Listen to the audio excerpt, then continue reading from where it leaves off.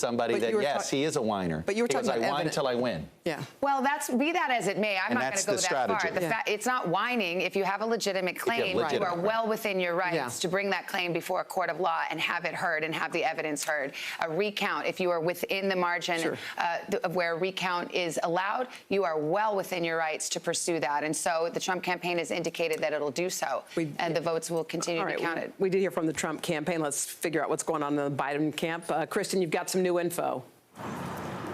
That's right, Hoda and Savannah. The reactions just pouring in from the Biden campaign and from Biden aides and allies. So let me just take you through the latest that we have. One top advisor, and I'm going to be reading off of my notes because it's literally coming in as we speak. One top advisor tells me that they are just thrilled. Campaign staff are elated. We got a text in all caps, feeling good. Someone else said they are already popping bottles over at the Biden campaign headquarters.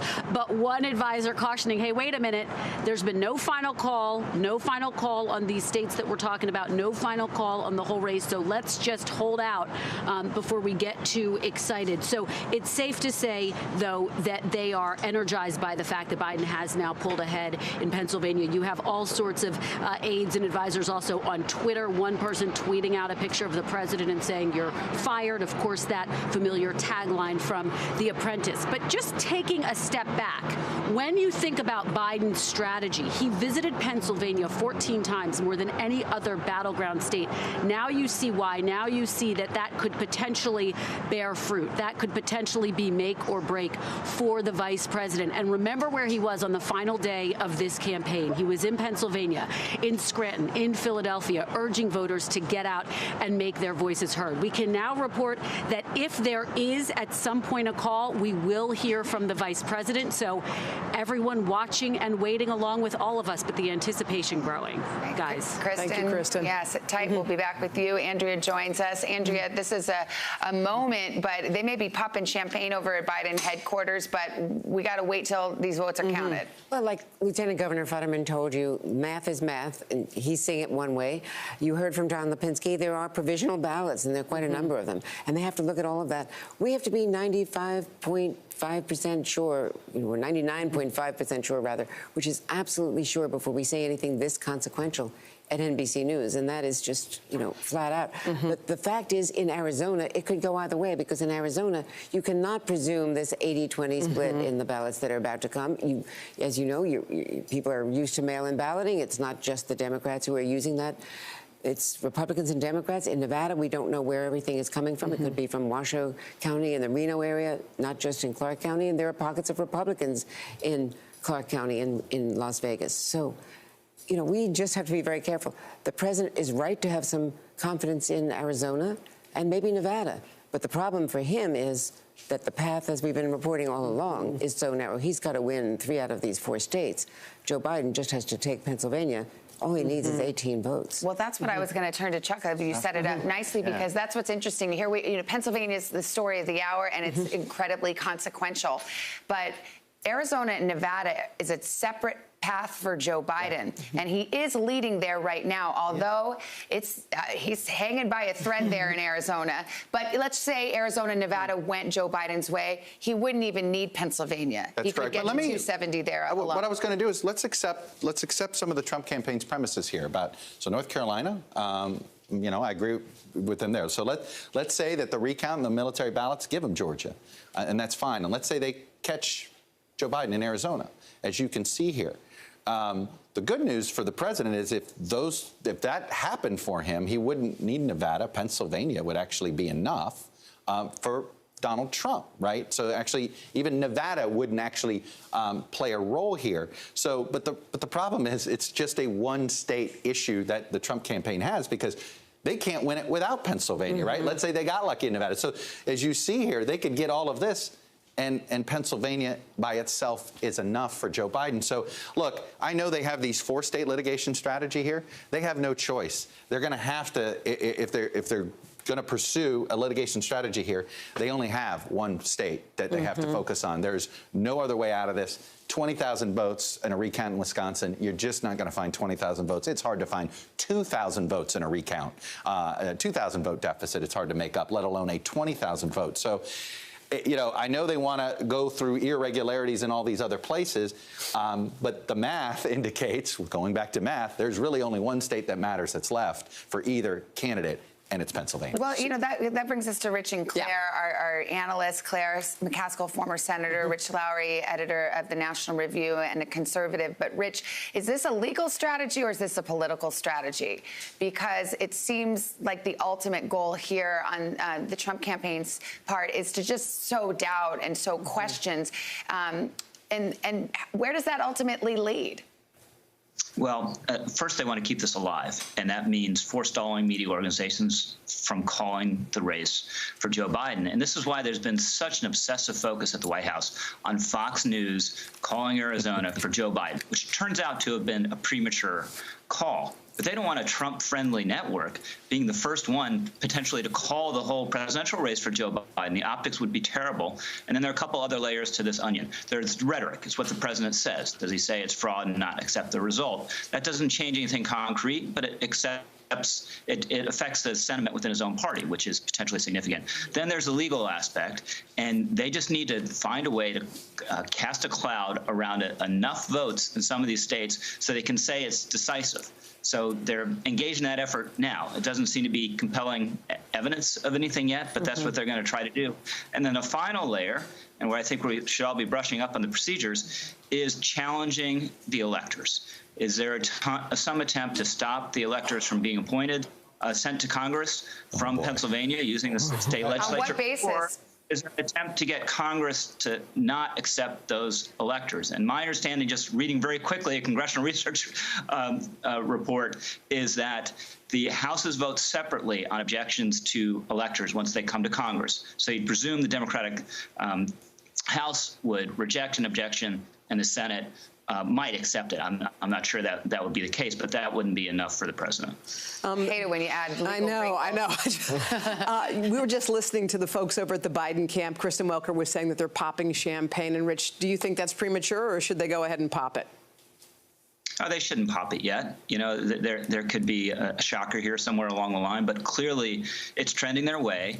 And I've been a Biden skeptic from back in the primaries. I don't think he ran a very compelling general election campaign. But if these blue wall states hold for him, it is a vindication of the essential strategic insight of his campaign, which he just needs to be slightly more appealing in those states than Hillary Clinton was. Not a huge amount, because the margin was so small for Trump in 26, just a little bit. And it looks like that's what's happening. Claire, we'll let you get in on this from the Democratic side of things.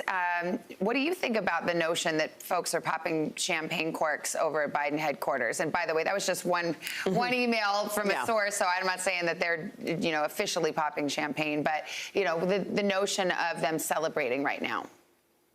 I think they're going to wait until the rest of these ballots come in Pennsylvania. And I predict when they do, they're going to end up with a margin somewhere north of 75,000 votes. At that point in time, then they can pop the champagne, because my sources tell me, Savannah, that the segregated ballots, where there's the only wisp of a legal basis for any challenge, that those segregated ballots are somewhere around 10,000. That won't make any difference. That's not a big enough number that it'll even be relevant. And the Supreme Court will be glad not to have to weigh in if, in fact, that turns out to be true. So this really boils down to, do they have a legal case? And here's the problem the Trump campaign has. They are used to lying and getting away with it because it's just out in the ether. You can't lie in court. You have to have evidence. And every lawsuit they've brought, they've lost because they have no evidence. The only lawsuit they brought, it was settled. And they admitted in that lawsuit that there were Republican observers in the room. They just wanted to argue about where they stood, and it was settled. So they have not yet even brought one lawsuit with any evidence that a court would recognize. So I say, as soon as the rest of the votes are in Pennsylvania, I think they're fine to pop the champagne. All right, Senator McCaskill, Rich Lowry, thank you very much. Thanks, guys. NBC's Tom Costello's been watching the vote count very closely for us all week. What are you seeing, Tom? Well, a couple of points. You know, we've heard a lot of complaints about how long it is taking, specifically in Pennsylvania, to count the vote. It's important to point out the Republican legislature in Pennsylvania came up with the rules which said they could not start counting the mailed-in ballots that had already been flooding in. They could not start counting those until Election Day. Other states were allowed to start tabulating and counting in the days leading up to Election Day because they knew they had a mountain of votes coming in because of the pandemic. Pennsylvania's Republican legislature said, no, you can't start till Election Day, and that is why this is taking so long. Let's also stress here, and we've done it many, many times, but there is very little in what the president said last night that is actually true. The truth of the matter is this process to count the votes takes days, sometimes weeks. That has happened for 200-plus years in this country. We have become accustomed to the networks calling projections on when a candidate appears to be winning, but that's not the final vote. It's not the final call. It's not certifying the vote. This is a process that takes a considerable amount of time. I would also say, I'm sure like you have, I've received an awful lot of messages and activity on social media from people all over the country, friends of mine, concerned about stuff that is bubbling up on the internet, specifically in right-wing circles, calling into question the legitimacy of the counting process and of the vote. I think it's worth repeating many, many, many times that there is simply, at this point, no evidence that has been in any way validated of anything that's happening fraudulently across the country. Election officials from both parties who are running this election say that it appears to have gone incredibly smoothly, despite the fact that they have volumes and volumes of mail-in ballots, that the actual processing has gone very, very smoothly with Democratic and Republican observers in place the entire time watching the process. We've had very few reports of mechanical breakdowns, a couple of minor problems on Election Day itself, but beyond that, really that was isolated. And so ultimately this is a test of the democracy itself. And do we trust in a system that we've spent 200-plus years in developing? And it's, of course, coming down now to Pennsylvania, the Keystone State, living up to its name today, guys. All right, Tom Costello. That was great perspective from Tom. Yeah, let's go over to Peter Alexander. He's at the White House. Peter, you got your ear to the ground. What are they saying over there? Yeah, you know, we're not hearing a lot from here at the White House, but we are speaking to campaign officials right now who describe the mood, according to two of them, as, quote, deflated right now. They say privately that they are exhausted, and there's a real apprehension that they're in for what could be a days-long fight without the potential for any concession from the president on the back end right here. And to that idea, and of course it's premature because this race is not over, the campaign even posting a statement saying the race is not over. We have spoken to campaign officials and those close to the president about whether there's even been a conversation with him about the potential of losing. And I'm told, quote, there is no talk of a concession. That's not a conversation anyone is having right now. So you really have this potential for what's going to be an uncertain several days ahead if the trajectory of this race continues in this direction right now. You saw the president walk into the briefing room yesterday and remarks that were really removed from reality, saying that there was widespread voter fraud, just going on and on about conspiracy theories, again, as Tom indicated, without providing any evidence. And I think one point that sort of best demonstrates the inconsistency of this message is that the president was touting Republican victories in the House and Senate at the same time as he was saying that he was cheated out of votes. You recognize those votes are cast on the same ballot. And that was just one of many inconsistencies that we've been seeing. It echoed what you've heard in recent days, where some Trump supporters were saying, keep counting, and others were saying, stop the count, depending on the state and the position where the president was. That echoes what you hear privately, again, from campaign officials, saying that they don't know what the message is right now. It's not clear who the field general is right now. We're told by campaign officials that they are having conversations about who that person should be, who should be going before cameras today to communicate the public message of the campaign. Again, they put out a statement a short time ago from one of the attorneys within the campaign saying that this race is not over. They say once the election is final, Donald Trump will be reelected. Savannah and Hoda. Thank you, Peter. We've been hearing, too, that we heard Ted Cruz and we heard Lindsey Graham kind of being Team Trump. And I was wondering from Peter, if you're still there, is there anybody else who's like raising their hand and standing with the president? Yeah, you know, what was notable about that, Hoda, you bring up an important point, is that obviously yesterday there was a lot of quick criticism among Republicans. Mitt Romney, Chris Christie saying that the president's comments were inflammatory and not informative. And you heard from Donald Trump Jr., the president's son. And we know that the president sent his sons, Eric and Don Trump Jr., to go out and sort of speak on his behalf, to fight for him in recent days. You've seen them at news conferences in different states. Donald Trump Jr. basically called out those Republicans, said, "Where are you, Republicans? You should be standing with my dad right now, with my father right now." And within a matter of hours, several of them then did. Ted Cruz going on Fox News, Lindsey Graham going on Fox News, saying that what was taking place in Pennsylvania, I think in his words, was crooked as a snake, the process there. And it wasn't just those two men, but also notably Kevin McCarthy, who, for those not familiar, is the top House Republican, the House Minority Leader, likely to remain the House Minority Leader in the new Congress when it adjourns in January. The congressman from California saying that Donald Trump won this election, saying that his supporters, his folks, cannot be silent. They have to unite together to stop this from happening. It was pretty incendiary remarks. I think most observers would agree. And just on the Today Show this morning, we had Senator Pat Toomey, the Republican from Pennsylvania, saying he was disturbed by what the president had said and that he had not seen any evidence of the widespread fraud that the president has spoken of. So we actually are starting to see the fractures in the Republican Party over how you're going to deal with this when there are some of these allegations being made without evidence that call into question the results of the election. Of course, Toomey has decided not to seek re-election for another term. Well, perhaps that's why he has the courage to speak out. But, you know, everybody has their own politics. By the way, it's the same divide we've been seeing with the elected Republicans throughout the Trump term, right? If you look at it, the people that seem to be wringing their hands publicly are the same group of people that wring their hands publicly about the president's comments throughout his term. The same people that have gotten his back have been the same people that have gotten his back. So in some ways, you're seeing some of the familiar splits that have been inside this Republican Party since Donald Trump took it over. Well, all eyes are on Pennsylvania. Should we go to Stephanie Gosk? I think she's in. Well, Chuck, you got something? Well, no, I was just going to explain where we were, but let's go to Stephanie. Okay. And then after that, just sort of where the state of the vote count is. Yes. Allegheny, there's a little questions, and there's, anyway, but let's get Stephanie's report I first. can talk about Allegheny. Yeah. Okay. I can actually talk about Allegheny, and we should do that because it's interesting. We're talking about 120 or so thousand votes that are out there remaining. There is a chunk of votes in Allegheny County that right now they're mail-in votes that they are not counting, and let me explain them a little bit.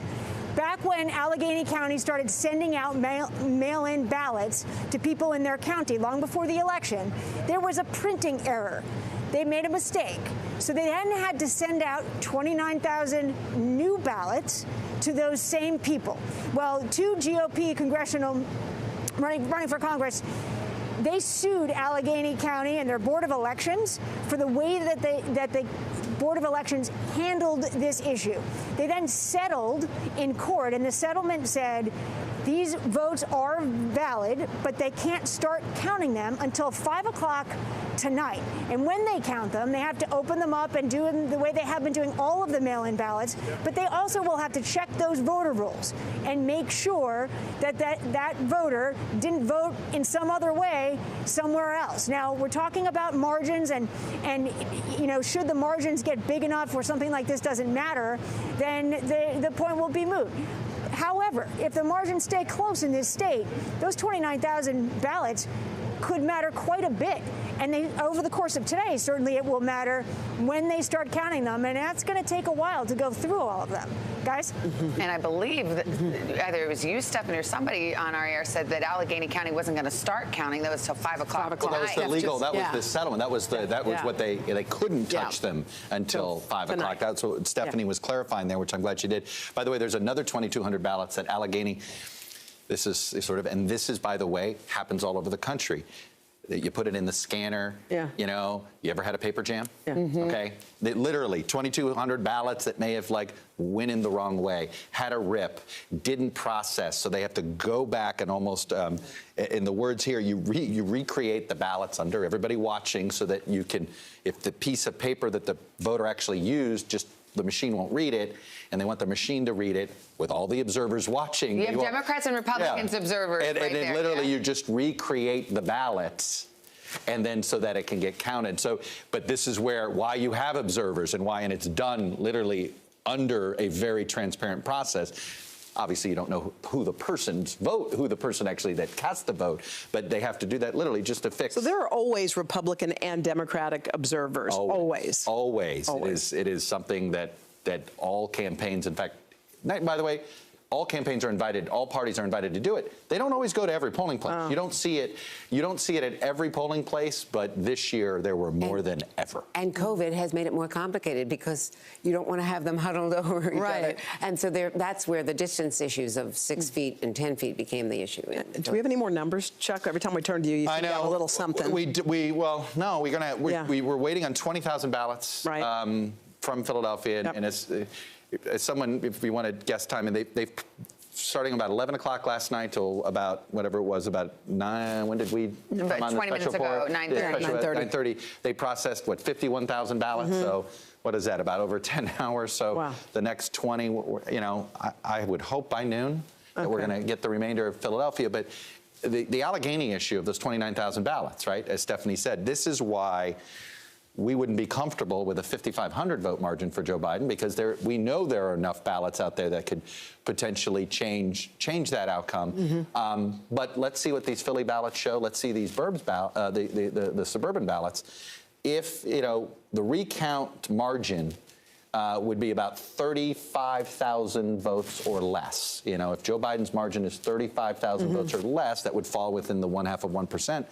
But if the margin goes north of 35,000, which our math indicates it's likely to do, it won't even be in sort of that official recount mode. Not to say that there aren't ways that perhaps the Trump campaign can ask for a recanvass and look for irregularities and demand this recount. But that is an important threshold, frankly, that we're looking at. Andrea? Well, and you also have the provisional ballots. Remember that John Fetterman, the lieutenant governor, told you about. We don't know exactly how many, and we don't know what they say. Yeah, the lieutenant governor told us there's 115,000 ballots outstanding. They're mail-in ballots, and then he said, and I don't know if I wrote it down or there's. By the way, Joe Biden just netted a couple thousand out of Bucks. Okay, so now it's 6,700. And Bucks is another suburban. Bucks is another suburban county here. Where am I? You'd think, where's my Bucks? I'm going to get in trouble here. There it is. So this was a more swing county, but again, the vote by mail, I think they dropped about 3,000 ballots. He won 2,000 of them, so netted about another 1,000 plus ballots. Okay. So again, it's a proof that even though this was a 51% county, the vote by mail went 2-1 in this case just now. This is why the math clearly favors. It goes to what the lieutenant governor said. He says even in the red counties, the vote by mail favored the Biden campaign. Because that was the Biden campaign strategy. They wanted their voters to vote by mail. Yeah, and actually the Trump campaign had great turnout. Its strategy was to turn out new voters in Pennsylvania, registered new voters, found new voters in Pennsylvania. They showed up at the polls. That's why we have such a tight race. Yes. But the question is, was it enough? Like I said, the blue wave and the red wave, they crashed into each other. Yeah, we got a tight election. All right, we will continue to follow it. We're going to pause in a moment here so that we can have other stations join us as we get ready for the top of the hour. But we are watching the votes come in.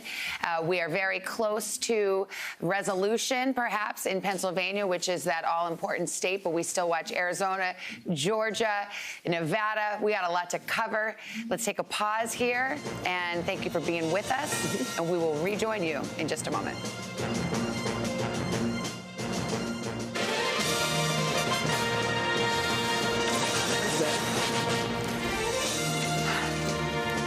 Hi, everybody. Good morning again. It's 10 a.m. in the East. It's 7 a.m. on the West Coast. And we are in breaking news, a special report. We are following the vote counting in key battlegrounds this morning. And if you just woke up out on the West Coast or you're sleeping in on the East Coast because you were up late, there's a lot to tell you about. Joe Biden, the former vice president, has officially now taken the lead in Pennsylvania. He's got a narrow margin there, an even narrower one in Georgia. And the president, in the meantime, has gained some ground in Arizona. So if you look at the big map and you see the electoral count has not changed, you need 270, obviously, to get there. Joe Biden is in the lead with 253 to 214 for the president. But as Savannah pointed out, those votes are coming in. We're watching states shift. Literally, if you went to bed last night, you saw different colors. You saw reds where there were blues and blues where there were reds. And this morning, today, if you went out for a run in the next hour, we've had a massive change. Yep. We are getting votes in from Pennsylvania. I want to go over to Chuck. He's at the map right now. Pennsylvania is such a huge part of the electoral map. It is absolutely critical for President Trump. And right now, Joe Biden is in the lead we just got a new batch of votes, 6,700 votes. Yeah. We think there's about 105,000 votes left in Pennsylvania to count. Can you just, to reset for folks who are just waking up? So you just put 105,000. That is approximately what we think. 20,000 of those 100,000, so 1 in 5, out of Philadelphia is what we expect. And he's been winning at a greater, he's carrying Philadelphia with over 80%, and he's been winning the vote by mail by an even higher margin. Okay, so to just tell you, so that's 20,000 of those 100,000 votes.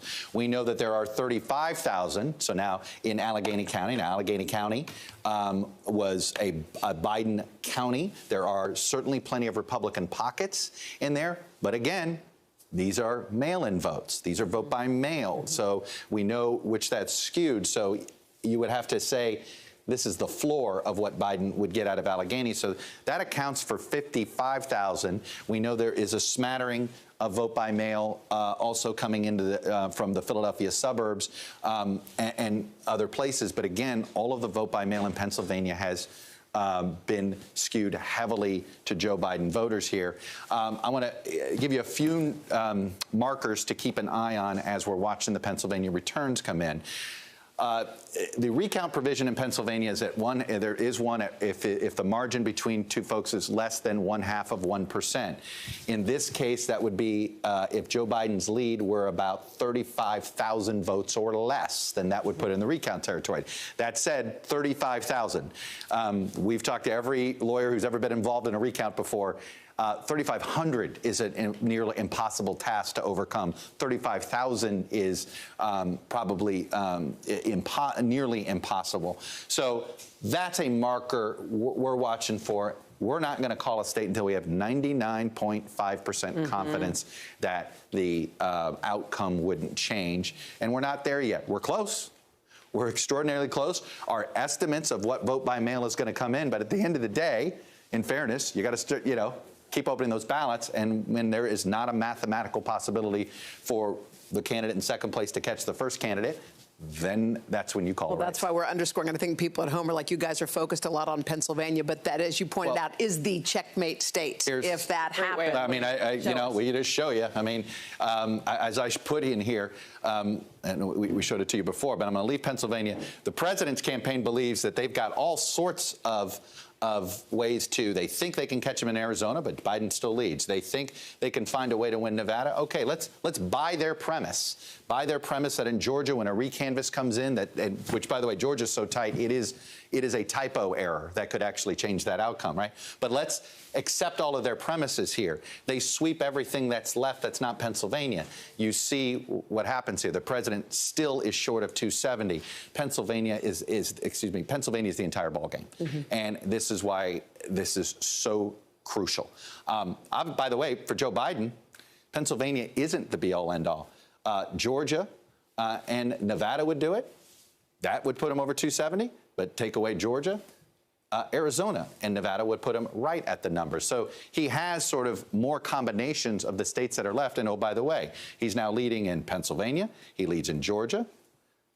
He leads in Arizona, and he leads in Nevada. By the way, if you're doing some math here, and if you're wondering if this is a familiar, if all the leads hold, familiar to me. Does anybody see this electoral vote number here? We're a long way away from that. But if all the leads held where they are now, 306, 232, which was the exact electoral vote not counting the faithless electors. But the exact vote total, it was Donald Trump with 306 and Hillary Clinton with 232. And it's important to point out, when this happened to the Trump campaign, they declared it to be a landslide victory. Landslide, that's right. For them. And they actually did, of course, in 2016, not win the popular vote, despite the president's insistence that he did. What is the popular vote now, Chuck?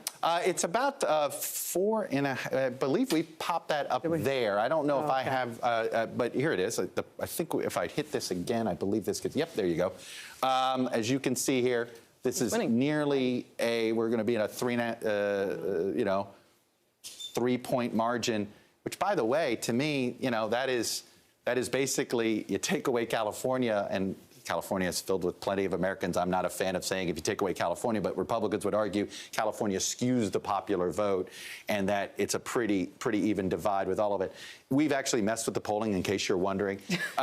California essentially provides about a 2-point margin nationally in the popular vote. So what you really see from this, though, is Joe Biden got more votes than Hillary Clinton did in 2016, and Donald Trump got more votes this time than he got in 2016. You do realize that the all-time leading Democratic vote getter in presidential political history will be Joe Biden, and the all-time leader in single election vote getter in a presidential campaign will be for the Republican side will be Donald Trump. I mean, when you have a turnout that is the highest in over 100 years and a race that is within 3 points nationally and turnout is maximized, this is what you get. Casey, what are you hearing? Because I know you've got you're constantly on that phone. Yes. You have a lot of sources in the Republicans and the Democrats. I apologize if you keep catching me typing while we're hanging here, waiting for this. I mean, I think for Democrats, this really has just become a question of, okay, when can we pop the champagne? And I think they have been watching this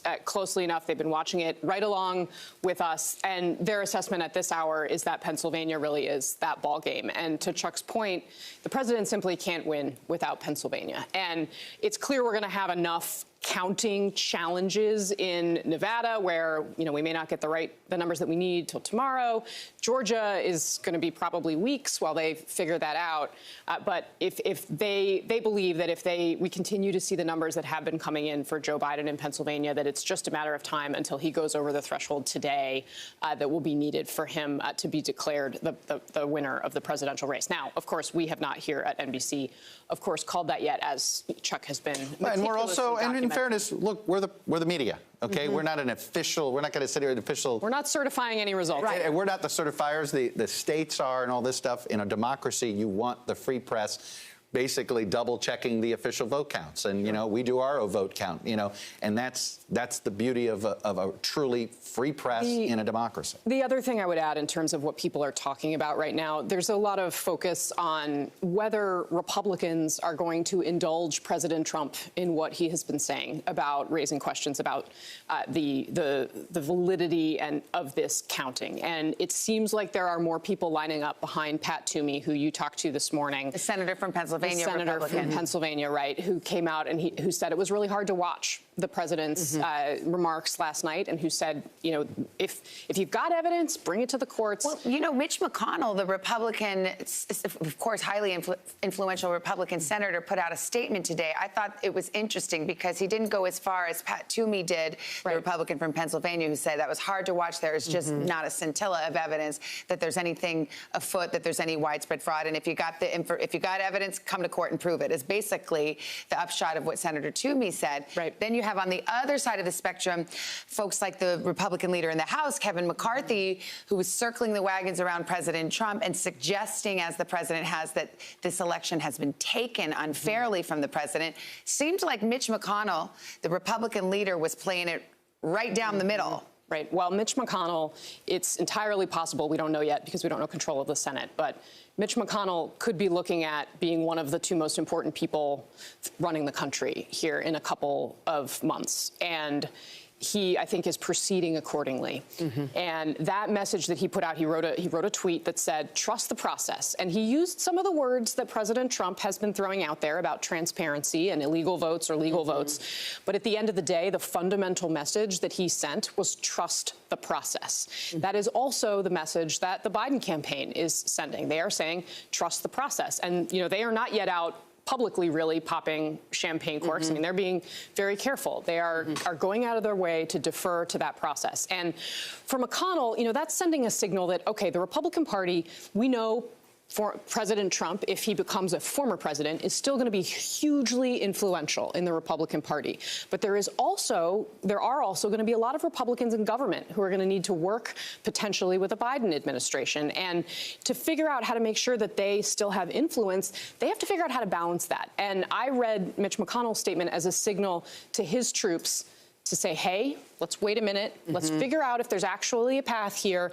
and then let's focus on the task at hand. You know, it's interesting, Casey, you brought that up. I noticed last night the National Association of Manufacturers, which is a trade group that would vigorously say they're nonpartisan and all this stuff, but there's been certainly the members. I think there's certainly a lot of Republican-friendly members Republican, in that trade association. They put out a very strongly worded statement that said Americans are hard at work counting the ballots and tallying the votes. That is our democratic process, has served us well throughout the history. Manufacturers have faith in our institutions, and all valid ballots must be counted.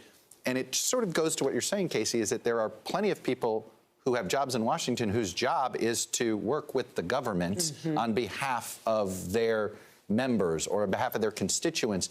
And this is what you may start to see over the next couple of days, and the president's going to find out he may be on an island.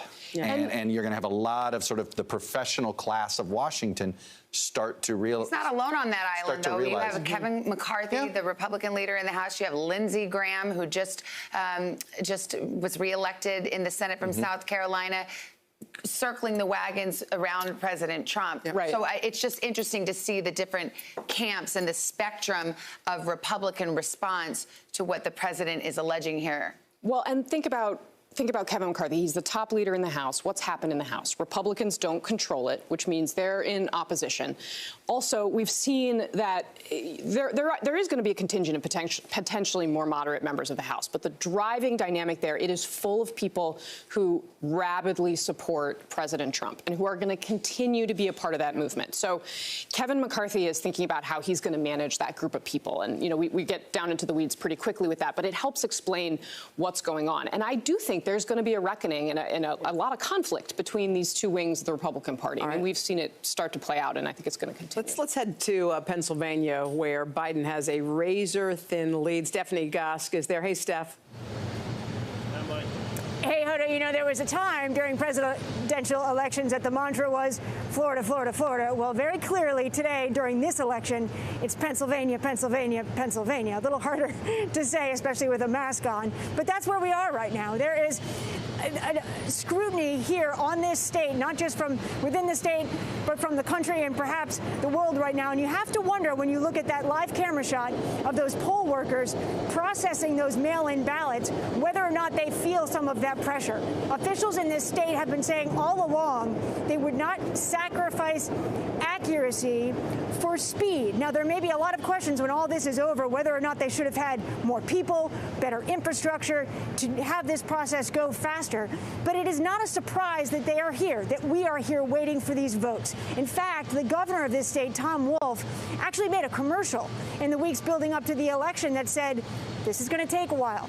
Be patient. It's going to take a few days. And that's exactly what is happening. Now, let's talk a little bit about the numbers. You've got about 20,000 or so votes still to come out of Philadelphia. You have in the suburbs, you also have, by our estimate right now, in the neighborhood of 17,000, maybe 20,000. We just spoke with an official in Bucks County. That was the latest county to deliver some of those votes. They've got about 7,000 outstanding votes that'll come around midday or so. And in the end of the day, today, there will still be outstanding votes. Allegheny County will likely be a place that still is counting these mail-in votes, and it will be a question of margins. How quickly does that margin build up? How big does Joe Biden's lead become over the course of the day?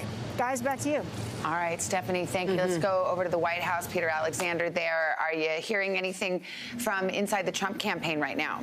Well, we know that the president is paying close attention to what's happening in Pennsylvania right now. He tweeted a matter of moments ago that he is watching Fox Business Channel, one of the channels where some of his conservative allies have often touted many of the president's own opinions, quoting them saying that Philadelphia has a rotten history of voter fraud there. And Larry Kudlow, one of the president's financial advisors here, economic advisors in the White House, was just speaking moments ago to our colleagues at CNBC on television, saying that he spoke to the president this morning and that the president, in his words, quote, intends to fight. He also said something interesting. Kudlow said, I think there will be a peaceful transfer of power. This is the greatest country in the world, and we abide by the rule of law, as will the president. That's striking that Kudlow would say that, because you'll remember only a matter of weeks ago we were talking about the president's own refusal to commit to a peaceful transfer of power. He said he would commit to one if it was fair. He said it wouldn't be necessary, though, because he would win. The question now, though, as we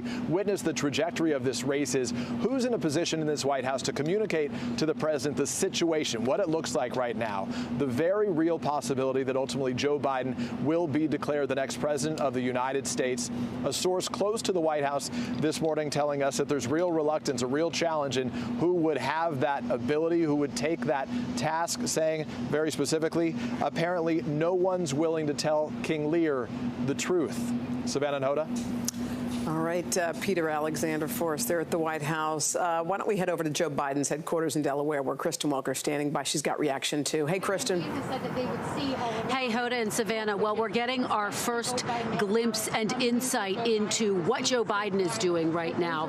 One close aide says that he is patiently watching and waiting for the returns like the rest of us, and he is waiting for the race to be called. This person notes that his first presidential run was back in 1988. He spent 32 years thinking about what it would feel like if he were, in fact, to win. So what's another few hours to wait? So that is how Vice President Biden is approaching this moment, not yet ready to, as we've been reporting throughout the morning, pop the cork, as some of his aides might be want to do. Now, in terms of what we can expect to see or hear from the Vice President, I am told do not expect to hear from him until prime time. So if we do, in fact, hear from him tonight, if there is some type of a call at some point today, we would not see the Vice President until this evening. What themes will he touch on when he addresses the nation? He's going to talk about unity, healing, coming together as a nation. Of course, these are the themes that have really guided his campaign, and so not surprising that he would echo those same themes.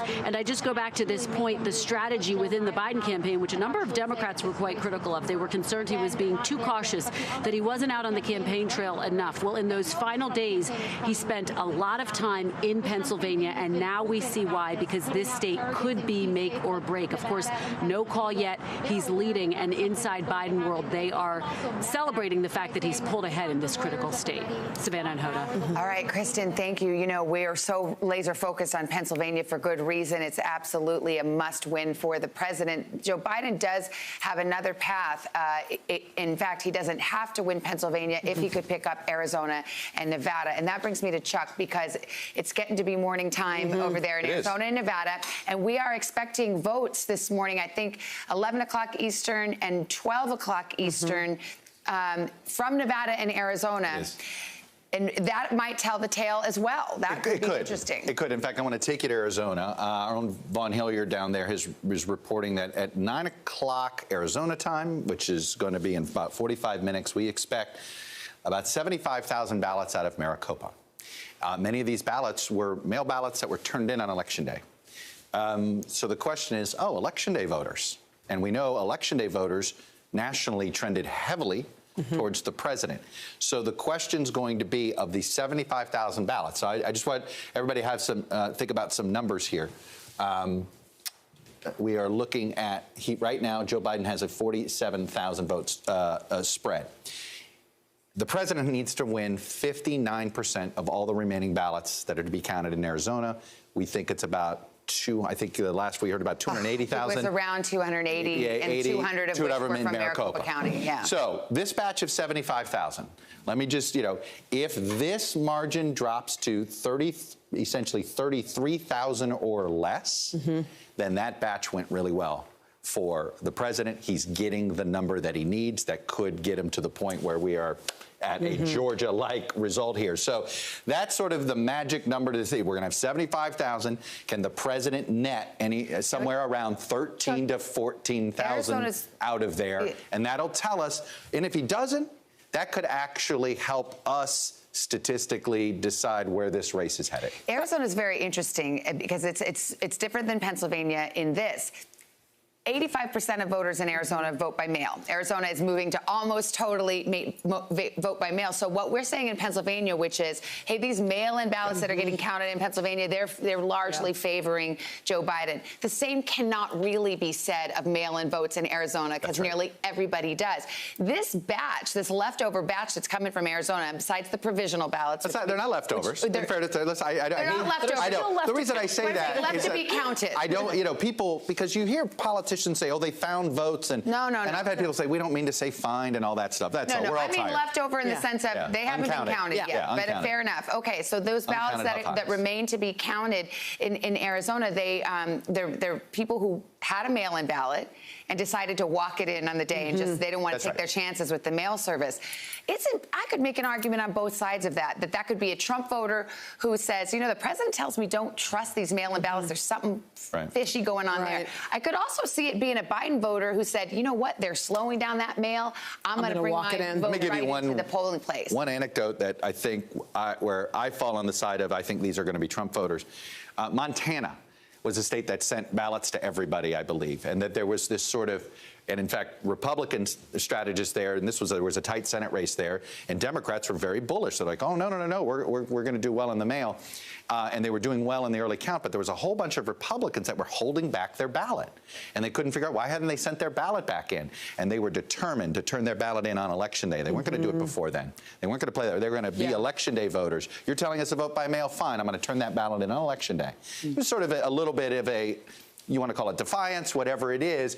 And oh, by the way, Steve Daines, the Republican senator, I think won by 10 points. So, in the same day voters. So, I'm a gambler. I'll admit it sometimes. I would, if you're wanting to know, I think this first batch will certainly lean Trump. The question is it going to be at that 59% clip? Right. And that is, I think, another And the Arizona ballots that have come in subsequent to Election Day, he has been hitting that margin. But right at the margin. Right at the margin. He's right on that Very edge. Little margin of error. And I will say that Democrats that I have been talking to throughout this process have maintained throughout that they think Joe Biden is likely to pull it out, and that that it's likely to be about 20,000 votes in margin. Now, obviously, I mean we're counting, we're being careful, and Chuck, it's interesting to me that the number you're looking for is a little higher than that. Yeah. But for what it's worth, that's what they're expecting. If it were to drop below 20,000, no, that's just for that first batch. By the way, that's just for that first batch of the 75,000. Okay. We still have about another 200,000 to come in, but that first batch, that's what to watch for to see if he's hitting this number. Okay, I don't want. Fair enough. That's at the margin I'm projecting. Yeah, fair enough. I mean, if it were to drop, Vegas. Yeah, let's go. Speaking of gambling, let's actually do some gambling, right? Look, we're waiting for some Clark. We heard from the Clark County registrar that we're going to get some processed mail-in ballots from Clark County today. That's Las Vegas. And Las Vegas, and some tomorrow that they're going to finish up then. Look, all of this has been trending. This is a case where vote by mail does trend Democratic. Clark County is a lean Democratic county, but the vote by mail has not been lean. It has been decidedly Biden here. In fact, the first small batch that we got yesterday expanded Joe Biden's lead statewide. It was about 7,600, and it went up to 11,000. So this will be a very important batch of ballots that John Lipinski, our director of elections, and our team in the boiler room will be looking at, because it could help us recharacterize Nevada today. And big picture here, if Joe Biden were able to hang on in Arizona and Nevada, at that point he wouldn't need Pennsylvania. This has been the point. 270. This has been the point we've been saying all along, right? The president can get his Pennsylvania, North Carolina, and Georgia, but Nevada plus Arizona gives you 270. And again, the vice president leads in Pennsylvania and in Georgia. Can you just pop George up one more second? I feel like we haven't looked at that, and I just want to see what's... Absolutely here. Let's get it up.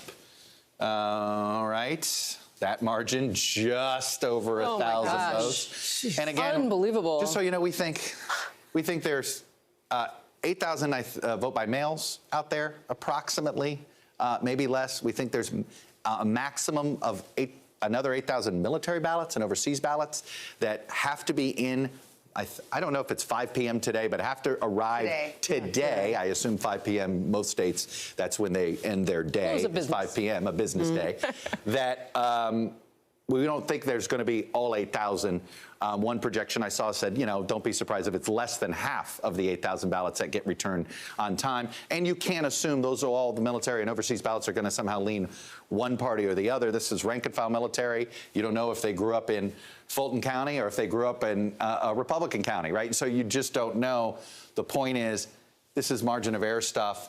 I think maximum neither candidate could have a lead more than of maybe 3,000 or 4,000 votes. But that's recount territory there, isn't Easily recount territory. Yeah. By the way, the question is, do you ask for the recount if you can't get to 270? So, I don't assume there's going to be a recount here. Well, except for that, it hasn't every signal been from the Trump campaign is a scorched earth legal strategy. So just do everything anyway? Hit it everywhere we can. And I mean, that makes sense. They got to take their shots where they can get them and hope that it all adds up to something. It does. The only question that I have about that is, we're heading for a pair of recounts in Georgia in the Senate races that will likely determine control of the chamber. And so that means there's a lot on the line. If they were to do a recount that were to adjust that race so that it could go one or the other direction. There's a risk for either candidate in asking for that. And David Perdue, the senator in Georgia, is actually very close to President Trump. So I'm sure that they're talking a lot about it. But just to be clear, and correct me if I'm wrong, if the president were to pursue a recount in Georgia, that doesn't mean that the Senate races get recounted too.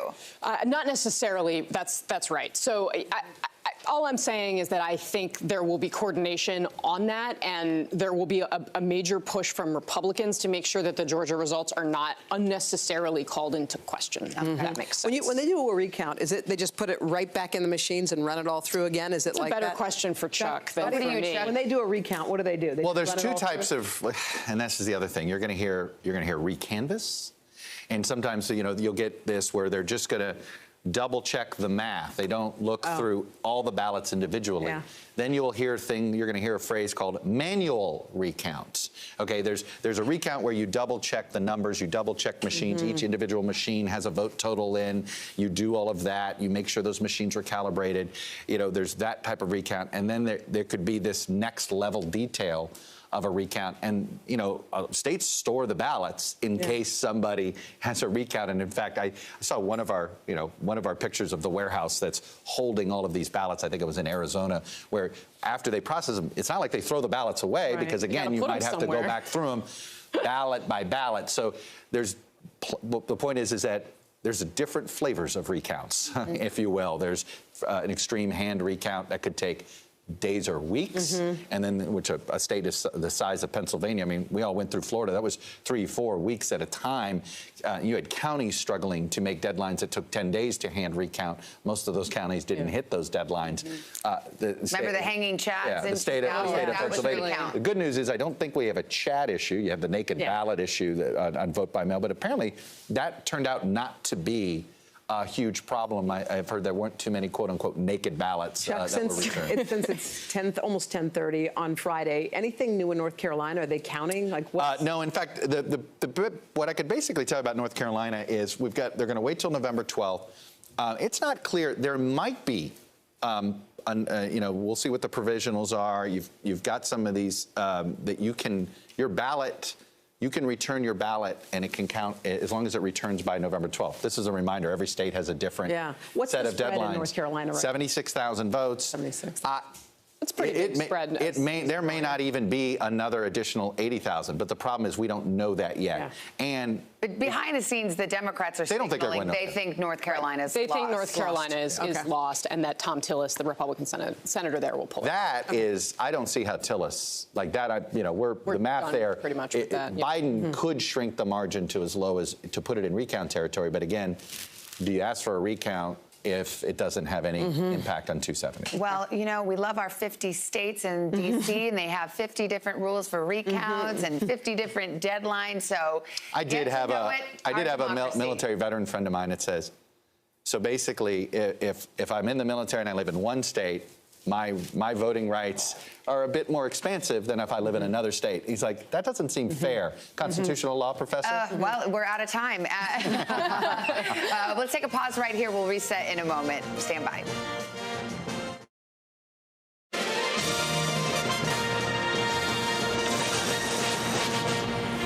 Everybody, if you're just joining us, it is 10:30 in the morning on the East Coast, 7:30 in the West, and we're going to reset things. It's Friday morning, and here's the electoral map. We await a decision on who the next president of the United States will be.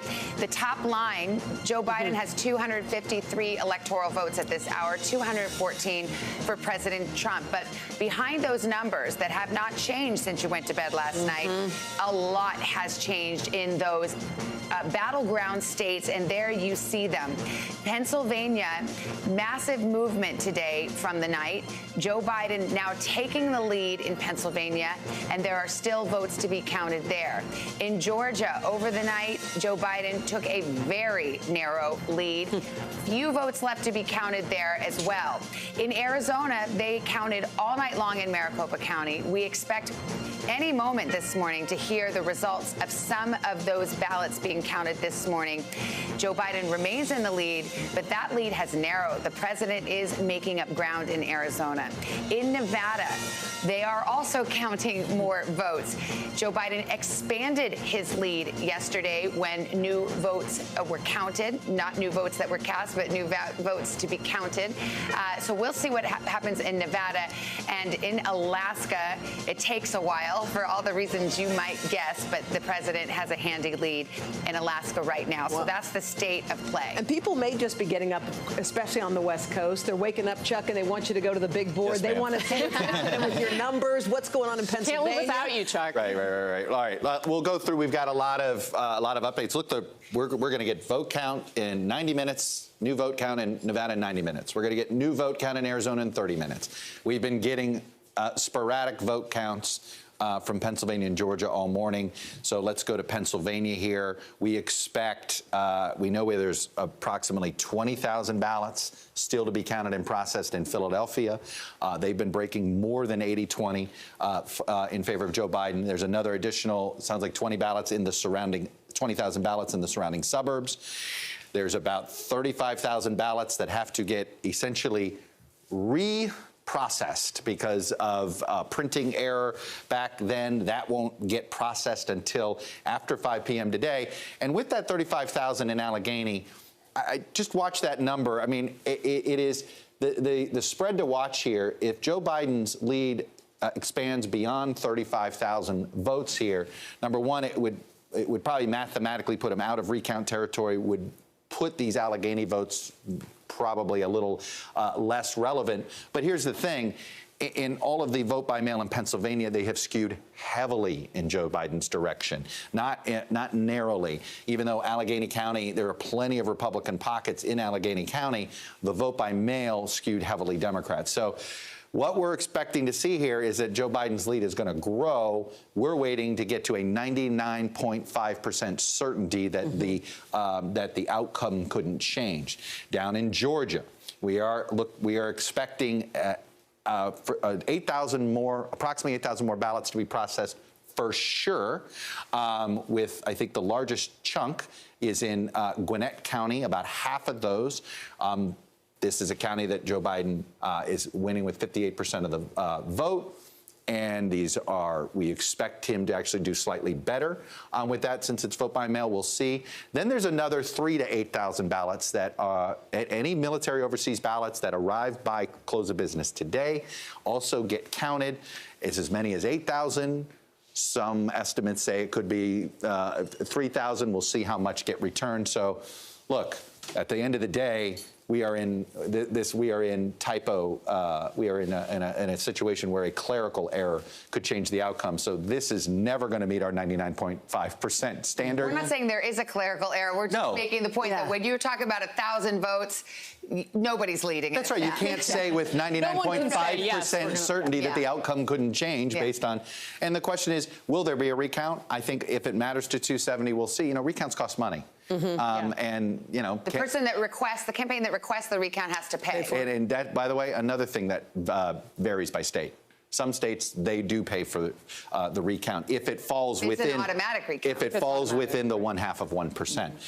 Let's go to Arizona, where we expect, I believe, in about 25 minutes, 75,000 ballots out of Maricopa. These were ballots that were dropped off on, most of them dropped off on Election Day. We were, in Election Day voters nationally skewed very heavily towards the president, even though we just got through telling you that the vote-by-mail ballots in Pennsylvania skew heavily to Biden. Arizona is not that. This is a state, everybody votes by mail essentially in Arizona, not quite everybody, but a large chunk. Watch this margin here. There's going to be these 75,000 ballots. If the president if he can win at a 59% clip, he should cut this margin down to just over 30,000 with this first batch. If that happens, then, you know, we're not touching this state. We're not characterizing it. We want to wait to see more of the ballots. If his margin doesn't, you know, if Joe Biden is able to maintain a margin, say, north of 35,000 after that batch, then the math starts getting quite difficult for President Trump. And then at noon our time, we are going to get 51,000 mail ballots out of Clark County. And the vote-by-mail numbers, Clark County fairly competitive this year, Biden carrying it by 8 points. The vote-by-mail in Nevada, we do expect to skew more towards Joe Biden. 51,000 votes here. The last batch that we got out of Clark County early yesterday took a Joe Biden 7,000 vote lead and essentially expanded it to 11,000. It was in that batch he won 2-1. If he wins that one 2-1, you could start to see this number grow, and we could possibly make a larger characterization of this race. All right, Chuck, hang tight. Let's go to the battlegrounds of Arizona and Nevada. Our correspondents are there. Gotti Schwartz has been making a camp at the Maricopa County Elections Department in Phoenix the last few nights, and I think it was last night we talked to the Secretary of State, Gotti. She said, we're doing an all-nighter here of vote counting. How's it going, and are we still on track to get those votes in the next half hour or so from Arizona? Yeah, we just had an election official come out and say you can expect that in about half an hour, and you can also expect about 60,000 votes. So those are the ballots that they were working on tonight. 60,000 yesterday. We saw 2 batches of about 60 to 70,000. So every time they release these batches, that's about the size. We just don't know how it's going to go. And we have seen, as Chuck was just talking about, President Trump catching up with Joe Biden. So after the early vote and after Election Day, Joe Biden was in a sizable lead, and that has shrunk. Yesterday it was about 69,000, Joe Biden ahead. Then today it's about 48,000. So slowly but surely we are seeing the president catch up. It's just whether or not the next 300,000 ballots go his way. Right now he still needs to come in at a clip of about 6 voters to every 10 voters coming in with those late ballots or those provisional ballots for President Trump for it to really make a difference and him to overtake Joe Biden. I want to show you just what's going on here. It's something that it's kind of hard to describe because this is after Election Day. This is the parking lot of the Maricopa Election Center, and yet we've got a booth over here, flags for sale, selling flags, President Trump flags, and don't tread on me flags. And then you've got people starting to gather here. Again, this is in the parking lot of Maricopa County's official election center. So this is going to be an area where people are protesting a little bit later. We've seen protests over the last few days. Things have calmed down a little bit since the first day, but sometimes those crowds get pretty big. So this is going to be a scene as inside those election workers continue to count those votes. We're expecting to see maybe 100,000 more votes come in throughout the day, but it looks like the count here in Maricopa County is going to go until tomorrow. We're still outstanding here in Arizona of about 300,000 votes left to count. Guys, back to you. All right. Thank you so much, Gotti. I just have to point out that people are on edge, and you know, some were expecting lots of protests, and it's kind of encouraging to see people gathering. They're making their voices heard, but there's nothing that is that's just really rumbling up. So it does make you feel a little bit better. Let's go to NBC's Jacob Soboroff, who's in Vegas. Hey, Jacob. Hey, Hey, Hoda. So, we have an extremely tight margin out here in Nevada as well. We just heard Chuck run through it. Under 12,000 votes at this point. We have over 100,000 votes yet to be counted, tabulated, and the results released. Those 51,000 votes we expect to get later this morning in just a couple hours, as a matter of fact. And the 6 electoral votes that come out of this state, I really do think it's fair to say will be coming out of this building, the Clark County Elections Headquarters. They're counting slowly and deliberately, which has caused some criticism from folks, to be totally frank with you. But the reality is, in these types of situations, those types of deliberate counts is the way the machinery of democracy works here. One other, I think, very significant event that played out here over the course of yesterday is that the Trump campaign came out and announced they were going to be suing Clark County, Nevada, and the Secretary of State of Nevada for what they said were procedures in terms of counting the votes, verifying signatures that they did not agree with. They also alleged thousands of improper or fraudulent ballots. And I pressed some of those officials, including former acting director of national intelligence Rick Grinnell, on where he was getting that information. He basically refused to answer my questions, and subsequently they released a letter, which they said was a criminal referral to the Department of Justice about what they said was cross-referencing data of people who had moved with data of people who had lived and voted in the general election. But that is not evidence of fraud. I want to be really clear with everybody. That is not evidence of voter fraud. We have no evidence of widespread voter fraud, despite what you're hearing from folks from the Trump campaign. And their lawsuit ultimately will be adjudicated in federal court here as the votes are counted. Okay, but Philadelphia Jacob, thank you. Okay. Jacob, thank you so much. We got Chuck over there on the phone. I love it. I love, really working sources. It is. I mean, yes. See, the boiler room is right there. He is. Now he's hiding from us. We got breaking news out of Georgia. As mentioned, Joe Biden took a very slim lead overnight. And at a news conference, Georgia's Secretary of State just said there absolutely will be a recount. And we certainly expected that when you're looking at a margin like that. Let's go to NBC's Blaine Alexander in Atlanta, who is monitoring that for us. Hey, Blaine. What do you know? Savannah, he just confirmed what we almost certainly knew, that there will be a recount here in the state of Georgia. But when you look at this, one of the most significant implications of this is then the question of when will we get the final answer, the final tally here in the state of Georgia.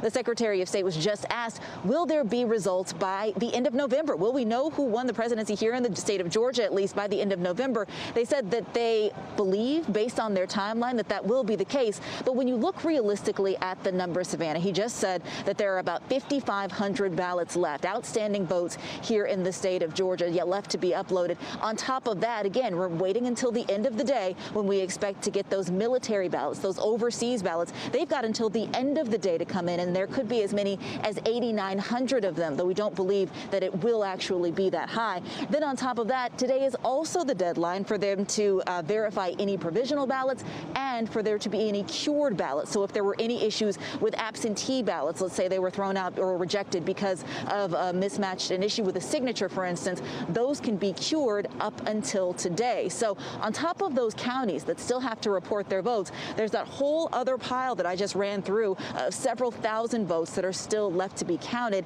and that process won't start until sometime at the end of the day. Now, one of the places that we're watching very closely is Gwinnett County. The lion's share of those ballots still to be uploaded are from Gwinnett County. It's a suburb of Atlanta. Already Joe Biden is leading that with about 58% of the vote. I just spoke with an election official from that county, and he kind of walked me through what's happening right now, what they're expecting to see over the next few hours or so. And as of right now in Gwinnett County, they've got a batch of about 3,200 ballots that have already gone through the rather lengthy process of being scanned, being adjudicated, and those are ready to be uploaded to the Secretary of State's office. I asked him about timing. He says they're pushing for later this morning or early afternoon. So within maybe an hour or so, we could possibly see about 3,200 more votes uploaded. But that's kind of the trickle that Chuck has been talking about, that we've been watching since really election night, is this kind of slow piecemeal of when counties are able to get their ballots in, and the fact that they're all working on different systems as well. Now, one quick thing about those military and overseas ballots as well. We want to stress that it doesn't mean that there will be 8,900. It means that there could be as many as 8,900. Of course, Georgia is a big military state, lots of bases here, so certainly expecting a number of those back.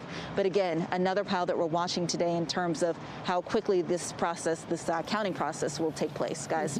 All right, Blaine, thank you so much. Well, with news that the recount is on in Georgia as expected with a narrow margin like that, let's turn to NBC News analyst Jeremy Bash, who was involved in the 2000 recount in Florida as a member of Al Gore's legal team. And Jeremy, we've been talking about recounts with you all week long. We know there'll be a recount in Wisconsin where you've got a larger margin, I think a 20,000 vote lead for Joe Biden. Now in Georgia, different story. Right now, you're looking at about 1,000 vote lead for Joe Biden. A recount might be more fruitful for the president's legal team there. I think that's right, Savannah. When the margin is a couple of hundred or even maybe even a low thousands, I think a manual inspection of the ballots, which is effectively what a recount is, that could yield a number of votes, and I think it could swing either way. I mean, again, the first thing they're going to do is they're going to retabulate all the numbers, check all their math. Then they're probably going to feed the ballots through the machines again and have the machines reread the ballots. And then there will be a number of disputed ballots. And like you remember from those scenes in Florida in 2000 where there's a Democratic observer and a Republican observer, you may have disputes over specific ballots. And that, Savannah, is the issue that could ultimately land in court because a court could be asked to adjudicate specific ballot decisions. Jeremy, so what kind of time frame are you talking about? If that was the process in the case, does that take hours, days?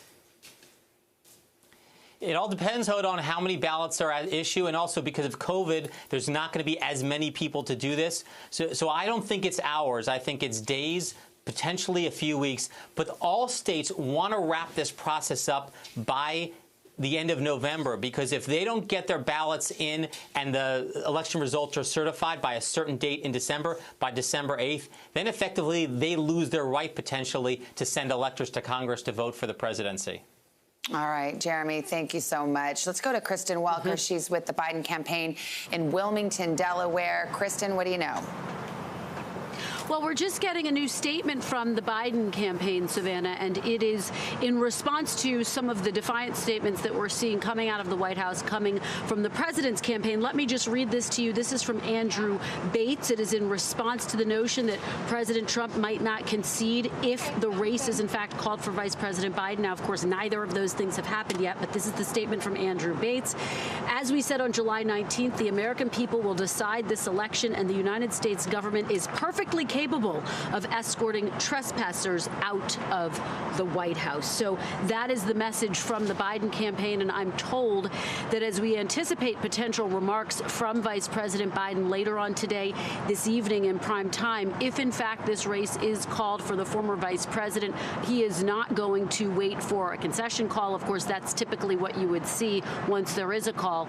Instead, he will move forward with plans to address the nation in prime time if that is in fact where this ends up. We're also told that right now he's just waiting patiently, watching these returns, not ready to declare victory yet. Of course, this is something that he has tried to do twice before in his life, run for president. He's had 2 failed bids, and so he is taking this with the perspective of what's a few more hours to wait to see the final results. His campaign, his aides and allies, a little bit more jubilant. I'm told that on a morning call, they were quite excited by the fact that Biden had pulled ahead in Pennsylvania and in Georgia, and that there was a sense of having really accomplished something. But again, no one's ready to declare victory yet.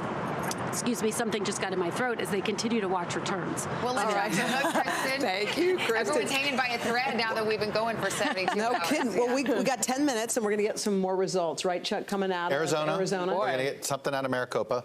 And that will give us very much, I think, be a tell on how long are we going to be hanging out in Arizona? How long are we going to be raising Arizona as an issue? So I've been trying to work an unpainted Huff Hines reference in all day, so I'm just saying it. We're at that moment in the day. What are you hearing, Casey? I mean, you know, Republicans obviously are kind of gathering in thinking about, you know, how to go from here, whether you fight on every front or whether you decide to fight another day. Yeah, we just heard from Mitch McConnell a couple of minutes ago. He had a press conference and he did what he does a lot of the time, which is he'll put out a statement on something and then say, that's all I got to say about it. You've seen it. And so he was referring back to his post earlier today on Twitter that we've talked about, saying we've got to trust this process. We've got to let the process play out. So I think he was sending that signal yet again. I'm not going to engage on this front with the president. And I think one thing that's important here to remember as we're thinking about this in the broad context, Republicans know that President Trump has incredible power with so many of their voters. And we saw almost 70 million people have voted for Donald Trump this time around. But it's also been very, very difficult to work with him. It has made their lives very difficult. Trying to govern has been incredibly unpredictable, even on serious, national security issues where there's typically a lot of agreement in both parties, and sort of that sort of standard, how are we all going to figure out how to make sure that we are running the country in a competent and straightforward way? And Donald Trump's chaotic leadership style has been very difficult for many of them for a long time. And so that's the tension here. They're trying to figure out, okay, we're afraid the president is going to attack us still, and our voters are going to punish us for that. But on the other hand, there are a lot of Republicans in Congress. I mean, they ran for the Senate for a reason. They want to actually do the work that keeps the country on track. And there are a lot of them that will breathe a private sigh of relief if this election is called for Joe Biden. He is somebody, and Kristen touched on this, and, there's going to be time, I think, if we do call this race for Joe Biden to talk about what this means to him personally. But remember, he served in the Senate for decades. Yes, he's run for president. He's wanted to be president his whole life. But he is someone who deeply is embedded in and understands how our nation is governed, how you make big deals, how you solve big problems. How many Americans out there desperately need a job, desperately need help, more unemployment insurance, whose businesses are closing? Congress has so far let them down. So I think the question here and the most hopeful way of looking at what could come of this if Republicans continue to take this posture is that perhaps some of those things would be more possible in a less chaotic environment. All right. Thanks, Case. It's 10:51 on the East Coast. People are wanting to know exactly what it means when we're counting these votes. Tom Costello has been our man on that. Hey, Tom. Well, it's a long process, and a couple of points I think we should make here, and that is, and we've said it for days and weeks now, but this is exactly how the process is supposed to unfold, right? It's not supposed to happen overnight. In fact, in Pennsylvania itself, earlier this year, Democrats went to the Republican legislature, and the governor, the Democratic governor, asked the Republican legislature specifically, would you allow more time to count ballots, specifically before Election Day, and the legislature declined. And so that is why they were not allowed to start counting ballots until Election Day itself in Pennsylvania. And that is why, with a flood isn't the right word, a tsunami of mail-in ballots and absentee ballots, that is why it's taking them so long. I would also make the point they are still waiting, and as states are still waiting to count, in many cases, overseas and military ballots that come in from overseas. Specifically in Georgia, that could be something that could be determinate, you could imagine, in a tight election, military ballots coming from overseas, given the military bases that exist in Georgia. I was also having a conversation with somebody specifically about, if the president were to challenge results in individual states based on his allegation of fraud. Now, as you know, that's been his ongoing theme. In theory, you need the size of the margin in the state can't be so big that presumably that a fraud allegation would just simply not stick. So as it relates to that, at the moment, of course, in Arizona, 47,000 votes are the margin. We'll see that probably come down, as we've been saying. Nevada, 11,000 votes. Pennsylvania right now, 6,800 votes and growing. Georgia, 1,000 votes on the margin, but Michigan, 146,000 votes. So it would be difficult in Michigan to allege widespread fraud with a margin that big. Wisconsin's margin's 20,000 votes. That's within the margin that's required for a recount, but 20,000 votes, when you talk to individuals, and in fact, the president's own commission looking into allegations of voter fraud a few years ago in the 2016 election, his own commission found no substantial evidence of voter fraud and disbanded itself. So you'd have to come up with a pretty compelling evidence of widespread voter fraud that would overcome those margins to be really compelling. So it's all a waiting game right now, waiting to see what these votes turn out to be in these various states. I'm waiting for the next comments out of the White House, guys. Yeah, and waiting for votes. Tom, thank you so much. And it's almost 11 o'clock out here in the East Coast, but on 9 o'clock Mountain Time, so in about 5, 6, 7 minutes, we're going to get batch of new votes coming from Maricopa County, newly counted votes, I should say. So we'll have that, and that'll give us, I think, a better picture of how Arizona might be trending in just a few minutes, and then an hour after that, we'll get Nevada. So, you know, there's a lot happening still. It is, and I think we all wish it, you know, some people are going, okay, why is it coming in trickles and this or that? But, you know, it just is, and there is a process to this. Some of it is just simply processing this vote by mail stuff. You have to flatten it, you have to scan it in.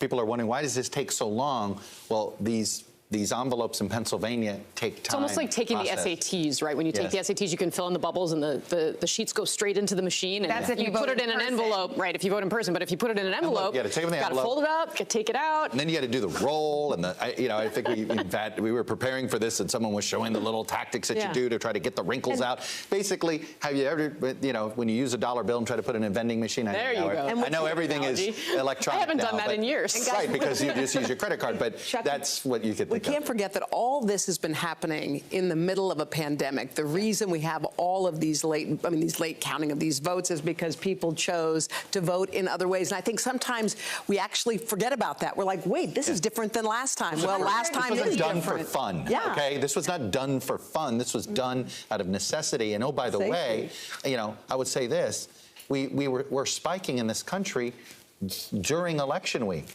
I mean, you know, 120 the coronavirus is spiking. I mean, if you're a public health official, can you imagine if 160 million people all circulated in this country on election day without voting by mail? I mean, the point is that this was a public health decision in many of these states. And let's just cheer people, by the way, for figuring out how to vote under these circumstances. I mean, it is very clear that, the turnout is off the charts, both parties. People looked around, they said, this is going to be harder than it's normally going to be, but I want my voice to be heard. And that says something about where we are. What Tom Costello said was, in the middle of all this record-breaking vote, there have been very few problems. There have been very few issues, very little. We haven't heard much about voter intimidation. Machines are working. People are showing up. They're counting. It's like, weirdly, everything's going right, and here we are on Friday. Well, you know, and just to put it in perspective, we have voter turnout on track to be higher than it's been in a generation.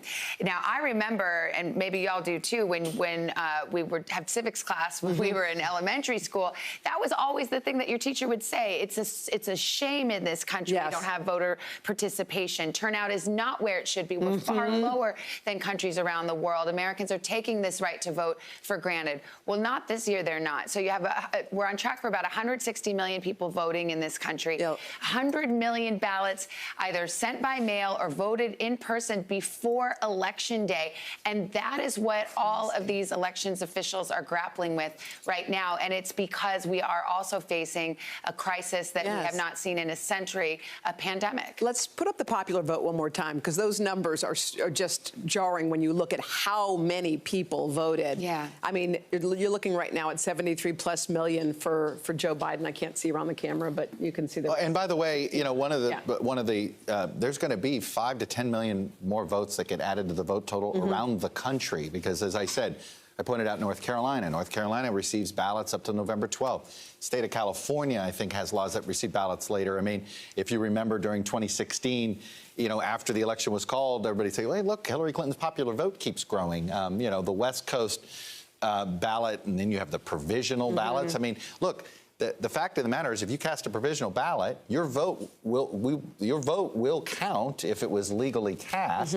It just takes time to verify it, and even in a called state for the presidency, you obviously voted for a lot of things on the ballot, so every state actually still processes the provisional. So the point is, this isn't, you know, this is, what are we at, about 140 million votes that we've processed and counted now in the country. We do expect to turn out somewhere closer to north of 150, so we could see easily another 10 to 12 And for anyone million just tuning in, Chuck, the chances of actually calling this race today?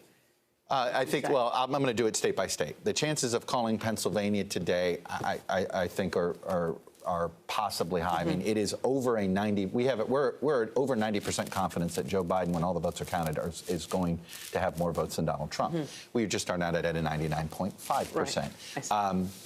But there is, you know, let's see what happens in Philly. It's possible that the Allegheny County votes wouldn't have an impact on our math.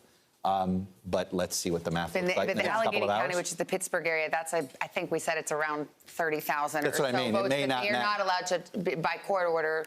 It's a whole long story, but Right. anyway, they're not allowed to start counting those till 5 o'clock today. And it's important for us that we would have to make, we've got to make sure that the math, if the math is saying that those wouldn't have a major impact on that. And then of course Georgia, we know we got the recount. We're not. And the question is, I love this. The Georgia voting system implementation manager noted. He says the margin is going to end up being the size of a large high school. I thought that was a good line. Very point way to put it. Good way to put it. Okay, let's take a pause right here. We've got a lot of developments coming up. We've got more votes coming in out on the West Coast. We're going to pause so some other stations can join us. We'll be back with you top of the hour.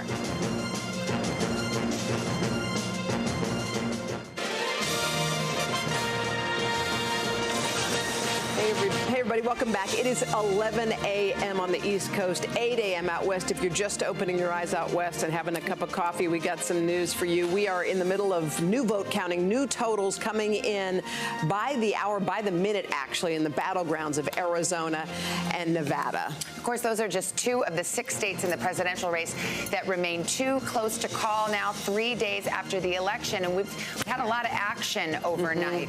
The top line didn't change, the 253 to 214, but a lot of developments, and Pennsylvania is the biggie because this morning Joe Biden has taken a small lead there, and there is still vote to be counted there. Joe Biden also took a lead in Georgia overnight. There's still vote to be counted there, but look how tight that margin is. It's a hair of the chinny chin chin, as they used to say in the old fairy tale. And the Secretary of State in Georgia has just announced there will be a recount there. No surprise whatsoever. We've got Casey standing by here to help us analyze it. Chuck is living over here at the wall. And Chuck, it's 11 o'clock out east, 9 o'clock in the Mountain West. Arizona is about to, Maricopa County, reveal the results of their all-nighter. At the county election center, they were counting all night long, and they're going to release that momentarily. Right. We expect 75,000, approximately 75,000 ballots. This first batch that they expect to be able to include in the vote totals and process by 9 o'clock this morning. Well, their time. It is now 9:01 in Phoenix. So hit refresh. We got it here. Oh, it refreshes on its own. That was I think that happened a few times last night. I went, but the numbers, and there they went. The numbers are changing as we speak. So I'm going to go to the statewide total here because this is what will matter. Keep an eye on this vote margin here. Of the 75,000, the president, we know there are about 280,000 total votes to count. The president needs to win approximately a 59% clip of those ballots. So if 75,000 are coming in, so just watch this number as this comes in. Does Joe Biden's lead drop below? It's already dropped a little bit. Does it drop below 33,000? That number right there, we didn't just get new vote right this second, did we? We got new vote, just a few seconds ago. No, we've gotten a little bit, and the president has narrowed. It's not all of it. That's what I was saying. So how much did it narrow, Chuck? It narrowed it, I think, by about 3,000, if I'm not mistaken. Yeah, that's about what it looked like. My memory served there just now. So, but the point is this: out of the 75,000.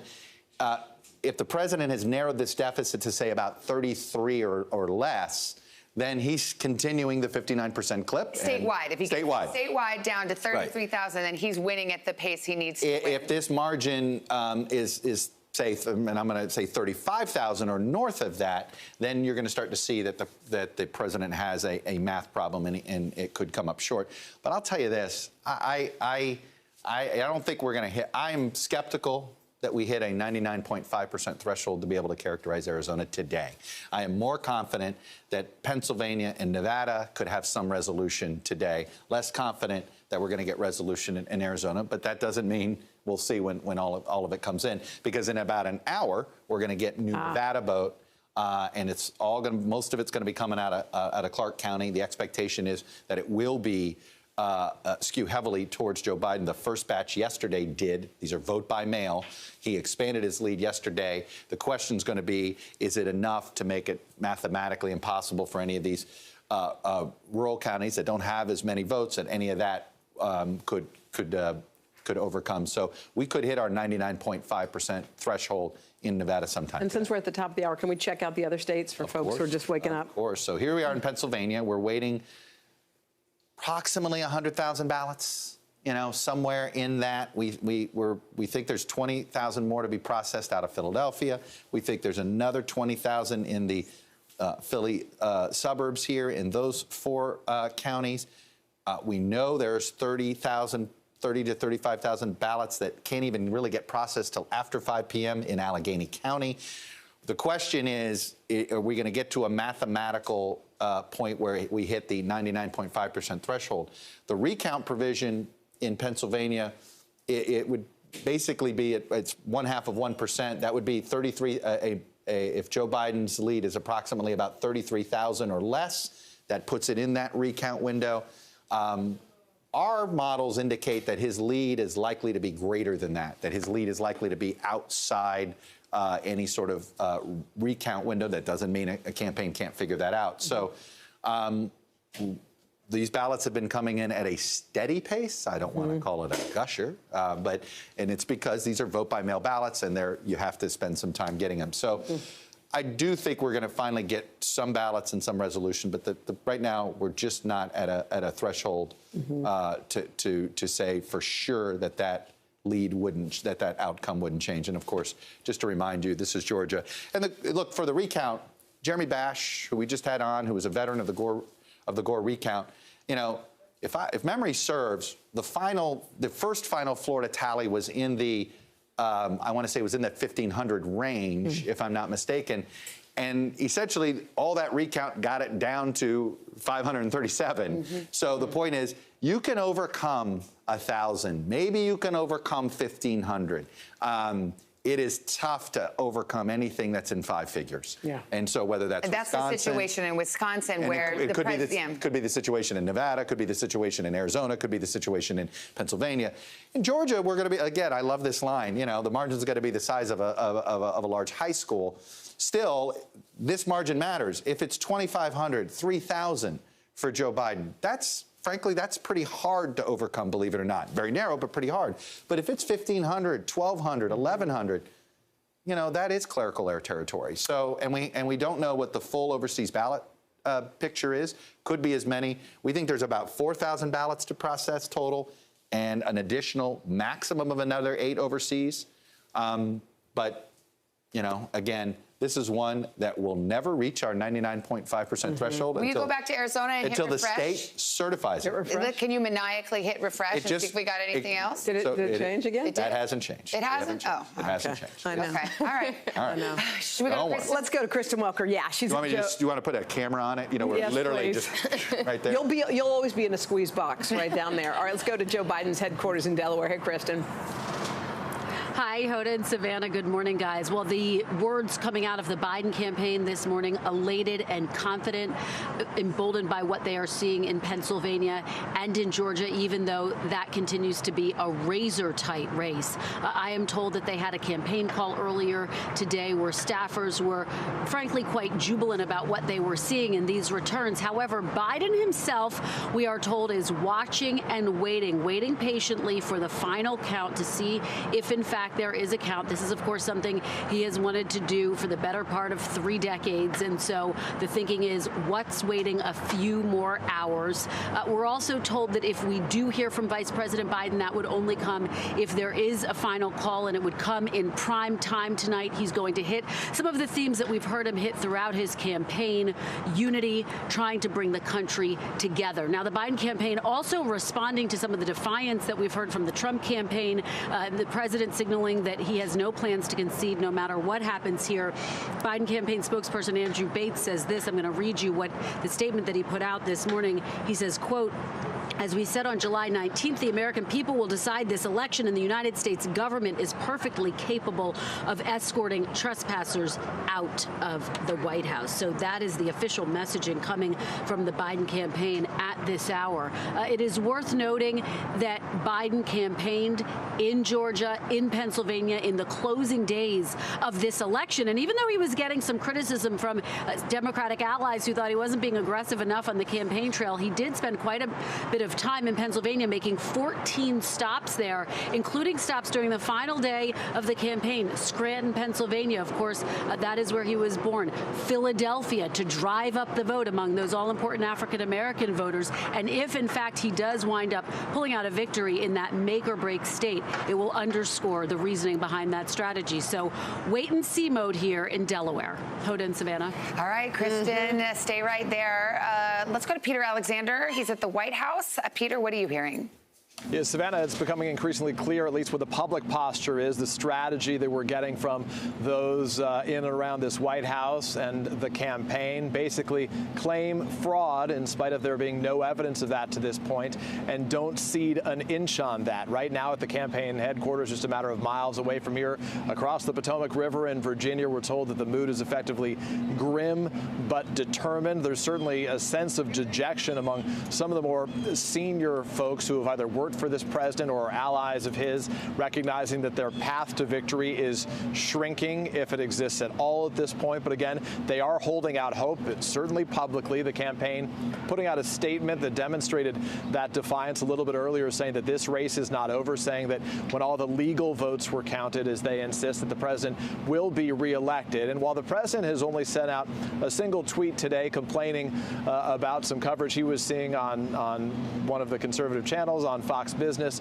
where they were talking about voter issues in Philadelphia. Again, there's no evidence of any of those having taken place at this point. We know that he is paying attention to the coverage right now, and Larry Kudlow, one of his top economic advisors, was here just a matter of moments ago talking to reporters about his conversation with the president this morning, saying that the president, in his words, intends to fight. Kayleigh McEnany, a campaign advisor, but more notably the White House press secretary, on television this morning describing the idea that the president would concede or would lose as a hypothetical. And in one of my conversations with a former official, someone who is still close to the campaign, this person said that there has been no conversation about concession, no expectation that anyone's going to initiate that conversation with this president anytime soon. As you saw from the president in that briefing room yesterday, he unloaded those conspiracy theories and those false claims of fraud and corruption taking place as he looks at the vote count, as his lead is evaporated. Now he's behind, of course, in Pennsylvania. And it reminds me, as an advisor said to me earlier today, of the situation, a matter of years ago, even after the 2016 vote, where the president won the Electoral College, he didn't accept the voting results nationwide, insisting that at least 3 to 5 million ballots had been cast illegally, specifically in California, launching that voting commission to look into the fraud that he claimed existed. But of course, as we've noted here this morning, it disbanded without any evidence of that. Savannah and Hoda. Peter, we want to check in with Chuck real quick. We got about a minute to check in on Arizona. We crunched all the numbers. 61,000 ballots have been added to Maricopa County. The president only netted 3,000. He only won about 52% of the ballots. So what does that mean? What it means is, if we do some back of the envelope math, depending on how many ballots, right? He needed 59. He needed to win 59% of the ballots that have just been counted. Overall. No, just overall. He needed to average that. Okay. My point is, he only got 52%. So what this means is we're looking at maybe another 150,000 ballots to count. Well, this means now he's got to win 63% of the remaining ballots. What happens is, exactly, the math keeps getting steeper. So this was a very big curiosity. These were same-day people that dropped off those ballots on the same day, and it did not break as well as the Trump folks thought it might. Okay, we continue to stay on it. We're expecting more numbers out of Arizona, more numbers out of Nevada, more numbers out of Pennsylvania. We got a recount going in Georgia eventually. We will continue to watch these 6 battleground states. We'll come back on the air as news warrants throughout the day. You can find more right now on MSNBC, NBCNews.com. Most of you now return to the Today Show. This has been an NBC News Special Report. I'm Savannah Guthrie in New York.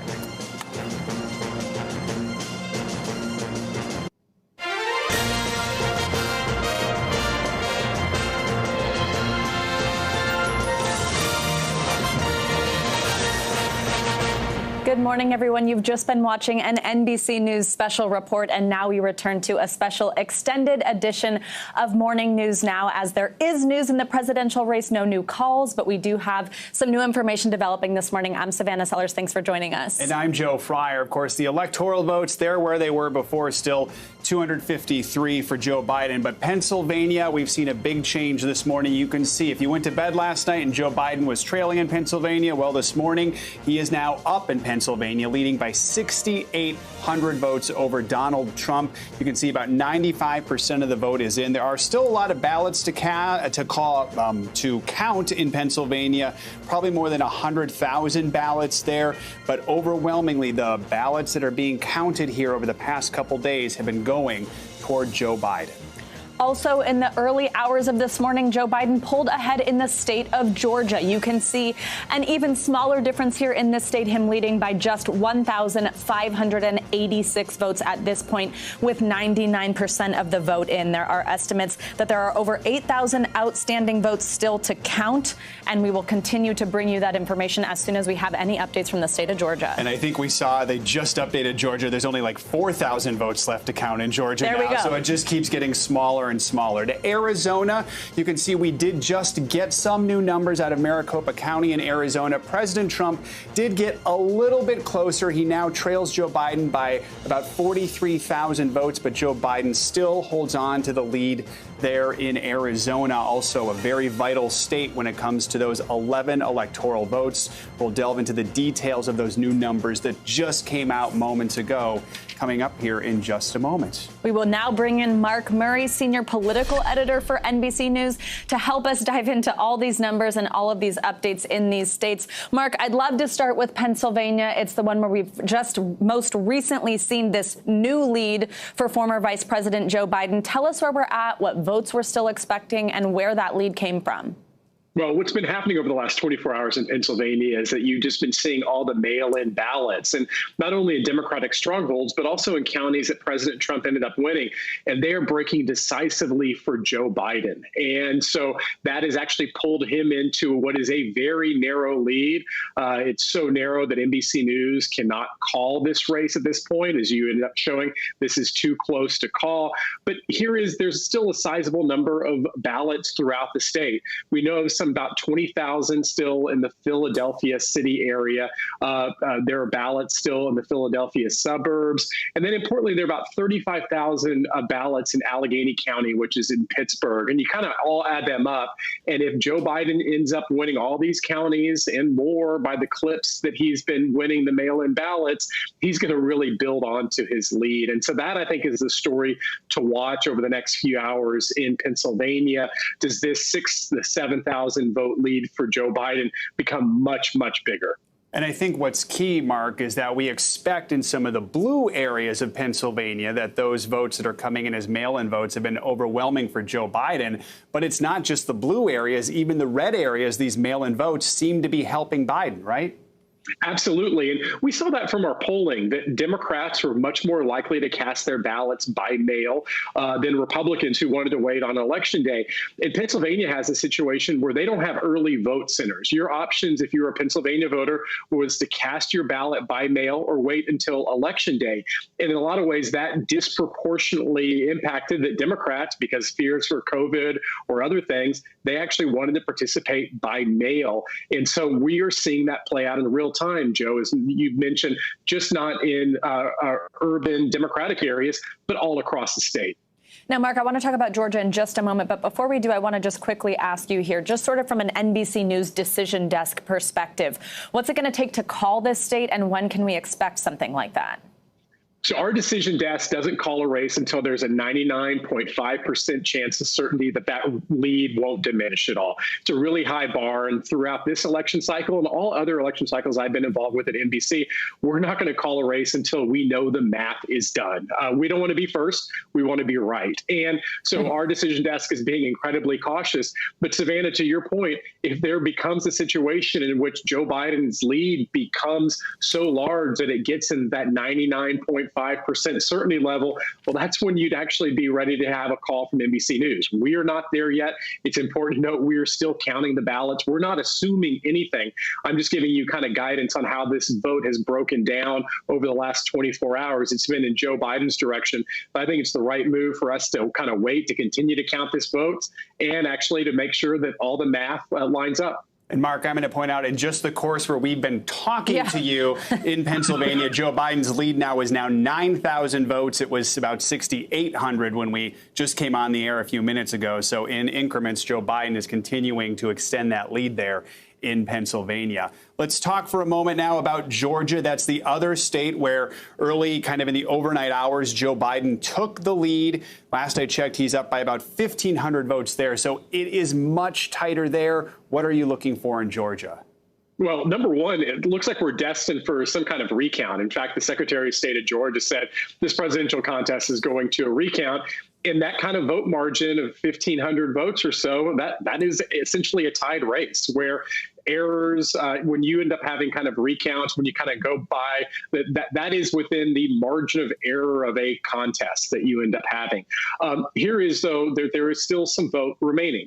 In Gwinnett County, one of the counties of the Atlantic suburbs, there still is some outstanding votes, some 3,000 votes. And again, those ballots that have been outstanding have been breaking in Joe Biden's direction. There's another sizable patch of ballots from Cherokee County. That's more of a Republican stronghold. So that's something to watch. And then we have the mail-in ballots from military personnel who are serving overseas. We have no idea how that's going to break. We actually don't even know how big that batch is going to be. But that's also a factor, too, now that we've come into a situation where, it is such a small lead. Obviously, things did change where Joe Biden is now in the lead in that state, but it is way too close. All right, Mark, before we move on to Arizona, just a quick question about something that you just said there. As you mentioned, we've heard from the Secretary of State that a recount is likely. Tell us just a tiny bit about that process, what that's going to mean for when we would know something definitive out of the state of Georgia. Yeah, and so they just announced it, and the process would end up being that they'd have to actually go through every vote and see that all the math lines up. And as I was telling you, if this Joe Biden lead remains 1,500 votes or so, sometimes that margin could actually be made up in a recount. We just don't know how it's going to go. But I will say that Georgia is going to be really busy over the next 2 months. Not only would you end up having a recount in this presidential election, but there's also going to be likely 2 runoff Senate races that could end up deciding the fate of the United States Senate. And so election personnel in Georgia, political operatives, candidates, and the political media, we're still going to be busy in Georgia over the next 2 months. And Mark, we actually have a little bit of breaking news here right now. We have this Arizona Senate special election has been called. The projected winner here, according to the NBC News decision desk, is Mark Kelly. This is a gain for Democrats in the Senate. He beat out incumbent Martha McSally. And this is a perfect segue for us because we were about to talk with you about Arizona. But the reason this happened is because we just got some vote count in Maricopa County. It wasn't all the vote remaining in Maricopa County, but it was a little bit. And it sort of told us a story where Republicans didn't really make the gains they were hoping to make, right? What can you tell us about this, Mark? Yeah, absolutely. So in the presidential contest, you're exactly right. There's a new dump of ballots from Maricopa County. As we've been talking about over the last 24 to 36 hours, for President Trump to be able to make up the deficit against Joe Biden, he was going to have to win the remaining ballots in the state by about 58, 59%, get that kind of percentage. Well, what ended up happening in the latest ballot dropout in Maricopa County, President Trump ended up winning those ballots by about 52 or 53%. That's just not going to be able to cut it in the math. And actually makes the math much steeper for all the remaining ballots in Maricopa County as well as the rest of the state. And as you saw as a consequence, because the math got tougher for President Trump, it got even tougher for Martha McSally, the appointed Republican senator who's running against Mark Kelly in that Senate race. And that was the reason why you saw that projection by the NBC decision desk. And Mark Kelly does give Democrats their second gain for a second pickup. It's an overall +1 gain for them. Still a very disappointing night. And kind of talking about the Georgia contests that are going to go into overtime on the Senate race, that still gives Democrats their opportunity to win a Senate majority. They're going to have to win both. It's going to be a difficult political environment for them. But Mark Kelly's victory there at least gives Democrats the math to still have the Senate in contention in those January runoffs in Georgia. And what's really stunning to note is that Arizona, this traditionally red state, now has 2 Democratic senators, which is pretty extraordinary. We want to go to Arizona right now. We're going to bring in NBC News' Gadi Schwartz, who is there. Gadi, obviously, it looks like you're in front of the counting area, surrounded by Trump supporters, but we just have the breaking news right now that Mark Kelly is projected to win. He's been ahead throughout. But what is some of the reaction you're expecting from Arizona in the wake of this news? Well, I think the most important thing is that people are talking about whether or not Arizona is going to go blue. At this point, we can definitely say that Arizona is no longer a red state in and of itself. We're talking about 2 different senators that are now Democrats, and that is something that hasn't been done in decades. It's been over half a century, in fact. So we haven't gotten reaction from some of the supporters here. That was just called. But yesterday, we saw that lead between Mark Kelly to about 100,000 votes. So he was leading Martha McSally by 100,000. Now with the latest dump that just came out, that was about 60,000 more ballots. That pushed it over the edge, and that margin was just insurmountable. At this point, though, what is still unclear is how the presidential race is going to go. We know that President Trump did pick up some votes. He closed that gap by about 3,000 votes. Is that enough to beat the sizable lead that Joe Biden has right now? At this point, it is still unclear. Right now, we do know that they are still counting votes inside. We did a little bit of math. Everyone's trying to figure out exactly how many votes the president would need. It's very complicated, and it's going to depend on all the different data dumps and all the different returns that we get here. But the math that is giving us a little bit of hope is that right now it looks like we still need 142,000 votes to be processed here at the Maricopa County Election Center. So doing some number crunching, we've seen them do 70,000 ballots each time. So we could see a return by the end of today. If they do 2 more batches of about 70,000 ballots, we could have answers here in Maricopa County. Back to you guys. Now, Mark, I want to bring you back into this conversation. Gadi, stay with us as well as we talk now about this recent projection from NBC News, Mark Kelly winning this seat. As you've just mentioned a moment ago, Joe, this does mean now that the state has these 2 Democratic senators. Now, Martha McSally, who was the incumbent here, who we're projecting Mark Kelly has just beat out. We had recently seen her on stage with President Trump when he sort of rushed her off. She also had been going for that other more senior senator seat, which Kyrsten Sinema beat her out for. So we've been watching some trouble here for Martha McSally. But now that we actually have this projection, we were just discussing a moment ago the House. Let's just remind viewers here, excuse me, the Senate. Let's remind viewers here that Democrats would need a gain of 3 if they have the White House, a gain of 4 if they do not. So now with where we're looking like where the presidential race is going, we do not have a call there. But Mark, let's kind of just set the scene for what this means for the Senate right now, what this means for how Democrats can be feeling. So the math is still there for Democrats to be able to take control of the United States Senate, but it's going to be really difficult. Mark Kelly's victory gives Democrats 2 pickups. They ended up losing the Alabama Senate race. So overall, they're at +1. And Savannah, as you mentioned, the math was actually for them to be at +3 plus winning the White House. So Democrats' path to a Senate majority is to be able to win the 2 remaining runoffs in Georgia. We know one of those Georgia Senate races is definitely going to a runoff. It's very likely the other one as well if the math currently holds there. And if then Democrats do win those 2 Georgia runoffs, they end up getting the 50-50 tie in the United States Senate with the vice president casting the tie-breaking vote, giving Democrats the majority.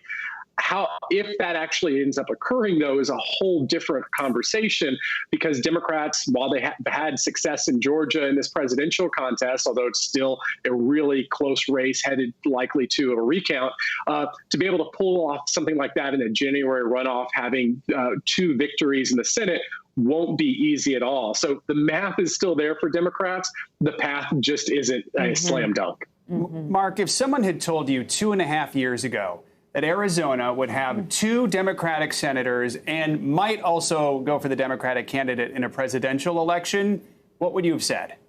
Probably not. But what we've seen is just a really fascinating political transformation in Arizona. And Joe, actually, it started in 2016 when Hillary Clinton lost the state in the 2016 presidential election by just 3 percentage points. And it started to get closer and closer every cycle.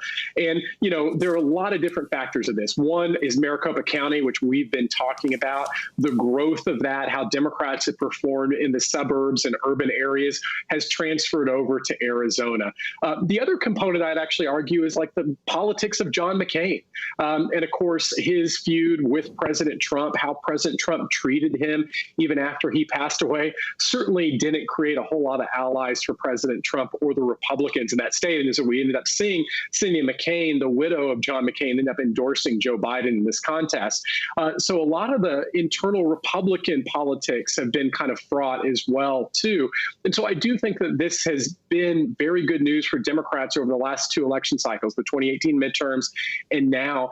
But the question is, how does this go going forward? If President Trump is no longer President Trump, if Democrats continue not to do all that well in the suburbs, you know, that maybe, you know, politics doesn't always happen permanently, that these kind of gains aren't necessarily foreseen over the next 20 years. But at least right now, this is indicative of how well Democrats have done in urban areas and suburban America. And because that Maricopa County is so big as a proportion of the whole state, if you're winning Maricopa County, you're going to win the state. Mark, right before we came on the air, we were really thinking we were focusing for a little bit on Pennsylvania and Georgia. That's in fact still what our banner says there. Biden takes the lead in Pennsylvania and Georgia. But Arizona, there's a lot going on right now between this Senate seat that we just called. And also, I want to dig in a little bit more on the presidential numbers in Maricopa County. Now, the president, and you're the numbers guy here, we've established that, at least me, Joe can speak for himself, not very good at math. But let's talk a little bit about what the president would need here. We knew that the pace before this was he was needing to keep about 59% of all remaining votes coming out of Maricopa County there.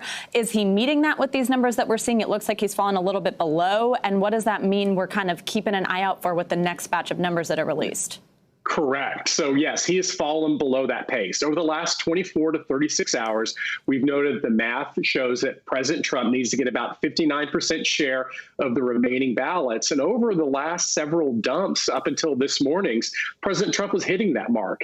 And basically that mark gets us almost to a tied race, or at least the possibility that President Trump can bring this kind of to an even Steven contest, the deficit that he currently faces. But what ended up happening this morning in this big Maricopa dump, and there's still going to be more of them, but that his share was around 52, 53%. And the brutal math is that by him underperforming is that for the next batches, it's going to be now higher than 59%. It's going to be in the 60s for President Trump to be able to narrow that. It's the brutal fact of the math. And it is possible that maybe the next batches are going to be so much more friendly to President Trump. We just haven't seen those kind of numbers. And it's very possible that that current 52, 53% share kind of holds constant. So President Trump's ability to be able to come into and even up this contest really did take a hit this morning. We're going to have to break down the math. I'm happy to break down the math for you guys the rest of the day, even if we get some more. But this was not good news for President Trump if he wants to be able to carry Arizona. Let's take a look at the bigger picture here. We know that there are multiple paths right now for Joe Biden to victory, and right now he's got leads in basically most of those paths. Pennsylvania's ball game right there. If he wins Pennsylvania, it's over. And obviously he has the lead there now. And there's thoughts that he's going to expand upon that lead. But what are all the different paths right now? And are we on the verge of perhaps a situation where Biden wins well above 270? Yes. So Pennsylvania is the most direct path. And of course, after Joe Biden ended up taking the lead in the Keystone State, that is what to watch for as those votes continue to be able to come in. And if all of a sudden we find Joe Biden with a lead in the tens of thousands, that's the point where mathematically it's going to be really hard to see how he does not win the state. As far as his other paths go, you know, even if you took away Pennsylvania, that the other path that he ends up getting to 270 Electoral College votes is by winning Arizona and also holding on to Nevada. And I'm sure we're going to talk about Nevada soon, but that also gets you there. And then, Joe, as you mentioned, if somehow Joe Biden wins Pennsylvania, he wins Nevada, he wins Arizona, and he wins Georgia, well, that'd put him at 306 Electoral College votes, which is exactly the same number that President Trump ended up winning in 2016. And I do think that if Joe Biden ends up there, and again, it's an if, and we're going to have to wait a while, particularly in Georgia, I do think that it actually could end up kind of recasting views and perceptions of this presidential contest, which on the, at the very first hours on election night, after it seemed that after Joe Biden did not win in Florida, after North Carolina looked really difficult for Democrats, I do think there was this perception that Democrats really underperformed, that they, did not do well. It's going to be interesting to see as we continue to count the popular vote, as we continue to count the Electoral College votes, if that perception kind of shifts in the other direction. Now, Mark, let's go to Nevada. You just mentioned it. Let's bring up that board if we can.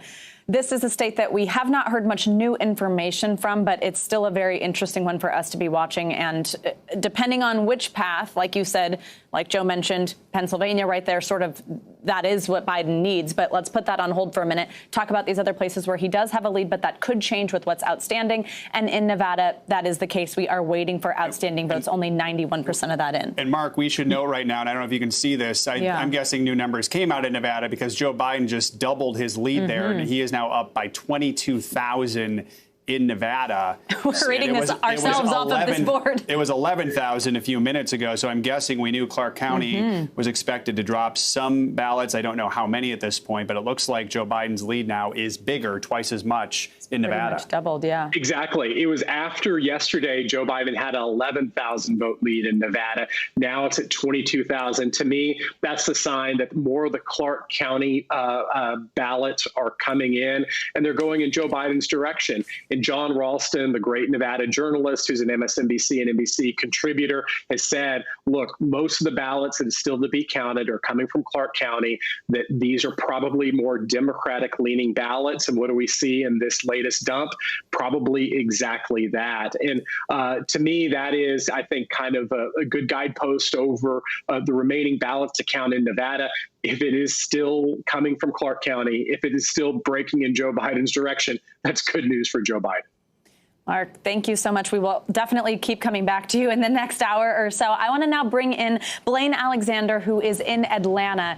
Let's dig into some of these Georgia numbers, Blaine. So we're hearing some disputing accounts of how many votes exactly are left. And no matter what, we really don't know how many are left because of those military and overseas ballots still being able to be accepted through the end of the evening. So walk us through where we're at and what the current state of affairs is in Georgia. Okay, so let's first start with the biggest news, which is that there will be a recount. There is going to be a recount. That's something that's going to happen. The Secretary of State confirmed what we almost assuredly knew because the margin is so razor thin. So the number of votes right now left, the number of outstanding votes statewide, according to the Secretary of State's office, is 4,169 votes. So they're saying that those are the number that's still left, essentially, to be uploaded to the system. Now, on top of that, there are a couple of other pools. Let me break down these numbers for you. 8,900. That's the number of overseas and military ballots that we could see today. It's as many as 8,900. That means that that's how many there are out there to be returned, but certainly no guarantee that we'll see that many. Now, as long as they're received by today, those can be counted as well.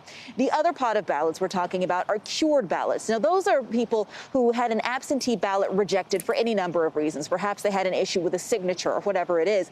They have until the end of the day to, as it's called, cure those ballots or fix that issue so that the ballot can be counted. There's that pool. Now, when you talked about the kind of discrepancies between numbers, it comes from Gwinnett County, which is the county that have been watching so closely. This is kind of the one that has essentially the lion's share of those outstanding votes. When I spoke with an official there in Gwinnett County, a suburb of Atlanta, they told me, he kind of broke down the tally of it, but he said, all told, there are about 7,500, 7,600 ballots that they still need to upload to the Secretary of State's system. And he broke down exactly what they are, but most of them are absentee ballots. Now, when you talk to the Secretary of State's office, they essentially say that they're saying the same thing, but they're talking about different numbers, that there's numbers do square. So we're really trying to get some clarification on that and exactly what the difference is there. But as for the Secretary of State, they say about 4,169 ballots left. That's what they're looking at. Now, I want to dive into this timeline of the recount, because that's the big question. You know, we haven't even finished counting the first time. So just the fact that we're even talking about a recount is somewhat jarring and lets you know that it's going to be quite some time before we know the final results here in Georgia. But here's how this is going to go. So you have the election that needs to be certified no later than November 20th. Now, the state can always certify it earlier, but once that election is certified, then that's when the recount begins. And we understand that it's a process that'll take about a week from start to finish for the recount. So if you just kind of look at a calendar in your mind's eye and you think about the 20th, that's the latest that they could certify those results. And then maybe a week after that. So we're talking about possibly sometime after Thanksgiving before we finally see the results here. Of course, it can always be earlier. And then the wild card in this is that we're expecting to see possibly a number of legal challenges to this. This could also slow things down when you look at the possible legal challenges that could come and have to be dealt with as well. So it's the same thing that I told you guys earlier. When we asked about timing, it really is anybody's guess. There are so many different factors, so many different wild cards as to, one, when the ballot count will be completed, and two, what this recount situation is going to look like to determine when we'll know the results here in Georgia. Blaine, I think some people might have just choked on their coffee thinking about the thought of it being after Thanksgiving. Thank you so much for that rundown. Let's bring in NBC's Ali Vitale. She, of course, is with the Biden campaign. So, Ali, a lot of good news this morning. Biden has taken the lead in Pennsylvania. He's taken the lead in Georgia. We just reported he expanded his lead in Nevada. And in Arizona, President Trump didn't quite dip into Biden's lead as much as some thought he needed to. So what's the reaction you're hearing right now from the Biden-Harris camp?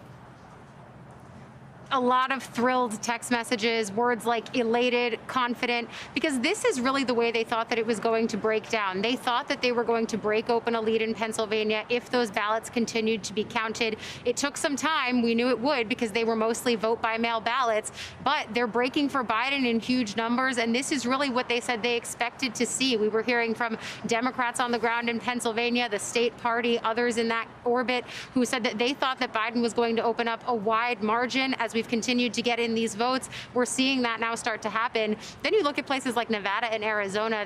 The Biden campaign had warned yesterday in a way. Jen O'Malley-Dillon, their campaign manager, said they expected to see some bounce as these votes came in. And basically what that meant is they expected to see really tight margins, maybe even a potential flipping of who was leading, but that ultimately they believe that Biden is going to shake out as the winner there too. All of these things, and of course in Georgia too, as we were talking about this morning, all of these things play into that strategy to 270 and the multiple paths that they have to get there. And that's why me and my colleagues here on the ground are hearing from so many sources who are really happy. It feels like an emotional breaking of the dam here for a group of people who had first been urging patience, but are now realizing that the reality for victory could be imminent. They want to wait for the networks to have it at 270. Obviously, we're not there yet, but once we are, the expectation from my colleague Kristen Welker is that Joe Biden could address the nation in prime time, and that the themes of his remarks are going to be the kinds of things that we've heard from him before: unity, healing, the need to come together, being a president for all Americans. This is not just the pitch that he's going to make on the night that he is potentially elected president. It's the pitch that he has been making in his quest to become president. And that's a quest that has been 32 years in the making. He first ran for this office in 1988. And so he's waiting for something that he has longed for just over 3 decades. There's also another piece, if this were to come to fruition, that we would be remiss not to point out. Senator Kamala Harris, his running mate, would be the first woman of color and the first woman ever to be vice president of the United States. It's really hard to fathom that we haven't had a woman in this position before, but that is what could happen if they are elected here. And as someone who covered the entire length of this primary, We had more women running for president than ever before in 2020. And then when Elizabeth Warren dropped out, she was the last woman in this race. I was outside her house in Cambridge, Massachusetts, seeing mothers with their daughters dropping off flowers and cards, crying because they couldn't fathom that after a year that was deemed the year of the woman, after seeing the role that women played in 2018 for Democrats taking back the House, it was really hard for women voters that I was talking to believe that 2020 would be a year where they wouldn't see a woman in the White House again. Joe Biden making that possible by picking a woman as his vice president, something he said he would do before he even got the nomination outright back in March. And obviously now Kamala Harris in the position, if they are to get to 270, to truly make history by being the first woman vice president of the United States. Allie, we're going to have you stick with us here because we want a few more questions to get reaction from the Biden camp, but we also want to learn more about what the White House and the Trump campaign is saying. Let's bring in NBC's Kelly O'Donnell, who is at the White House right now. Kelly, what are you hearing? We know that the president's campaign put out a statement earlier this morning. Anything new as we continue to see votes going in Joe Biden's favor in nearly all of these key battleground states? Well, a few tweets coming from the president's Twitter feed, and that certainly gives an indication that he's watching these developments. One referred to the importance of not only a Republican Senate, and he made a comment about radical left Democrats sort of attacking a Republican-led Senate and then asserting that the presidency becomes all the more important. That sort of sounds like the president is concerned that the party, the Republican Party, which feels good about its turnout and standing after Tuesday's results as they come in, when you look at the House, where they increase seats, and where you look at the Senate, where they had a better showing than many expected. We just called the race for Democrat Mark Kelly in Arizona, but that was sort of baked in as likely expected to go that way. And you look to others like Susan Collins in Maine, who was saved in this process by voters in Maine. And so the president perhaps sharing a little of his sort of inside voice on concerns he may have about where the party is going. Now, add to that, the governor of South Carolina, Henry McMaster, put out a statement kind of on his own a short time ago, saying that the president's argument about the need to count only those legally qualified ballots and to pursue legal challenges where necessary is something that McMaster, the governor of South Carolina, supports, and that believes the president should pursue that, even saying he has a duty to pursue it. That may be part of the president calling in a favor from a longtime friend, someone that the president has tried to help along the way as well, to say, show some support for this position of digging in and fighting on. That may be harder and harder for the president to get from Republicans as more data comes in and vote counts and totals and calls are made at some point. If that continues to move away from the president, it may be harder to get Republican elected officials to have the stomach for a fight if they don't see the evidence, the pathway, the eventual chance for that to change. So that's some of what we're watching right now.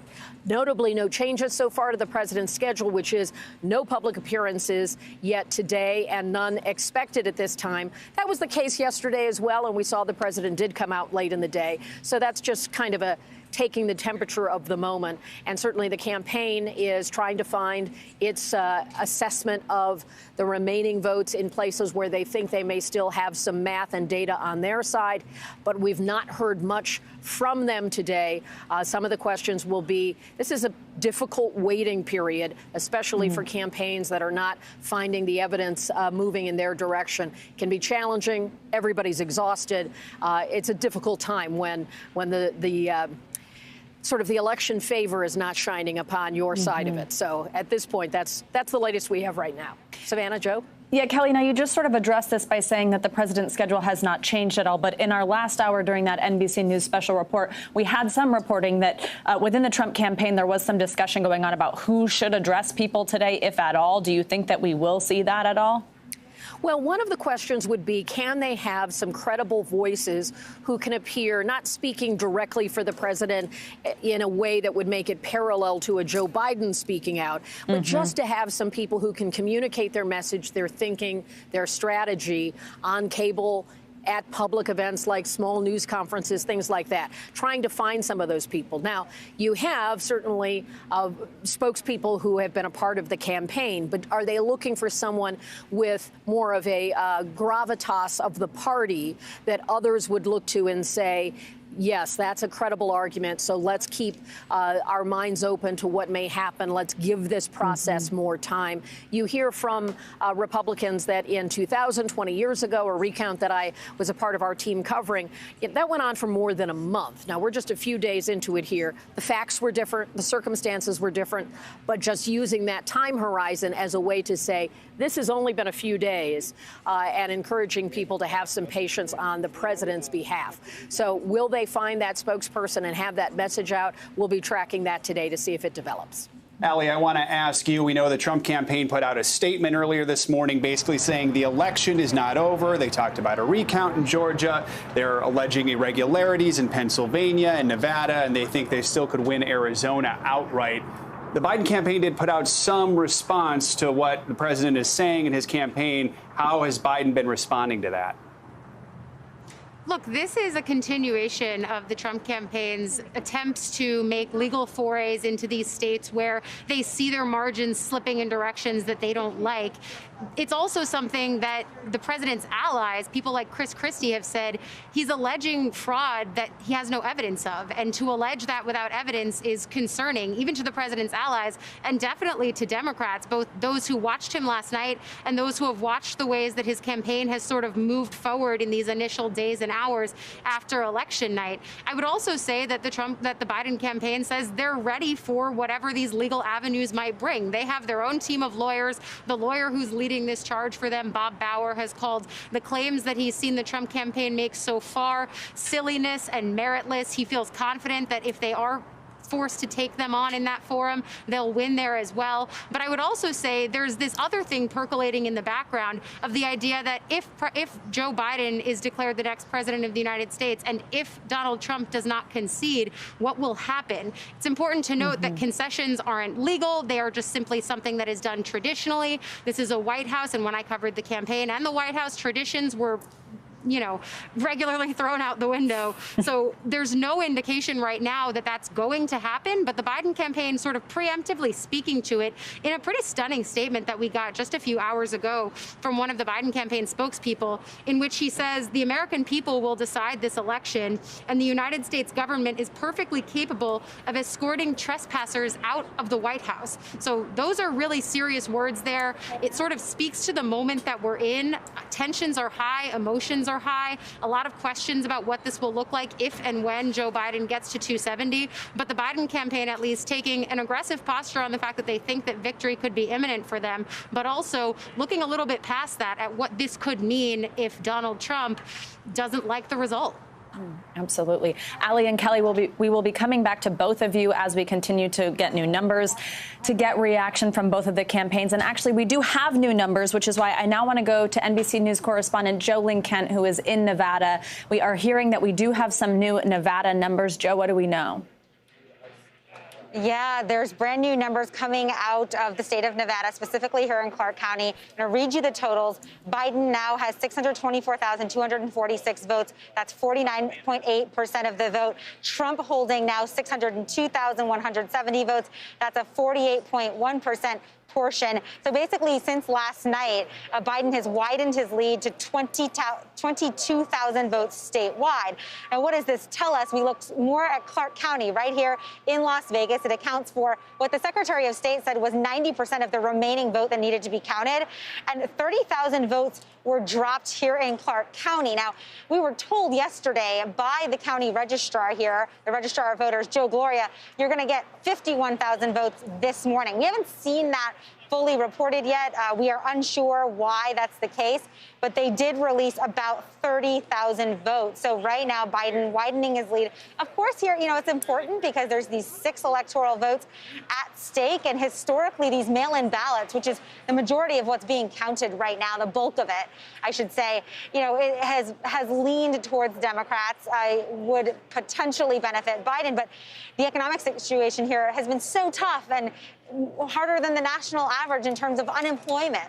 And so the concern has been, can Biden perform as well here, especially in Las Vegas? It's been hit particularly hard, but so far Biden widening his lead here in Nevada to 22,000, Savannah and Joe. Joe, real quickly, there have been no shortage of jokes out there about Nevada taking its time counting the vote, but do we know how much is left, and is there a timetable for the goal to wrap things up in Nevada? Yeah, there's certainly a lot of memes out there, people saying, why aren't you counting faster? I put that question to Joe Gloria. He's the county registrar here.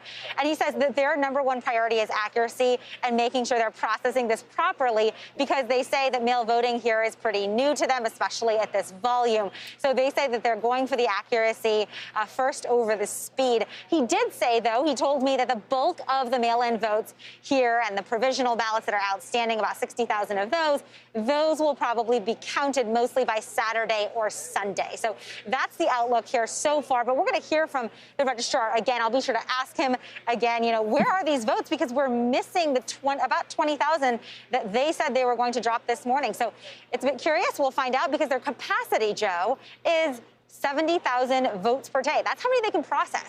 And that's not what they've been releasing. Yesterday was 14K. Today, it's just 30K. So we'll be taking a very close look at why that is. Yeah, Joe, I think when he said that their goal was to make sure they were accurate, he also explicitly said our goal is not to count fast, and the internet has certainly picked up on that. Joe, we will be back to you as we hear anything new in Nevada. Thank you so much. Mark, I want to bring you back in. I think we still have you with us just to sort of, we keep getting a lot of news. Joe and I are hearing these numbers and reading them ourselves off these boards as they come up while we're here on the air. Let's just sort of do a little bit of a reset. So let's go to Pennsylvania and see where we are. I know the last time we pulled this up, it looked like some numbers had changed. If you could just kind of walk us through Pennsylvania, Georgia, Arizona, Nevada. We'll guide you, but let's do a reset here with where we're at with numbers. Yeah. And so, pretty much over the course of the last 24 hours, Joe Biden in Pennsylvania has continued to pick up votes. And in fact, early this morning, he overtook President Trump. Joe Biden now has the lead. And now that continues to grow to about 9,000. And that's still with sizable numbers of ballots, these mail-in ballots that are not only in Philadelphia, not only in the Philadelphia suburbs, but also in Allegheny County, which is Pittsburgh, as well as other parts of the state, even counties that President Trump ended up winning, but where the mail-in ballots are coming at a disproportionate rate for Joe Biden and the Democrats. And so with Joe Biden now up about 9,000 votes, at this rate, and again, we have to count the votes to see if they continue at this rate, but at this rate, Joe Biden is going to continue to build on that lead in Pennsylvania. And then you end up having in Nevada where, Joe Biden has a 22,000 vote lead. It was 11,000 when this day began. But on the strength of Clark County, Joe Biden continues to pad his lead. And if there's been one constant pretty much over the last 48 hours in this presidential contest, is that states with dominant urban counties, big population centers, and with lots of vote by mail, Joe Biden is doing incredibly well. And we're still waiting more Clark County votes. But if they come in again at that rate, the math just becomes very difficult for President Trump. So, Mark, at this point, let's sort of recap the different paths we have at this point. Number one on your list, is that Pennsylvania at this point? I mean, could Pennsylvania be the ballgame? And what are your thoughts on how quickly, what could be called first at this point? Mm-hmm.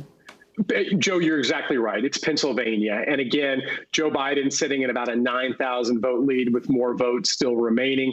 If somehow that goes up where Joe Biden has a 20 or 30,000 vote lead, that could end up getting very close to our decision desk wanting 99.5% certainty that Joe Biden will hang on to that lead. And again, our decision desk has gone into this election cycle being incredibly cautious. I think that's the exact right move. We don't want to be first. We want to be right. And so we want to make sure the math continues to line up. But to answer your question, Pennsylvania is number one on my list. All right. Mark Murray and everyone, Kelly O'Donnell, Ali Vitale, Blaine Alexander, Joe Link, Kent, everyone, we thank you all for joining us for our coverage this morning. The votes are still being counted. Yes, a lot to be watching for, and it is going to continue on NBC News Now right now. Good morning. Welcome to Today. We're glad to have you with us. This fall, We're right there with you, whether you're back to school. What do you guys think? We're excited? Or back to work. We're keeping you safe. I love being back.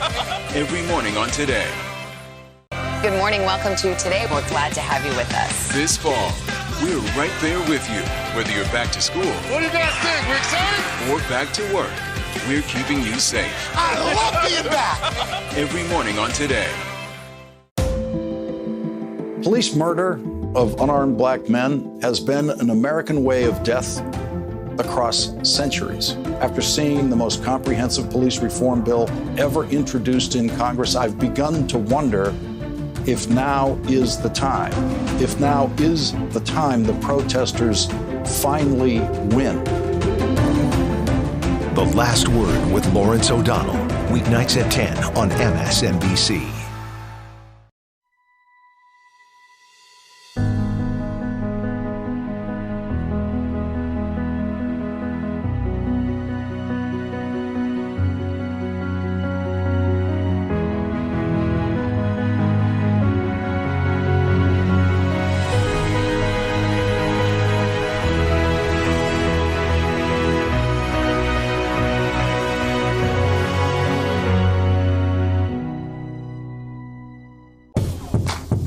Watching NBC News Now. We've got some breaking news. Are people there concerned about what impact this could have on the election?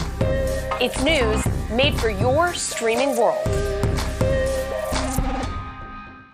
Introducing the MSNBC Daily, featuring written perspectives by experts you know and trust for a better understanding of the stories that matter most. Check out the MSNBC Daily today at msnbc.com.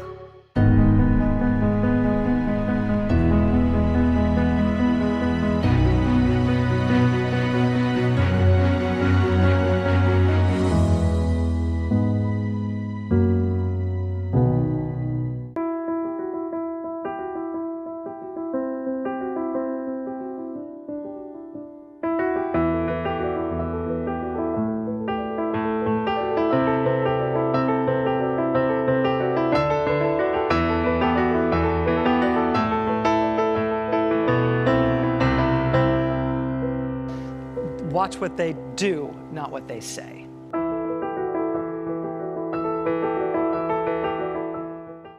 President Trump and Joe Biden hit the trail. At the center of this campaign, coronavirus. The story. The battleground blitz as we enter the final stretch of the 2020 race. From every angle. If you were sitting here talking to Joe Biden and President Trump, what would you want to tell them right now?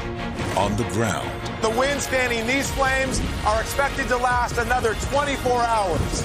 And in depth. We now have 2 vaccine trials on hold. Should people be concerned? NBC Nightly News with Lester Holt.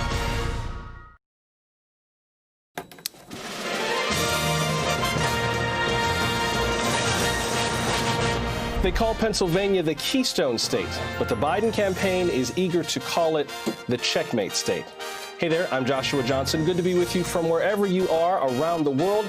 It's Decision 2020 on NBC News Now.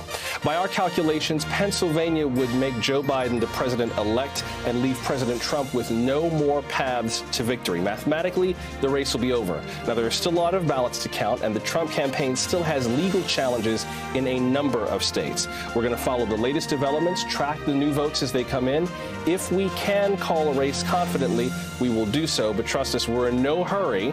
We're not trying to get this fast. We're trying to get this right, because at this point, every vote absolutely counts. Our national system of elections are a complex system of systems, so we'll do our best to walk you through it as we go. Please do take us with you as you go about your day on the NBC News app, on our YouTube channel, or online at NBCNewsNow.com. With that said, let's take a look at where things stand right now. By our calculations, Joe Biden is within a hair's breadth of winning the White House. He has 253 electors that we can project. President Trump has 214 electors. So the paths of victory are narrowing for President Trump rather rapidly. Before we get into the presidential races, let's bring you up to speed on a Senate race that we have been watching very closely. The special Senate race in Arizona. NBC News can now project that For the Democratic challenger, Mark Kelly, former NASA astronaut, the husband of former Congresswoman Gabrielle Giffords. He was up against incumbent Republican Martha McSally. This is the second time that she has lost an Arizona Senate seat, once in a direct race against Senator Kyrsten Sinema, a Democrat. The second time when she was appointed to this seat after the death of Arizona Senator John McCain. We're projecting Mark Kelly for the Democrats in the Senate. Now let's talk about the presidential races. Thus far, there are a number of races that have not yet been called. I want to underscore, these are the races that NBC News has not called. Other news organizations may. There are some that we're not quite ready to characterize, including Arizona. But Nevada remains too close to call, but we do assert that Joe Biden is leading there. Pennsylvania may be the big one, but let's start with Nevada. Too close to call. The difference in votes there is just over or just under 21,000. We expect to hear from officials in Clark County, Nevada, that's the Las Vegas area, next hour, because the votes there could make the difference for Joe Biden. But right now, Nevada, with its 6 electoral votes, by our characterization, is too close to call. The big one, though, is Pennsylvania. There's a reason we call it the checkmate state. If Joe Biden takes this one and all of our other calculations are correct, the race is over, and he would have more than enough electors to win. You can see how close it is, and that is why the vote counting is proceeding very, very carefully. With the mail-in ballots that have yet to be opened, so far they've been trending toward the Democrat. But again, until those come in and until we have enough confidence, we're keeping this one too close to call.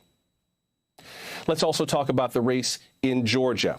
Today, Georgia's Secretary of State came out and said that we are almost certainly headed toward a recount because of how close it is. I mean, look at how close it is. 1,600 votes between them, and that could change with some of the remaining ballots to come in from the Atlanta area. But Georgia's 16 electoral votes, that'll have to wait, characterization-wise. That will remain too close to call.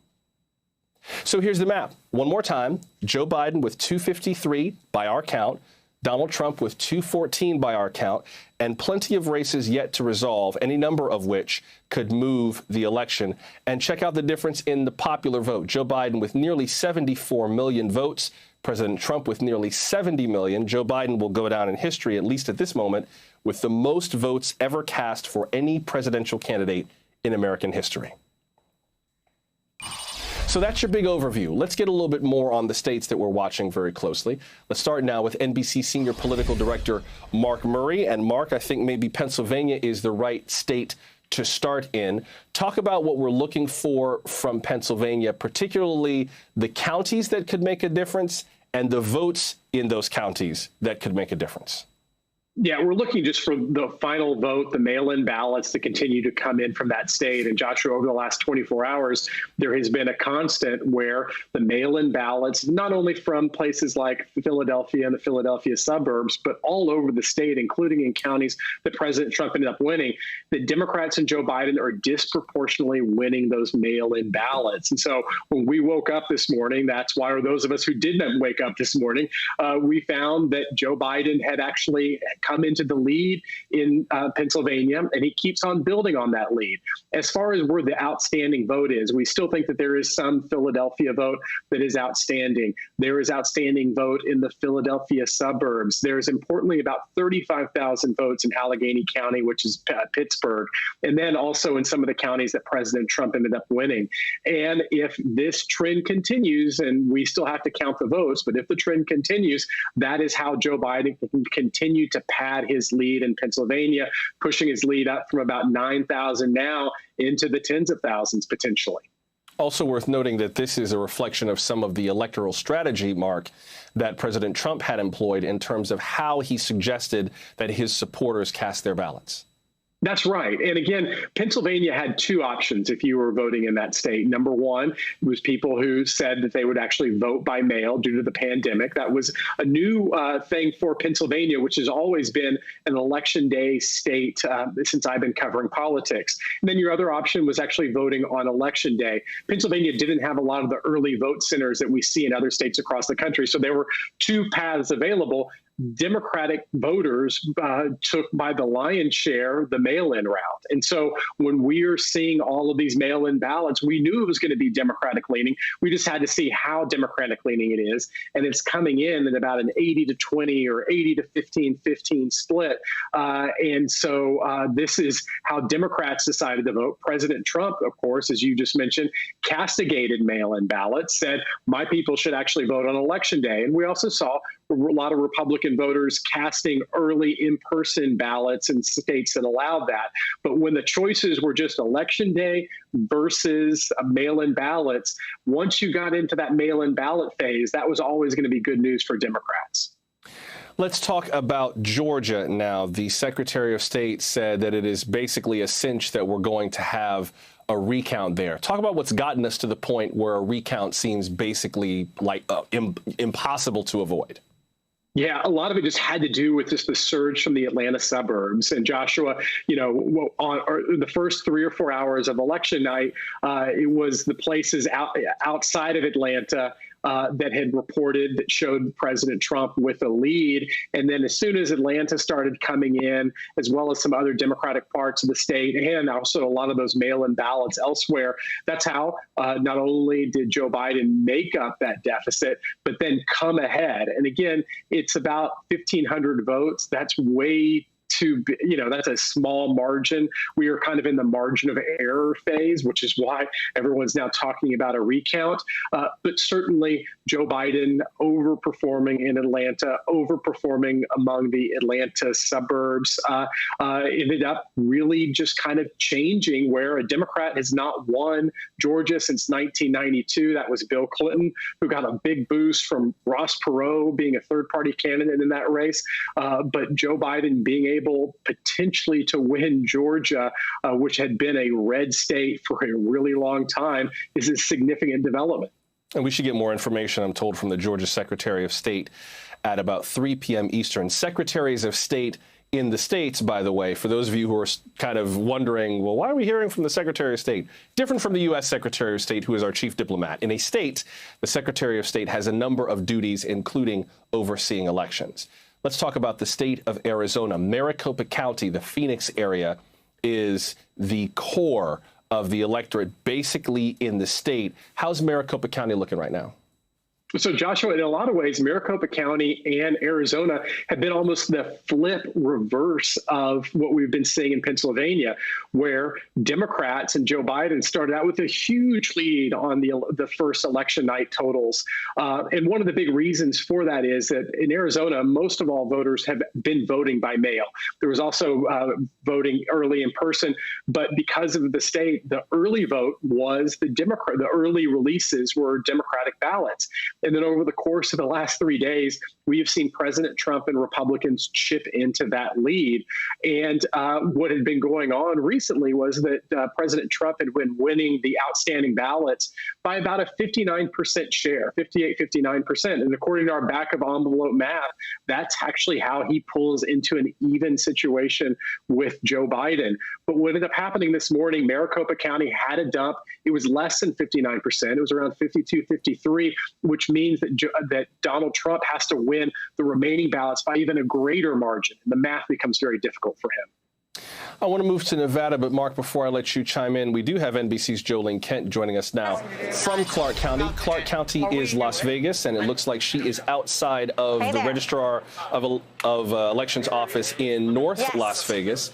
Joe, where do we stand right now with the vote count? NBC News now characterizes it as too close to call, but Joe Biden leading in Nevada.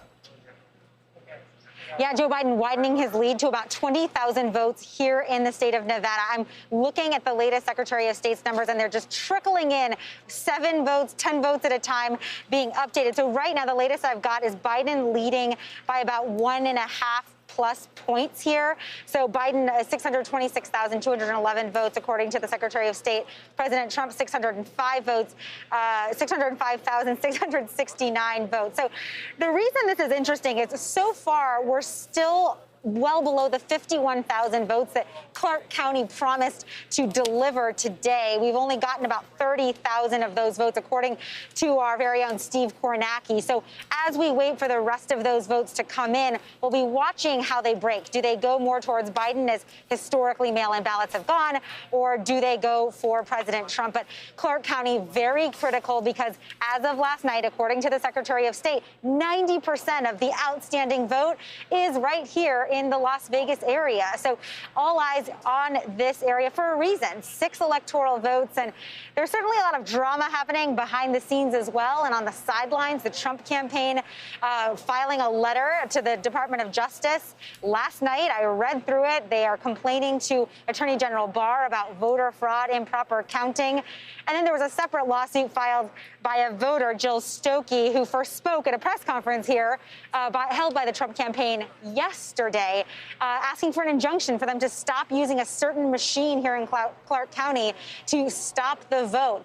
But when I put all of these questions to the registrar of Clark County in terms of fraud, impropriety, issues with counting, or issues with ballots, he said he personally tried to resolve that case from Jill Stokey, who brought that lawsuit late last night in federal court, and that they have no evidence so far of any impropriety or issues with the count. But I know a lot of people think it's going pretty slow out there as they look at Nevada, but they say they're taking their time. Speed is not Joe Gloria's priority. Accuracy is. And so that's what we're going with right now. But Biden widening his lead at Nevada by about 20,000 to about 20,000 votes, I should say, Joshua. Before I come back to you, Mark, Joe, what's the mood like outside the registrar's office? A few days ago, there was a rather intense moment with a guy who was yelling about the election being stolen in the middle of Mr. Gloria's news conference that made a lot of us kind of wonder, like, what is this guy going to do other than yell and scream? Turns out he walked away, but like that hasn't recurred, I hope. Yeah, it hasn't recurred because they've moved the press conferences inside to the area where they're actually counting the vote. So they've had, as this media presence has grown, we've moved inside. Now, right now, there isn't much going on the perimeter. But last night, there was a pretty significant presence of Trump supporters out waving their flags and, you know, making their voices heard in a very peaceful way going into the night. So we'll see what happens tonight, but obviously a lot of anticipation. And here, behind me, what you should know, Joshua, there's a few people in line, and that line is expected to grow because it's people here coming to cure their signatures. And they've been called in by the registrar to say, hey, take a look at this mail-in ballot or absentee ballot and see if your signature has any issues here, if you can actually still cast your vote. So they have until, I think, November 12th to do that. So you're starting to see voters come in for that purpose as well, Joshua. Mark, what's your sense of how all of this in Nevada is going to shake out? Yeah, again, Joshua, to me, one of the big takeaways over the last 72 hours has been that Joe Biden has done really well with mail-in ballots, particularly coming from big urban areas, big urban counties like Clark County. And the idea that Clark County was going to continue to have a big portion of the remaining outstanding vote was probably going to end up being good news for Joe Biden. And so if it continues at its current trajectory, Joe Biden is going to be in a little bit more comfortable place than we found him about 24 hours ago. That's NBC senior political editor Mark Murray and NBC's Jolene Kent in North Las Vegas. Mark, I'm sure we're going to be hearing more from you in a little bit. Jolene, we appreciate you giving us the latest, and I'm sure we'll be hearing from you, too, as the day goes on, because Nevada is not Nevada's not going to not be in our sights as the day goes on. So we'll speak to both of you a little bit later on. Thank you very much. Yeah, right. Let's make our way east from Nevada to Pennsylvania. All eyes, I think it's safe to say, are pretty much on Pennsylvania this afternoon. Remaining ballots are still trickling in. Former Vice President Joe Biden took the lead this morning. Let's go now to NBC's Maura Barrett, who joins us with the latest from Pittsburgh. Maura, Pittsburgh is the county seat of Allegheny County. And that's turning out to be a very crucial part of this vote count. Allegheny could be one of those that helps decide the winner. Absolutely, Joshua. And here in Allegheny, we are waiting for about 35,000 votes. They finished their mail-in ballot count overnight on Wednesday. The ballots that are left that they're going through now. We're standing inside the warehouse where the processing and counting is being done. These ones are ones that were cut in half accidentally by their slicers when they were opening the ballots, any ballots that might have been already ripped, and they couldn't go through the scanner. So what you see behind me, I'm going to let you take a closer look here. They are members of the return board. They met this morning starting at 9 a.m., and what they're doing is going through with these machines, replicating the ballots that had issues going through the scanners. This is about 6,000 total ballots that will be going through today, and we expect to see some more results, a little less than 3,000 within the next hour and a half or so. And you see these workers lined around the perimeter, around the room, going through and replicating these ballots. But what I actually want to draw special attention to is in the middle of the room are observers from campaigns and parties that have full access to stand behind these workers and see exactly what's going on. And of course, that is the focus of of President Trump's lawsuit over in Philadelphia. And so as we are focusing in on Pennsylvania, waiting for these remaining ballots, we've seen the mail-in ballots that are being counted skewing Democratic. So as we get more and more trickling in here in Allegheny, we assume it will be the same picture, but we don't really know for sure until obviously they come in. Now, one other really important note, because there's 29,000 left that I didn't address, those cannot start to be processed until after 5 p.m. today. That's because the county accidentally sent out incorrect ballots earlier. Back in October, they had to send replacement ballots to voters, and due to some legal settlements, the court ordered that these ballots, the replacement ones, cannot start to be counted until after 5 p.m. tonight. So we'll get a few thousand during the day today, but the largest chunk won't happen until later this evening. So that's what we're waiting on here on the western side of the state. Joshua. Maura, could you just clarify for people who maybe have never seen this counting process take place, the people who are monitoring the counting, what is it exactly that they're looking for? I mean, are they looking for people sneaking off with boxes of ballots? What exactly is it that they're trying to keep an eye on? Yeah, that's one thing that they're looking for. We haven't seen that happen. Everyone's been working very hard here. Actually, the workers decided to work through lunch to make sure that they get everything done. Obviously, a lot of pressure on everyone involved here. But the observers are here to make sure that they see that, yeah, like you said, nothing sneaky is happening. The workers here aren't, taking one ballot and marking it for another candidate and messing up somebody's vote. And they're able to take pictures and look and stand behind everybody. And then that way, if they have an issue with what's going on, they can report a challenge to the county. And then that kind of would hold up the process of those ballots then being processed. But it's all about the sake of transparency.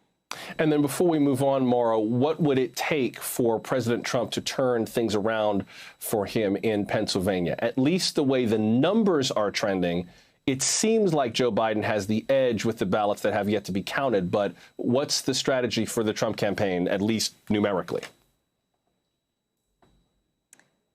Numerically, frankly, I'm not sure what else they could do at this point to turn it around. We saw the in-person turnout for Donald Trump obviously a lot higher. And then as these mail-in ballots coming in, just shrinking and shrinking until Joe Biden overtook him this morning with that dump from Philadelphia. Right now, the Trump campaign is pointing towards claims of fraud. Obviously, we have not seen any evidence of that, and there is lots of transparency here as we just walked through, but that seems to be the president's answer for what he's going to be looking for. The only other thing I can possibly imagine is what we're going to see in provisional ballots. Those are the ones that get counted last here in Allegheny County. We were just told that there are about 17,000 of those, if not more, coming in. And remember, these are ones where if someone didn't receive their mail-in ballot, they had to go in person on Election Day, sign an affidavit that they didn't get their mail-in, and then vote provisionally. So these are ones that are going to be coming in way after the fact. But again, if these people were intending to vote by mail, and the way we've been seeing the mail ballots come in, they've also been skewing towards Joe Biden. So numerically, not really sure what's left for the president here in Pennsylvania. Thank you, Maura. That's NBC's Maura Barrett reporting for us from Pittsburgh. Let's head now to Georgia. That state has 16 electoral votes. Take a look at the latest numbers and where the race stands right now. It stands, just to put it simply, really, really close. Joe Biden and President Trump are tied percentage-wise. They're separated by just a whisper of votes, fewer than 1,600 votes. This is why we are pretty sure we're not going to be able to characterize Georgia anytime soon, except to say that it is too close to call. NBC's Priscilla Thompson joins us now from Atlanta. And Priscilla, give us a sense of how many ballots remain to be counted and when we might have a final total on those ballots, bearing in mind there are still a few more sets of ballots that have yet to come in.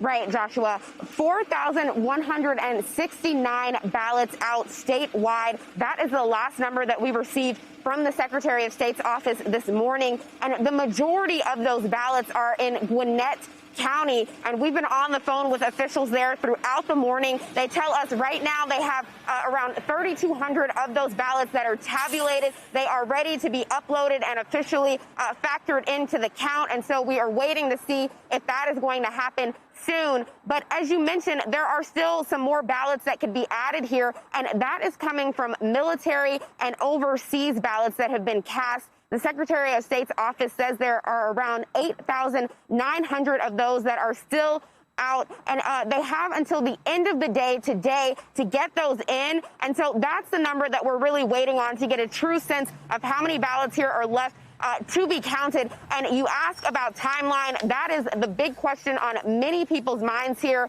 And the Secretary of State's office today really saying that it's really here about being accurate, not just about being fast. He says that this could come down to a margin around the size of a small high school, and he wants to be sure that these results are correct. Take a listen to what he said. The focus for our office and for the county election officials for now remains on making sure that every legal vote is counted and recorded accurately. As we are closing in on a final count, we can begin to look toward our next steps. With a margin that small, there will be a recount. And you heard it there, officials saying that a recount is all but guaranteed. And so when we think about timeline, a recount cannot occur until the state has certified those results. And the state has until around mid-month to do that, at which point, if this race for the presidency is still within that 0.5% margin, which it looks like it very well could be, either candidate could then request a recount, at which point that would happen. But needless to say, we could be a ways out from really knowing definitively who has won the race here in Georgia. Joshua. Priscilla, a few quick points I want to run through with you about Georgia. First of all, a dispute about some of the numbers. We're told that there's one county that's reporting that they have more than the state is reporting. What's that about?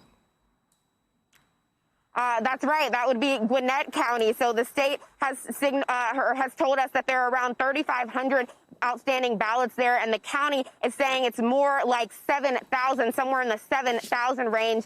And this is a question that was actually asked to the Secretary of State at the presser yesterday. Why are we seeing some of these fluctuating numbers and numbers that don't necessarily match?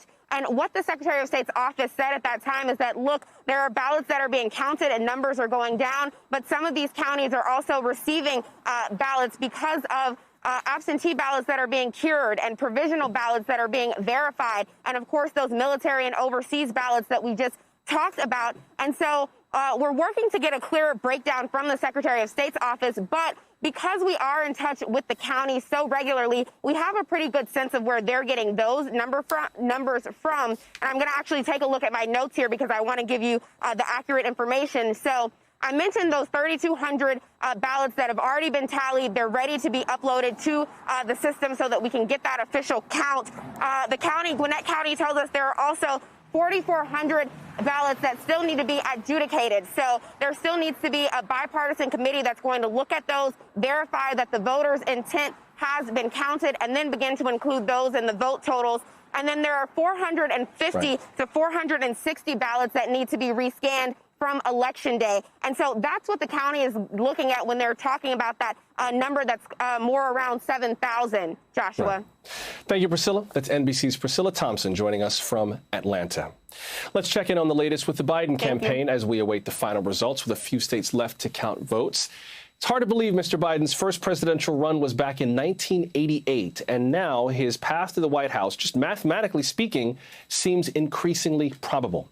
NBC's Ali Vitale is covering the Biden campaign and joins us now from their headquarters at the Chase Center in Wilmington, Delaware. Ali, what's the mood right now? Apparently they're feeling pretty good about their chances in trying not to pop the champagne cork too loudly. I can't guarantee that champagne corks haven't been popped already, but certainly this is a very jubilant atmosphere here in Wilmington, Delaware, after spending the last 3 days really anxiously awaiting these vote counting totals to be released. Those are still in the process here. They're going to be waiting for the networks to call it. We've spoken to some sources who say they are elated. They think that this is already done. Other sources say they want to wait to see it on the networks before fully believing it themselves. But certainly a much more aggressive posture here that we've seen from the Biden campaign than in recent days. They've used words over the course of the last few days like victory is imminent. Now they're sort of starting to figure out, just on a few hours timeline, what imminent really means. We know that these states like Pennsylvania, Georgia, they're still not called, at least according to our decision desk. And that's a decision that we'll make when we're ready to make it. But for the Biden campaign, they see things trending in the directions that they always expected them to trend in, specifically zeroing in on Pennsylvania. You see the way that vote by mail ballots are coming in right now. Biden is winning those statewide by more than 70%. And that also is why we saw Democrats in the lead up to this election urging voters, plan your vote, mail in your ballot if you don't feel comfortable going to the polls. Now you're seeing that strategy come to fruition. It's the one that required the most patience, but it's also the one now that the Biden campaign team feels, as they see the results come in places like Pennsylvania and even Arizona and Nevada, that they feel it's actually starting to pay off. And so I'm seeing words in my text messages from sources, things like thrilled, things like elated, and they're starting to figure out what it will look like to actually declare victory once they see him hit 270. We're told that if that happens, it would be in prime time.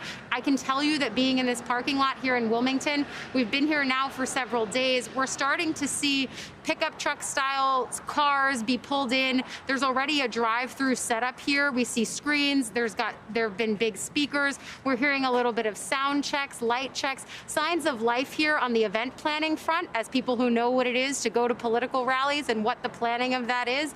We're starting to see a little bit of that happen here on the ground as well. So definitely an atmospheric shift here. I would describe it really as an emotional breaking of the dam for so many of these staffers who have really been riding on an emotional roller coaster since election night. I can tell just from my conversations with them, my colleagues are seeing it as well. This is them feeling that they're really at the precipice of this election. Ali, very briefly, there are reports that the Secret Service will be increasing protection for Mr. Biden. What can you tell us about that real quick? The Secret Service isn't commenting on that. What I will say, as someone who's been up here basically around the clock, is that there's a pretty large security perimeter around this. And so we have seen more Secret Service agents and law enforcement staffing various parts of the perimeter around this parking lot, around the area here at the Chase Convention Center in Wilmington. All of those things require an increase in staffing.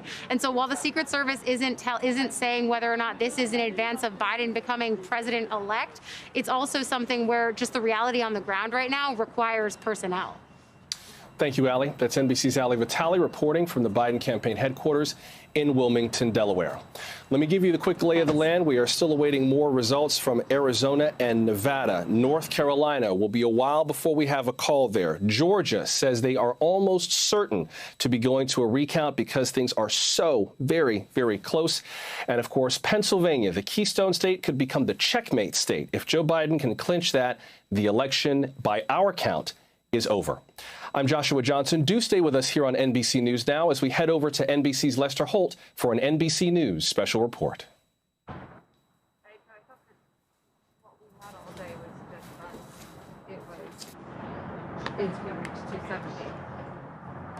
I don't know. I have to pee.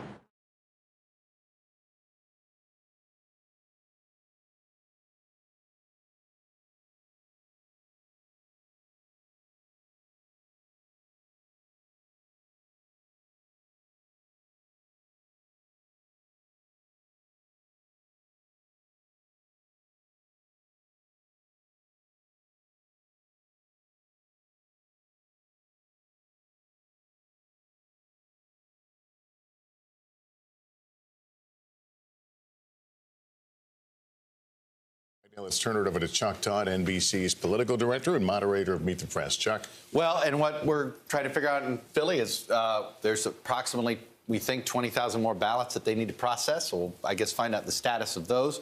But there's been a slow slow addition of these vote counts because, again, this is a tedious process.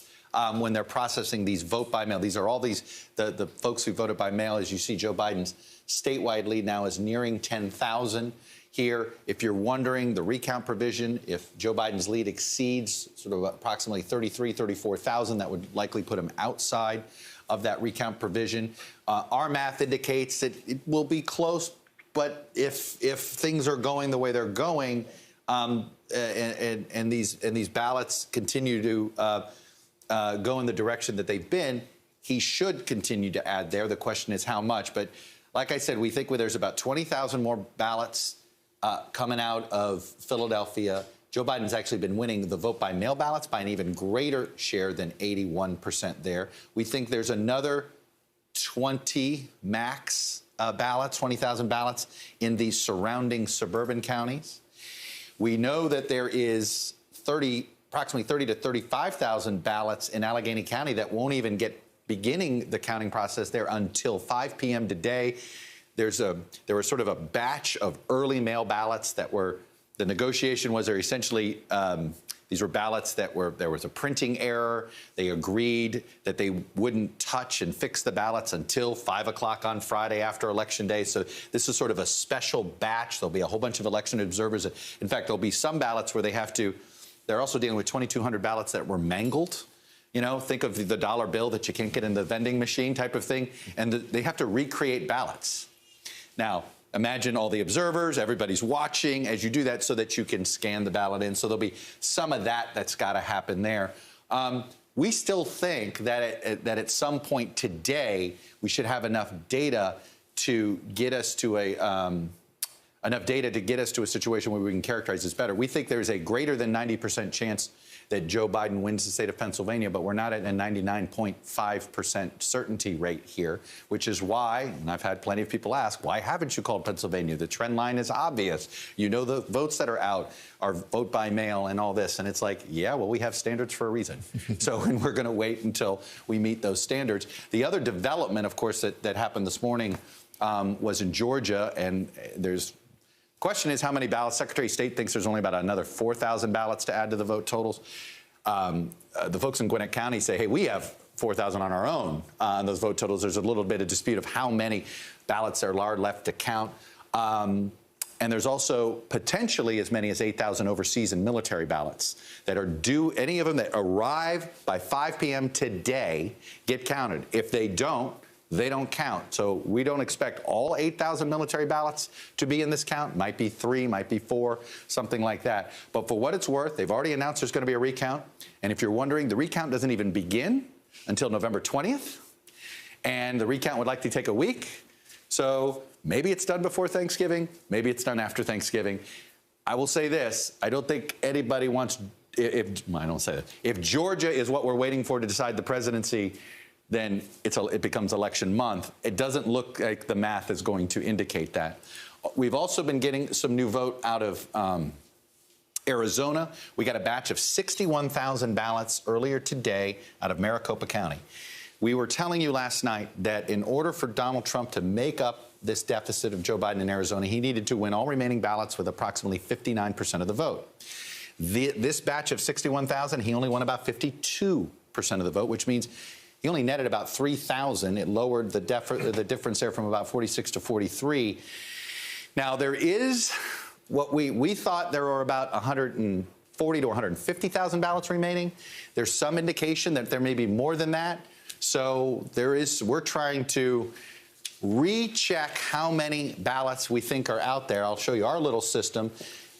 This is on the high end, and there was some 226 remaining ballots. The question is, we thought it was lower to 140, 150. We're trying to figure out how many ballots are left before we can get to that. I'm not confident we get to a 99.5% certainty rate today, but we could. For what it's worth, we did call the Mark Kelly Senate race.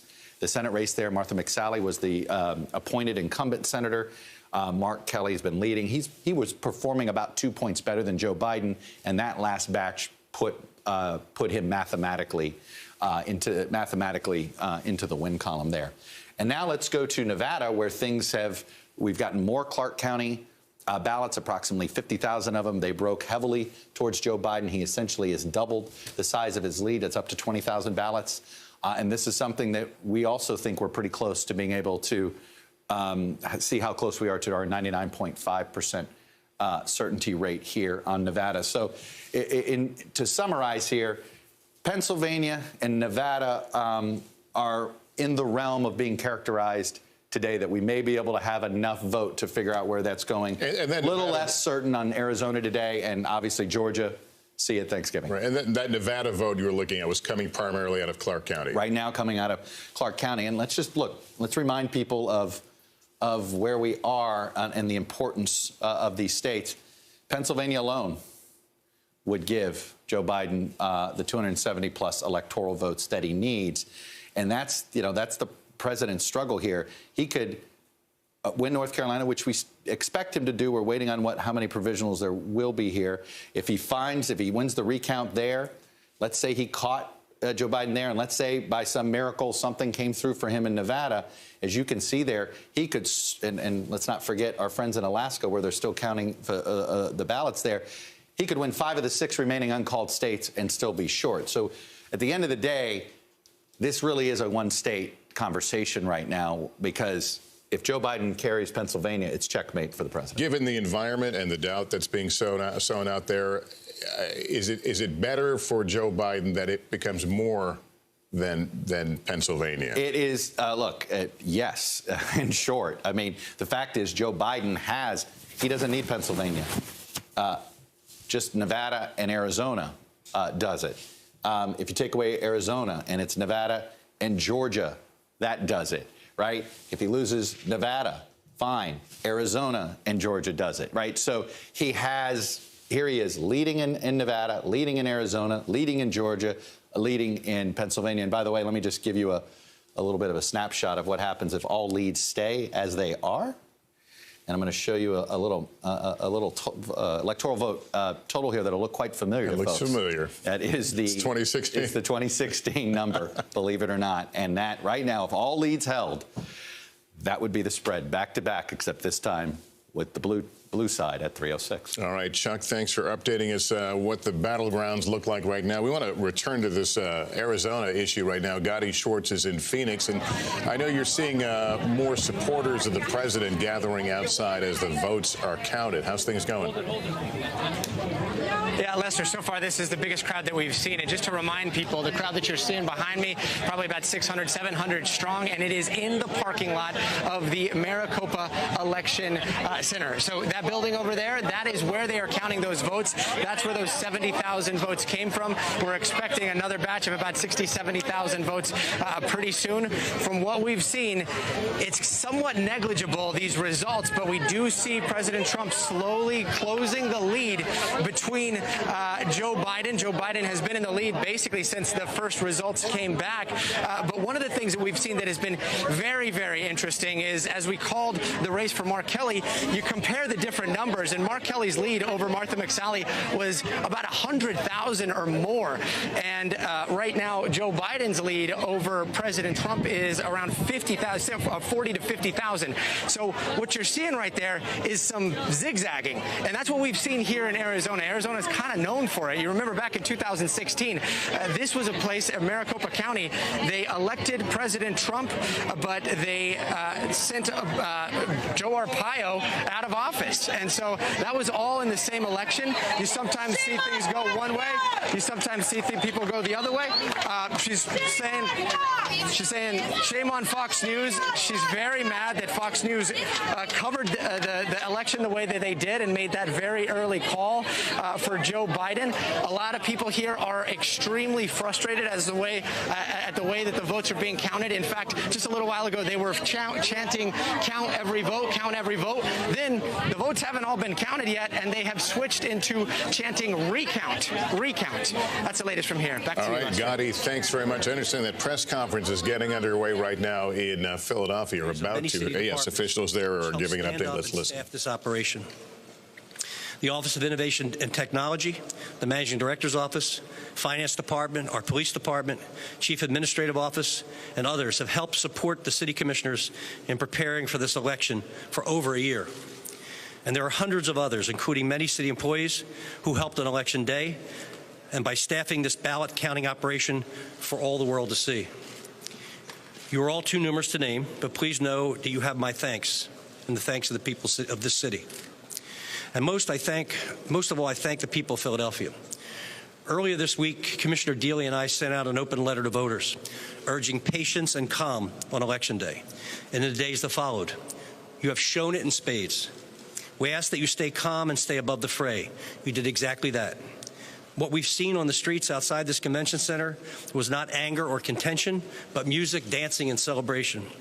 As we predicted, the voters and residents of Philadelphia ensured that our city shined as an example of how to run an election correctly. So in the days ahead, please remember, this is not about a victory for a single candidate or a single political party. This is truly a victory for our democracy. That may sound cliche, but today it is oh so true. The votes will continue to be counted until every valid mail-in ballot, absentee ballot, and provisional ballot is counted. So while some, including the president, continue to spew baseless claims of fraud, claims for which his team has not produced one iota of evidence, what we have seen here in Philadelphia is democracy, pure and simple. Our founding fathers, who conceived this system just a 15-minute walk down the street, I know would be proud. 233 years after the Constitutional Convention, we stand at this convention center and proclaim the system still works, the people have spoken. And God willing, we will have a peaceful transition to power in January. And I'd like to take this a moment now to introduce Commissioner Lisa Dealey, who's the chair of the Philadelphia City Commissions. Thank you, Mr. Mayor. First of all, I want to thank all of you and the public for your continued patience. Our goal has been to produce accurate results as quickly as possible, and we've continued to work toward that end. We've counted a total of 690,360 votes. Of that, 337,609 ballots were cast by mail, and 353,021 were cast at a polling place. This is by far the largest number of mail-in ballots in the city's history. I'm very proud of the work our staff did. They've been working around the clock since Tuesday and before. Here's what you can expect in the upcoming days. At some point this afternoon, we will report another update of mail-in ballot results. I expect it to be 2,000 to 3,000. After that, the remaining ballots generally fall into one of three categories: those that require a review, provisionals, U.S. military overseas ballots. I would estimate there's approximately 40,000 remaining to be counted. We can also tell you that it may take several days to complete the reporting of that. And as you know, election results are not officially certified until 20 days after the election. Thank you again. Thank you to the citizens of Philadelphia. And now I would like to invite Commissioner Omar Sabir to the podium.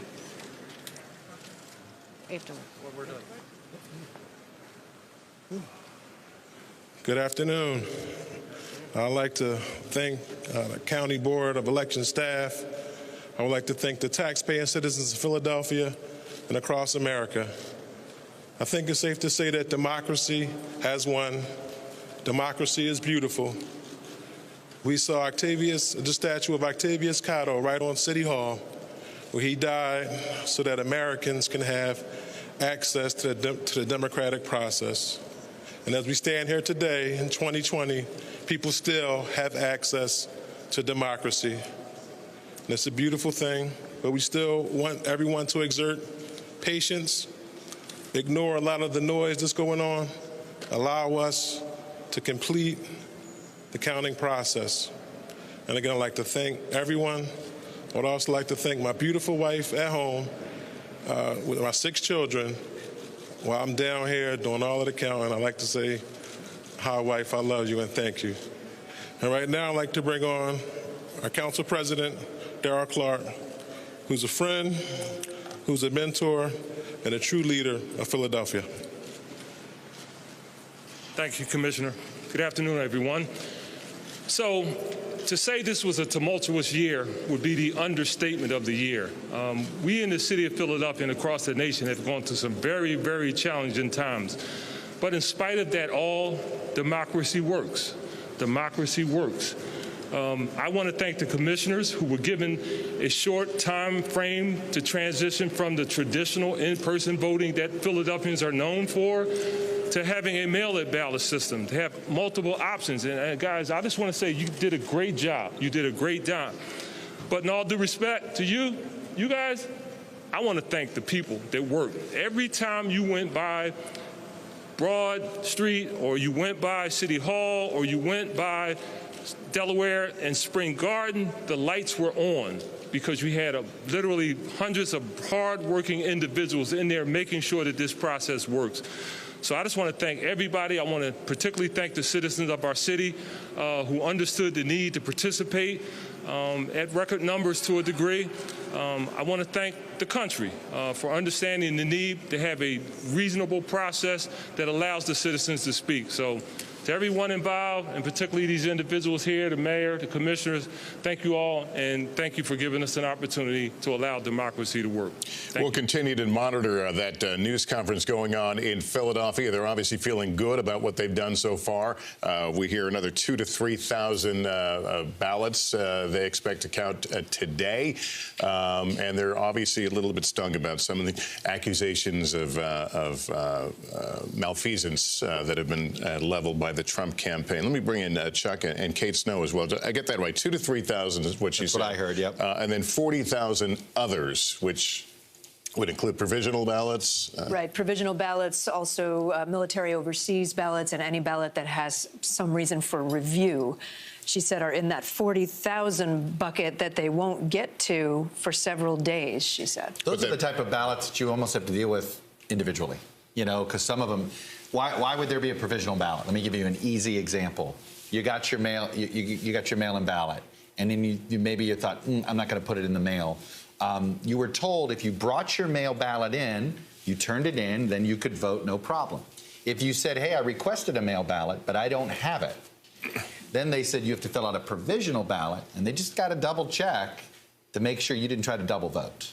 I mean, that is one of the safeguards. It's one of the safeguards, and many of these, many of these states have individual barcodes, so that literally you're a barcode, and they'll know immediately. They'll be able to find out pretty fast whether you essentially checked in twice. All right, but it takes time. But that takes time. You have to individually deal with it. 2,000 to 3,000 votes. How have the Philadelphia votes been breaking? Right here, I'll show you in Philly right now. They've been breaking on the vote by mail. Been breaking greater than what he called here. So let's if it's 2,000 to 3,000, that means he's going to net anywhere from 1,000 to 1,200 votes to his lead here.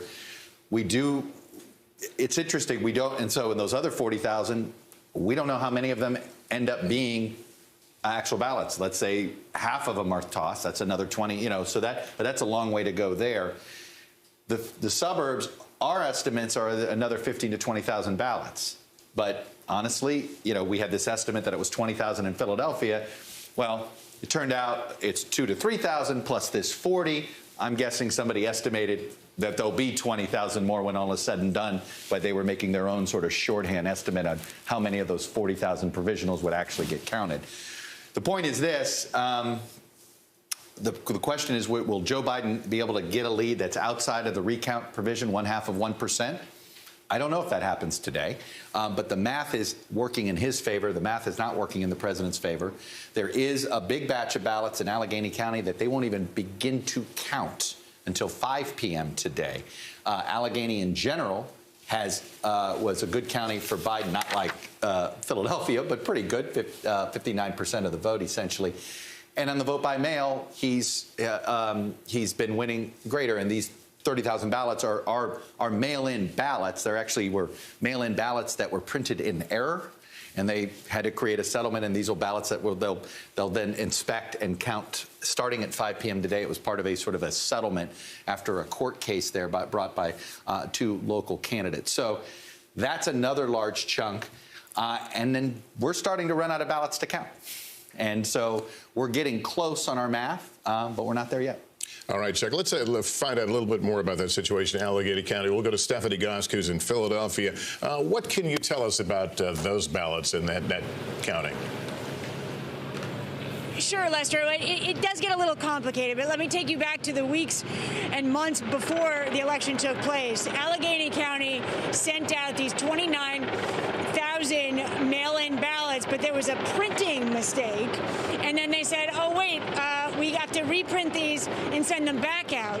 Well, these 2 candidates, congressional candidates, GOP members, said, hang on a second, we're going to sue you for how you handled all this. They went to court, and they had to settle on how they were going to deal with it moving forward. And the settlement basically said, okay, you can take these ballots when they come in, these mail-in ballots, but you have to put them aside because they have to be treated differently. And you can't start counting them until 5 o'clock tonight. And the reason that they have to be treated differently is also this question of you don't want people double voting. Like, how can they ensure that the person who received this ballot didn't vote on the old ballot or whatever it might be? They have to check voter rolls. So that's why that's going to happen later, and it's also going to be slower. It's going to be slower than just these regular mail-in ballots. So if it really comes down to that count out in Allegheny County, it's going to be a couple more days at least before you get a good read of what those mail-in ballots are going to show us. All right, Stephanie Goss, thank you for walking us through that. I want to go to Chris Jansing now. She's in Harrisburg, Pennsylvania, where we're seeing some of the passions of this uncertainty playing out there behind you. Chris? Yeah, we have been seeing this over the course of the last couple of days. There have been rallies on both sides. These happen to be what they call the Stop the Steal. They are sort of promulgating what the president has been saying, which has been absolutely disproved, that somehow if you count a vote after Election Day, that it's fraudulent. Of course, that's not the case. They're much quieter than they have been. And then every afternoon, we've been seeing the folks on the opposite side who say just let the count continue. It does tell you a little bit, though, about the emotions that are still going on here. And I can tell you from my conversations with Democratic officials this morning who had been telling me for the last 24 hours, you wait, Joe Biden is going to go ahead in the vote count sometime in the early morning hours, that there wasn't a whole lot of sense of celebration. There was more of a sense of let's sit back, let's be calm, let's wait for this process to play out, which is just what we heard at that press conference, although there has been some pretty strong criticism of what the president has said and done, and some of the folks around the president have said and done. But bottom line is the folks I'm talking to still believe, and I just was in touch with them this morning, who have given me good information all along. They say they still think that Joe Biden can win this state by 100,000 votes. But it's not happening as quickly as they thought it might, Lester. All right, Chris Jansing and Harrisburg with the view from there. Thank you. I want to go to Hallie Jackson now at the White House. Hallie, what are we hearing from President Trump's team today? They're obviously looking at the same numbers all of us are. Yeah. Listen, Lester, it is a public posture of defiance, but behind the scenes, I can tell you, based on the reporting from my conversations with sources and the rest of our team's conversations as well, there is a grim understanding that is dawning of the reality of this race, that it seems to be slipping from the president's fingers, frankly, based on the numbers that we are seeing. I can tell you that people in and around the campaign are feeling deflated. Campaign staffers largely reporting to campaign headquarters in Virginia today, but frankly, without without much to do, hitting refresh on the computer to see where these results are, much the same way that members of the media are on those big boards and on those maps looking as returns roll in. There is no discussion, we are told, of the president thinking about conceding this race at any point, at least not right now, with one person telling me that he is going to fight until the very last seconds. And that is the posture from the president, a fighting posture. But at the same time, there is real frustration from some allies and advisors of the president's that there is no field marshal, no field general, if you will, who is marshaling the Trump troops to be able to mount both a PR, a messaging strategy here, and a legal strategy as well. Because right now it seems as though the path from the Trump campaign, if it's not going to go through the Electoral College, depending on how Pennsylvania goes, they're hoping it goes through the courts. That is why you are continuing to see these baseless claims of fraud being pushed by the Trump campaign, claims for which there is no evidence right now, no reports of fraud widespread, no reports of any systemic issues with the election. But right now, that is the focus publicly that the campaign is coalescing around. We should note that it's not just that the Trump team has presented no evidence to members of the media, right, or to these various states. There is no evidence in the courts, in the places where this legal battle is being pushed, with lawsuits being dismissed in Georgia and Michigan for that very reason, that the judges there said there's no evidence to back up the claim from the Trump campaign that anybody is breaking the law. But that seems to be what they have left at this point, as the path simply gets narrower and narrower. At some point, Lester, I have been told over the last, 36, 48 hours that the president has been extremely engaged in the vote count. He's been very engaged in where these tallies are. But at some point, there are some hard truths that will have to be delivered to the president. And I spoke with one person close to the White House who said rather sarcastically, nobody right now is willing to tell King Lear the truth about how this race is going. The president, of course, is watching the same numbers we are. We do not have an expectation that we will see him in the coming hours, at least not in the immediate afternoon, Lester. The White House press secretary says the discussions are still happening with no decision about whether the president plans to speak publicly. If he were to, it wouldn't be until at least after 2 o'clock in the afternoon, based on what we have heard from the White House here already today, Lester. All right. Thanks for the view there from Hallie. Clearly, this race is still on. But Chuck, very quickly, check me. Has there been an instance in the modern era where a candidate who was clearly on the losing side of the numbers refused to accept and concede? I'm putting you on the spot. Al Gore made a call and then reversed it. Look, there's plenty of Georgia Republicans who believe Stacey Abrams never conceded in the 2018 Senate gubernatorial race. She certainly stood down, and the question is semantics. I don't think she's ever accepted that she lost that presidential election, but not in a presidential. No, I mean, I think Herbert Hoover didn't speak to FDR when they rode down to the Capitol. Yeah. I think and Harry Truman and Dwight Eisenhower might not have spoken. I wish we had Beschloss here right now. I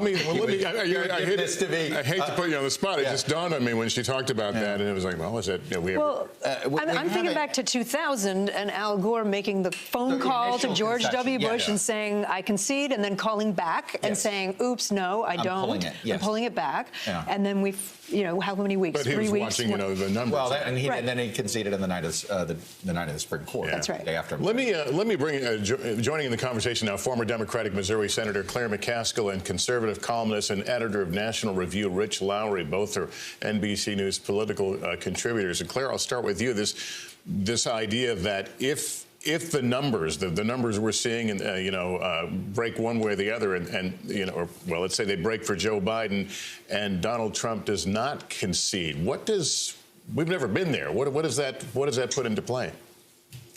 Well, I think Team Biden just moves forward behaving like a president-elect would, and ignores the behavior that may be coming from the Oval Office in the coming weeks. Here's the thing. The credibility of this race is important. And I think one of the things that we need to continually point out is that 2 of these states the elections are run by Republicans, both in Nevada and in Georgia. Those are Republican secretaries of state. They are the officials responsible for the administration of the election and making sure that there is no fraud, making sure that everything is done by the book. So winning those 2 states is really important for the credibility of the results. I know he doesn't need them if we get Pennsylvania, but it still adds a certain air of credibility that the Republicans in those states say there's no fraud. Yeah, Rich, have you played the what-if game here? If the numbers just go against the president, Joe Biden reaches 270, and the president does not concede or continues to go on the offense, what that looks like and what that means for the Republic? Well, I don't think he's ever going to say I lost fair and square. He'll just never say it.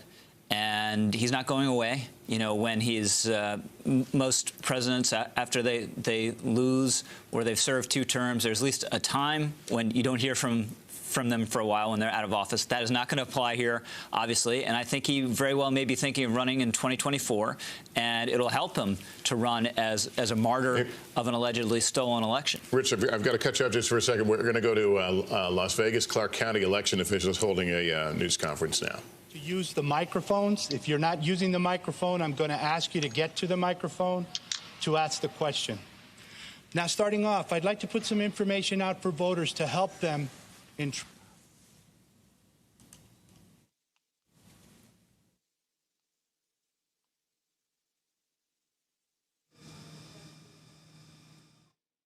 moved up his total slightly. Joseph Glorios speaking, and for some reason we're having more audio problems coming out of there, but we've been watching the numbers in Nevada beginning to widen or break more. Well, actually, we just got some. You got new numbers? Yes, Lehigh County, Allentown. Pennsylvania. Oh, this is Pennsylvania. Okay. Pennsylvania, basically about another 6,000 votes. They broke 2-1 for Biden, and you can see his share went up another 0.1%. And the difference is now 12,000. 12.3. So it's. We told you there are, of all the suburban counties, there are 2,000 to 3,000 ballots in each one of them that we expect throughout the afternoon. Yeah, this notion, though, that I think it was Kristen Halley was reporting that the. I'm forgetting who said it now, that there could be 100,000 Chris Jansen. Chris Jansen, the Biden people still think they're going to win by 100,000 votes. Look, maybe when all the provisionals are done, and I'm not going to rule that out, that math, but, you know, there's been this happy talk. Philadelphia did not come in quite as big as the Biden folks thought it was going to. It came in. He got a margin much closer to what Hillary Clinton got, which was about 40 to 50,000 less out of Philadelphia County net than what Barack Obama got in 2012. So, you know, I'll be honest. I think some of these Democratic estimates we're all a little bullish because the reality has come in. Yes, they have all the ballots have broken big for Biden. There's just not been as many of them left that they thought. All right, I'm going to try to re-energize the brain cells. In the meantime, we'll go back to Nevada, Clark County. Joseph Gloria. You only saw 30,000 instead of the 51. However, the universe of ballots that I communicated yesterday is still accurate. The only thing you need to do is take it down approximately 20,500 from the 51 to the 30,000. But the 63,000 ballots that I reported yesterday are in the system in various stages. So those will still expected to be reported. Beginning today, we will begin to report our results 2 times a day. So you've already seen the update for this morning. In the afternoon, we will be putting up a fresh report on the mail ballots that have been read into the system sometime before 4 o'clock. We're required to report to the Secretary of State first. Once they've indicated to us that they've received it and it's verified, we'll be able to post on our end. So rather than give you a specific time, I'll just tell you that it'll be sometime before 4 p.m. Now, one more time, I'd like to go through the ballots that are separate from that universe that I reported. We still have the provisional ballots. All of our laptops from Election Day have been downloaded, so all of that information is available to my staff. Today, we will start in earnest reviewing provisional ballots. There are 60,000 of those to go through in various categories. Now, I want to remind you that we have to coordinate with the Secretary of State because, again, we are not a top-down registration state. We work from the bottom up. So all 17 counties have to report to the Secretary. They still have not given me the instructions. I know that they're on the way. But at some point, they'll let us know when to send our report up, and that will be the tool that they use to match against the other 16 counties in Nevada to make sure that nobody's duplicated a vote in one county to the next, because we want to prevent that. Once we do that, we can begin to release the provisional ballots into count. However, that won't happen until the Secretary of State verifies that report. A reminder that the ID required voters, their deadline is today at 5 p.m. For those who were required to provide an ID, that has to be sent to us by 5 p.m. today. We have a cure line available at 702-455-6552, where we have staff available to assist those individuals with getting that into us. The U.S. mail update for this morning.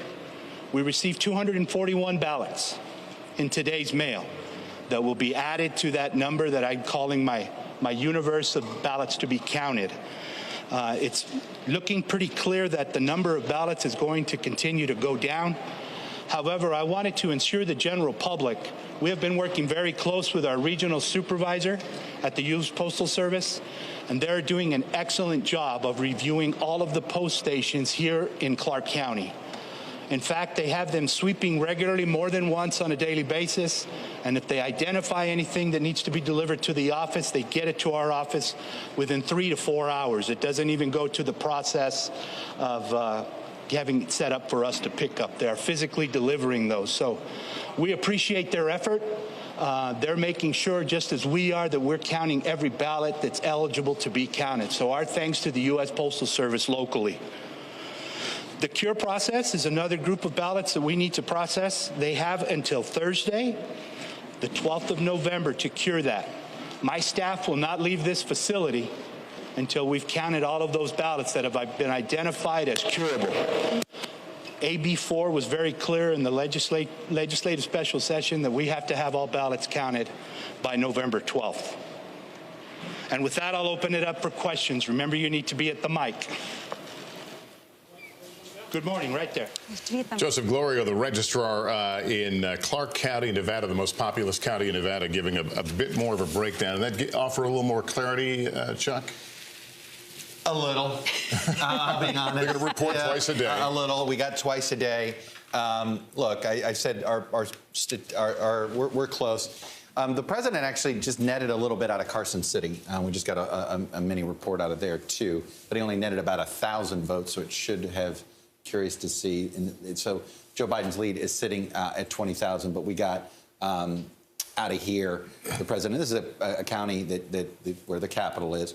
By the way, as a kid, I always thought, why did Johnny Carson get a Capitol out of that? I was like 3 or 4, but I now get it. Just a little confession there. So he netted about I think 1,000 votes out of there, but still. We're pretty close here. That next batch that he's promising to come out at this point, we have already changed. We've technically changed how we've characterized Nevada. It was earlier today, based on that, we went from too close to call on its own to too close to call Joe Biden leading.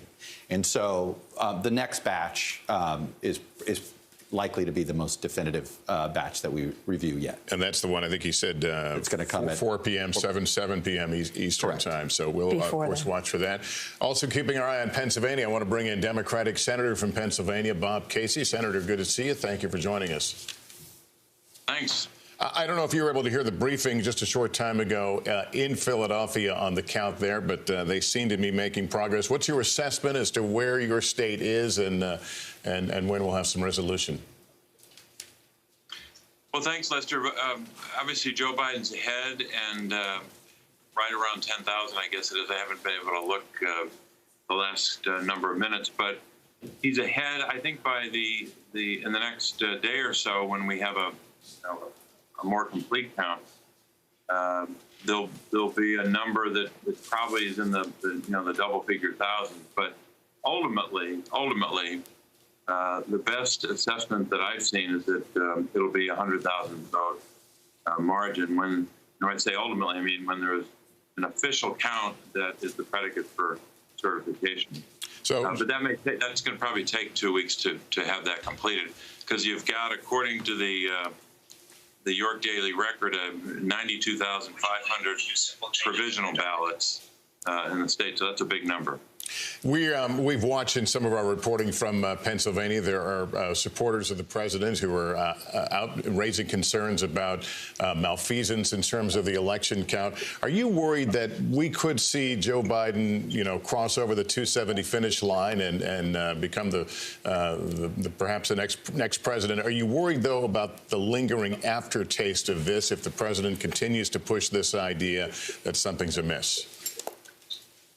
Well, look, the president's been engaged in this kind of conduct and making these kinds of statements for a long time. He lies all the time. He has asked, has continually raised questions about mail-in ballots in our system of voting. He's kind of a one-man underminer of democracy, and when he does that, he hurts our national security. However, despite all that. Despite intimidation tactics and everything the president said and did the last number of months, people voted in record numbers. Joe Biden's going to be the president of the United States because he will have won the Electoral College. And at some point, Lester, the Constitution marches forward, and the president's got to decide whether he stands in front of the Constitution and gets steamrolled by it, or whether he accepts the will of the people. That's his decision, but he's not going to prevail. All right. Senator Bob Casey, great to have you on. Thank you for your time. Thanks. Kristen Welker is at Joe Biden headquarters in Wilmington, Delaware. What's the situation there right now, Kristen? Well, Lester, campaign officials telling me they are elated and increasingly confident that Joe Biden will, in fact, prevail in this race. We are told that there has really been a celebratory atmosphere throughout the day. In fact, in the morning call with campaign officials, one top official said, "We did it." Now, there are a number of those close to the vice president within the campaign are saying, let's not get too excited until we have the final call. And in fact, the vice president himself, we are told, watching this very patiently. And he sort of has the perspective that he has wanted to and tried to run for president over the past 30-some years. So what is waiting another few hours? The Biden campaign striking a quite defiant note, though, as it relates to what you were just talking about with Senator Casey and what you all have been talking about there at the set. The fact that President Trump is signaling that he is not going to concede, at least he's not going to do it easily. Here's what one Biden official said on the record. This is from Andrew Bates, who's the Biden campaign spokesperson, quote, "As we said on July 19th, the American people will decide this election, and the United States government is perfectly capable of escorting trespassers out of the White House." So that gives you a sense of how they are approaching what we are hearing from President Trump. And I can tell you inside Biden world, there is some concern, but it's not going to prevent the vice president, if and when there is a call, from addressing the nation. That is something that could happen in prime time, I'm told. And let me just set the scene here for you. We are here at the convention center where Biden spoke Tuesday into Wednesday.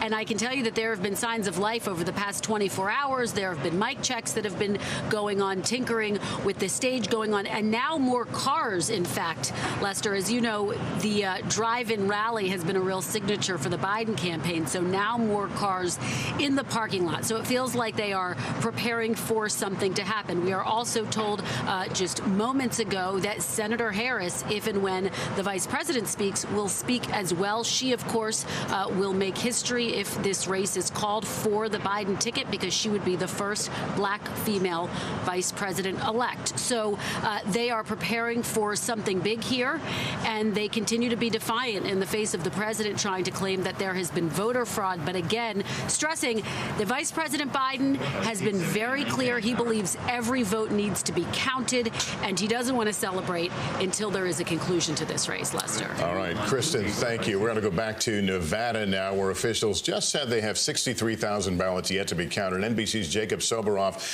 was at that Clark County press conference. What more can you tell us about what they're expecting in Nevada? Hey, Lester. So the press conference is ongoing right now. Same gentleman we heard from yesterday, Joe Gloria, who yesterday had told us we were going to have 51,000 ballots today, released today. And this morning, there was a little confusion because there were only around 30,000 ballots that were released in that updated total that increased Joe Biden's lead here in the state to, I believe, around 21,000. Well, turns out that was an erroneous number that was given out by the the registrar here yesterday. That will be the total number for this morning, the 30,000 ballots. There are still overall 63,000 outstanding. The change here today is that we will get a second report. So far, during this process, they've only reported one new ballot dump, for lack of a better term, a day. We're going to get a second one today before 4 o'clock local time, 7 p.m. On the East Coast. And again, there has been some criticism here that for a state that is so consequential, things have been moving relatively slowly. And if I can, just like we did yesterday, Lester, I just want to show you that in the area where the ballot scanner machines are right now, and they are those white things, they look kind of like big printers. Over there, there's another one. These are election observers in the foreground here. Hi, how are you? It doesn't appear that they're actually doing any scanning of the ballots right now. So I don't know if it's a volume issue, a processing issue, that they're not able to go as fast as they would like to. But the reality is, with all of these outstanding ballots, and I'm talking about the mail-in ballots, not even the provisional ballots, that goes beyond the 63,000 number. There are still a lot of ballots to count here because of a staff error. We were told we were going to get 51,000 this morning. It turns out we only ended up getting in the 30,000 neighborhood. But Joe Gloria, the registrar, is continuing his briefing right now, and we hope to continue to get some more information. And we know at least by 4 p.m. Pacific, 7 p.m. Eastern, we'll have a second round of new data coming out of here in Clark County, where Nevada is. All right, Jacob, thanks for walking us through all that. John Ralston's been covering Nevada politics for a very long time, lately for the Nevada Independent. He joins us now. John, what's your understanding of the confusion there between that 51,000 versus 30,000? Well, my understanding, Lester, is, and I don't want to get too much in the weeds here, is there's essentially a difference between ballots and cards. Some ballots are longer than others, and they erroneously gave out a number of how many cards there were and not ballots. I have to tell you, as I've been saying here all week, I have great respect for Joe Gloria and the people who run these elections here, but there's clearly been just bad communications, and it's been allowed the Republicans to raise questions and allowed us in the media to say what the heck is going on. But it looks like they fixed everything now, and I'm glad they're going to be doing 2 reports a day, Lester. But the big news, of course, is what those 30,000 ballots showed, which is what I've been saying, as you know, Lester, that the Democrats won the mail consistently by 2-1 in Clark County. Most of the ballots that are left are in Clark County. Biden's lead has essentially doubled today. The mail ballots essentially showed 2-1 today. They showed the same thing yesterday. And despite what Chuck Tentative Todd is saying, Nevada is over. Hey, buddy. You deserve a response. Look, man, we're not at that 99.5. And, at the end of the day, with a lot of scrutiny that we're all under these days, John, I think you know the cautious nature. And I really think, frankly, we've seen this with all of the folks that not just run election desks, but I'm talking about the folks counting the ballots. There's an extra methodical, deliberate nature. Tell me what's going on in Reno, where there's just not much left out of Washoe County? Yeah, there's a few hundred ballots that came out today, Chuck, that were updated in that total, and Biden won by a little bit. And you know Nevada as well as anyone who doesn't live here, Chuck. Washoe has been the key in the last few elections here, in the sense that it used to be a Republican county, but now the Democrats are consistently winning here. Hillary Clinton won by about 2,700 votes. Biden has even a bigger lead, as you can see right there. And both Governor Sisolak and Senator Rosen, who were supposedly in very tight races last cycle, both won Washoe County, and that extended their margin. So there's not enough votes left in Washoe to really move the needle that much. Not enough left in the rurals either, Chuck. And so all those votes that are left are in Clark County. There's no reason to believe that Biden isn't going to win the rest of those mail ballots by close to 2-1. And then there's about 60,000 or so, I think, provisional ballots, most of which probably will count. These are same-day registrants who got provisional ballots. That was a new law that was passed. The same-day registration ballots in Clark County before now have been pretty even. The Republicans have done a pretty good job, but they have to do much better than even among those. So unless there's something really anomalous going on, there's no way that Trump does anything but lose votes here from now on. Hey, John, I know when all is said and done, it looks like the margin for Joe Biden is going to look not that dissimilar to what Hillary Clinton got. What'd you learn over the last 4 years? What changed and what didn't? Well, you know, it's interesting because not a lot really has changed. And you just said it yourself, Chuck. It looks like, again, if the progression continues, that Joe Biden win the state by about the same margin as Hillary Clinton, about 2.5 percentage points. Now, the Republicans have been doing this since 2008. They've been trying to, figure out how to unlock the Clark County key, which has been everything for the Democrats. As you know, early voting here is usually 2/3 of the vote. The Democrats build up a huge bank of votes, and there's not enough votes left on Election Day. The Republicans thought they had a plan this time that was going to pay off, but it was, especially with what the president and his campaign have been doing, it was reliant on them being slightly ahead on election night. That did not happen. That's when they knew or believed that they had lost the state. You know, Chuck, we're going to have to wait for the exit polls to see if the Latino vote here was down this time, what else happened. But really, not much has changed. No, the one thing that jumped out in the exit poll, and I'm curious of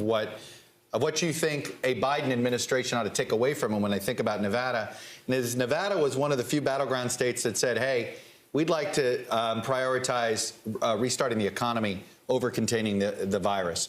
Only Ohio was the only other battleground state that I think chose economy over the virus, which to me actually made a lot of sense. What should a Biden, if it indeed is a Biden White House, how should a Biden White House think about this balance that Nevada voters seem to be concerned about? You know, Chuck, the way you just framed that, and you see those polling results up there, is the key question for Nevada. The Republicans tried to change that perception here by essentially saying, look, they didn't do what you just said. The governor, who was a Democrat, didn't restart the economy. Steve Sisolak essentially forced the casinos to shut down really early because the coronavirus was so bad here. And that was devastating to the economy because after the casinos, Chuck, there ain't much here when it comes to the economy. And so that was devastating. And so the Republicans jumped on that. They tried to substitute Sisolak for Biden on the ballot, essentially saying if you don't like what the lockdown did to the economy, then vote against Joe Biden and as a proxy for Steve Sisolak. We don't know if that worked, but it was a pretty smart strategy, if you ask me, Chuck. But it's much more nuanced than that, right? Things have been opening up here for quite some time. But there's a lot of people out of work, Chuck, and the unemployment system here has been dysfunctional, so there's a lot of anger. How much that played into this? Again, we have some exit polling data. I want to wait a little bit longer to see how that. All right, gentlemen, thank you, John. Hallie Jackson at the White House right now. Hallie, you've got some new information. Well, I want to answer some of the questions, Lester, that you and the panelists have been talking about here regarding the idea of where President Trump's head is at as we look at this race and where things stand currently. And there was this question, right, of if it continues to move in the direction that it's headed in Pennsylvania, and again, NBC News has not called this race. It is still obviously still very active. Would the president concede this? Let me just make a couple of points here. Remember, conceding, that is not a statutory or constitutional mandate. That is a tradition. It is not a requirement by law, Lester. So the one thing we know about this president, he does not hold tradition in high regard in many instances. So there is no indication that he would do so, at least until, according to our sources, after the recounts, the canvassing, the certifications have been completed. The latest deadline for that, I believe, in the 5 states that are still outstanding is December 1st. And I think that's the Wisconsin certification. So there's sort of that piece of things at play here. But I also want to point to, if past is precedent, right, and if the president's past actions provide a roadmap of where he goes from here, I want to flash you back to what was happening at the end of 2016 and early 2017. After Donald Trump had already locked up the Electoral College, he was already president-elect, he was inaugurated, he was president, he still insisted that the popular vote count was not valid, making back then even fraudulent claims of voter irregularity, going so far as to create, do you remember this?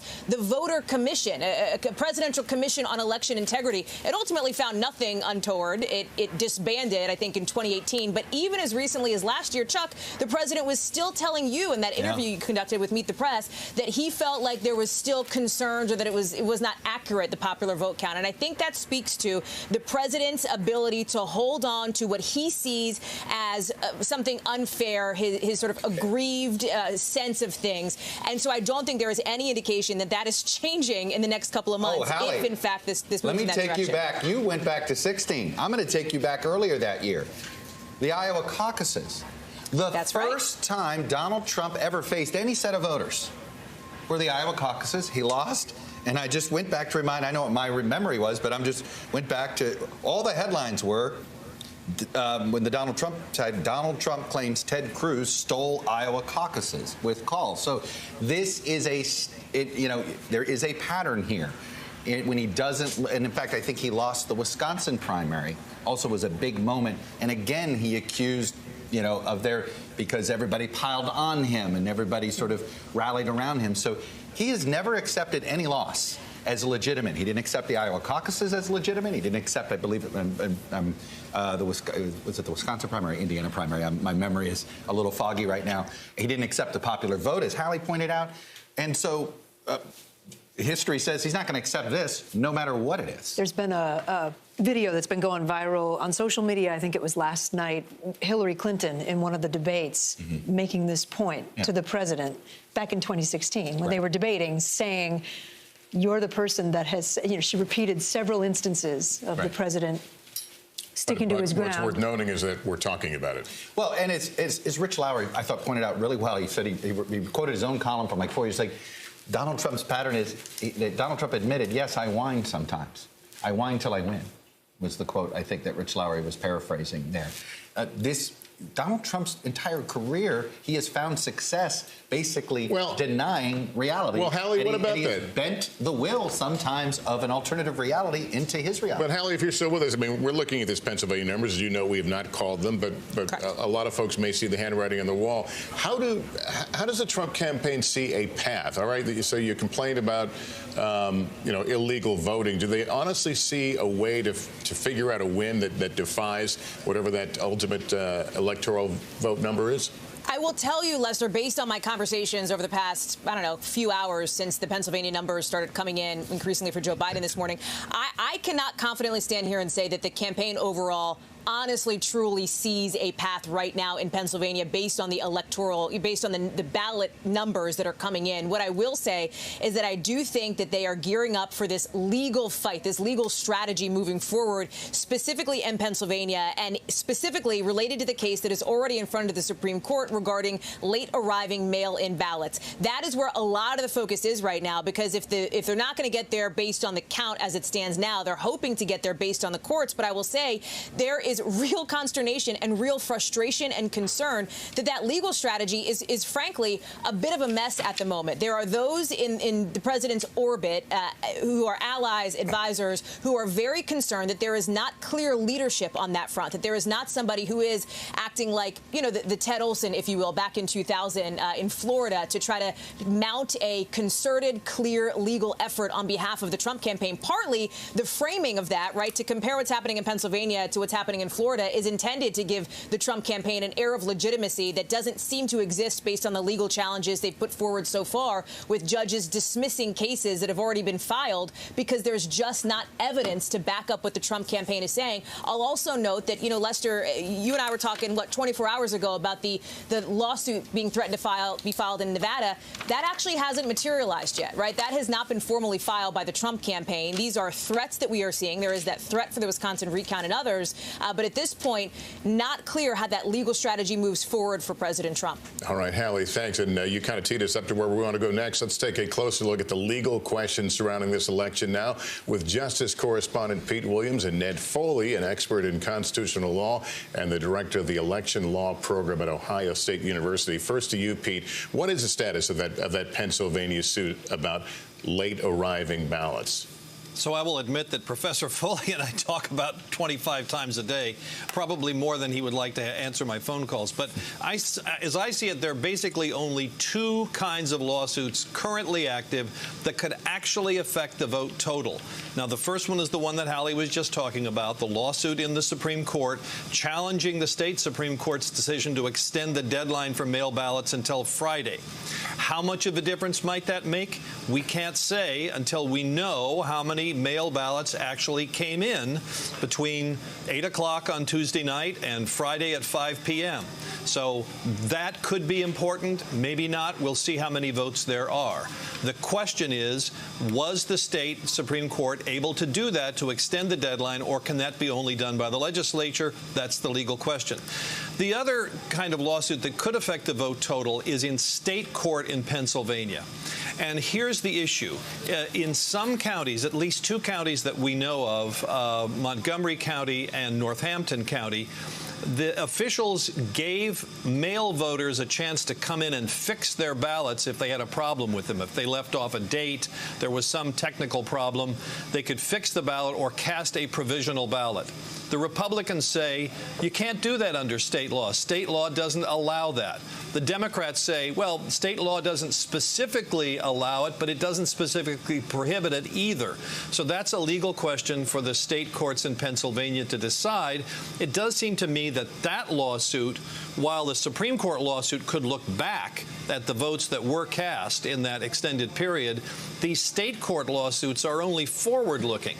If the courts say, yep, you're right, you can't let people cast a provisional ballot, they would have to stop counting any ballots that they knew of were in that category. But they'll undoubtedly cast a lot of ballots already, and you can't go back and now try to fish them out and figure out which ones they were or who they voted for. And then in Nevada, that's the only other state where there's any active litigation right now, and it's a lawsuit filed by two candidates for Congress who say that in Clark County they should stop using automated equipment to compare the signatures on mail ballots to what's on file. And again, that is also forward-looking because it wouldn't affect any ballots that were already screened. So there are only two states right now, Lester, in which there's active litigation. And Professor Foley, in any of those cases, would you see a potential major change in the vote totals as we will have known them? No, I don't see that. It doesn't seem to me that the litigation really is likely to affect the outcome in either of those states. And so what are the, Hallie raised the issue of there doesn't seem to be a clear-cut legal strategy for the Trump campaign in terms of the nature of the kind of lawsuits. Do they feel scattershot? Is it important that they come up with a kind of a broader strategy? Yeah, I think in this kind of litigation involving recounts or fights over the counting of votes, you often see litigation filed even if it doesn't have merit, because the candidate that's behind needs to do something, otherwise they're going to stay behind. But often these lawsuits just end up just going away because they lack merit. All right, Professor Foley and Pete, thank you very much. And Chuck, you had something you want to add? Well, what I have is a perfect example as to why the Biden folks have so much confidence, why we believe when all the votes are counted, Joe Biden's lead continues to expand in Pennsylvania. I want to point out we just got some numbers out of Crawford County. Crawford County in the Erie, Pennsylvania media market, county just below here. You can see Donald Trump. It's a good, strong performance for him, 68%. We just got 4,400 vote by mail ballots in here. Joe Biden won 61% of the 4,000 mail-in ballots we just added into here. And Donald Trump won about 37% of them. The point is that we were telling you, all the vote by mail, it didn't matter where vote by mail came from, if it came from a red county or it all leaned heavily Joe Biden. So here is a county where he will overall barely top 30% of the vote. And yet, just now, when he won this most recent one, all of the vote by mail. I mean, we just basically had Republicans voted in person, Democrats voted by mail, and it's just a perfect example of why all of this vote did this sort of. This is a case, the red mirage, and then. Right. So at the end of the day, did the Trump campaign do itself a disservice by talking down early voting? I mean, well, no, because their turnout came out. They're gonna get more people to vote in Pennsylvania this time than they did 4 years ago. No, what I would say is we did a disservice to the American people because we're sitting here, and I think Trump supporters sit there and say, and I've heard from them, I've heard from some acquaintances in Pennsylvania who are Trump supporters who sit there and say, the Democrats are stealing this. And I said, no, this is how it works. The law stated they couldn't start counting the vote by mail until election day itself. So I'm really sorry that the Republican legislature here and the Democratic administration in Pennsylvania could not figure out how to do this the way the state of Florida does it, the way the state of North Carolina does it, the way plenty of other, the state of Texas does it, because this has created this illusion of whatever it is, the blue fade or the red mirage or whatever sort of ridiculous red-blue term you want to use for this. These votes count the same whether they were cast in person or cast in the mail, and unfortunately, the way the vote counting process, the way the state of Pennsylvania was forced to do this, it has created this. So that's the part of this, frankly, if you're asking me, I mean, there's no difference. The president did a great turnout. Joe Biden did a good turnout. I think we're going to find out he could have done better over here in turnout in some of the Democratic strongholds, but he did good enough. But that's what we're seeing here anyway. It's just an explanation of why the vote by mail, it didn't matter if it came from a solid red county. The vote by mail has been Biden heavy. And at the risk of stating the obvious, let's just remember we're in a pandemic, right? So people voted by mail who were concerned about going in person and being exposed to the coronavirus. I stood in a line for 3 hours long and really worried about that distance. Or they voted early. And that group of people tended, unfortunately, masks became politicized. Yeah. The pandemic became politicized. So people who voted early, even in red Pennsylvania, tended to be people that were concerned and mask wearing, and those tended to skew Democrat. And we saw in the polling, I just discussed with John Ralston, basically it was mostly Democratic voters who picked containing the virus, and it was mostly Republican voters. I mean, in that sense, the president successfully, you could say his message was successful, at least for the people that supported him, did seem to align with him on what balance to strike between the virus and the economy. By the way, what does this mean overall? So here in a red county, right, if you're the Trump campaign and you think, oh, good, and Biden's lead grew, right? Like at the end of the day, his lead is now over 13,000, thanks to Crawford County, a county that Donald Trump won with 68%. All right, we need to go back to the White House and Hallie Jackson. I understand we're getting some communication from the president. We are. A new statement from President Trump, Lester, is on past by the campaign. I'm going to read it to you in full, so forgive me as I look on the phone. I'm not sure if we'd have time to make a graphic yet. This is literally just coming into us, but it's from President Trump, and he says the following, quote, he says, "We believe the American people deserve to have full transparency into all vote counting and election certification, and that this is no longer about any single election. The president continues that this is about the integrity of our entire election process." And I'm quoting here. He says, "From the beginning, we have said that all legal ballots must be counted and all illegal ballots should not be counted. Yet we've met resistance for this basic principle by Democrats at every turn." The president wraps up his statement by saying, "We will pursue this process through every aspect of the law to guarantee the American people have confidence in our government," saying, "I will never give up fighting for you and our nation." And again, that is the statement that is just coming into us from President Trump as we are seeing this race in Pennsylvania. Watching those numbers obviously give Joe Biden a lead. NBC News has not called that race. A couple of things here based on this statement. Number one, that the president indicates that he's going to continue to pursue this process through every aspect of the law. That backs up to me on the record what we have been reporting now for the last several hours, which is that the president will continue to fight and that their legal strategy, their strategy overall now runs through the courts as far as the president's path to push forward. I have to note, too, while the president says that this is about the integrity of our entire election process, it bears repeating. There is no evidence of widespread fraud in this election. There are no reports of widespread fraud. There are no reports of any systemic issues with the election process as it has been conducted. This election has proceeded as expected, with a lot of ballots taking a long time to count, partly because there were so many mail-in ballots because of course, the pandemic that Kate just referenced. This is proceeding as expected. What is notable about this statement, you can't see it, it is, in sentence format, in the punctuation is there, and I say that because the last statement we heard from the president yesterday was, you know this, Chuck, it was about 2 sentences, all caps. It felt very much like it was the president's voice. It was very characteristic of what we've seen from the president on Twitter and elsewhere. I am just telling you, based on 5 years covering this president, this statement is somewhat out of character from the president and the statements that we have seen him make, on air and on Twitter, particularly as it relates to this election process. I have to say that that there are Republicans, Lester, who are saying, Mitt Romney, for example, is out with a statement basically saying, listen, go to court, right? If you take the legal, do the legal things that you think you need to do if it is sort of confined to the bounds of the law and what is allowable, if you want to continue to fight that. What the concern is, and what Senator Romney and others are saying now, some in the Republican circles, is don't spread widespread, baseless, incorrect, false, inaccurate claims of voter fraud, because that is actually what's undermining the integrity of this election. Yeah, I'm reading it here. It's carefully worded, and it doesn't make any specific allegations. It just gives you the sense that something is wrong. And if I read this in a vacuum, I'd say this is someone trying to make an appeal for election reform, or someone preparing to accept something that's inevitable. I mean, look, Hallie, this does not sound like the Donald Trump of just 6 hours ago. How about that? Because there's no specific. There's no specific, and he doesn't seem to be alleging anything here. It's careful. Now, look, should be two motivations here.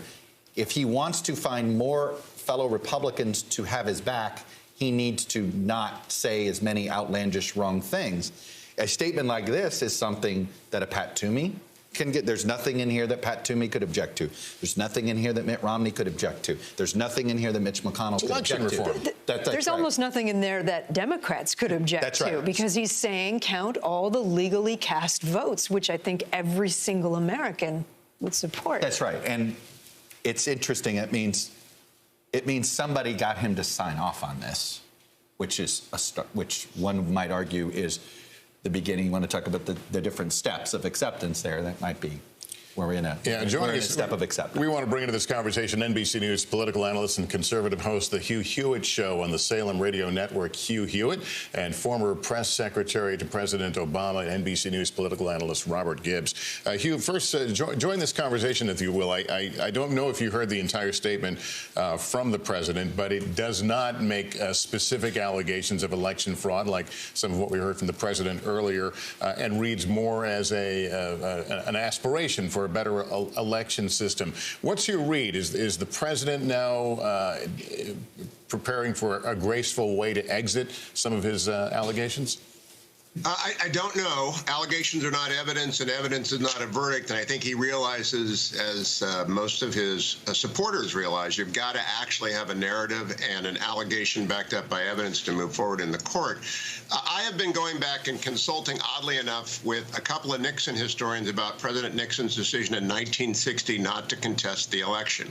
He made that decision, they tell me, after he reached the conclusion that to go further with a recall, it had begun, or a recount in Illinois, that it would injure his future more than it would help it. And he thought, I'm going to live to fight another day. If the president is looking forward, as some people have already talked about, to 2024, if he's worried about his family's future political fortunes, that may be figuring into the dialing back of the rhetoric. There's also the reality. He needs there are 4 battlegrounds. He needs 3 wins. Before you get to 3, you got to get to 1. There is a recount underway in Georgia, which will matter quite a lot. He's done a lot for the Republican Party in this election. He got 70 million votes. He's won big gains, or he's led to wins in the House, probably in the Senate, in the state legislatures. He got a governorship. Right now, the party is very happy with him. And so I think there is a balancing act going on. What helps the president and the party that he leads the most? If you can get 1 win somewhere, full back to full mode, like Chuck was saying. I applaud, though, the way you've read it is exactly how I heard it, and how 70 million Trump voters heard it. That's not unreasonable. Let's see what happens. Yeah, and Robert, does this pave the way? Do you see a conversation between Joe Biden and President Trump before this day is over? We may very well be heading toward that, Lester. I think as you see Pennsylvania getting farther and farther away from President Trump and closer to a president-elect Joe Biden, I think that's certainly in the offing. And I agree with both what Chuck and Hugh have said here. I think for Chuck saying this is about making sure that the Republican Party is surrounding you and not walking away from your statements. And I agree with Hugh that this may be about preserving your standing for another day. And I think it's an interesting development. I think it will be interesting more so to compare it if we see President Trump today. Do we hear the audibilization of a written statement, which is easier to deliver something like this in a written form, then if we see him on camera, is he back to what we saw last night and everyone cut away from? Or does he maintain where he is in this statement? Do you sense that there's this consternation in the White House right now over this very issue of how to communicate, how to express, worry about the election without burning down the House? I would certainly think so, because I think you're preserving you're preserving two things, right? You are preserving for the president his reputation and his future standing. And as you said, there's no reason Republicans wouldn't be very happy with what happened broadly on election night just a few nights ago. But I think also, somebody clearly has talked to him about what the country is in need of and what the office of the presidency, office of president is in need of. And those are really important things for the continuation of our democracy in our country. And Hugh, this is a president who never apologizes and never backs down. And to his supporters, that's the root of his strength. In this circumstances, what will his final message be if he confronts a loss? What would you expect to hear from him? Would it be something that we would normally think of as a concession, or will he find another way? I think he'll find another way, Lester. Making America great again can be a part of many different messages. If he decides to exit because he can't get one win somewhere, which would lead to the second win to the third, I expect him to say what Richard Nixon said in 1960, and they were friends, by the way. They were good friends. They saw each other around New York, and if Nixon were alive, he'd say to him, find a defensible line, retreat to it, and save up your powder, and glory in making the Republican Party a majority in the Senate, which I think is likely to happen. Push on with every recount, demand that recounts be fair and full, but avoid giving in to the 10%. There's a bell curve in everything. There's a bell curve in the people who voted for Donald Trump as well. The 10%, the farthest, a hardcore right wing, want him to go to the state legislatures and have them overrule the popular vote. That's crazy. That's as radical as court packing. And the Republican Party is not a radical party. It's a party of the rule of law. So I think if he wants to play to the middle of his bell curve within the Republican Party, he finds a way to say, we're going to retreat to defensible lines and continue to make America great again through the Senate and through the House. And I'll be seeing you on the campaign trail at my rallies for the next 10 years. All right. Hugh? 10. Lester. Grover Cleveland. Just a data point for you. I've been watching both the official President Trump Twitter page and Donald J. Trump's Twitter page. Neither of them have provided this statement that we've been showing. So in other words, the president has not tweeted the statement that we're reading that's attributed to him. He has not owned that on his Twitter page. Maybe his phone's charging. Maybe he's busy. An hour ago, he was still talking about missing military ballots in Georgia. And I'll just briefly read it again if you're just joining us and help you understand the conversation. Statement from the president a short while ago. He says, we believe the American people deserve to have full transparency into all vote counting and election certification, and that this is no longer about any single election. This is about the integrity of the entire election process. From the beginning, we have said that all legal ballots must be counted and all illegal ballots should not be counted. Yet we have met resistance to this basic principle by Democrats at every turn. We will pursue this process through every aspect of the law to guarantee that the American people have confidence in our government. I will never give up fighting for you and our nation. President Donald J. Trump. So that you could read a number of ways, certainly as a potential graceful off-ramp to some of the more inflammatory statements and preparing for what comes next. So we will reset here. Our special Decision 2020 coverage continues. We want to take a quick look at where we stand at this moment. We're closely watching 4 key states that have yet to be called, but where Joe Biden is holding a narrow lead as vote counting continues. Pennsylvania, Georgia, Arizona, and Nevada. Joe Biden currently has 253 electoral votes based on the races that we have called. So a win in Pennsylvania alone with its 20 electoral votes would put him over the required 270 and make him president-elect. Donald Trump, with 214 electoral votes, has a much more difficult path, as you've been hearing. He cannot win without Pennsylvania, even if he manages to win all 3 of those other states. So he's got a very narrow working space right now. I want to go to Kristen Welker. She is at Joe Biden headquarters in Wilmington, Delaware. You've been noting that they are feeling very good, very optimistic, but this is not a done deal yet, Kristen. This is not a done deal, Lester. You're absolutely right. And I heard you talking about the possibility of a concession call. I can tell you, based on my conversations, Vice President Joe Biden's not going to wait for that before addressing the nation if there is, in fact, an official call in this race. Now, we have been told that he is watching these returns. He's feeling quite confident, and we heard that in his remarks yesterday.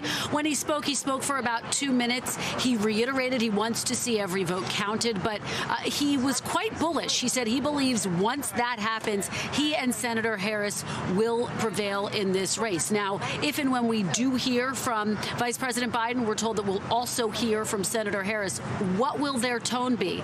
Well, according to one advisor, he is going to talk about healing, unity, and coming together as a nation. Really the themes that have governed his entire campaign. But it's also significant because what we are seeing play out is such a sharply divided nation. The margins, as we've talked about over and over again, have just been so close in each of these key battleground states. And so he knows that if he is, in fact, the person who winds up winning this race, that is going to be his first and arguably one of his toughest challenges, to try to bring this country together. And he talked about that. He said, look, I'm not naive. I know that it's an uphill battle, but it is something that needs to be tackled. In terms of the rhetoric that we're hearing from President Trump, that official statement went out. I think Kate's right. Let's see what he has to say on Twitter. But the Biden campaign, and I'll just remind everyone, has been quite defiant, releasing a statement saying, as we said on July 19th, the American people will decide this election, and the United States government is perfectly capable of escorting trespassers out of the White House. Lester. All right. Thank you, Kristen Welker, for that. Peter Alexander is at the White House, and we got the statement from the president just a short time ago. Peter, what can you tell us? Yeah, Lester, that's right. You know, it's notable as you saw that statement from the president today, just how different it was from what we heard from him publicly yesterday in the briefing room, where he was making those false claims without evidence of widespread voter fraud, claims that even members of his own party pushed back on yesterday, calling them inflammatory and dangerous. And then this new statement from the president that really doesn't sound a lot like his voice, very different, saying this is a much bigger issue, an issue of transparency, an issue not about any single election, about our election system at large, saying that he would continue this fight to the very end for you, as he describes, and for the American people at large. You know, one thing I'm struck by as we continue to have these conversations right now is, for the moment, of course, President Trump is the president. 75 more days until the inauguration. Whether or not he wins, that remains to be seen. But in conversations I've had with some White House officials in recent days, as they anticipated this could be a protracted process, they said they were advising the president that they wanted him to be more public, that he should be more public, demonstrating his responsibilities in the role, that he was still working on behalf of the American people. But to be totally clear, there has not been one public item on his schedule since his remarks late election night. So now, for approaching 3 full days, the best of our knowledge, it's been mostly waiting, watching television, and fuming in a series of tweets and other ways. Compare that to Joe Biden right now, who, as we reported just yesterday, had a coronavirus briefing before he made his public statements. Here, to the best of our knowledge, the president hasn't had a formal briefing of that kind in a significant period of time, even as the coronavirus pandemic grows in terms of the number of infections, hospitalizations, and deaths. So it does raise real questions as we talk about what the president will do in terms of the possibility of a concession. And aides tell me that that conversation hasn't taken place. They think it is way premature, as they still continue with the public message of, we're going to be defiant, we're going to fight this to the very end. Is what happens in terms of the governance of the country, what plans the president has, how he will sort of deal with those responsibilities at the very same time. Lester? All right, good questions. All right, Peter Alexander, thank you. I want to go back to Justice Correspondent Pete Williams. We were chatting about lawsuits in Pennsylvania. You've got some new information. Right. There's been now a ruling from an intermediate appellate court in Pennsylvania on this question about whether voters can come in and cast a provisional ballot to fix a problem with their mail ballots. Now, the state court has just said to the Secretary of State, you must order all local election officials to set aside any provisional ballots that were filed this way, any provisional ballots that were cast by mail-in voters who were given a chance to cast a provisional ballot to fix some problem with their mail-in votes. So from now on, the Secretary of State is ordered to tell the election officials they have to set any provisional ballots aside and not count them yet until the court decides whether there is a legal right to count those ballots. As I said earlier, Lester, this is the issue. The Republicans say there's no provision in state law that allows a voter to fix their ballot that way, to repair any problems in it. The Democrats say, well, the law isn't explicit. It doesn't explicitly say we can, but it doesn't explicitly say we can't. And so we think that this is consistent with letting people vote freely and fairly. So that's the question. Now, it does seem to me, Lester, that this is only going to apply from now on, because undoubtedly many counties in the state have already accepted these provisional ballots and put them into the pool of ballots that were cast, and it would be impossible now to go back and say, oops, we shouldn't have counted that ballot there. Once the ballot is separated from the envelope, you don't know who cast it, you don't know what it is, it goes into the pool. So it seems to me this is going to be forward-looking only change, that from now on they have to set any provisional ballots like that aside until the court decides whether they can be counted. And how many ballots that is, I have no clue. There's nothing in any of the court documents that would indicate what the universe of these ballots is. All right, Pete, thanks for that update. Appreciate it. Rahima Ellis is watching the ongoing vote count in the all-important city of Philadelphia. We got an update from there about an hour or so ago. What have you learned, Rahima? One of the things we're learning, Lester, is that they're talking about 40,000 mail ballots is what there remain to be counted here. The big question that I had for the election commissions here was how many of those mail-in ballots came in after the 8 o'clock cutoff time of Election Day, and how many were done before that. I didn't get an answer to that, so we're going to continue to pursue that because that could be significant in all of this. The courts had said that they have up until 5 o'clock today to receive those mail-in ballots, which they have set aside. Again, the question is, how many are they? Lester? All right, Rahima Ellis in Philadelphia for us. Thanks very much. We can continue to watch all this play out. Chuck, why don't you give us one more look at the boards? Well, look, and I'm going to do it in not dip in anything. Look, we're obviously getting pockets of mail-in ballots all day long, whatever there is from counties. And as we pointed out to you, even the red counties are coming up in Joe Biden's favor. His lead in Pennsylvania expanded just in the last hour. We are waiting for another pocket of votes out of Clark County. We expect that at 7 p.m. Eastern. It will go a long way in helping us characterize this race, perhaps for the final time in Nevada, with Joe Biden leading. It is over 90% chance that he's carrying Nevada. We're not yet at 99.5. Less clear as to the situation in Arizona, but I can tell you that so far what the president's got out of Maricopa in that first round of votes that we've seen today was not enough to overtake Joe Biden's lead. But there is some question about how many remaining ballots there are. Is there about 150,000 ballots, or is it closer to 226?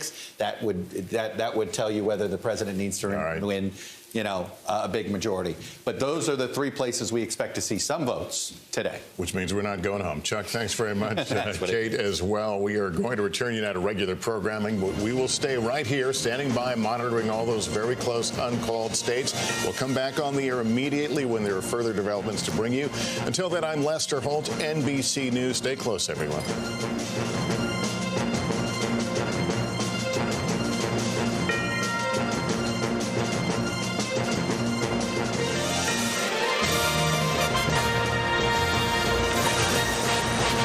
Hey there, I'm Joshua Johnson. Glad to be with you for Decision 2020 on NBC News Now as the world watches and waits. It has been a very busy day, so let's catch you up on what we're watching right now. We've got the Trump campaign and the Biden campaign weighing their next moves. The Biden campaign is trying to figure out how to manage its excitement over a victory that it believes is imminent. The Trump campaign is trying to figure out how to manage its argument over supposed misdeeds in the election, thus far without having produced any hard evidence. Within the last hour, President Trump released a statement that reads in part, quote, "We will pursue this process through every aspect of the law to guarantee the American people have confidence in our government. I will never give up fighting for you and our nation," unquote. We will continue to check in on the key states where votes are being counted. We'll look in on some of the big Senate races, including the race in Arizona, which we have called for Democrat Mark Kelly. If there are any updates or projections, as we can confirm them, we will bring them to you. But our goal is not to be fast. We're trying to be right, especially at this point in the race. Do stay with our coverage on our YouTube channel, on the NBC News app, or online at NBCNewsNow.com. Let's begin with where we are on the road to 270. Joe Biden, by our count, is 17 electors away. He stands with 253 electoral votes that we can project. President Trump has 214 Electoral College votes.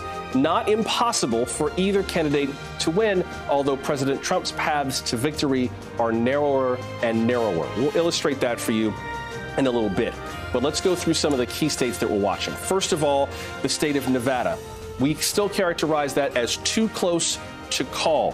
The registrar of voters in Clark County, that's Las Vegas, says that they're going to release more vote counts at 7 p.m. Eastern time today, and then they will release 2 more vote count sets every day going forward until everything is counted. So we may have a better idea of what's going on in Nevada in about 5 hours, but for now, that race remains too close to call. Pennsylvania, the Keystone State, could be the checkmate state. It's the only one that Joe Biden needs to win to clinch the White House. But as for those 20 electoral votes, that remains too close to call. And close indeed. Just 13,000 votes separate the two main candidates out of well over 6 million, more than 6.5 million that have been cast. A state appeals court has told counties to set aside provisional ballots over a lawsuit questioning whether they can be counted at all, especially if they have some issues like, say, a signature that needs to be corrected. So lots of variables to work through in Pennsylvania. We'll update you on that in a little bit, but Pennsylvania remains too close to call. Georgia is also too close to call. It's even closer. Some of us went to high schools that have more people than the difference between these candidates. Not my words. Those are the words of the elections official who told us about this today and said that almost certainly Georgia will have a recount because it's just too close. So at this point, we're leaving Georgia as too close to call. Arizona is another one of the states that we're watching, also too close to call. This one is key because most of the votes we're looking for are coming from just one county in Arizona, Maricopa County. That's where Phoenix is.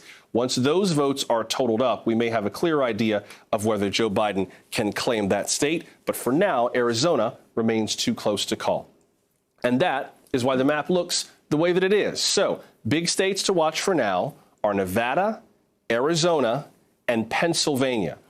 The paths to victory could run through any of the states that are still grayed out right now, but those are the 3 big ones, with Joe Biden ahead, just 17 electors away from the White House by our projections. And take a look at the popular vote. Donald Trump with almost 70 million votes, Joe Biden with almost 74 million. Regardless of who wins at this point, at least, Joe Biden has acquired more individual votes than any presidential candidate in American history. That's where we stand right now overall in the race. Let's get a little bit more perspective on all the states we're watching so closely. From NBC Senior Political Director Mark Murray, and also Kenneth Vogel, who covers the intersection of politics and money for the New York Times. Ken, let me start with you right now. I'm curious about what strikes you the most about what we've been learning in the last few hours. Well, I've been talking to election lawyers, Republican election lawyers who have worked with the party, not necessarily with the Trump campaign, but are closely following a number of the lawsuits.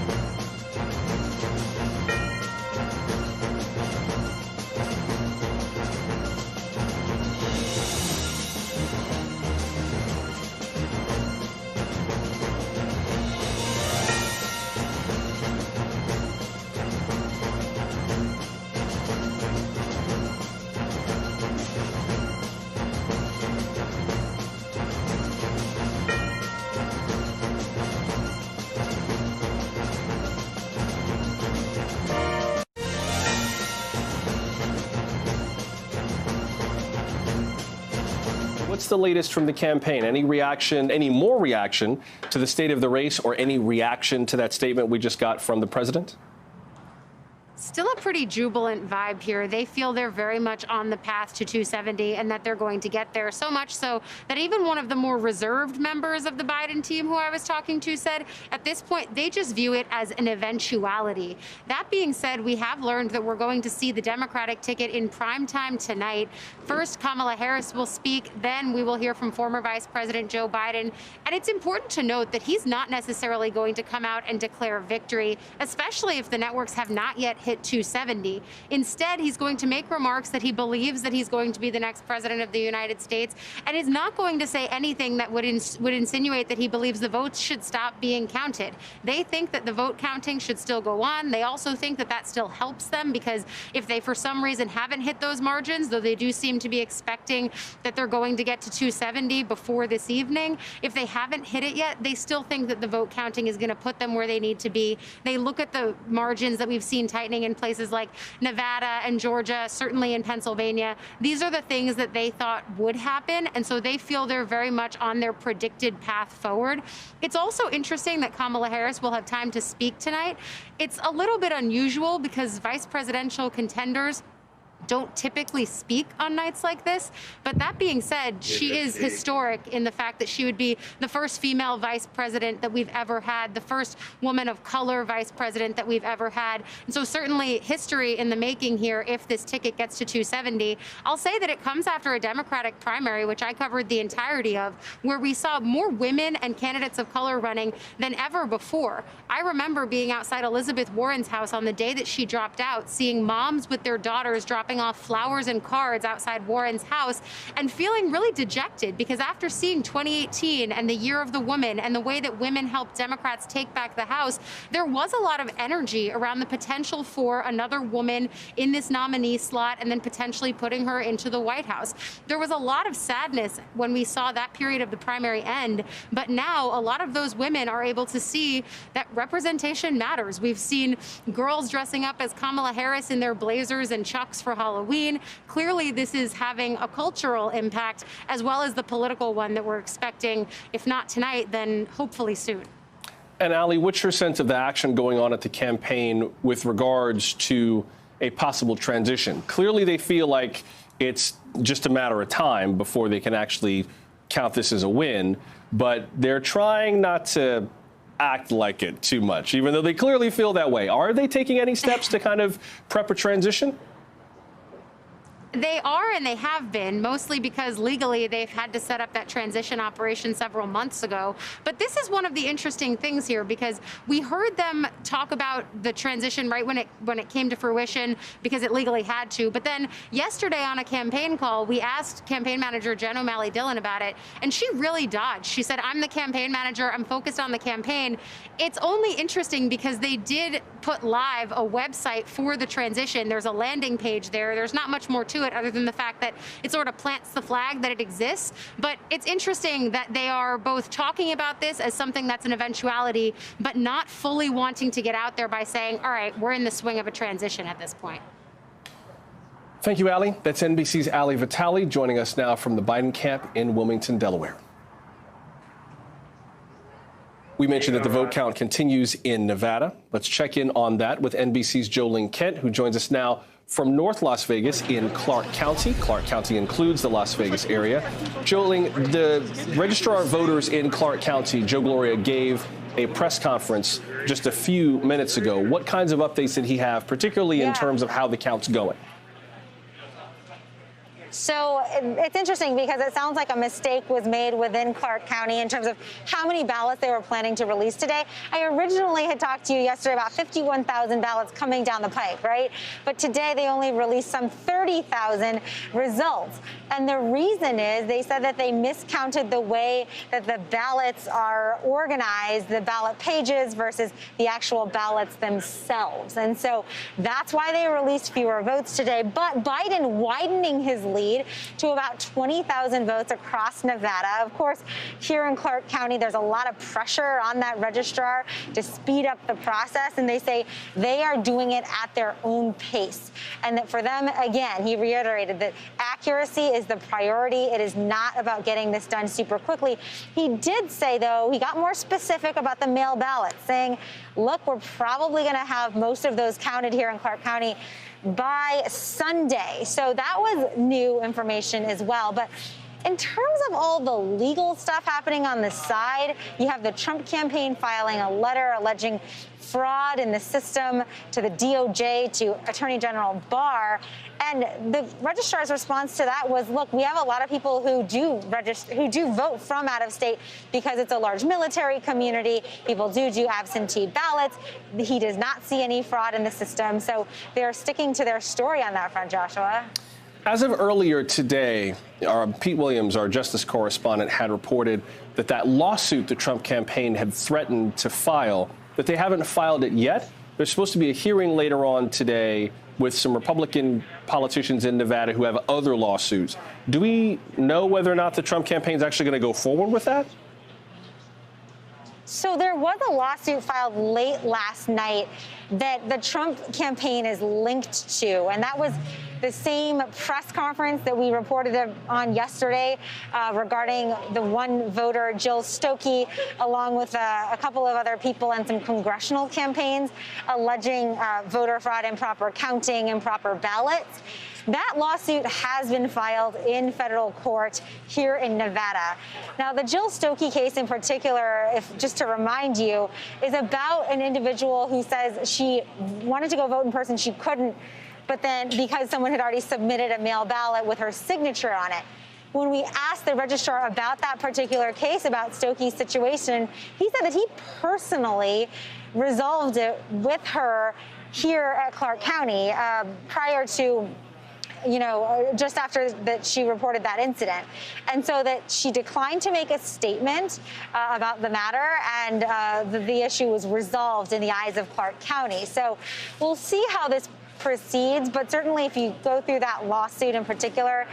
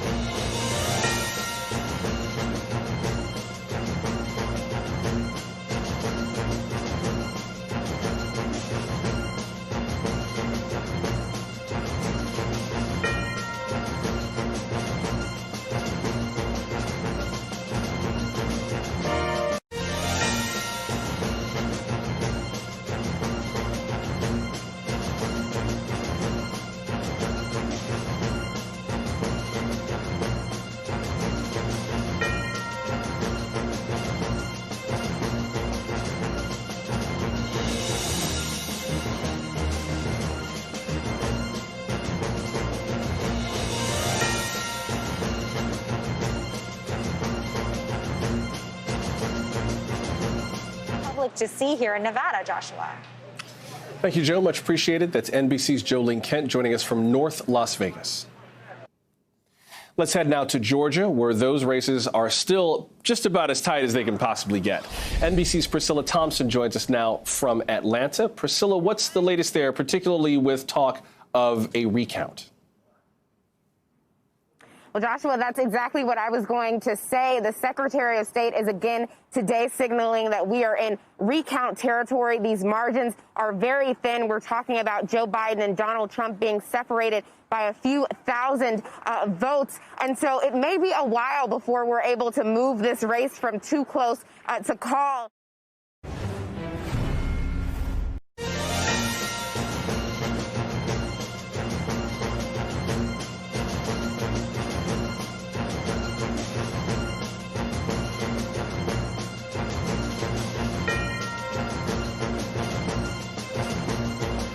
Recount is requested. They are hopeful that it may only take a week, but as we have seen, sometimes these timelines, these things can take a bit longer than folks hope. And so that is sort of the landscape that we're looking at here, where we might not have a definite answer until Thanksgiving or later, really after Thanksgiving. But as for where things stand today, the latest update we got from the Secretary of State's office is that there were around 4,000 ballots in the state that still needed to be counted, and that's in addition to some ballots that are going to be coming in.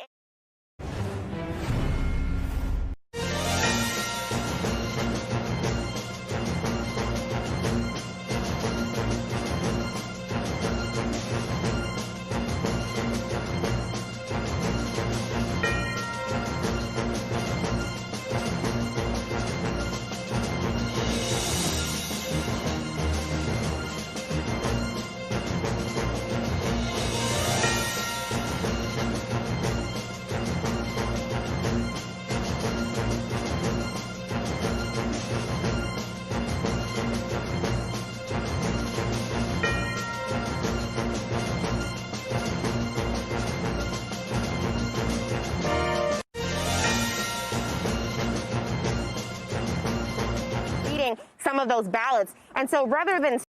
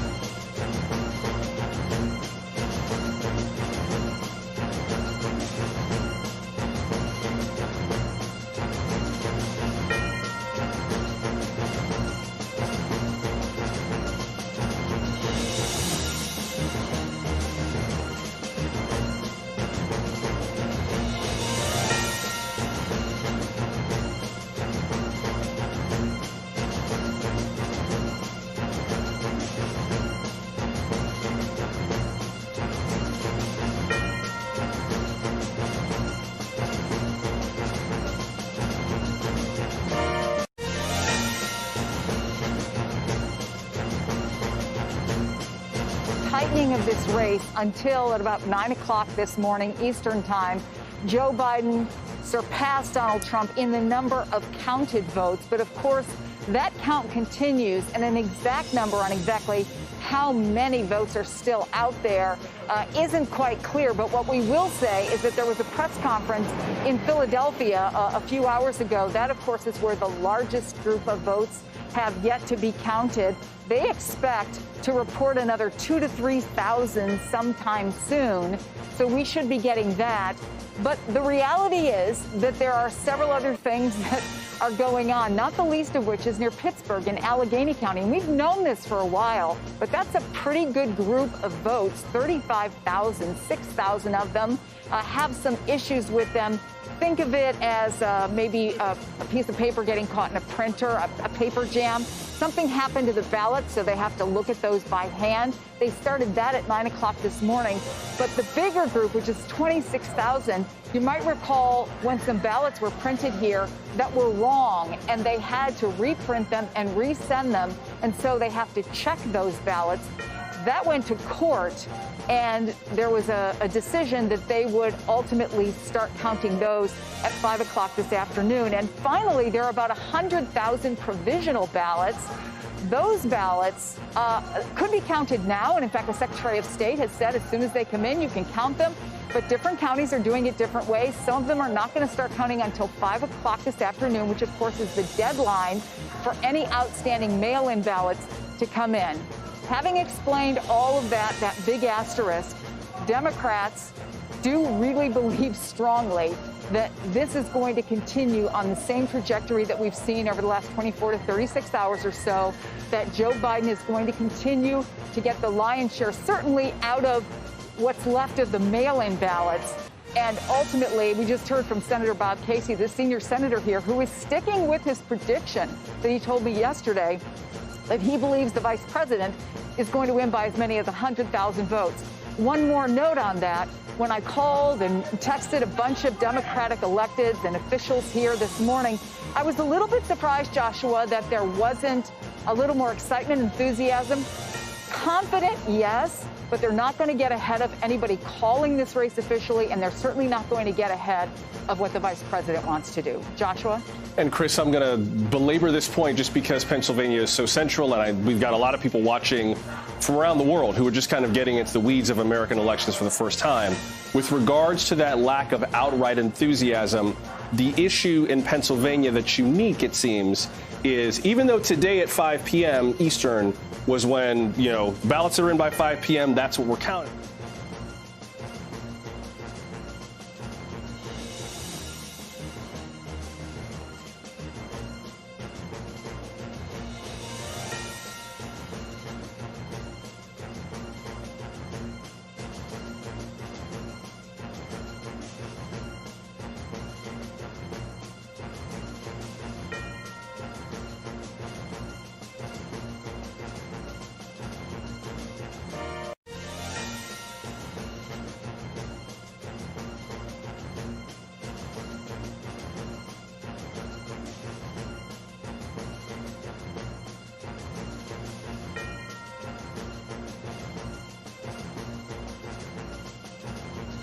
Delaying the count in Philadelphia, according to a Republican official, by a couple of hours. Yes, there are some outstanding lawsuits out there. For example, both in Montgomery and Northampton County, there are questions about when people who had sent in a mail-in ballot and something was missing, let's say they didn't sign the outside of the envelope, they were contacted and said, do you want to come in and fix this, or shall we spoil this? That's the term, essentially negate it, and then you come in and vote in person.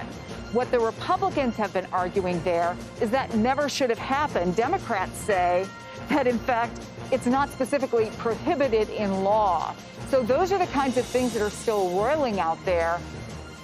I think what we would say for sure is that Democrats feel strongly that none of those suits, at least at this point, are going to change the outcome of this race, are going to hold it up in any significant way. But you're right, there are teams of lawyers that have been here when the president put out a statement, a kind of defiant statement, his first one today. He specifically mentioned Pennsylvania. So there is definitely an awareness of that here in certainly in Harrisburg, which is the capital. I can tell you, for example, that one Democratic leader was scheduled to meet today with a Biden team lawyer who was coming in from Washington, D.C. to go over just what the possibilities are.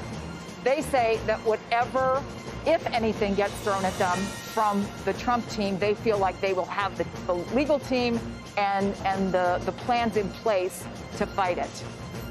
So that's just a cautionary note for people who are watching this. You know, even if a network like, say, NBC News calls a race in a particular direction, keep those legal battles in mind, because a race is not over because we say it's over. A race is over because it's certified, signed, sealed, delivered by the officials at the source. We're giving you our mathematical projections. All of these legal fights potentially could make this a whole other set of a narrative that we can't quite foresee yet. So just as you're watching this, take this a step at a time, because just because we make a call doesn't mean the story's over. Chris, before I let you go, can you talk to us about... just to be clear... Yes, go ahead. I just want to say that in Pennsylvania, that certification comes in 40 days after the election, so we're still a long way away from that, Joshua. Right. Before I let you go, can you talk about what's going on behind you? You've had a variety of different kinds of crowds on the steps behind you. Yeah, this is a organization called Stop the Steal. And it is founded on the premise, the bogus premise that has been promulgated by the president and his supporters, that somehow these mail-in ballots are illegitimate, or here in Pennsylvania, the law that allows mail-in ballots that come in until 5 o'clock this afternoon, that somehow they should not be counted. Now, I should say that this Stop the Steal group, which has been out here yesterday, out here today, largely peaceful, they have been really fueled by a Facebook page founded by a woman who is also the co-founder of Women for Trump. She ran for Congress in Georgia. But Facebook, recognizing the bogus claims that somehow the election is being stolen because of mail-in ballots or a delay in accepting mail-in ballots, they actually have taken it down. So they're going to continue to be here, but as I said, they've been largely peaceful. And then usually later in the afternoon, we get a whole group of progressive activists, union activists who come supporting counting every vote. So still a lot of high emotion here, especially from people who have been activists, who have feel so closely invested, although I argue pretty much everybody seems to at this point so invested in this election because the consequences are so enormous. No doubt about that. Thank you, Chris. Much appreciated. That's MSNBC senior national correspondent Chris Jansing reporting live from Harrisburg, Pennsylvania. Much more for us to come. Stay close.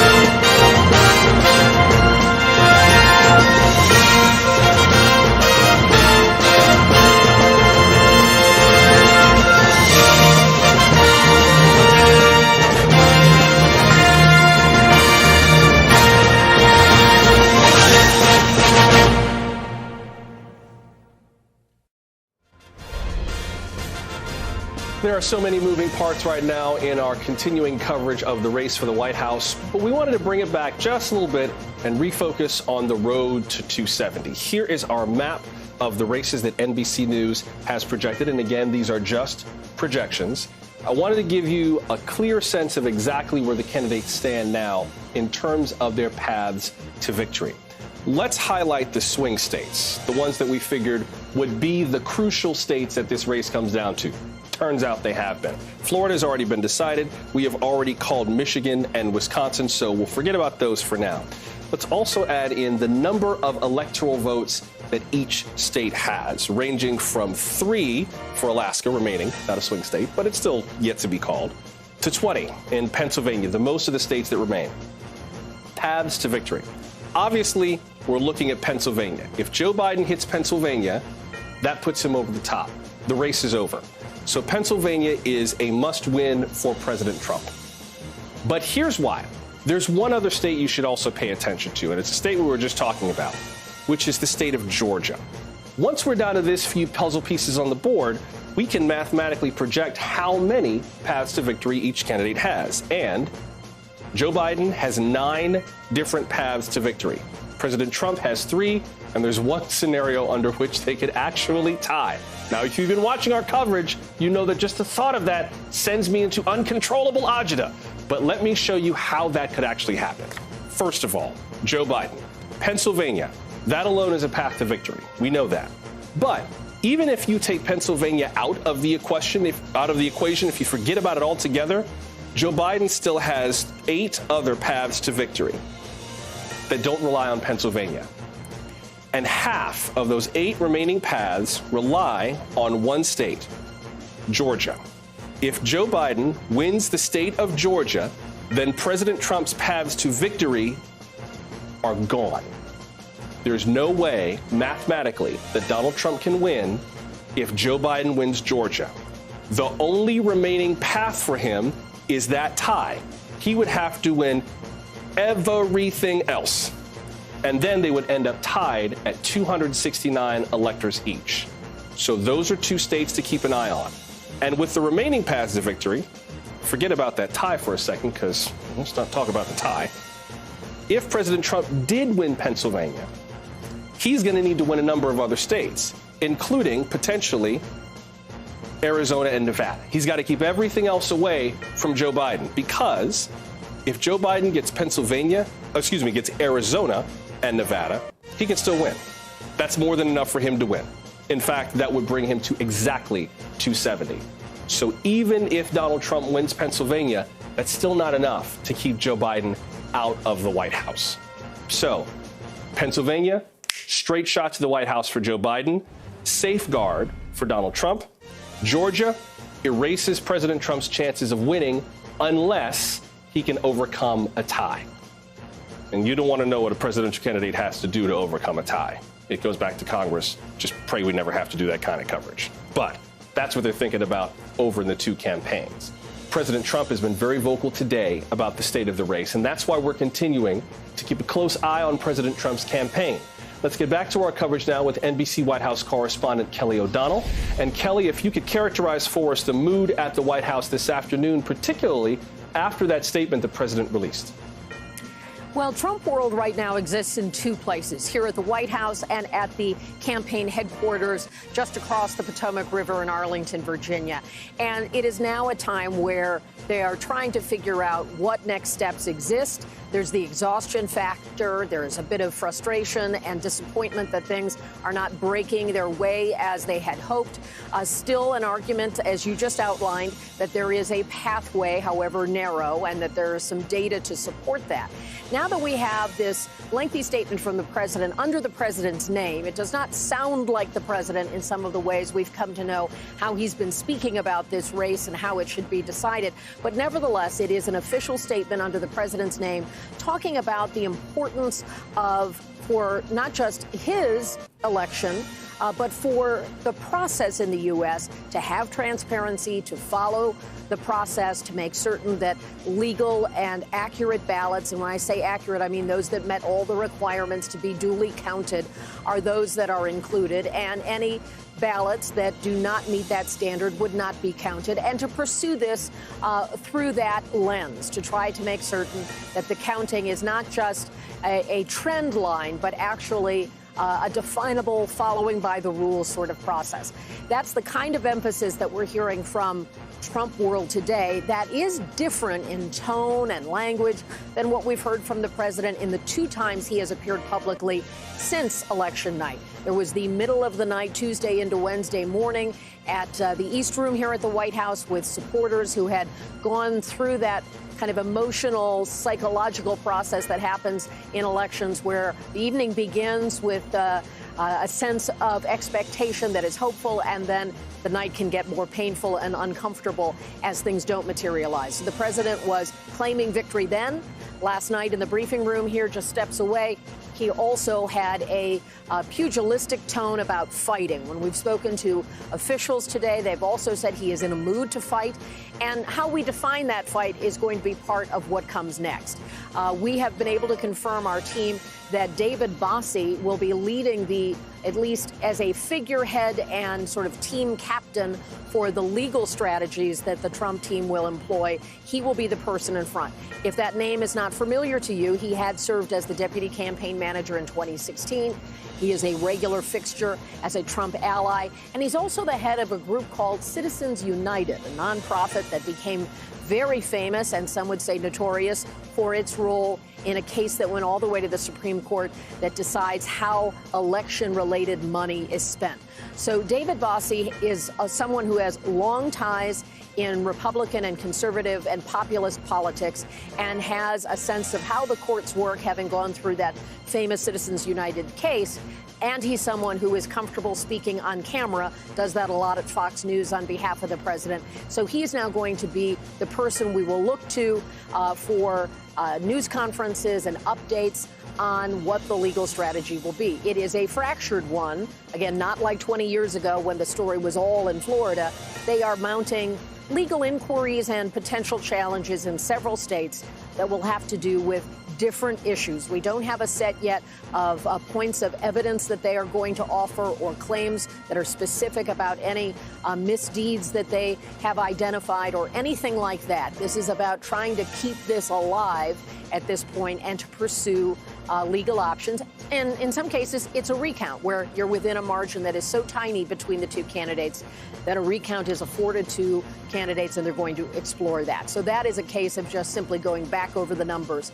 So that's the update as we have it right now, Joshua. It's been a day of waiting, a day of probably a lot of tension and some discomfort on the part of the Trump team, staff, campaign, donors, friends, and the extended group, as certainly the anticipation toward a more favorable conclusion has been mounting on the Biden side. Here they want to keep this going, and they want support in keeping it going, looking for allies in the Republican Party and others who can say this is a reasonable strategy for the president to take more time and to pursue this. Joshua? Thank you, Kelly. That's NBC's Kelly O'Donnell with the latest from inside the White House. Much more to discuss is our coverage of Decision 2020 and the count and the recount and the legal fight and all of it. Our coverage continues in just a minute.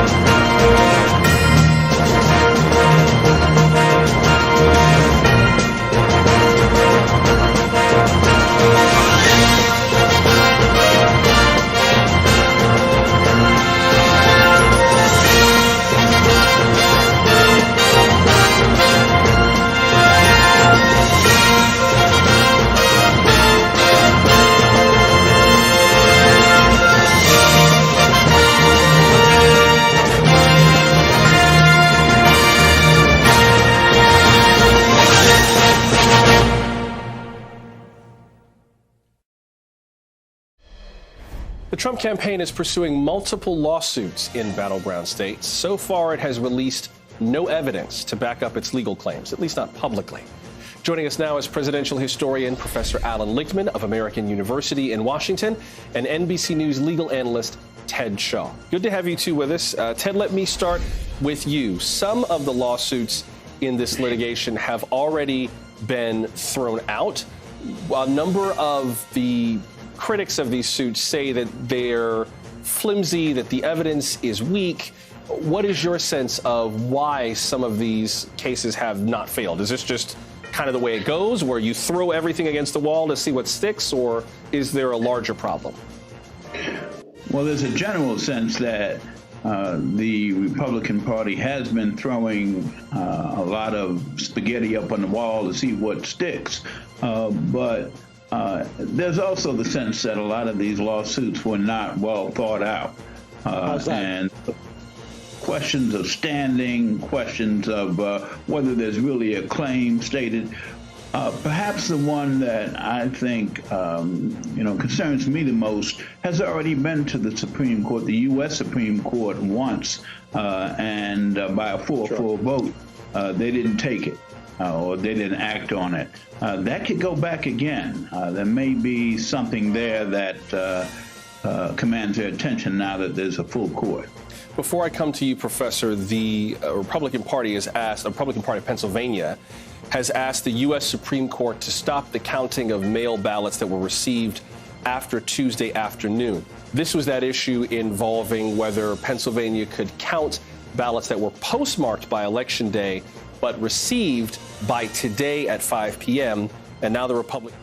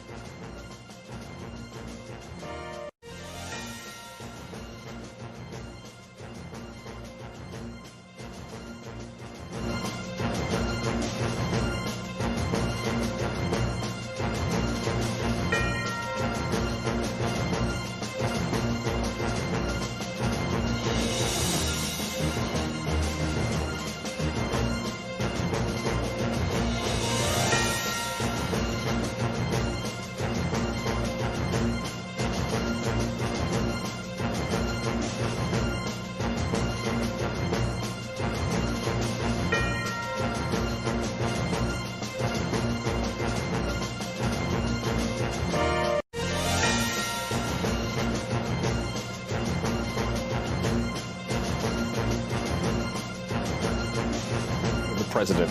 He continues making these claims of voter fraud that have no basis in fact thus far. Here's part of what the president said in the White House briefing room last night. If you count the legal votes, I easily win. If you count the illegal votes, they can try to steal the election from us. If you count the votes that came in late, we're looking at them very strongly, but a lot of votes came in late. A number of problems with that statement. First of all, if you count the legal votes, I easily win. Not by our math, he doesn't. By our math thus far, if the trend continues, there are more paths to victory for Joe Biden than for Donald Trump, as we just illustrated. But all the votes have yet to be counted. If you count the illegal votes, this rhetoric about stealing the election, that persists. But then today, Professor, he released a statement saying in part, quote, "We will pursue this process through every aspect of the law to guarantee the American people have confidence in our government. I will never give up fighting for you and our nation," unquote. That's quite a tonal shift, Professor. What do you make of that?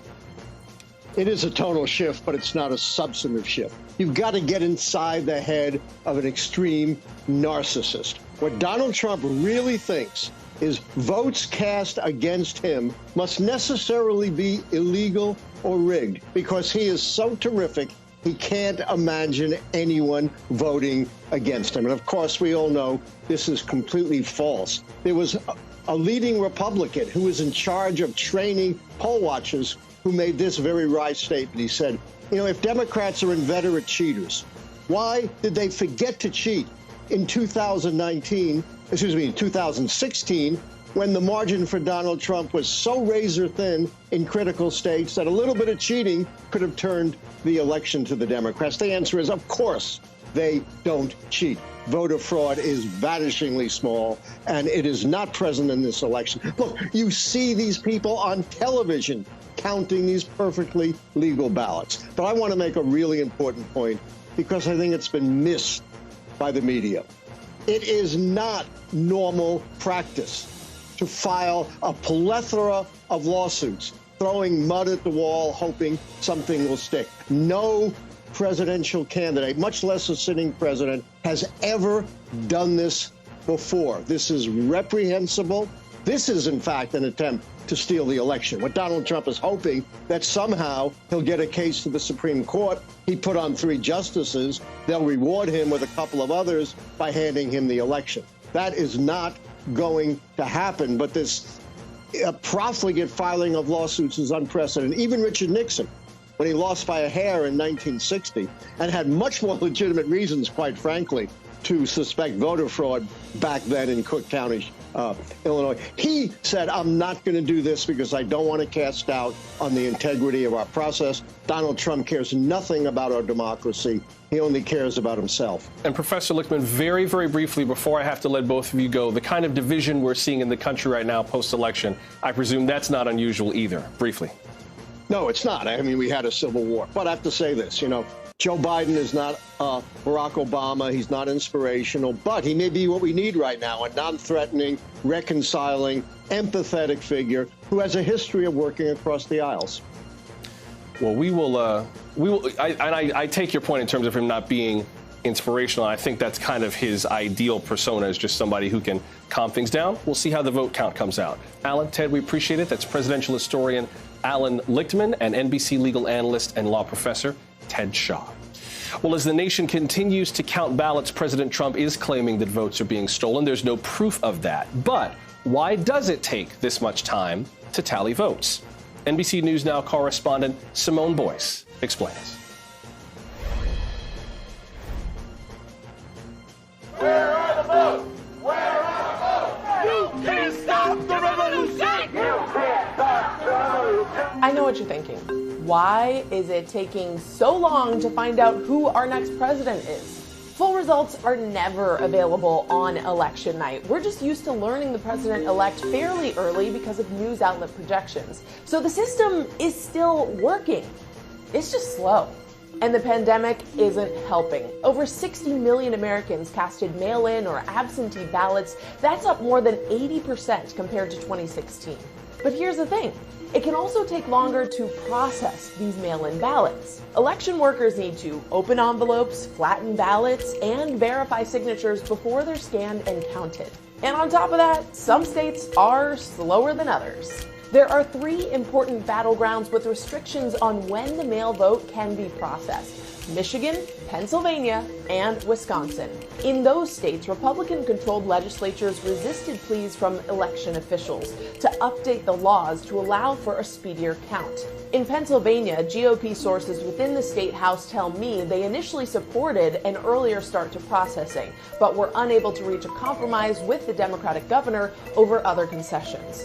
Meanwhile, Florida and Ohio were allowed to process mail-in ballots before November 3rd. That's why they had a lot of the vote counted by the time the polls closed. But in places like Nevada or Arizona, which were allowed to start tabulating before Election Day, it's still taking some time.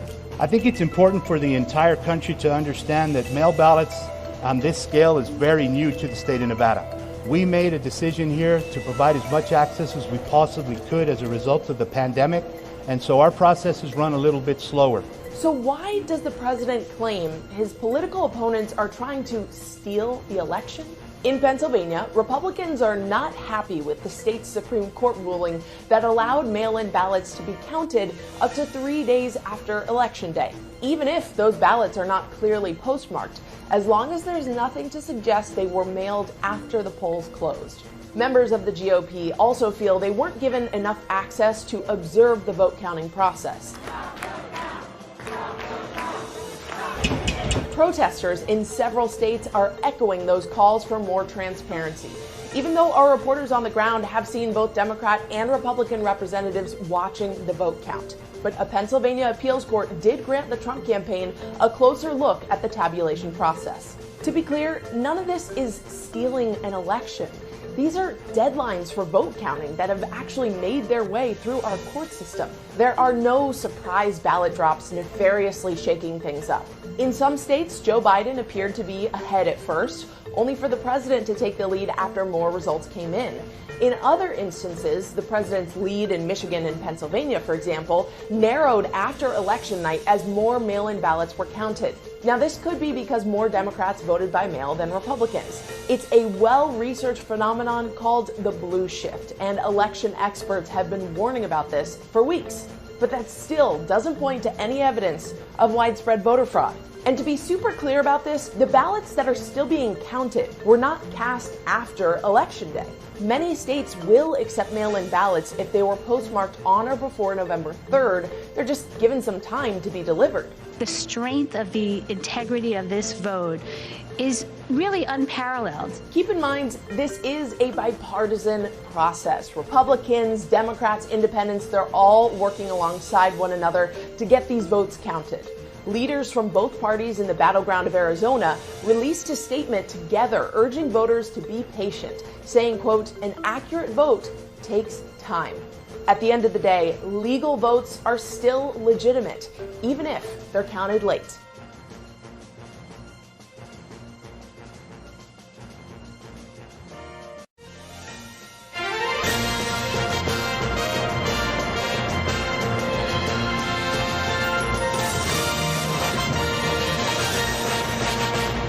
Everyone, I'm Lindsay Reiser. You're watching NBC News Now. We're so happy that you're with us.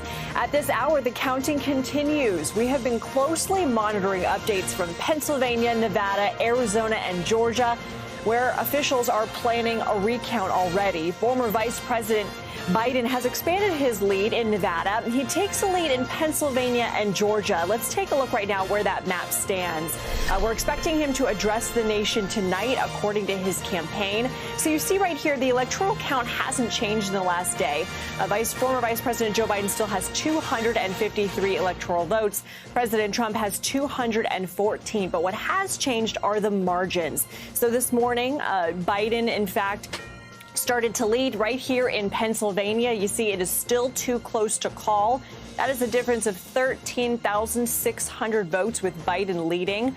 We also have new numbers in from Nevada, but again, this race still too close to call, although Biden's advantage has been widening. There's a difference there of 20,000 votes. Let's go to Georgia. I mentioned there's already a plan for a recount there. Look at the number right now, the difference between the two candidates here. Again, this too close to call, but only 1,602 votes separate Biden and Trump, with Biden leading there. Again, here is that road to 270. Everybody really is watching Pennsylvania because that would be a clear win for Biden there, put him over the edge if he were to also win Arizona and Nevada. That would be another path for him to get to the White House.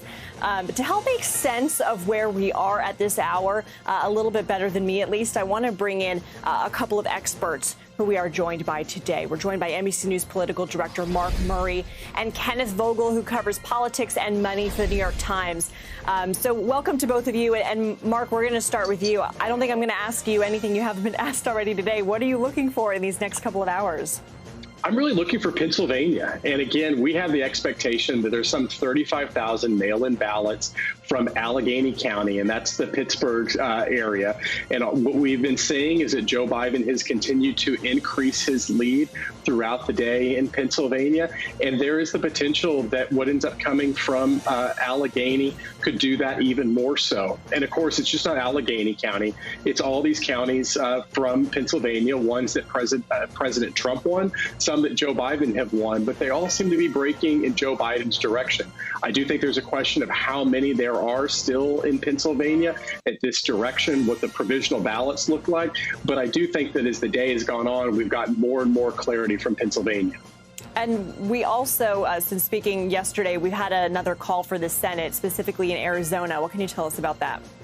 So that was for Mark Kelly, the Democrats. This was a seat that Democrats have been favored throughout the entire election cycle. I think it goes to show you how tight Arizona was, not only in the Senate contest, but in the presidential. And it took a while to be able to call it for Mark Kelly.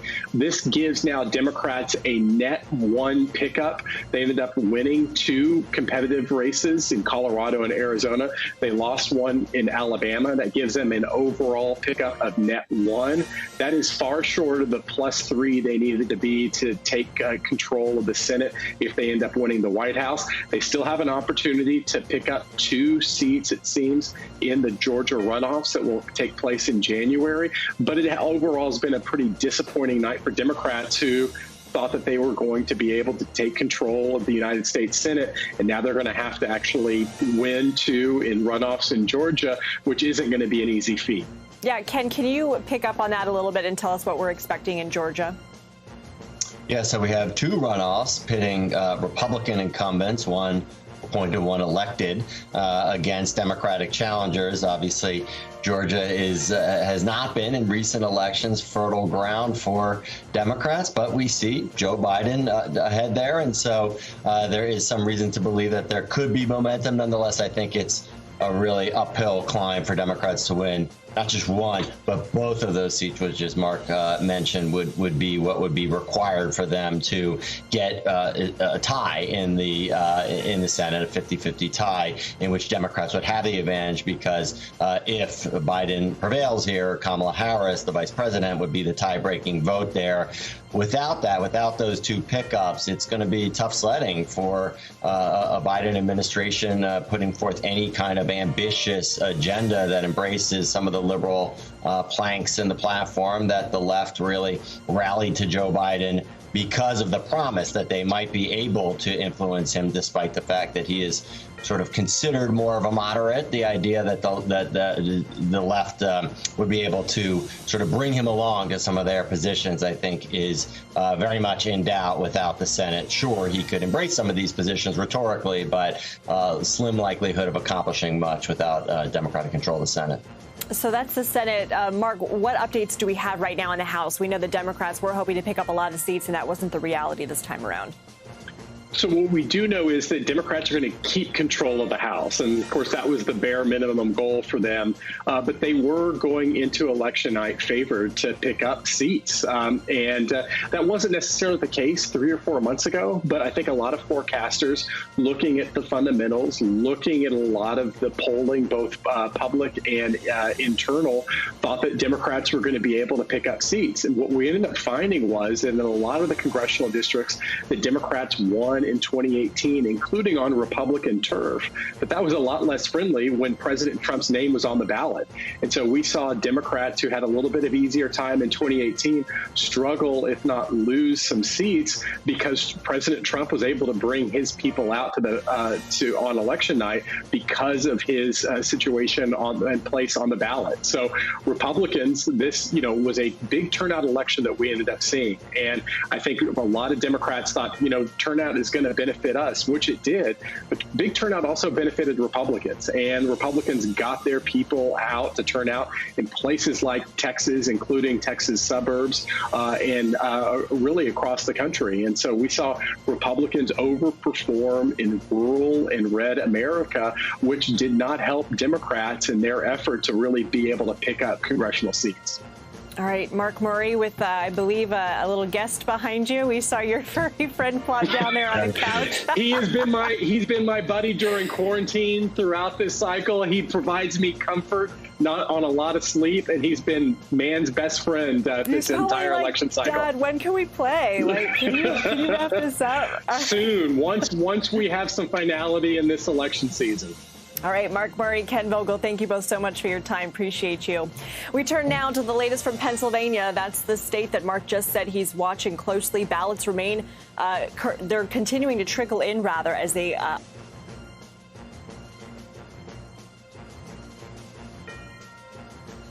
Pennsylvania. MSNBC's Maura Barrett joins us now from Pittsburgh, Pennsylvania. So, Maura, the Biden campaign feeling pretty confident about their odds there this afternoon. Is that enthusiasm warranted? Well, early this morning, it definitely was, Lindsay. We were all waiting on these mail-in ballots. The mail-in ballots, like Mark was just saying, have been breaking for Biden. There's about 100,000 of these ballots left still to be counted. Here in Allegheny County, I'm in the warehouse where they are processing and counting their remaining 35,000 ballots. In Philly, we're waiting for about 20,000. And these are these Democratic strongholds that the Joe Biden campaign has been really focusing on to help them get this additional lead over President Trump as these mail-in ballots trickle in. But I do want to point out that we are getting more information about what provisional ballots could look like. Now, there are about 85,000 provisional ballots that we know of. This is not a full count per the Department of State. We will be getting likely more.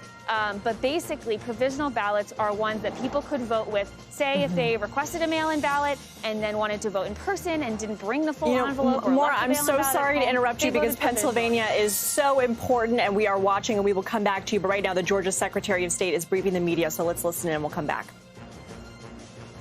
Okay.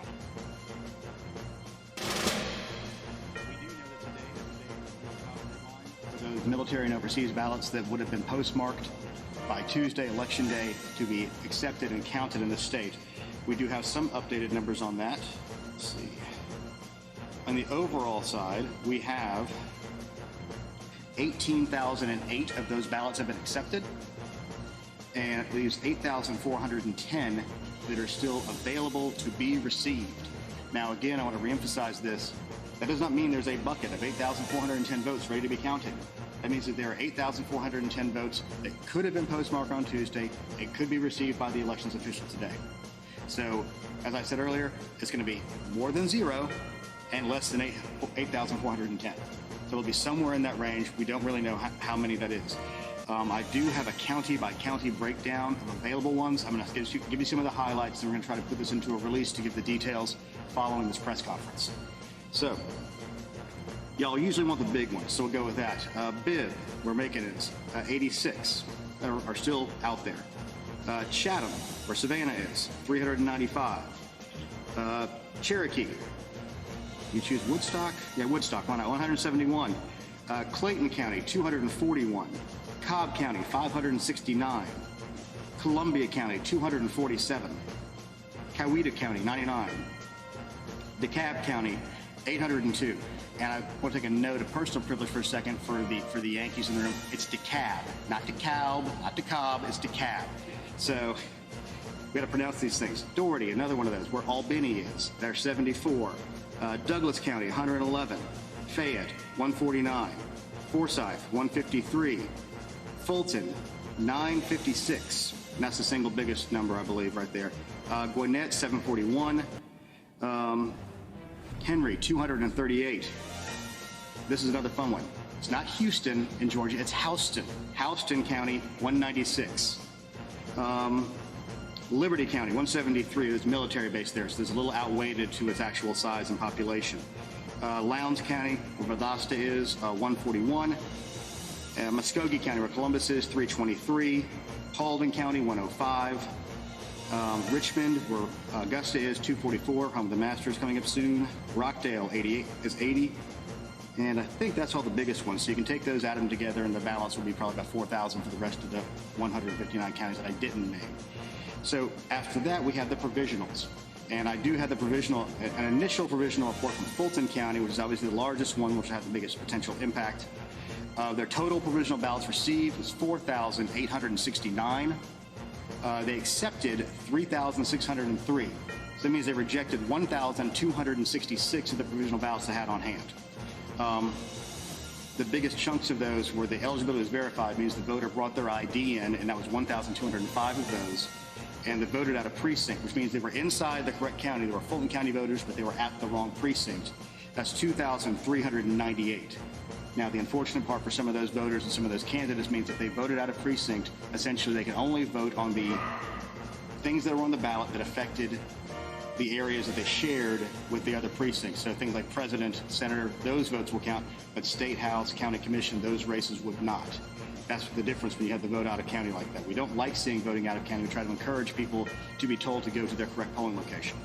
Now, the rejected ballot justifications we saw on this is out of county 673. You can only vote provisionally inside your own county. Not registered. So these people were not registered voters, 573, and non-citizens attempting to vote was 13. So that's the initial provisional report from Fulton. I expect that to change somewhat. I was talking to our Fulton County monitor earlier, so there were some other changes moving on that, as well as some of the absentees that were damaged, they were duping. I don't have a final number on that, but somewhere south of 300 that they were cut when they were using the openers and things like that, but they had to redupe, and they're going to be scanning those, and those will be added to tallies today. Let's see, not that one. You know, you start to get crazy looking at all these spreadsheets. They are not. As I understand, they have not scanned and uploaded those yet. Justin, they're getting ahead. Let me get through all this, and you can come back later. All right, so the total number of provisionals in the state. This is not the total number. We have the numbers from 134 of the 159 counties. And we have a lot of the large ones, but I don't think we have all the large ones. Like no, we have DeKalb. Okay, Clayton. I think we might have all the big ones in here now. Again, this is a moving target dealing with elections workers who are doing lots of things at one time. We're very happy we're working together to get this information to the viewers and the voters out there. And guess what? Gabe didn't hit the sum on all these things yet. So we're going to take a second while he does that on live television, because that's the exciting television y'all came for today. All right.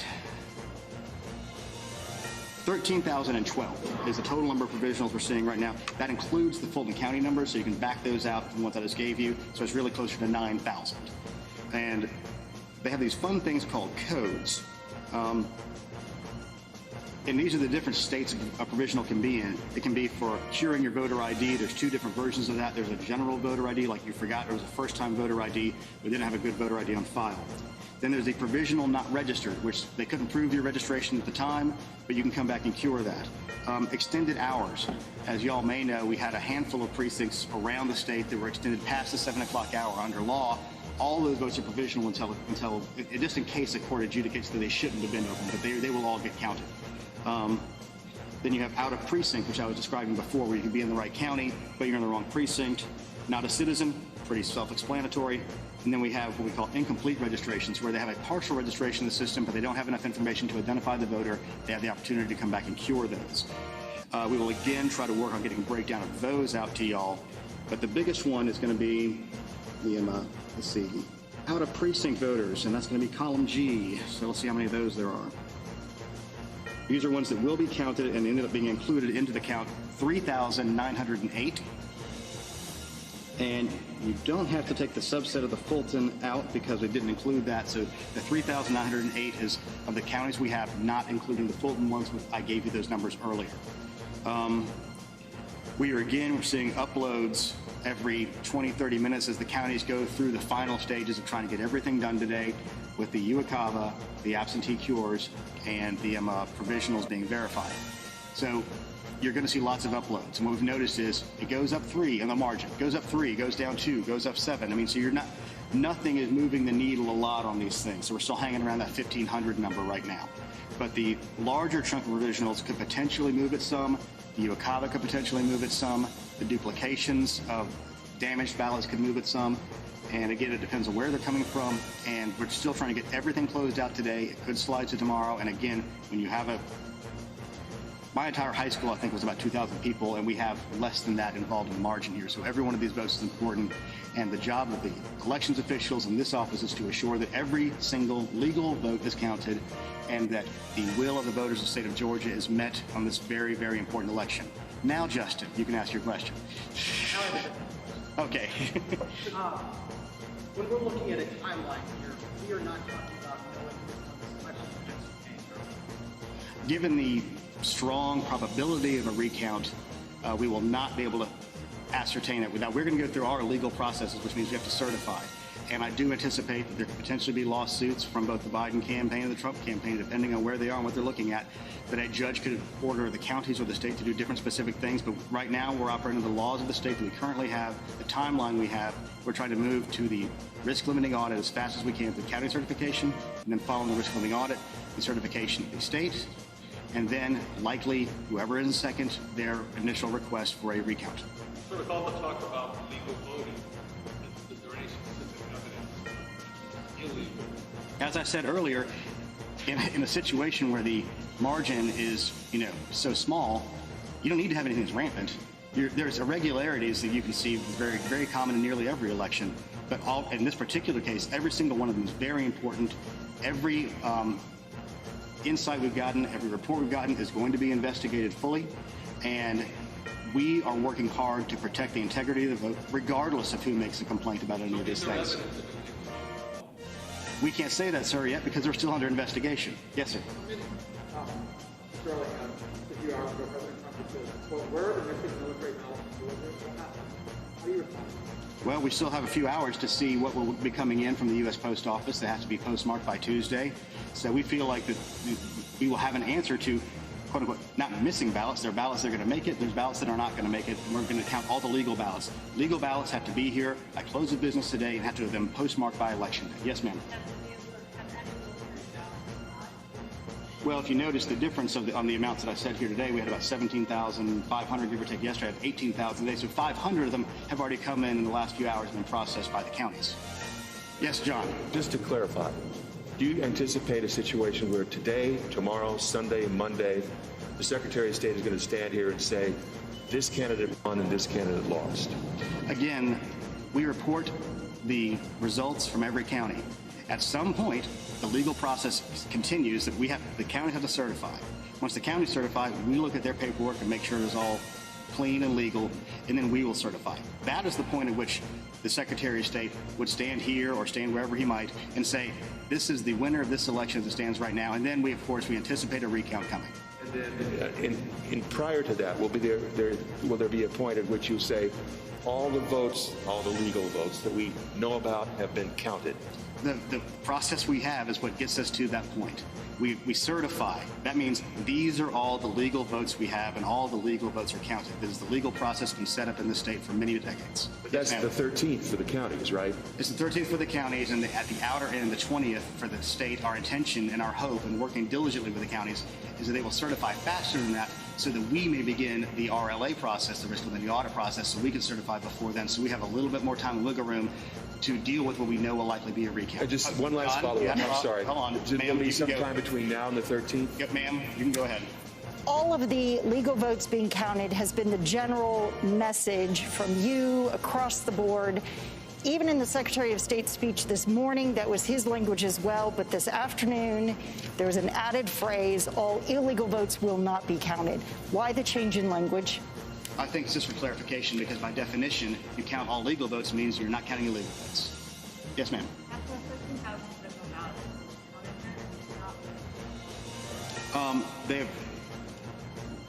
What they're doing right now is to verify all of those first. They will likely be scanned today, and they could even be part of some of the uploads we have seen today.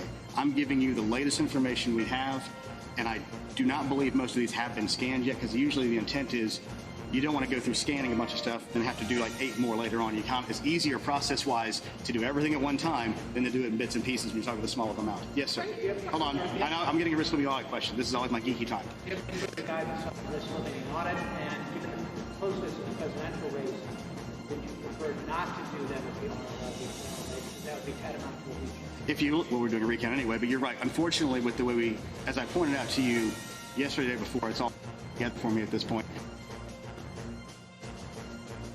One of the rules is for ease of use to a degree. And obviously, he's pointing out that in a risk-limiting audit, the point is you're trying to use the smallest number of ballots available to get you to a point of confidence that the outcome has been reached.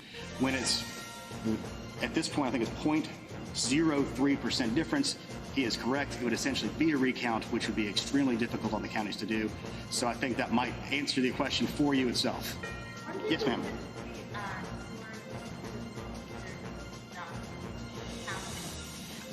Our hope would be today. They could slip into tomorrow because, again, everybody's exhausted. It's Friday. There's a Georgia game tomorrow. It's kind of a big one. We got to focus on the really important things in this state sometimes in order to recover, to be prepared for dealing with what. Ma'am. Following up on President Trump's tweet about quote-unquote military ballots, deadline is actually in practice today. Is the Secretary of State's office concerned about that come out from the White House from President Trump? Well, I think that what the President Trump is trying to encourage is the hope that as many of our military heroes, men and women across the seas, have turned in their ballots and they will be arriving under the legal deadline to this state. Yes, ma'am. I ask you about military ballots. Is this 26,000 or so a pretty typical number? As I understand it, that's pretty normal, yes. Yes, sir. So you said that We'll come back to you in a second. potential investigation into irregularities. Can you tell us how many you are investigating or going into specific? I really couldn't answer that because, frankly, I just don't know. I'll try to figure out something for you. We'll talk to Chief of Investigations. I need some water. A quick numbers question about the provisionals. 13,000 provisionals, correct? That's what I said, but it's probably correct. Let's see. And I wanted 13,012. Are those provisional ballots that have been accepted, or you broke it down? No, this is all provisional ballots, accepted, not accepted, discard. I mean, there's, none of these have been, again, latest numbers we have. None of this is either for sure going to go in except the number I gave you, which was the out of precinct ones. Since everybody's ballot has president on it, all of these will go towards that, and that is 3,908. And again, we're also missing about 20 counties out of this, so that number will be bigger at the end of the day. Your follow-up. So the U.S. Capitol ballot, you guys could break down how many are overseas and how many are military, maybe break it down at all? They're treated the same way. Yes, sir. Are you collecting any of the numbers from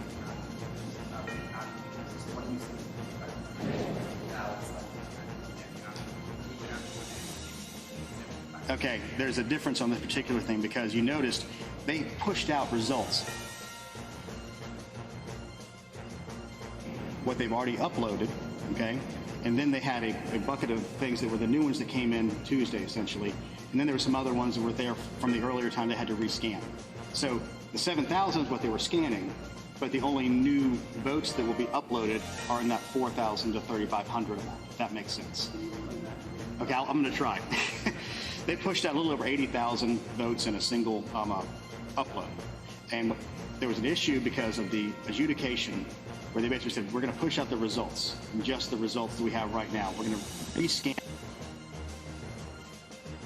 was sort of decided internally there by their elections board. They had an option A and option B of how to do this. They wanted to get the information out because that was the most important thing at the time. So, all right, everybody, we are listening to Gabriel Sterling. He is the Voting System Implementation Manager there at the Georgia Secretary of State's office.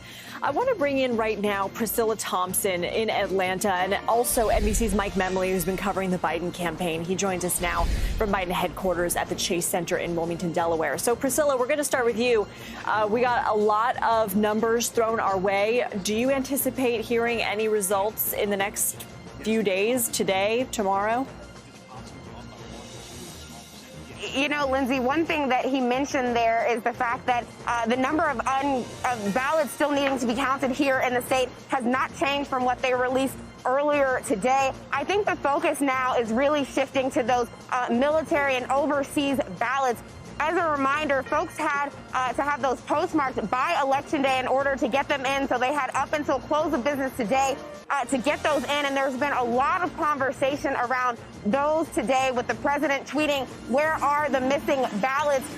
When in fact these ballots are not missing. They have been coming in to the counties over the past several days, and today is the final day for them to do that and to get a tally on how many of those they're expecting. And one of the things that to note here, and that you heard the voter implementation manager really emphasizing, is that there are around 8,900 of those that are still outstanding, that are perhaps not yet in, and they're not sure. It's unclear if they are going to get all of those 8,900 by the deadline, but that's just sort of how it goes. Just as on Election Day, if those absentee ballots didn't get in for whatever reason by 7 p.m., they were not counted. The same thing applies here. And so you heard the Secretary of State, who spoke at the beginning, really emphasizing that people are monitoring this process. And while he is aware that the country may be watching right now to see what is going to happen in Georgia, they are really focused on taking their time and making sure there is an accurate count. And so we don't necessarily know a specific timeline on when we should expect to have more information or results. But as he said there, these results do have to be certified. November 20th is the deadline for Georgia to do that. And so we will know something at that point, and then from there we move into the conversation about a possible recount and either candidate will have the opportunity to ask for that recount if the margin is still within that 0.5%. And one other thing that I just want to make note of here that my colleague Monica Alba reported out just a little while ago, the Trump campaign and the RNC has announced that they do have lawyers and a legal team on the ground here in Georgia prepared for any sort of challenges. And as we heard there in the presser, the Secretary of State's office saying that they do anticipate legal challenges. So things are far from over here in Georgia. Lindsay? Yeah, so Mike, where does that leave the Biden campaign? We know that Georgia's another one of those states where Biden is pulling ahead, but the Georgia election official we just heard from said we expect a recount. Yeah, Lindsay, every time more data comes in, it shows the former vice president gaining ground in the states that could put him over 270 electoral votes, especially Pennsylvania. The problem is that data is coming in very slowly. As recently as about 4 or 5 hours ago, the Biden team was really full speed ahead on telegraphing a speech tonight here at the convention center behind me. We've seen the Jeeps that were part of the election night scene, red, white, and blue Jeeps for a drive-in celebration return tonight. Now it's looking like they're now going to potentially have to wait again if no news organizations are able to project 270 electoral votes for Joe Biden. We won't see him here tonight. But the mood among Biden officials that we've been speaking to all day has been really jubilant. Today, they really did think, especially once Pennsylvania margin flipped from narrowly for Trump to now narrowly for Biden, that they were on a track to victory here. But the story of the week, what they've been pressing all along is patience, asking everybody to be patient about this vote count. But now everyone's patience is really being tested, given the slow pace here. All right, Priscilla Thompson in Atlanta, Mike Memley in Delaware. This just keeps changing by the hour. Appreciate both of you joining us. I believe we're going to now go on to Nevada. Again, another state where the count continues. NBC's Jacob Soboroff joining us from North Las Vegas. So, Jacob, you know, I feel like we've heard John Ralston on our sister network, MSNBC, all day saying, why haven't media organizations called this? Doesn't sound like we have Jacob yet. We will get him for you right after the break. Stick with us. Oh, Jacob? Do you hear me? All right, we'll be right back. Good morning.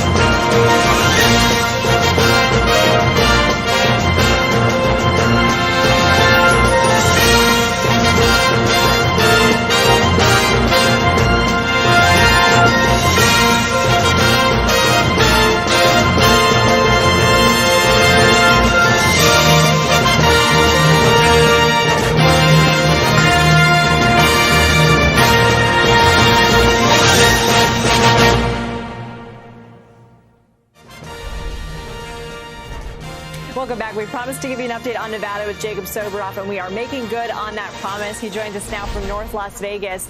So, Jacob, Nevada is another one of those states where we're seeing this trickle, and it's been in Biden's favor. What's the latest on the count right now?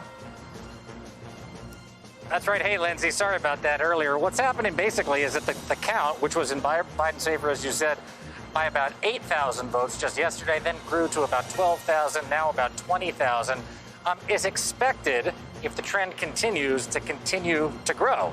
But the issue is here, they're counting slowly, though deliberately and accurately, we hope. And that all indications are that that is exactly the situation here in Clark County.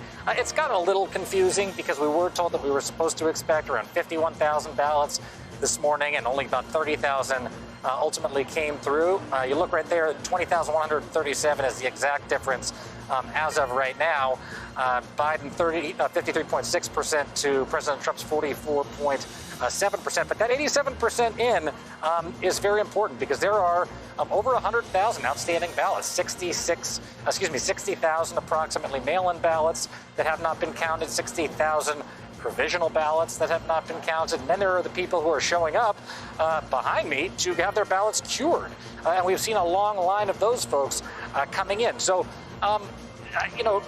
there's a couple things going on here. One is unprecedented surge because of universal mail-in voting, which hasn't happened here before. I think it was a big learning lesson for the folks here. And I do think that they were a little bit overwhelmed, even if they may not admit it, just from observing it ourselves. It's pretty clear that this is a new experience for them here.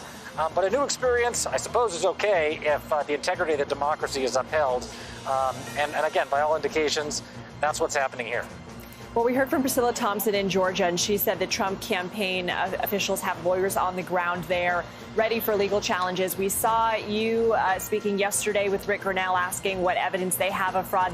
He and Matt Schlapp held a press conference in Las Vegas. Are you also seeing a team there mounting a fight? Well, to the extent that you could call what they did yesterday a fight, I suppose. But, you saw the interview, I presume. Grinnell, I guess, I don't even know if you could call it that. Grinnell didn't really answer any questions, nor did Matt Schlapp. And their allegations are very, very thinly sourced. When they talk about thousands of potentially invalid ballots, they really don't have any evidence of that. What they did was cross-reference change of address data with people who voted in the general election. And they said that they referred it to the Department of Justice because they thought those people might be living out of state. Well, you can't make a criminal referral as the Nevada Republican Party. They wrote a letter. They're not a law enforcement agency.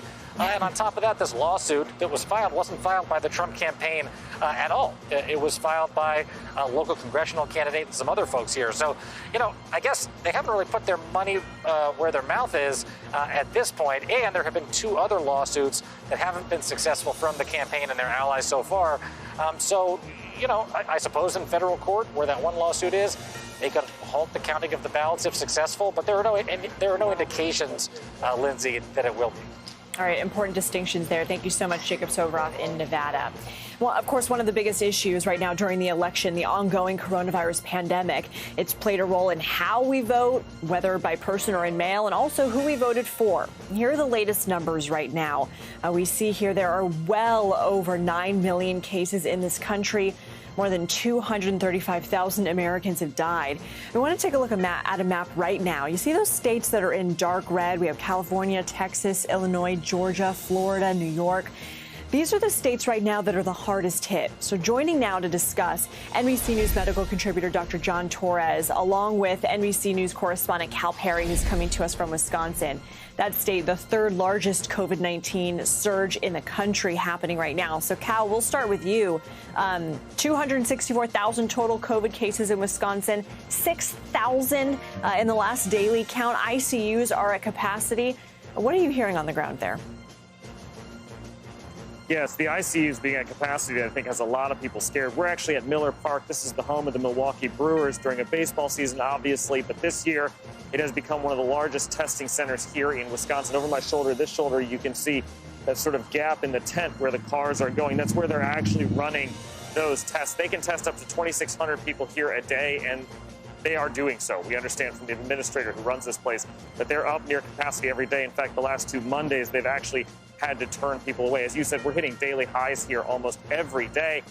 And it's a virus that obviously, and we say this a lot, doesn't pay any attention to borders. Just south of here in Chicago, also a hot zone. So the concern as these hospitals fill up is that they're not just filling up here, they're filling up regionally across the Midwest. Something to keep an eye on, obviously, Lindsay. Dr. Torres, when you see these images behind Cal of these cars lined up, does it make you feel like we haven't learned anything since March?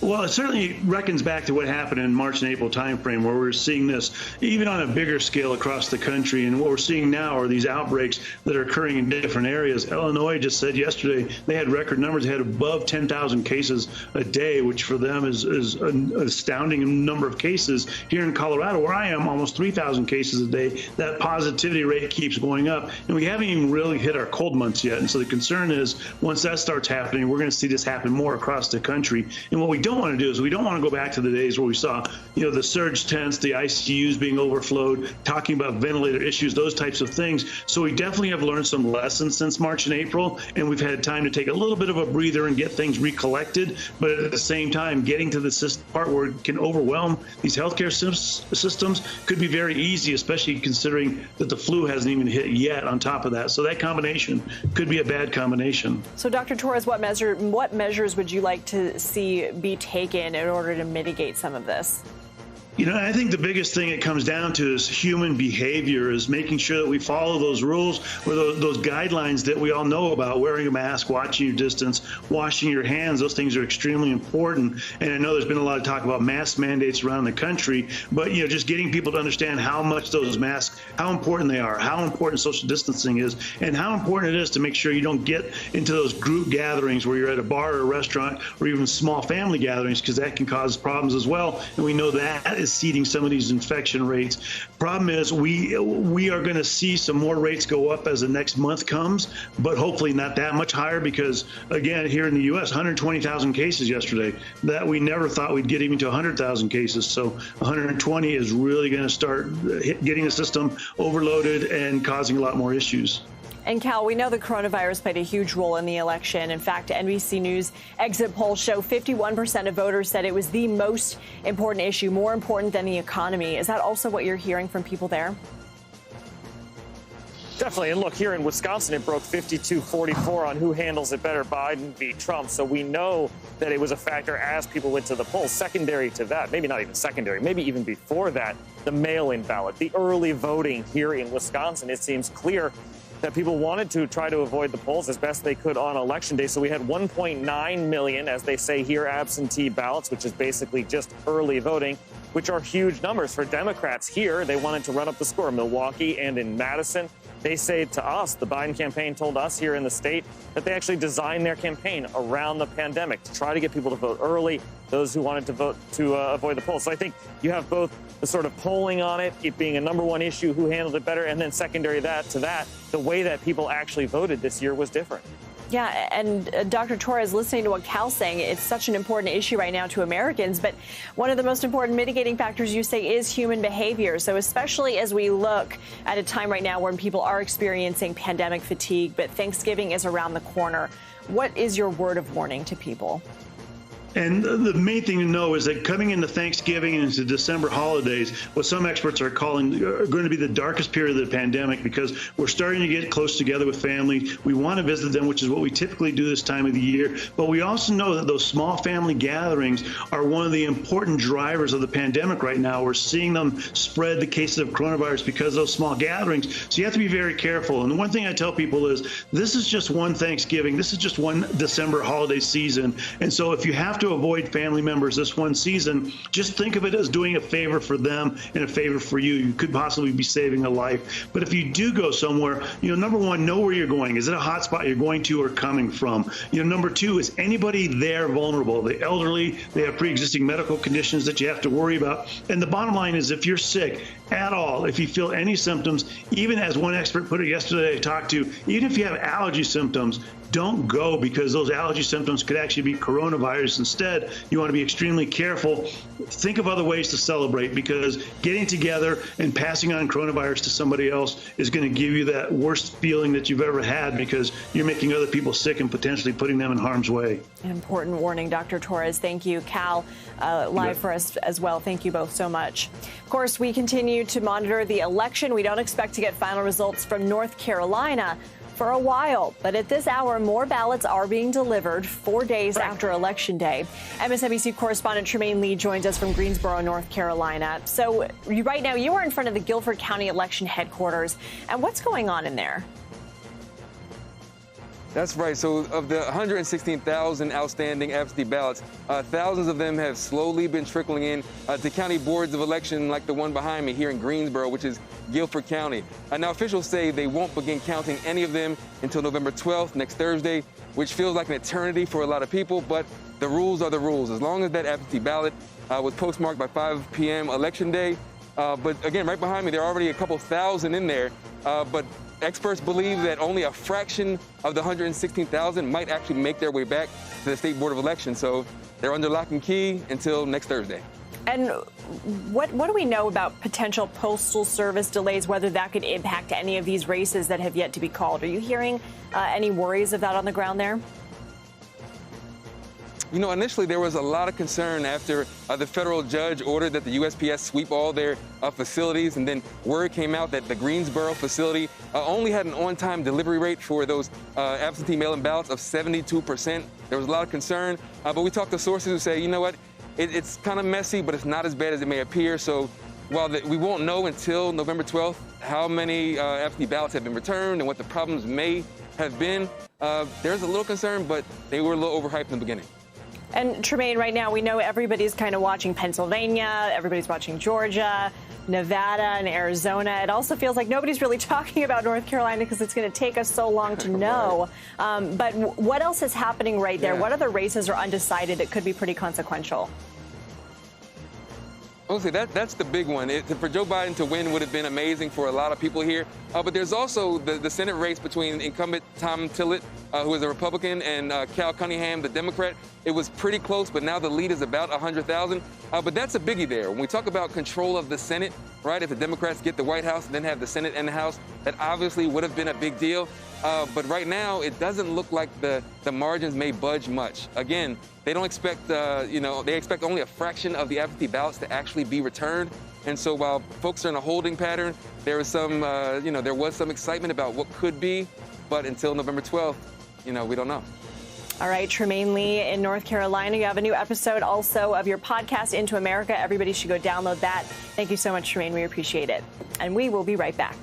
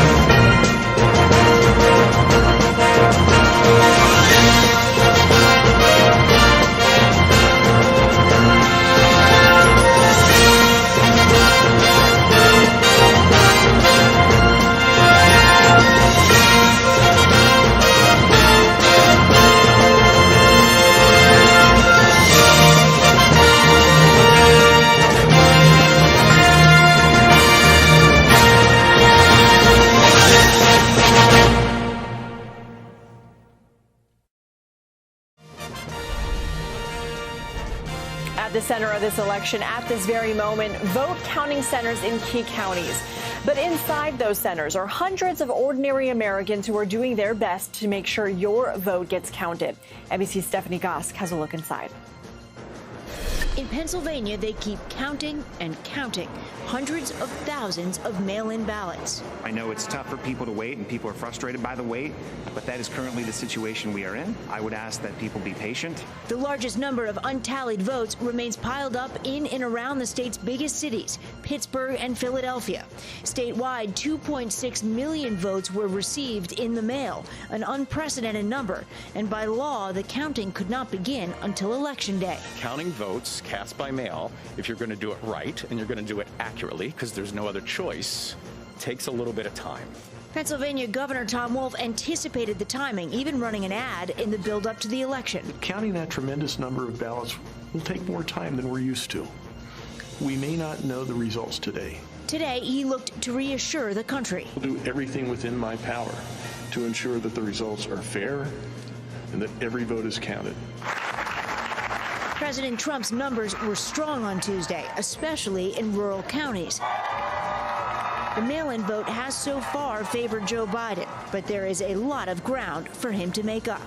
Mail-in votes are still coming in. They'll be accepted until Friday at 5 p.m. as long as they were mailed on or before Election Day.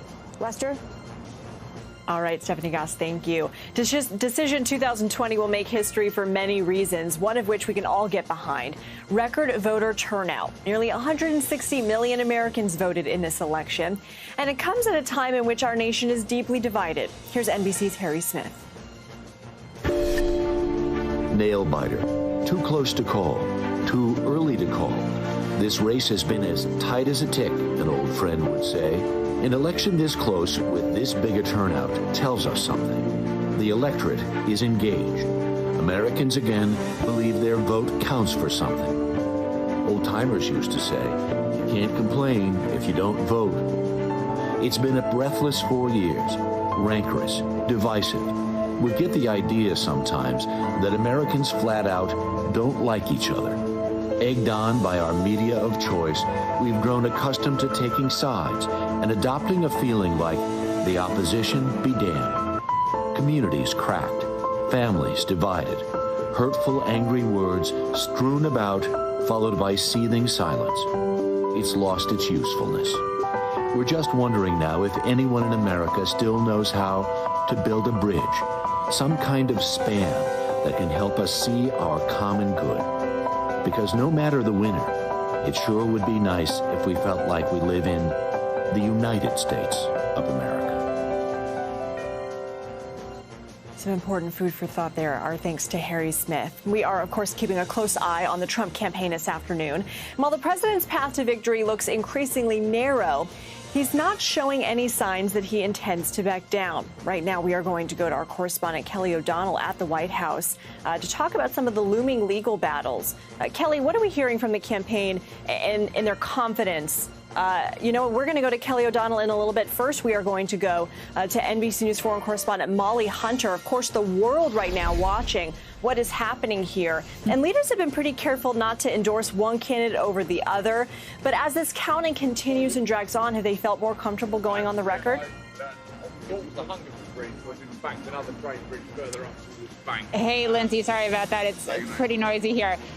Yes, everyone is watching, as you can imagine. It was on the cover of every British front paper here today. But one of the most interesting things in the last couple of days, the tone has shifted. So in the first couple of days, world leaders certainly watching, certainly not endorsing either candidate, reticent to really get out in front. But we've heard a tonal shift, and now we're hearing a lot about democracy and a lot about how important that democratic process is, Lindsay. Take a listen to UK Prime Minister Boris Johnson earlier today.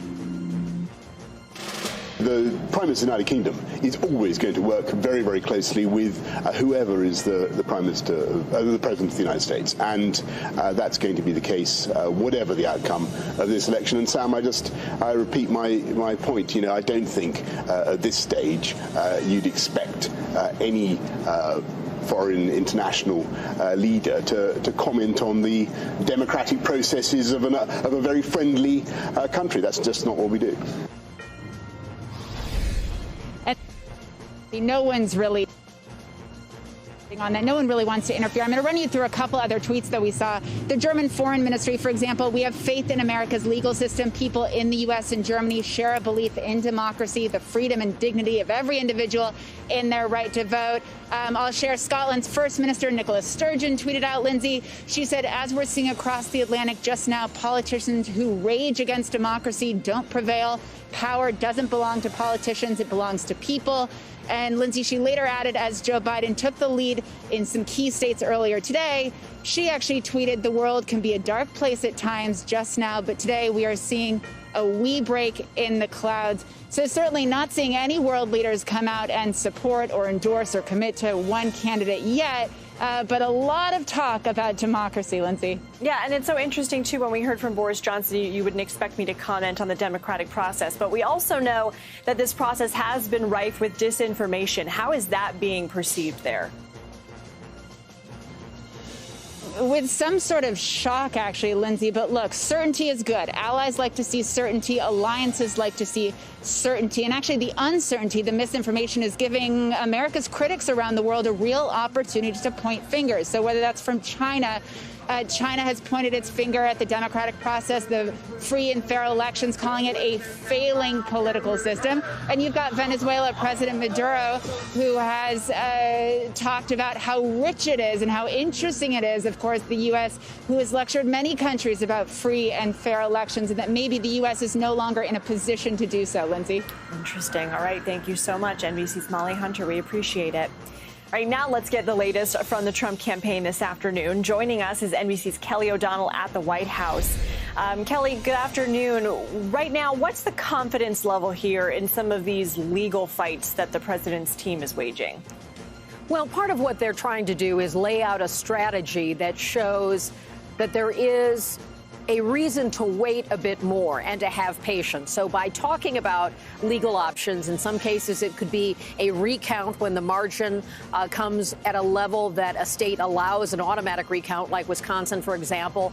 In others, like Pennsylvania, there were questions about the extra time that had been given for the return of certain mail-in ballots and have those ballots been segregated to be counted separately, different kinds of questions like that. But the big picture of it all is buying time, as there is a sense of momentum for Joe Biden as the numbers have shifted, as his count in the path to 270 has been higher than the president's.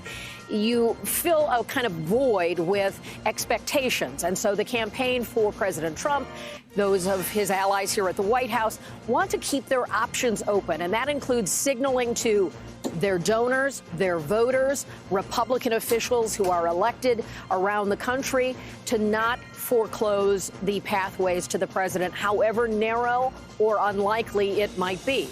It is about keeping the possibility of a shift in momentum open, alive, and active. That is certainly what we are sensing today. Now, that doesn't mean they don't recognize the numbers are looking tougher. It does not mean that they're not aware of how Joe Biden has been able to pick up a lot of additional vote in certain states, as was predicted. But the president is, we are told, in a mood to fight this. And so they put out a statement under his name that didn't really reflect some of the tone we've seen from him when he's appeared here in person twice since election night, where he has taken a much more pugnacious approach about fighting, about alleging fraud and things like this. The statement today was more about the importance of following elections through to their conclusion and making sure the rules are fairly followed. So that's where we are right now. And the Trump campaign is going to have one of their longtime allies who was a part of the campaign structure in 2016 and has been a friend and advisor to the president in the years that he's been at the White House, David Bossie, who will be the front man, if you will, for the legal fights. And they, of course, exist in different states. What we don't have are a lot of details on specific cases or issues that will be alleged. But it's about this buying time to keep people from assuming that the race is over or being mentally ready to move on, or even giving the Biden campaign signals that they're ready to shut this down. The president believes he can still find a way to win this. He's talked about military ballots, provisional ballots that could be cutting his way, and their expectation that as the counting continues in a state like Arizona, where the president has consistently been picking up some of the greater proportion of the vote that's been coming in, that they could somehow secure those electoral votes. So however narrow, long shot it may seem, they're not willing to give up that possibility. And after a long fight, that is part of what you expect with campaigns. It's very hard to close the door on the expectations, and so they're going to try to pursue all the options they can. Lindsay? Does the president have any allies who either privately are encouraging him to concede or are publicly saying that? We don't have any indication of that. Now, that would come at some point. But at this stage, what we've heard from people close to the president is that the voting has not concluded. And meaning the tallying of the votes has not concluded. There are still cases in a handful of battleground states to be resolved of the first phase of counting, not recounts, not challenges, but in that first phase. It's been protracted for sure, different than a lot of other years. But until that is done, that there is a sense that the president has some room to play this out and to see what happens. If we get to a point when that is resolved, where it appears there is certainly enough electoral support for one candidate, Joe Biden in this instance, if that were to be the case, then you would likely start to have Republicans saying to the president, it's time. But they don't feel they are there yet, and that even though it's been a few days, that there's enough time to allow for this to play out a bit longer. That's the sense we're getting right now. All right. Thank you so much. NBC's Kelly O'Donnell there live at the White House.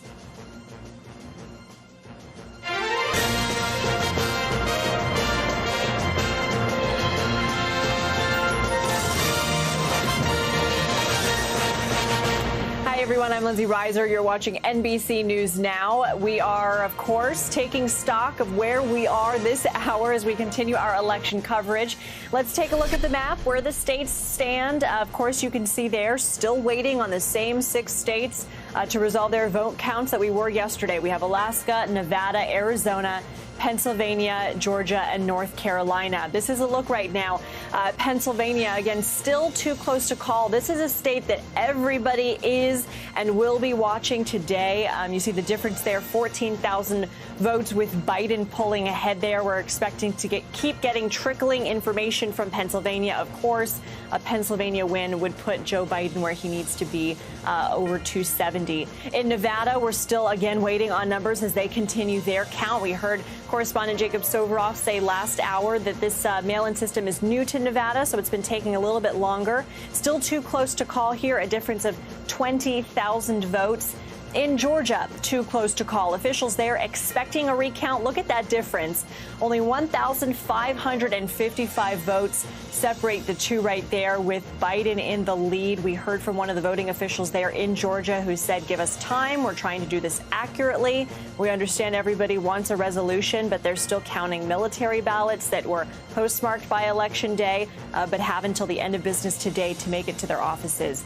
So both candidates right now falling short of the 270 electoral votes they need to win.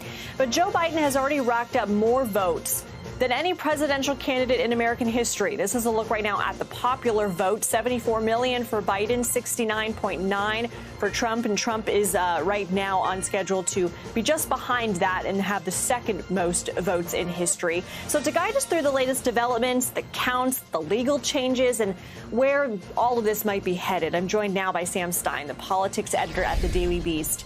So Sam, one thing I want to ask you before we talk about which states you're watching most closely, is this what we expected to happen? That's tough. I mean, everyone had different expectations, right? What we did know is that what we did know and probably didn't adequately emotionally prepare for was that this would be a drawn out process, that we would not get closure on election night, that it would take, days potentially to count these ballots, in part because we were experimenting with an entirely new electoral system. Mail-in balloting has been used, but primarily in a handful of states, and now was being used in bulk. Obviously, we were heading towards record turnout as well. And then, of course, we were voting during a pandemic. So yeah, a little bit of unexpectedness in that, but we should have probably expected it more. In terms of the results, I think when it's all said and done, we'll be a lot closer to what the prognosticators said than we initially thought. I mean, Biden was, according to most metrics, heading to a nice, robust win, and I think that's where he's going to end up. It was just that initially the margins looked really small, and they may end up being small, but ultimately it does look like he will prevail. Well, this morning we got some new numbers from Pennsylvania, and kind of the feel on social media was that there was going to be a call soon and that we would have a president-elect. What are you keeping an eye out for in the next few hours here? When that call will happen. If you look at the patterns, basically, and the vote that's still out there, there's virtually no avenue for Trump to make up the margin. The margin is expected to grow as we get more vote totals from Philadelphia as well as Allegheny County. There are questions about these provisional ballots. Steve Kornacki, superhero election forecaster, made note of that this hour, that these provisional ballots are not breaking down completely Democratic. But if you look at where these provisional ballots are actually coming from, they are coming from Democratic turf. So I don't think that will matter materially for Trump. So really the question we have now is how quickly are they going to process these votes in Pennsylvania? And when will they hit a metric where the major news organizations are comfortable saying, yes, this is going to be Joe Biden's state, and therefore he will have the 270 electoral votes and be the president-elect? Well, you said it looks like the prognosticators might end up being correct with a robust win for Biden. What about the House and the Senate? Because those same prognosticators are expecting big pickups there for Democrats. So that's where they're off. And we're going to probably spend the next couple of weeks ruminating on why that was the case and general theses for it. I don't have a really concrete answer. The most simple Occam's razor explanation that I've come up with, although it's not that sophisticated, is that a bunch of Republican voters towards the end of the election were very much on the fence about Donald Trump and probably ended up deciding not to vote for Donald Trump, which explains why Biden ended up with the margins that he did. However, they enjoyed the prospect of a divided government. They're not naturally Democratic. They were going to see a Democratic president take hold. They wanted to check on that person. So perhaps they went to the ballot box and said, we're going to split our ticket. The other explanation that we have here is that there was just a general failure to estimate properly the turnout on the Republican side. We've seen historic turnouts on both sides of the election. There was sort of an assumption that historic turnout would benefit Democrats alone. In reality, historic turnout really helped Republicans in states like Texas. I mean, Democrats bested most recent, actually any number that they got in the state before, but Republicans went even higher. And so there was just a failure to truly understand how Trump could bring out those voters on the Republican side even more than he had in the 2016 election. And the Arizona Senate race was called in favor of Mark Kelly today, so Democrats pick up a seat there, but we're still waiting on a resolution in Georgia. Do you feel like that would be impossible for Democrats to gain another 2 seats in those 2 races? That's a good question. I mean, obviously, if they get both seats, they will have a 50-seat split, and they can break the tie with Kamala Harris being the VP, which would give them control of the Senate. The question is, who turns out in a runoff, right? I mean, we're talking about an election that's 2.5 months from now. The country's just been through this relatively emotionally traumatic election. How many voters are eager to go back out there and cast ballots? Where are we looking like in terms of the coronavirus pandemic as well?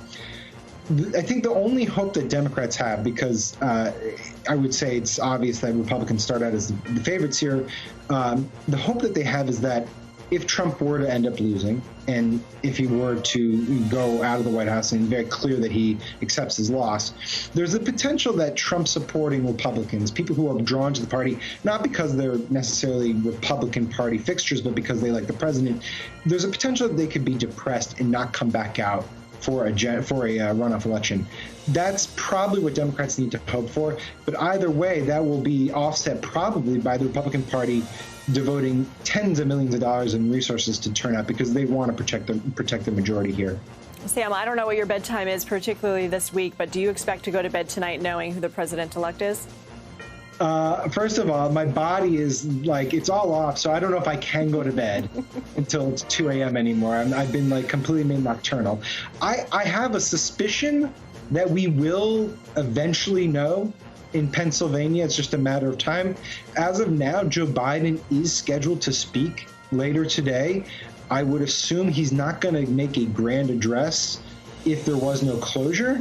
But the only thing that you can take away from these past 3 or 4 days is that you shouldn't have any expectations at all, that your priors are bound to disappoint, and that you should just take things as they come. So the answer is, I just don't know. I feel like that's maybe a philosophical metaphor for the rest of life as well. We're at that place now 3 days in, so yes. So we got some political advice and some philosophical advice. We got our money's worth from you, Sam. Thank you so much. Hey, thanks for having me. Take care. Let's head now to Georgia for the latest on the ballot count there. NBC's Priscilla Thompson joins us from Atlanta. So, Priscilla, we got updated in the last hour right now. Right now, we're still waiting on a lot of those military ballots. Are the military ballots the ones that have to arrive by the end of business today, or are those absentee ballots that were mailed on Tuesday? So that is not absentee ballots. Here in Georgia, the absentee ballots had to be in by the end of day Tuesday. If they were not in the county registrar's office or a drop box by 7 p.m. on Election Day, they were not counted. And so absentee ballots are all the absentee ballots that Georgia is going to get are already in. But with regards to the military ballots and the ballots from folks who are voting overseas, those ballots had to be postmarked by Election Day, and they're given up until today, up until 3 days after Election Day to get those in. So by close of business today, we heard the Secretary of State's office saying that we should have sort of a universal number in terms of how many ballots overall need to be counted. Right now, there are somewhere around 8,400 of those military ballots and overseas ballots that are still out that have not been received yet. Throughout the morning, about 500 of those have come in. And so we're waiting to see how many of those 8,400 are actually going to make it in to be counted, because anything that is received after the close of business today is not going to be counted. And so that's sort of one of the things, one of the nuggets to come out of that presser. And the other thing that the Secretary of State talked about was really this idea of security of the election. The Secretary of State spoke for initially when that presser began, really making it a point to say that he understands that what's happening here in Georgia is extending beyond the confines of the state. A lot of people are watching to see what is going to happen, and that is why they want to make sure that they're getting this count right, that it is accurate. Again, reminding that there are observers who are allowed to watch this process take place. So we heard him there really working to reassure voters that this is a safe, a fair, and accurate count, and that they should feel confident in that. Which counties are still in play right now there in Georgia? So earlier today, Gwinnett County was the one that really had the lion's share of the roughly 4,000 ballots that are still out and remaining. And then there are a handful, maybe 3 to 4 other counties that have a couple of hundred that need to be counted. But throughout the day, we haven't seen any real movement on that front. Typically, we'll get an update from the Secretary of State's office every couple of hours informing us of how many ballots still remain to be counted. And we haven't really seen that today. So we're really waiting to see. We're getting to the point where it's sort of that slow trickle. And the other thing that we're looking at here are provisional ballots that were cast on Election Day that needed to be verified. So folks who maybe showed up on Election Day with an expired ID and had to come back later to verify their identity in order to have their vote counted. There are also absentee ballots that needed to be cured. So people who maybe got their absentee ballots got flagged because there was a signature mismatch or something like that. So we're at the point now of really a slow trickle of different ballots coming in and being counted. And so the numbers are shifting a little bit. But the hope is that by the end of today, we have a clear idea of where things stand. Those ballots can be counted, and then the state will be able to move into the certification process where the counties will certify the results, and then the state will be able to certify the results and begin an audit of these results ahead of making an official announcement here. Yeah, and Priscilla, when we hear these press conferences, we can hear these officials in their voice. You can hear how much pressure they're under. They know right now the country, the world is watching, but they're not working on our timeline. They're working on their own. But after all of this is said and done, you said the counties will certify, then the state will certify, and then we have a potential for a recount. So tell me about that timeline. Exactly. So we could be in for quite a month of November here in Georgia. The state has until November the 20th to certify those results. And we heard in that press conference the folks there saying that they would like to see the county get their results certified as soon as possible so that the state can begin that process. And I should mention within there, the state is also going to be doing an audit. So they're going to be picking a statistically significant sample of ballots. They're going to be reviewing those by hand. A group of folks is going to be doing that. And so they're going to be checking the goal there. The idea there is that that audit will produce 90% accuracy in the vote count, just another safeguard there before the state certifies those results and makes that announcement. And then what could happen is the potential for a recount, which the state has signaled could be likely. And so once the candidates see those state certified results, if the candidates are still within 0.5% of each other, which at this moment Joe Biden and Donald Trump are tied, either candidate could request a recount, and that is when the state would begin preparing for that. Officials have said they hope something like that wouldn't take longer than a week. But as we've seen this week, those timelines can begin to drag out. So it could be after Thanksgiving, later in the month of November, until we really have an end and a bit of finality to the results here in Georgia. All right, Priscilla Thompson there live in Atlanta. Thank you so much, Priscilla. We appreciate it. At this hour, former Vice President Joe Biden continues to lead over President Donald Trump in battleground Pennsylvania. As results continue to pour in, Biden's lead has steadily increased. Joining us now with the latest is MSNBC's Chris Jansing live from Harrisburg. So, Chris, what ballots are they still counting? And I'm going to ask you to look into your crystal ball and tell us when we might have some clarity.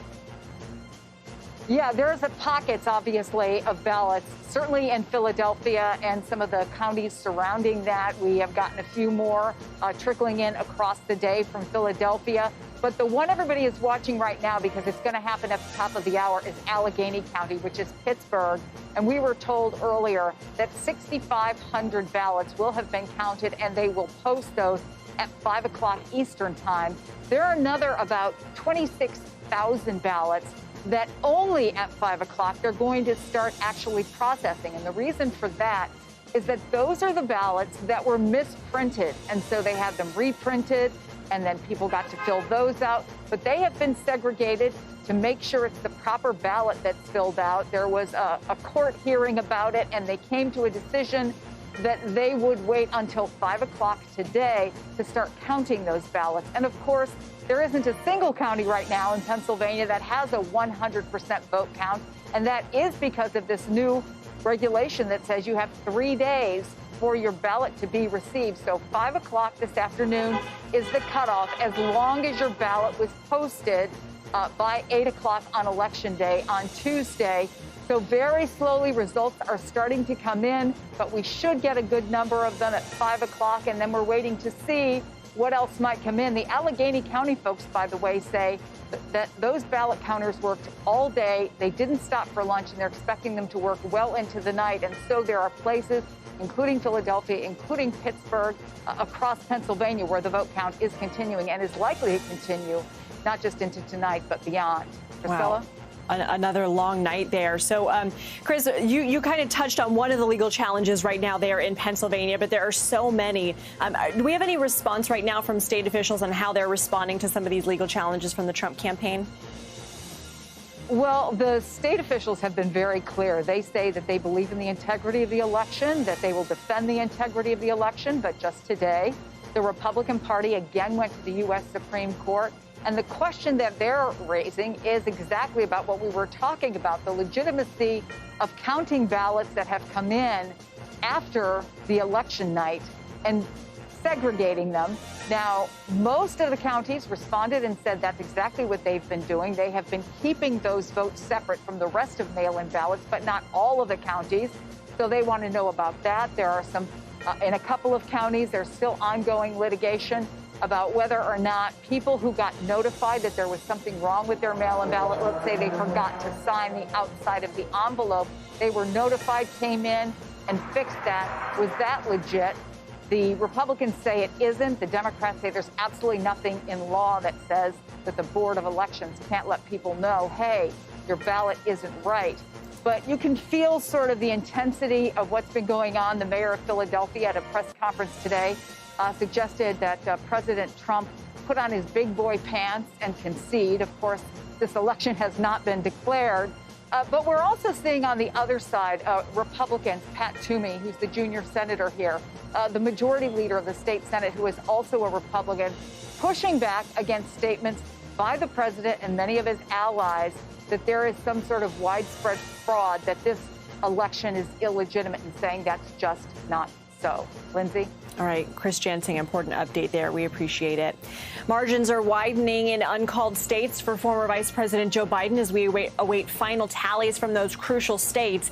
NBC's Mike Memley has the latest from the Biden campaign. He joins us now from their headquarters at Chase Center in Wilmington, Delaware. So, Mike, we were supposed to hear from the vice president, assuming that when they announced that, they were pretty confident that one of the races would be called and we would have a definitive winner. What's it looking like now?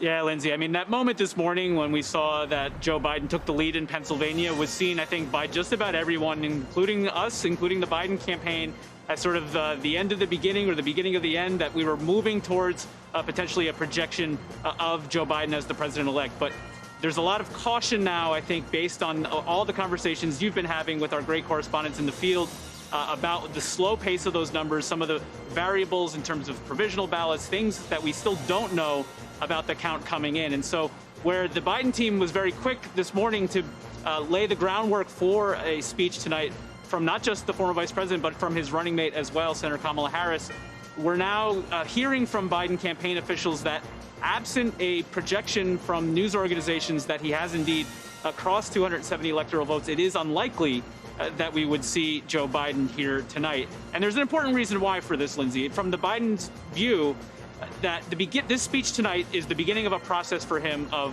doing what he has said is so important throughout this campaign, beginning to unite this country, to take the political temperature down a few notches, and to focus as he looks ahead toward governing.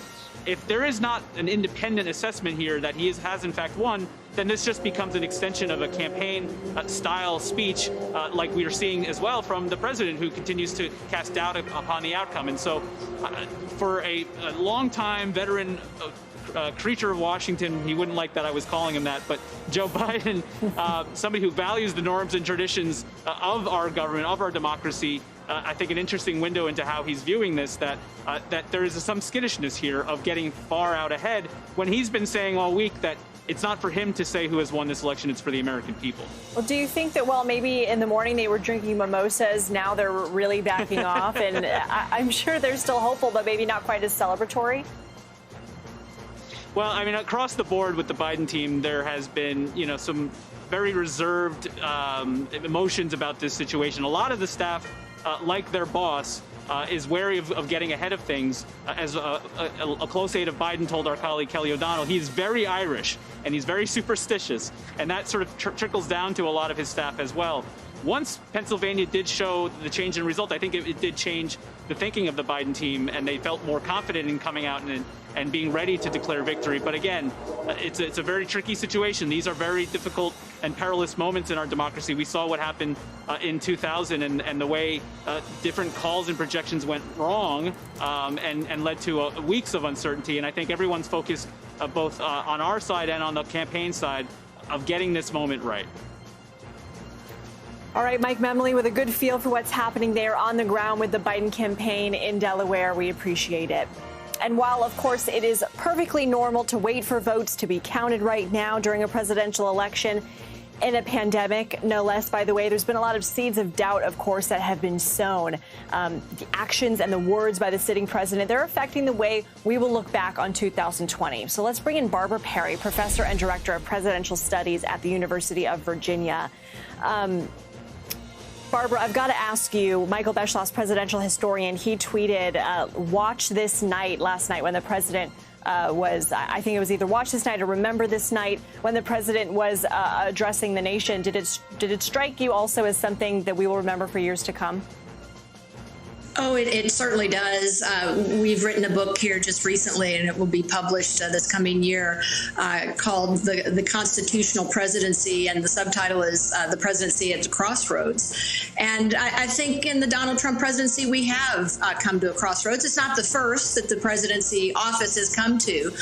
Sometimes that's because of events that have overtaken a president, or certainly crises like the Great Depression and World War II or the Civil War causes a lot of power to accrue to a president. But this is one of the few times, thank goodness, I would say this in Watergate, where presidents take themselves down. And because of doing that, they take the office down at least a notch. And I've been making the case for a long time that one of the things the founders most feared in this new experiment that they had for a democratic republic, and the reason we have an electoral college, was that they feared the people and they feared demagogues who lie to the people or tell half-truths, prey on the divisions among people, and prey upon the base instincts of the people. And so I think it was an irony then that the Electoral College in 2016 would have selected Donald Trump, but I think that's the road that he's taken us down. And that's why I think last night I hope it reached a crescendo. I hope it doesn't get worse, but I'm not prepared to say that. And of course, right now, NBC has not called the race. We do not have a president-elect yet. But typically, when we do see this transition of power, there is a concession speech that really focuses on putting country over party and over self. And the concession isn't necessarily mandated by law. It's traditional. Do you expect this year, in so many other ways as it already has been, will be anything but traditional? Well, let's put it this way. Should somehow Joe Biden lose this election, I think he would give a standard speech. That is, he would be gracious and graceful, and he would call for the country to unite. I think the opposite will happen, as it has over these 4 years, that Donald Trump will break the china. He will break the tradition that's been one of certainly the modern era of the presidency for the loser, including the incumbent president who loses for re-election, to give a gracious and graceful speech and to call the country to support the new president and to come together and unite. Sometimes that doesn't last very long, but even Al Gore, who saw his hopes dashed in 2000, as soon as the Supreme Court made the decision that in effect threw the case and threw the election to Bush and put him in the Oval Office, Al Gore came out the next day and said this didn't end the way I wanted it to, but again, he was graceful and gracious in his concession. I don't see that coming from the 45th president. Well, you are the professor and director of presidential studies at the University of Virginia, so I want to ask you, in all of your studies right now, does it feel like we are at a period of time where we're more divided than ever? I know that Joshua Johnson posed that question to Alan Lichtman a few hours ago, and he said, well, we've had a civil war, but where do we stand right now in terms of where we've been as a country, and what your hopes are for maybe mending some of that division? We have been split, certainly, and the founders feared that as well. They called these splits factions. And they said one way to get rid of having people split off into human nature factions and groups of like-minded people would be to do away with factions, to do away with liberty. But they said that would be like saying, well, oxygen causes fires and causes fires to burn. So I know what, to get rid of fires, let's get rid of oxygen. So they came up with this complex system that they thought would help to ameliorate the worst effects of these divisions, or factions as they call them.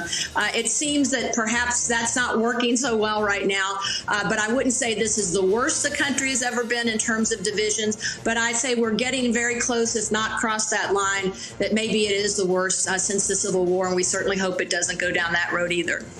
Ameliorate. I must have failed my vocab test when that word appeared, because it is not ringing a bell. But thank you for teaching me so much today, Barbara Perry. Get rid of, ameliorate. Oh, I've already got it pulled up. Thank you. Excellent. Magic of you Google. can take that SAT and have no worries. Thank you.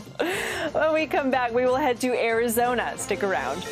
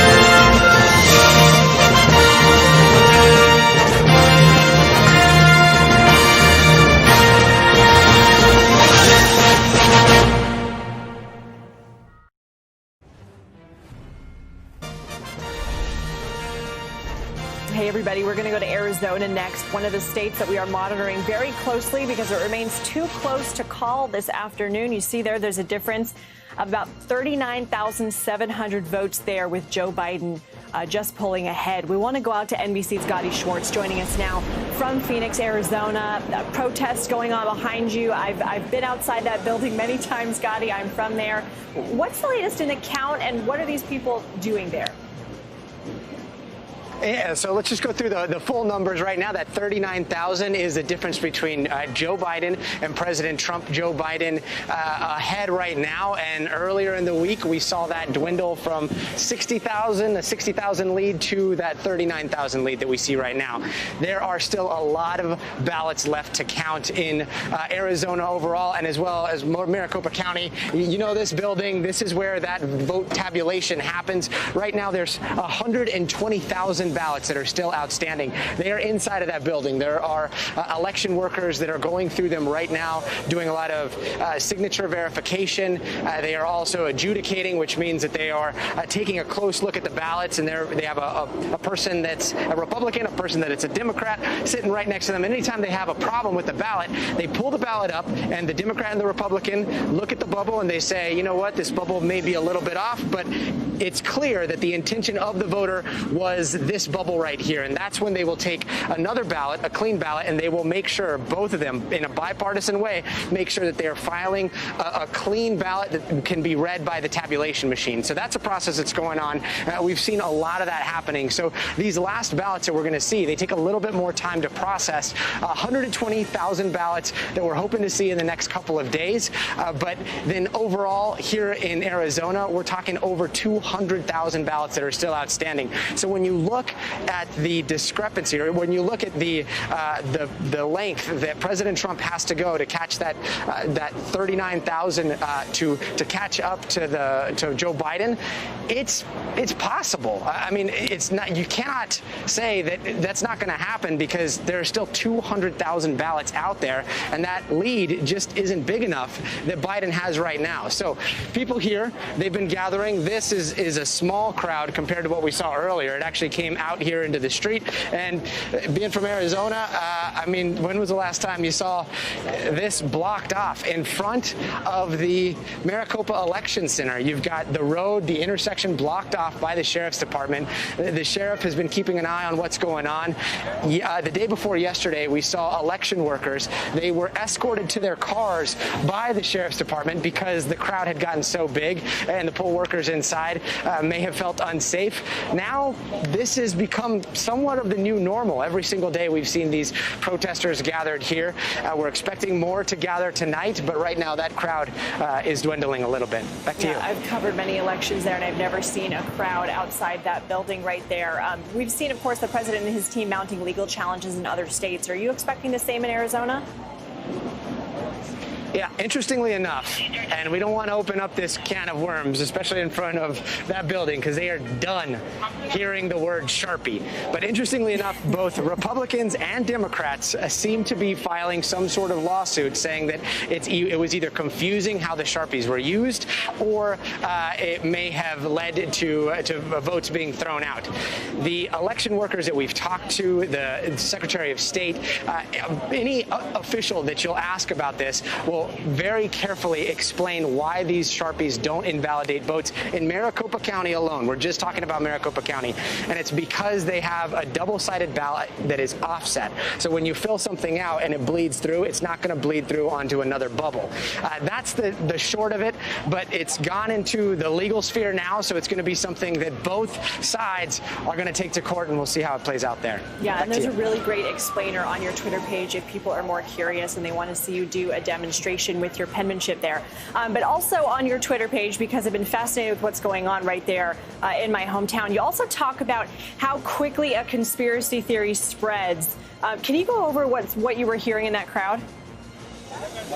Yeah, let's take a walk real fast. I'll show you. Okay, so this is the crowd, and throughout the day we've had different speakers. We've had some speakers that say, look, we don't want to talk about conspiracies. We don't want to hear about conspiracies. We want to make sure that this is about keeping the ballots counted.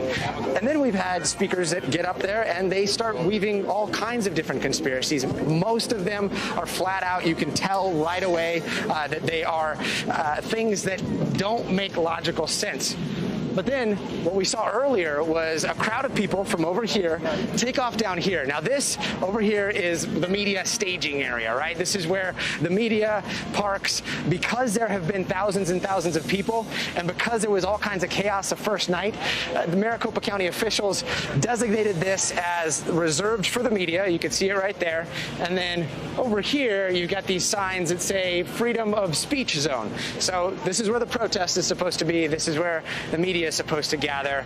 It's really just to try to keep things moving.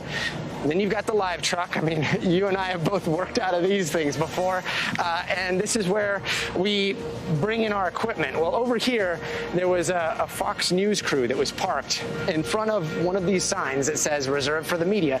The people right here, we're not going to antagonize them because I tried to tell them earlier what was going on. They were not interested in hearing it, but they're convinced that the media or people that pretend to be the media are taking ballot boxes and somehow putting them into vans, bringing them here to be counted. So they kept saying that they were extra ballots.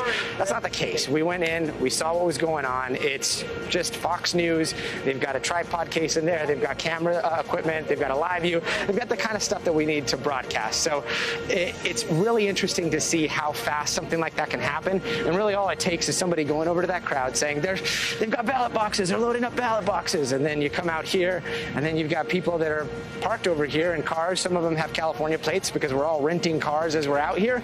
And then another crowd comes over. They try to hear what's going on. And the next thing you know, a conspiracy theory is born. Yeah, someone takes video, somebody posts it on Twitter, maybe somebody else retweets it. It gets amplified and amplified. All right, NBC's Gotti Schwartz, thank you so much for that explainer. Stay safe right there in Phoenix, Arizona.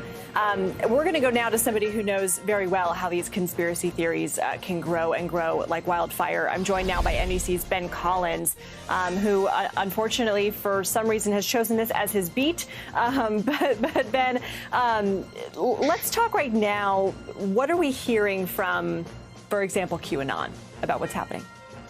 So Q specifically, so QAnon is this conspiracy theory. There is a government insider who is basically speaking on behalf of President Trump, and President Trump is secretly taking down a group of satanic child eaters within the Democratic Party. Now, this has been disproven over and over again. All of the, there were supposed to be mass arrests for the last few years. Now it seems like that's probably not going to happen. I think people are starting to realize that as the writing is on the wall for the president right now.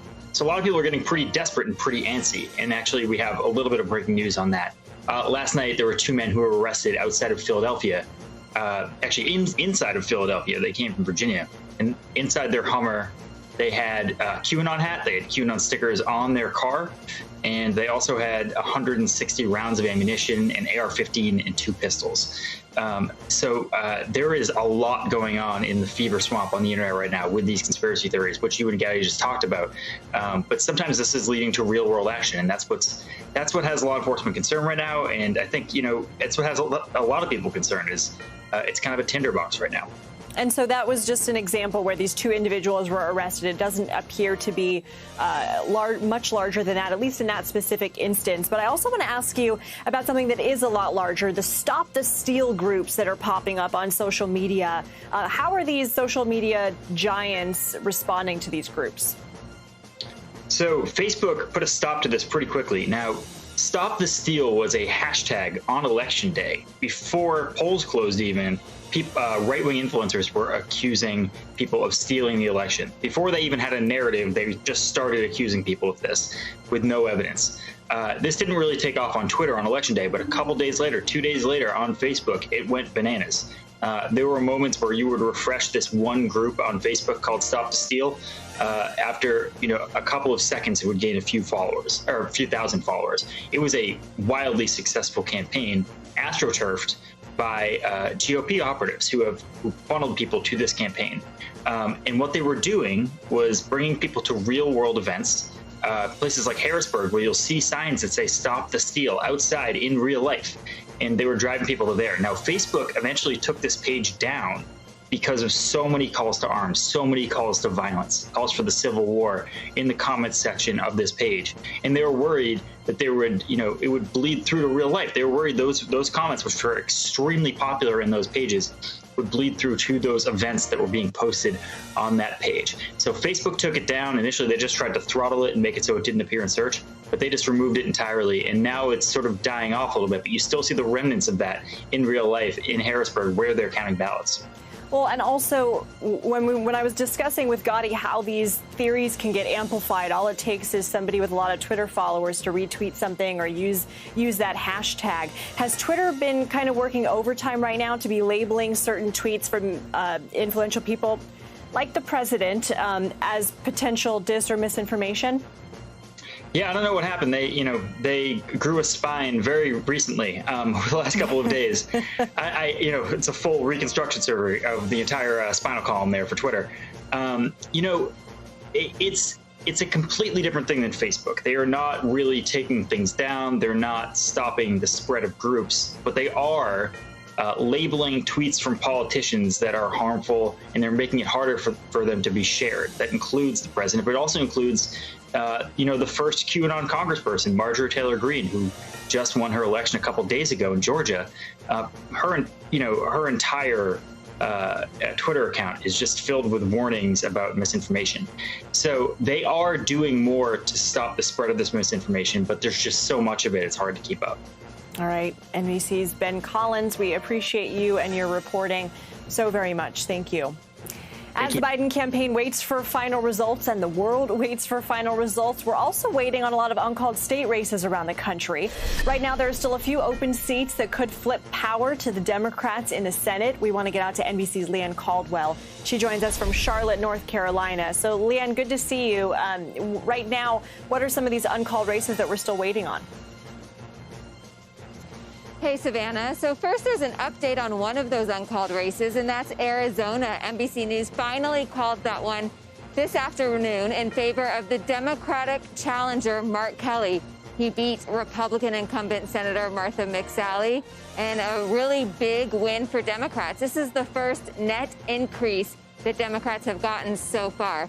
Then there's two Georgia races, of course. The one with Republican Senator David Perdue and the other with Republican incumbent Senator Kelly Loeffler.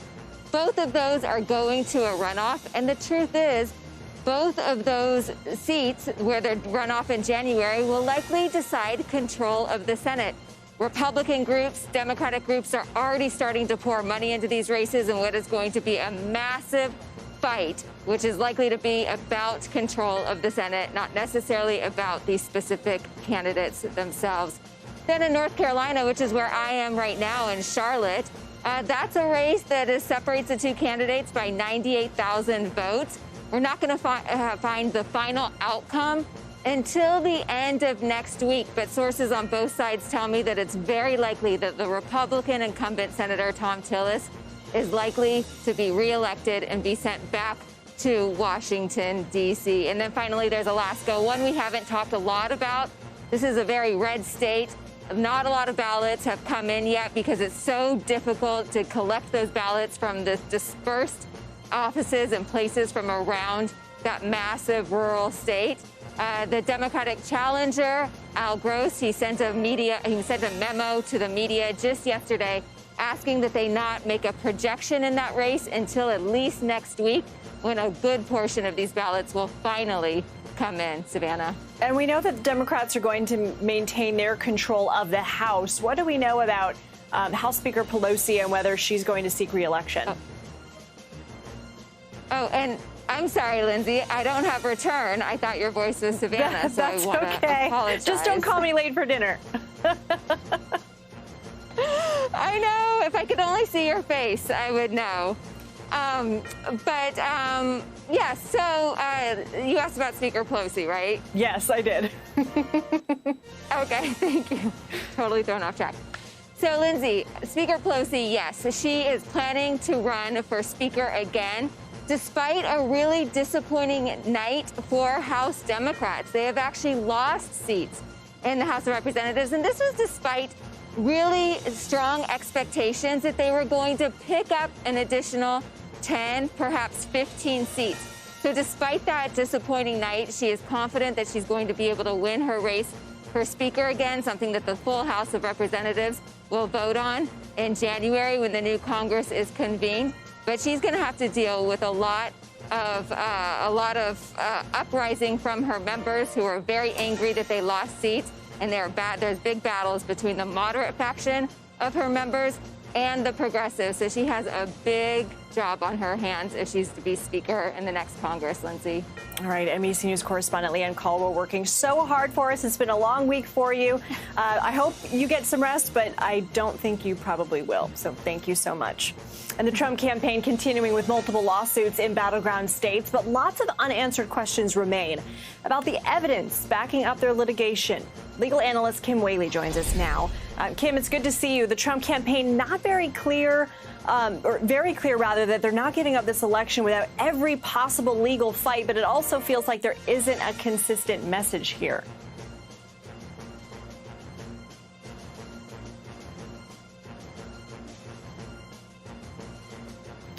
Doesn't sound like we have your audio, Kim, so I think we are going to try and fix that because we definitely want to talk to you and find out a little bit more about some of those questions in the legal fight. We will work on that and be right back.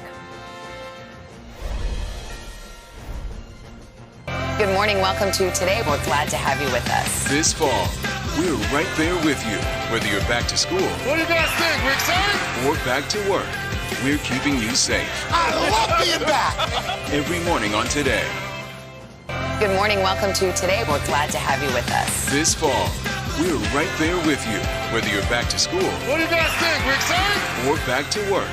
We're keeping you safe. I love being back. Every morning on Today. Police murder of unarmed black men has been an American way of death across centuries. After seeing the most comprehensive police reform bill ever introduced in Congress, I've begun to wonder if now is the time. If now is the time the protesters finally win.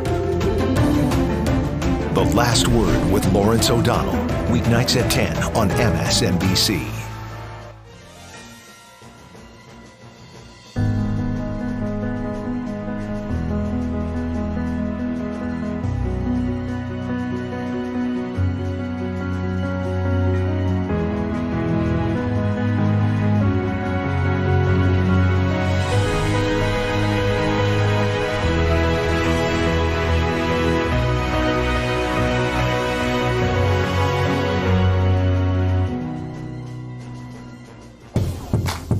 Watching NBC News Now. We've got some breaking news. Are people there concerned about what impact this could have on the election?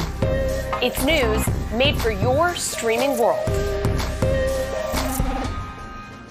Introducing the MSNBC Daily, featuring written perspectives by experts you know and trust for a better understanding of the stories that matter most. Check out the MSNBC Daily today at msnbc.com.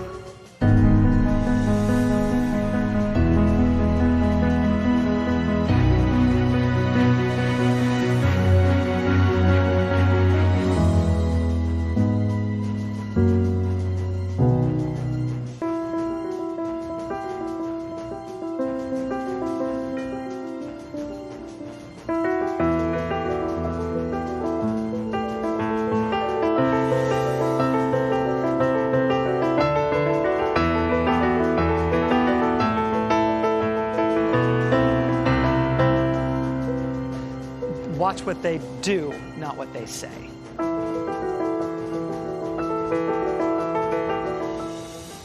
President Trump and Joe Biden hit the trail. At the center of this campaign, coronavirus. The story. The battleground blitz as we enter the final stretch of the 2020 race. From every angle. If you were sitting here talking to Joe Biden and President Trump, what would you want to tell them right now? On the ground.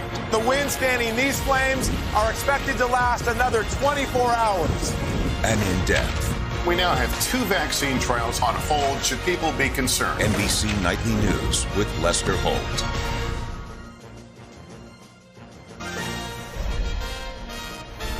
Back with me now on the president's threats of litigation is legal analyst Kim Whaley. Kim, happy to see you, happy to hear you, I hope. What's the strategy here?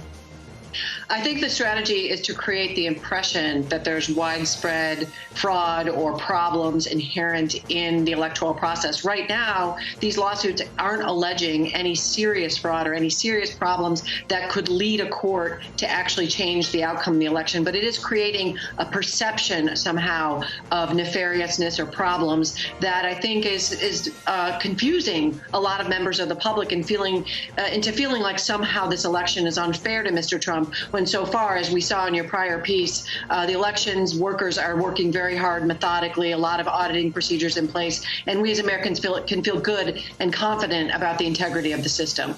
And the Republican Party has asked the U.S. Supreme Court to stop the counting of mail ballots in Pennsylvania that were received after Tuesday. What do you make of this latest move?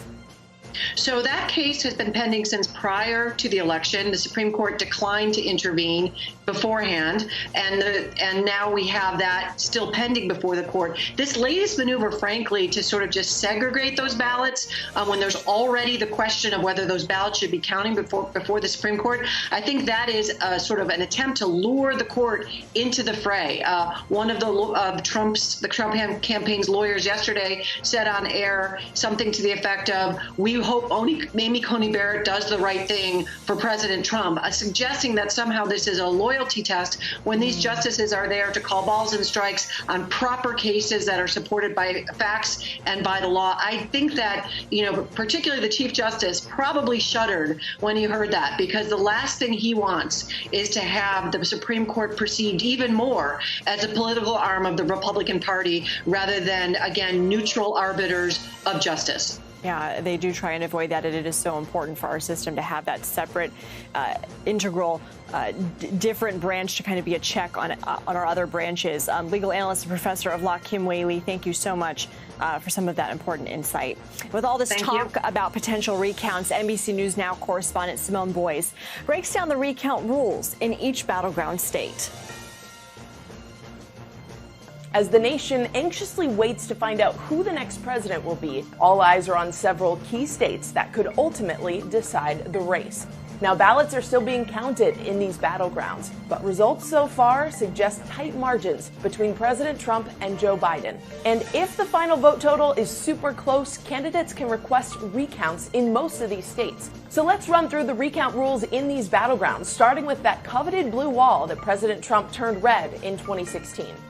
Wisconsin doesn't have automatic recounts, but candidates can petition one if the margin of votes is 1% or less. That's why the Trump campaign is planning to ask for a recount, even though Joe Biden is the apparent winner there. And by that, we mean Biden has won the race, but the final results could depend on confirming vote totals or a potential recount. Now, if that happens, Wisconsin has 13 days to retally the votes. Now, Michigan does have automatic recounts if the margin is 2,000 votes or less. But a candidate can also request one within 2 days of canvassing if there is evidence of fraud or errors. In either case, the process would need to be completed 39 days after the initial votes were certified. And in Pennsylvania, an automatic recount goes into effect when there's a difference of 0.5 percentage point or less. That process would need to be finished by November 29th. As for the candidates, 3 electors can petition a recount in a contested district if they claim mistakes were made. Now let's zoom out of the Rust Belt and zoom in on Georgia. No automatic recounts here, but candidates can ask for one if the margin is within 0.5%. They have 2 business days after county certification to submit their request. And in North Carolina, no automatic recounts here either. Candidates can make a request if the margin is within 10,000 votes, based on how many people voted in the state. And if an initial machine recount doesn't change the results, a hand-to-eye recount can be requested as well. And like North Carolina, Nevada also doesn't have automatic recounts. But the state does allow losing candidates to petition one regardless of margin. Requested recounts need to take place within 10 days. Now, Arizona is the outlier here. It's the only state we're watching that doesn't allow candidates to request a recount. That means automatic recounts are the thing to watch here, if the margin is within 0.1%. But based on the latest tally, that does seem unlikely. Look, we're still waiting on all the votes to be counted, but at least we know what we can expect if these battlegrounds enter recount territory.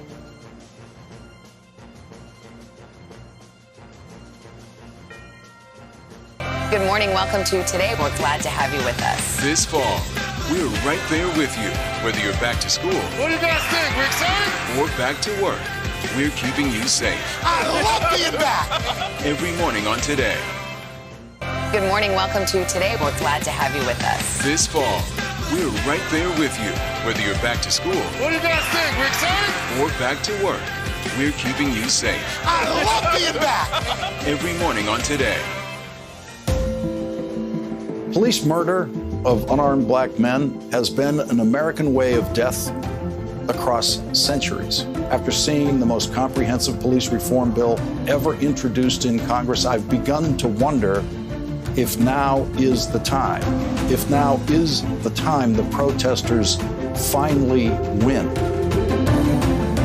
The Last Word with Lawrence O'Donnell, weeknights at 10 on MSNBC.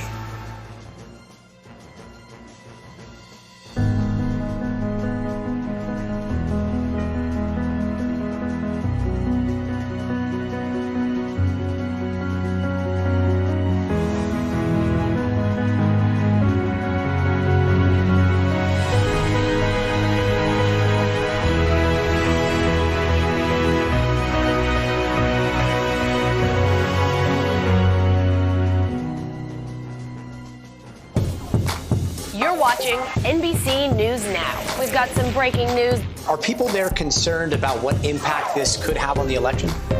It's news made for your streaming world.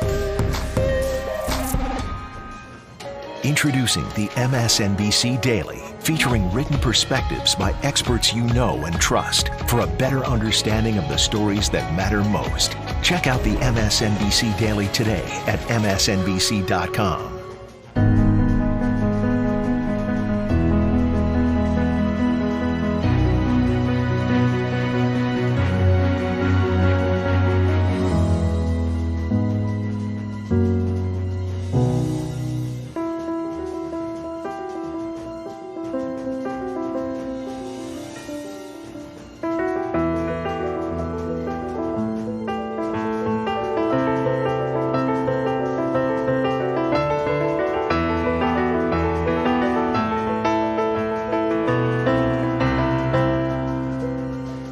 Watch what they do, not what they say.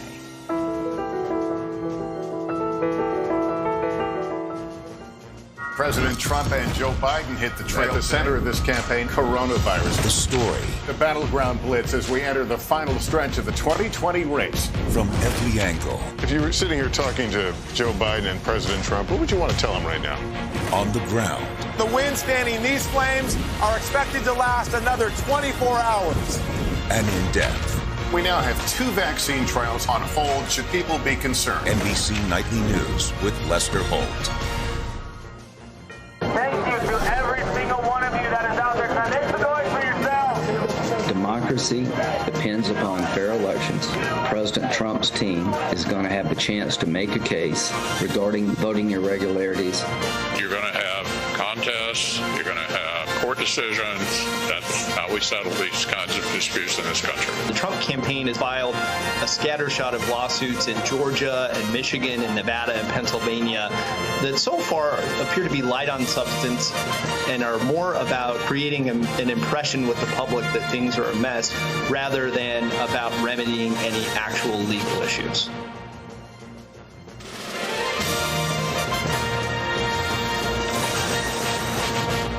Hey everyone, I'm Allison Morris. You are watching special election coverage on NBC News Now. Here's where we are on day 4. The race is tight tonight. We are waiting on results from 6 states. 5 of them, Pennsylvania, Georgia, Arizona, Nevada, and North Carolina, are still too close to call. So let's dig into the latest numbers there with NBC News political editor Carrie Dan. Carrie, as always, I will let you take the lead. Where are we starting tonight? Great, Allison. Let's start in Pennsylvania, as we so often have started when we've gone down these rundowns, because it really is all eyes there. Joe Biden is up by about 14,000 votes in the state of Pennsylvania. We've seen that vote trickling in throughout the day. Now, one thing that we're waiting for is vote out of Allegheny County. You people who've been watching have probably heard that for the last couple of days. We're looking at 35,000 votes that are still scheduled to come from there. Now, we should see shortly about 6,000 of those, but 29,000 are just started to be counted probably as we speak. Here's the reason for that. A couple weeks ago in Allegheny County, when mail ballots were sent out, there was a printing error. They realized that. They sent out a new version of that, but there was some legal action taken by some down ballot folks on the ballot. And part of that legal settlement was that when those ballots were returned, they had to be set aside and could not be counted until 5 p.m. on this Friday so that they could go through an extra level of scrutiny. So we're waiting for those ballots. Now, in addition to that, there's been a lot of questions about why networks have not made a call here in Pennsylvania, considering the trajectory that we've seen all day. Here's one reason for that. There are, we think, about 100,000 provisional ballots out in the state of Pennsylvania. Now, a provisional ballot is what you get if you show up to the polls and there's a question about your eligibility. For example, if you're a voter who was issued a mail ballot, got it at home, decided, hey, I want to actually go vote in person, but forgot to bring the physical ballot with you, if you were to go to the polls, they would let you vote on a provisional ballot. The reason for that is elections officials want to be able to check, okay, make sure this person is for real, they live where they say they are, they're not voting twice, et cetera.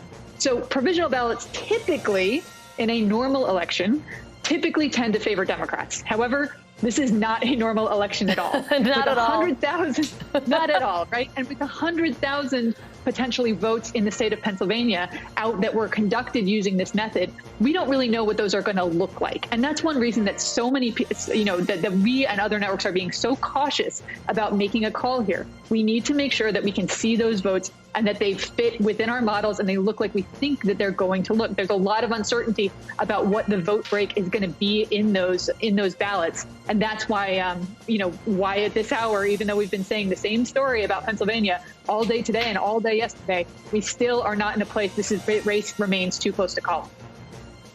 Carrie, thank you so much. I know I said earlier that we are in day 4 and you have been a rock star for us throughout the week. I know we will be checking back in with you several times tonight. We'll see you in a little bit. Joe Biden still gaining ground in Pennsylvania right now, as Carrie said. He has more than 14,000 more votes than President Trump. The president still claiming voter fraud in Philadelphia with absolutely no evidence to back those claims. Mayor Jim Kenney insisting that his city's system is working. The votes will continue to be counted until every valid mail-in ballot, absentee ballot, and provisional ballot is counted. So while some, including the president, continue to spew baseless claims of fraud, claims for which his team has not produced one iota of evidence, what we have seen here in Philadelphia is democracy, pure and simple. All right, let's bring in NBC News correspondent Rahema Ellis in Philadelphia and MSNBC senior national correspondent Chris Jansing in Harrisburg. Rahema, you were at a press conference with Philadelphia city commissioners. What is the latest from them, the latest timeline on those final results? Still to be determined. One thing that I should tell you is that this hour, 5 o'clock, is the cutoff time for when any mail-in ballots could be brought into this convention center for counting. This is the end of that 3-day extension that they were giving for those duly certified and legally issued ballots to be brought back in. Now what they're saying is that they have got 40,000 mail ballots that have yet to be counted. One of the things that I was asking is how many of those mail-in ballots that have yet to be counted include ballots that may have come in that 3-day extension? We were not able to get an answer to that earlier today. I suspect that authorities are trying to figure that out. But that's what they're working on now, trying to figure out how much they have and exactly how long are they going to take to count it. They say they're going to take their time, they're going to make sure it's done right, and they want to make certain it's transparent so that they can stand by the results. Allison? Chris, over in Western PA, we're also expecting more vote counts from Allegheny County. What are you hearing? What's the latest there?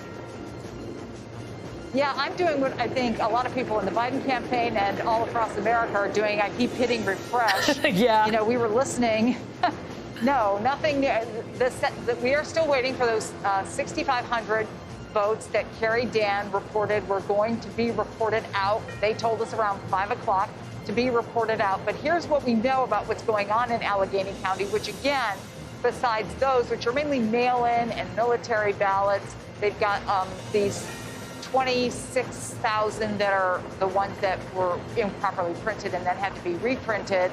So they worked all day long, people who are counting the ballots. In fact, officials there told us they actually worked right through lunch, and they plan to work well into the night. What we're hearing from a lot of these elections officials in places where you see the poll workers who are, their hands are full of paper cuts, they're exhausted, but they keep at it, is that it's very disheartening to them to hear these attacks on the integrity of the election. In fact, in Bucks County, which is pretty closely aligned, between Democrats and Republicans, I think it's a 3-point race there right now. They actually put out a statement, a bipartisan statement, saying any criticism of the integrity of this election is a direct attack on the integrity of these public citizens, meaning these poll workers. They are men and women of all backgrounds, ages, and party affiliations. You can feel, obviously, the tension, some of the exhaustion that is setting in. But what we are hearing over and over and over again from elections officials is be patient. This is going to take a while. Like the provisional ballots, don't expect those to be counted for days yet. Urging patience, urging folks to say, listen, what's most important is not speed, but accuracy, Allison. Absolutely. Rahema, 2 armed men were arrested overnight on their way to the convention center there in Philadelphia, which is, of course, where votes are being counted. And earlier today, we heard there were protests outside the building. What's been going on? Well, what's been going on is what officials here say is democracy in action. In addition to the fact that they are counting the ballots here in the convention center, people are protesting on the streets. It's somewhat of a celebratory mood, but it's people who are disagreeing but not being disagreeable in the sense that we have not heard any reports of any arrest as a result of these protests. Those who are on the Trump side saying stop the count, and those who are on the Biden side saying continue the count. It's a fascinating, almost celebratory event going on for the Biden people as it's happening here in Philadelphia, as the city officials were pointing out. This is the birthplace of the Declaration of Independence and the U.S. Constitution, 2 documents that were vigorously debated by the Founding Fathers. And here, the vigorous debate goes on. But part of that Constitution allows for people to have the right to vote. It's being exercised, and it's being counted right here in this building. Chris, NBC's Pete Williams is reporting that the Republican Party of Pennsylvania is asking the U.S. Supreme Court to stop the count of the mail-in ballots that are received after Tuesday night. What are election officials in Pennsylvania saying? Yeah, this is something that's been going on for a while. It was in the state Supreme Court. They have said all along that they will defend, again, the integrity of this, that they believe that it is enshrined in state law. Here's what's at stake, and this is the first time, obviously, that we have had mail-in balloting in Pennsylvania that goes beyond those who are have reasons. This is a no excuse now mail-in ballot. We saw these huge numbers. So the question is about this 3-day period after Election Day. People had, as Rahema said, up until 5 o'clock today that those ballots would be received. They had to be postmarked by 8 o'clock, which was when the polls closed on Tuesday night. What you've heard from the president and what you hear in these filings from the Republicans is that they believe those are illegitimate ballots. The Democrats are saying that's the law.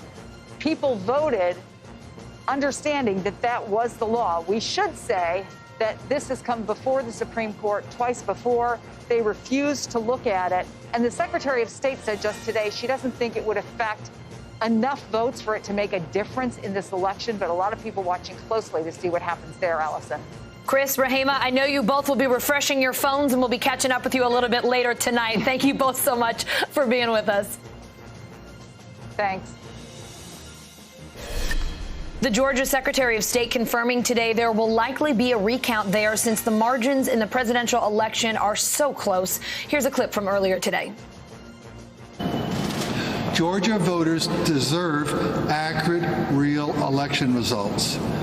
Election workers around the state are working with integrity to ensure every legal ballot is counted. and no illegal ballots are counted.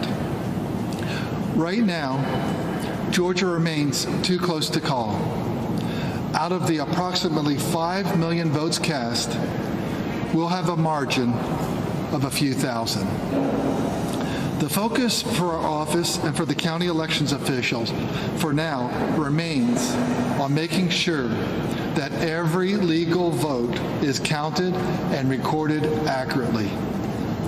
As we are closing in on a final count, we can begin to look toward our next steps.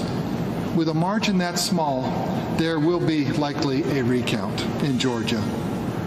Interest in our election obviously goes far beyond our borders. The final tally in Georgia at this point has huge implications for the entire country. The stakes are high and the emotions are high on all sides.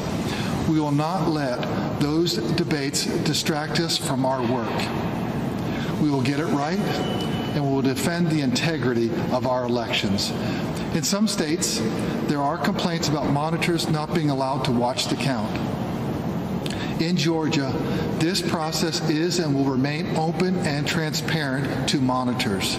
If any member of the public raises legitimate concerns, we'll investigate those. We are committed to doing anything and everything to maintaining trust in our electoral process here for every Georgian, regardless of partisan preference. Thank you. NBC News reporter Priscilla Thompson joins us now from Atlanta. Priscilla, what happened overnight in Georgia? How did Biden pull ahead? And have you been allowed to move from this spot since then? The good news is, Allison, I was allowed to move from this spot, but I am back today to bring the latest on what we have. But yes, we went to sleep with Donald Trump on top and woke up to find Joe Biden in the lead, in large part because of a vote count that we got from Clayton County overnight. And Clayton County is a Democratic stronghold in the Atlanta metro area. We've been talking all along about how important those areas could be for Joe Biden, that these could possibly tilt the race in his favor. And that's exactly what happened. This is a county that voted about 85% for Joe Biden. 85% of that county voted for Joe Biden. And when those numbers came in last night, he began to take the lead. And when we look at in terms of the larger picture here today, the Secretary of State informed us earlier that around 4,000 ballots across the state still need to be counted. The lion's share of those ballots in Gwinnett County, another one of those Democratic strongholds in the Atlanta metro area, that we're still waiting to see what we're going to get there. And there are also a couple hundred ballots out in some of the rural Republican counties. So it'll be interesting to see how that shapes the race. But that's where we're at now. It's going to be kind of a slow trickle as we wait for the remainder of those vote counts to come in. Allison? Priscilla, President Trump tweeted out earlier today, where are the missing military ballots in Georgia? What happened to them? First of all, I'd like to fact check that because there are no missing military ballots in the state. But could you tell us how the state will count its about 8,900 overseas and military ballots? Correct, Allison. There are no missing ballots. Those ballots have been coming in for weeks now. Folks had until close of business today to get those ballots in, as long as they were postmarked by Election Day. And the counties, those ballots are going directly to the counties where those folks live, and they're being counted much like the absentee mail-in ballots have been counted. So far today, around 500 of those ballots have come in and been counted. The last update we got from the Secretary of State had it at around 8,400 that were still outstanding. And sources in the Secretary of State's office have said they're not sure how many of those ballots are actually going to come in. It could be anywhere from 0 to 8,400, as he put it. We won't know until we get those counts at the end of the day today from the counties, from the state, to really get a lay of the land. And the other thing that is still coming in here, or that could have still happened here, was those provisional ballots that needed to be verified. Some folks may have cast a provisional ballot on Election Day and then had to come back and show an ID or something in order to get that ballot actually counted. And also, there are some folks whose absentee ballots may have gotten flagged for a signature mismatch or something like that. And those are being cured today. So really wrapping up some of those last-minute issues today so that we get a full picture of where the ballots stand, and then Georgia can move into the next phase of certifying these results. Allison? Priscilla, thank you so much. I'm glad you got some rest. I'm glad you're back with us. Just when you thought Georgia couldn't get any more exciting, look where we are. I know we'll be talking to you a whole lot tonight. Thank you. Thanks, Allison. All right, so let's dig deeper into what's going on in Georgia with our panel. We have Washington Post reporter Eugene Scott and USA Today reporter Nicholas Wu. Thank you guys both for being here. Nicholas, let me start with you. In an article today, you said Georgia solidifies its swing state status thanks in part to Stacey Abrams. She is someone a whole lot of people are talking about today. Let's discuss the huge impact she has had in Georgia, putting this state into play. Yeah, I mean, we've just seen a huge outpouring of support from Democrats over the past day for Stacey Abrams, for her voter turnout and registration efforts in this state. I mean, what we're seeing are all these results coming in from counties that are slowly turning purple, and in particular due to suburban and minority voters, many of whom, according to some polling, weren't previously contacted by presidential campaigns or political campaigns of any kind. So what you're seeing is this surge in Democratic turnout, and that's what's putting this state in play. Eugene, we're looking at one, if not two, runoff elections for Georgia's Senate seats. Let's talk a bit about what the next few months will look like for both Republicans and Democrats in this state. Election season far from over there. Absolutely. One of the things that the Democratic Party is going to prioritize is trying to turn out voters for this runoff election the same way that they turned out voters for this presidential race. And that's going to be challenging because one of the reasons that Georgia is likely to turn blue is because of the support of black voters. And black voters don't often vote in runoffs at the same rates that they do in presidential elections. So the multiple grassroots organizations that went door to door across the state trying to get people to show up at the polls are going to have to continue doing that at the very least for another month if they want to see similar results. If you thought election fatigue had set in other parts of the country, wow, they got a long stretch to go in Georgia. Eugene and Nicholas, thank you both so much for being with us tonight.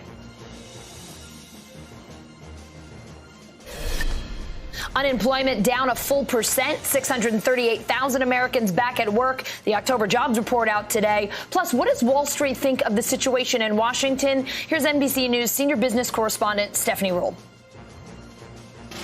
There's clearly a lot going on today. We know that Wall Street is happy as Joe Biden gets closer and closer to declaring victory. We've discussed this before. What makes them happier is this idea that Republicans are controlling the Senate. So keep an eye on Georgia. There is a very good chance we see huge money to these runoff races down there. I've spoken to two sources who said David Perdue is saying he's going to need something like $500 million to win in this runoff. And there's a really good chance he gets it. It's that checks and balance that you see the investor community liking so much.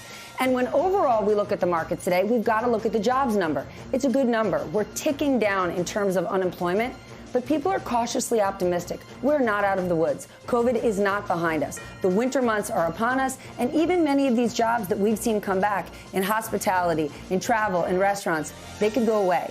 Some of the jobs we saw lost in the last couple of months were government jobs because census workers lost their jobs. So yes, we're headed in the right direction, but things aren't over. From an investor perspective, at least as it relates to COVID, they feel even better about where we are because with Joe Biden as president, we're most likely going to get a comprehensive plan to take on COVID. Mitch McConnell has said he wants to work with Congress, work with the president to get a stimulus plan going. So Wall Street seems to be happy. And as far as those watching the election, we're getting 1 minute, 1 hour, at least today, a little bit closer to one of these candidates, most likely Joe Biden, declaring victory. Good morning. Welcome to Today. We're glad to have you with us. This fall, we're right there with you, whether you're back to school. What do you guys think? We're excited? Or back to work. We're keeping you safe. I love being back. Every morning on Today. Good morning. Welcome to Today. We're glad to have you with us. This fall, we're right there with you, whether you're back to school. What do you guys think? We're excited? Or back to work. We're keeping you safe. I love being back. Every morning on Today. Police murder of unarmed black men has been an American way of death across centuries. After seeing the most comprehensive police reform bill ever introduced in Congress, I've begun to wonder if now is the time. If now is the time the protesters finally win. The Last Word with Lawrence O'Donnell, weeknights at 10 on MSNBC.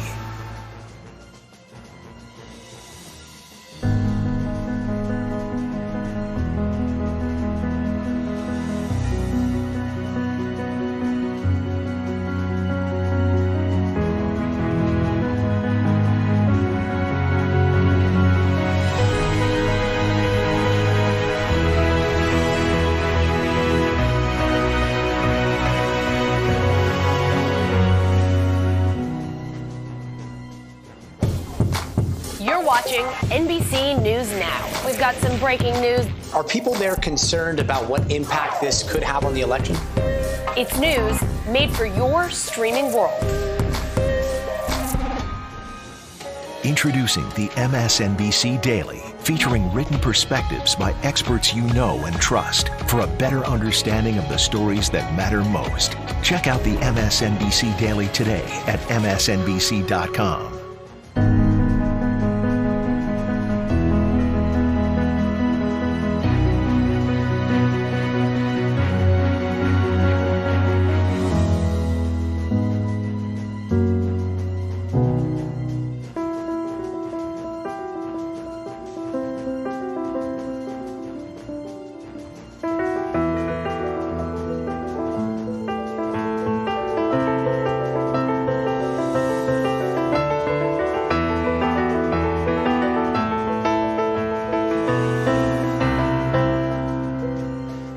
Watch what they do, not what they say.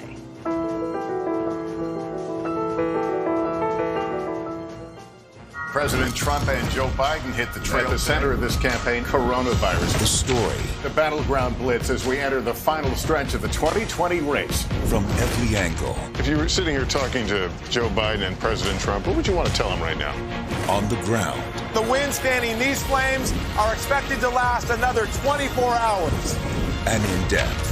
We now have 2 vaccine trials on hold. Should people be concerned? NBC Nightly News with Lester Holt.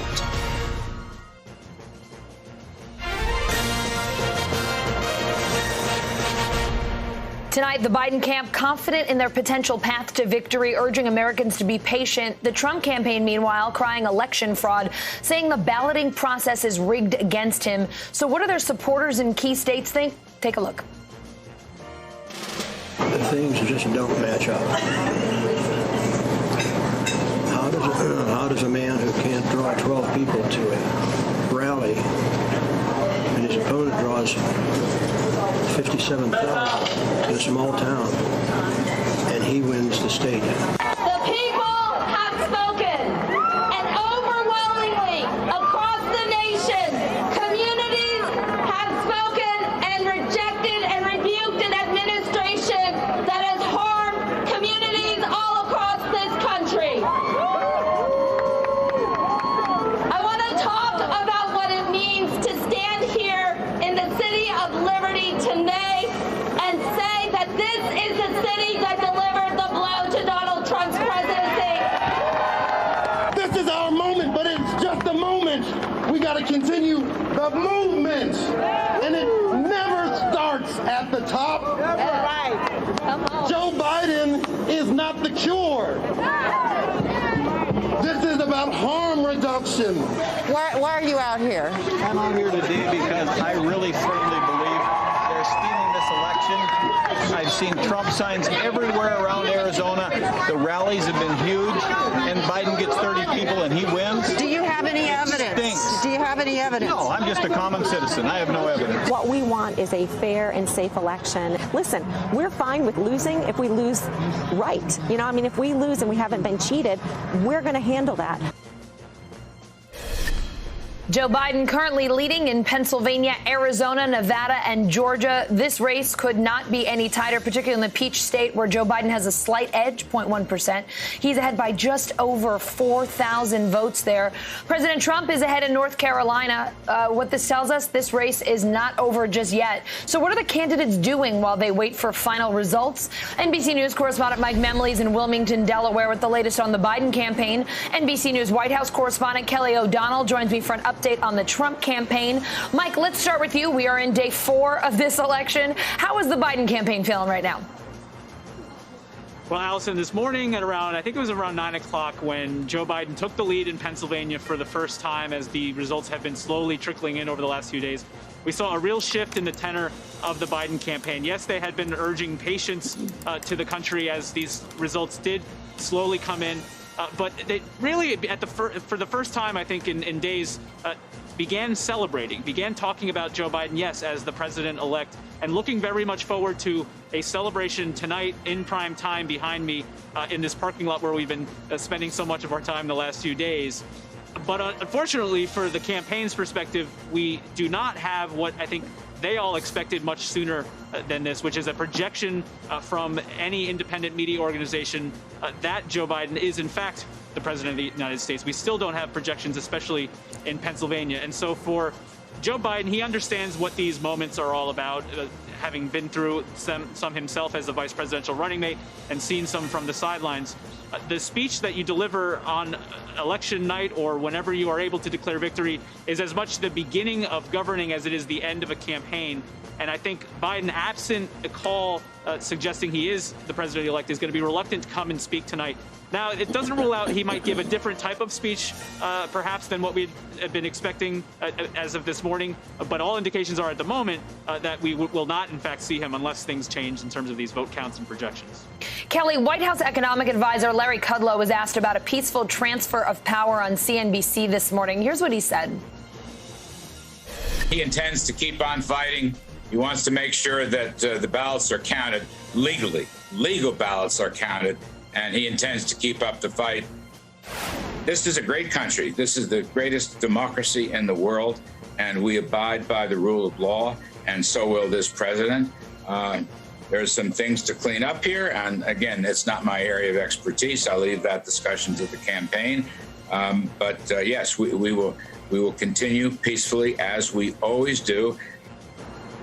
Kelly, how do Larry Kudlow's comments stack up against what you're hearing from your sources at the White House and within the Trump campaign? A prominent official who is close to the president was intending to be on camera about another matter, a very good unemployment number showing continued return to employment after this awful pandemic year. So some progress there that they wanted to tout. Well, of course, in this election period where we're waiting for a result, he was asked about things that relate to the campaign and the president's state of mind and what's happening next. And he repeatedly said to us, because we spoke to him here on the driveway on the North Lawn as well, that this isn't my lane. I'm going to leave that for the campaign. But he wanted to reinforce that there would be a following of law, maybe not tradition, but law. And so that is not Larry Kudlow's area of expertise. But because he was effectively out talking about the jobless numbers, was kind of pulled into the election drama that's happening now. We have not seen other prominent White House officials or campaign officials speaking out on camera today, which gave even more attention to what Larry Kudlow had to say. Basically, at this point, there is a statement that came out under the president's name from the campaign today that talked about this need to have a process that follows to its conclusion, where legal ballots are counted and where any kinds of appropriate challenges to ballots can be made, recounts where there is a margin that is small enough that that is either generated automatically under state law or can be requested and followed through. Basically, Allison, this is a holding period for the Trump campaign, where they want to keep open lanes of inquiry that could result in some benefit to the president as the voting continues to be tallied. While this day has certainly shifted momentum toward Joe Biden, and certainly his campaign is responding to that, the Trump side is trying to keep Republicans, donors, supporters, voters from giving up And by doing that, they are trying to argue there are still, however narrow, some pathways for the president and some questions that need to be dealt with. Now, they've also thrown out the idea the president has about fraud. His defense fund is raising money, trying to get donations to carry out these legal challenges, which can be quite expensive, and trying to give voters on the Trump side who have been with the president over these years something to hang on to, whether it materializes into a legitimate path to pursue some kind of result that would benefit the president. That's going to play out over a period of days. So think of it in terms of a holding pattern, one where the president's not willing to back off yet. The voting is not complete in states that are important to this outcome. Joe Biden has not reached 270 votes. And while there's a sense of impatience in the country and a sense of expectation for supporters of Joe Biden, we aren't there yet, according to the Trump campaign. And they believe very strongly that this has to play out. And so they're trying to provide reasons and patience for all of the constituencies that are following this so closely. Allison? Kelly, with all that's been going on, we have not talked a whole lot about the coronavirus, but the U.S. reported a record number of cases for the second day in a row, 120,048 Americans testing positive yesterday.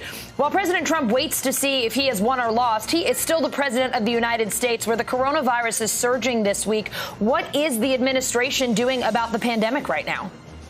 Well, we understand that the task force, which has been led by the vice president, has not had a formal meeting in quite some time, chalking that up to the incredible pace of campaigning that both Mike Pence and the president were carrying out. Certainly, you have some of the medical officials like Dr. Debbie Birx and Admiral Giroir and others, the Surgeon General, who are all in their positions. The Department of Health and Human Services and Secretary Alex Azar are still in their positions. But we've seen this shift where the administration is very focused on therapeutics and vaccines and wanting to get that through the regulatory and scientific channels that are required to make that more available to Americans. But we haven't seen much publicly about the president's involvement with coronavirus and COVID. From the campaign trail in the final days, I and my colleagues, we were traveling with the president, and he would talk about it in a way where he would say that come November 4th, now we're past that, you won't hear about COVID so much, putting it in a political context. Clearly, that is not the case. The virus is still even more infectious, and the caseload has gone up around the country, and there are real concerns about what it all means. So there has not been any real development coming from the White House beyond the CDC guidelines and the discussion of vaccines and therapeutics. Not a lot in the way of addressing these spikes. That we have not been hearing from the White House. Allison? Mike, how about the Biden campaign? Joe Biden has said that as president, he would have a very different coronavirus response. If he wins the election, what is the plan to get this pandemic under control? Well, Allison, as you know, throughout this campaign, how often have we talked about the contrast that the Biden team has tried to make clear to the American people with what he's doing versus what the president is doing? And to Kelly's point about the lack of obvious briefings with the COVID team at the White House, what have we seen from Joe Biden? He's talked about the 3 or 4 days a week in which he does get a briefing from his own medical advisors. And in the fall campaign, they very publicly had some of those briefings. Just one this week, in fact, where he and Senator Harris did go to a location downtown in order to have one of those briefings.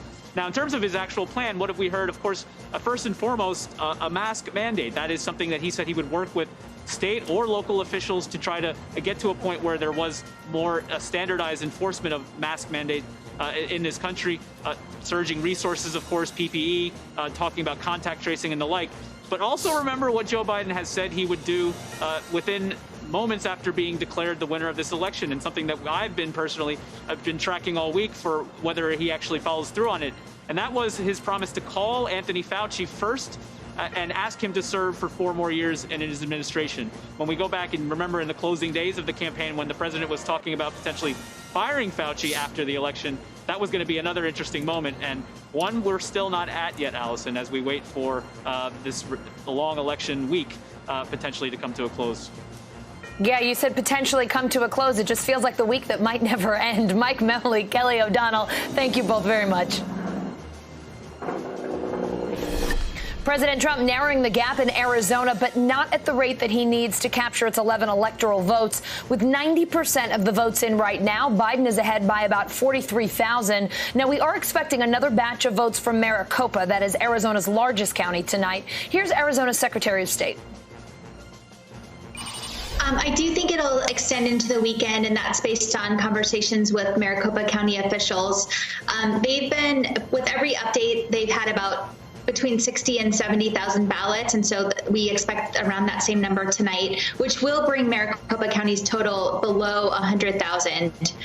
We are really right where we thought we would be at this point in tabulation of ballots. There have been protests outside of the Maricopa County Registrar's office. It has been getting tense at times. There have been there's been armed security, armed law enforcement there protecting those inside. How is your staff doing right now? How are your election workers? Do they feel like they can do their job, which is ensuring democracy, safely right now? Yeah, I mean, for the most part, we've been in contact with Maricopa County, and they're working with the Maricopa County Sheriff's Department to ensure safety of all the staff. I think one of the biggest issues, if you can see where they're standing there, that's right in the parking lot, between the door and the parking lot. So having help getting the staff out to their cars and things like that. And, you know, quite honestly, what these protesters are asking for is transparency in the process, which exists. There are party observers inside watching the process. There are also cameras, so anybody can watch the process via the magic of the internet. And, what these folks are doing are actually disrupting, distracting, and potentially causing delays in exactly what it is that they're asking to be done, and that's counting the ballots. NBC News political reporter Vaughn Hilliard's in Scottsdale in Maricopa County. Vaughn, we are waiting for more counts tonight from Maricopa. Tell us more about what you're seeing so far today. Yeah, let's get a little bit more into specifics, Allison. What you've got is about 220,000 outstanding ballots in the state of Arizona. About 140,000, 150,000 of those are here in Maricopa County. Now, let's look at the county here, because this morning, the batch that was released, about 62,000 votes, was the best indicator that we have received yet of where this election here in Arizona is heading. In that batch, what we were looking for was to see if Donald Trump would win at least 59% share of that batch. Let me explain this a little bit, because if he pulled off that 59%, he would maintain pace that would give him the ability to either catch up or eclipse Joe Biden. And why was this particular batch this morning important and informative? Well, it's because that batch is going to look very similar to the remaining 140,000 ballots. These batches, the ones this morning, as well as the ones slated to be released tonight at 9 Eastern, and then the rest of the way, those were early ballots, mail ballots that were received by folks at home, but then hand-delivered on Election Day at polling places. Now, what was the result of those ballots that came in? They were closer to 53%.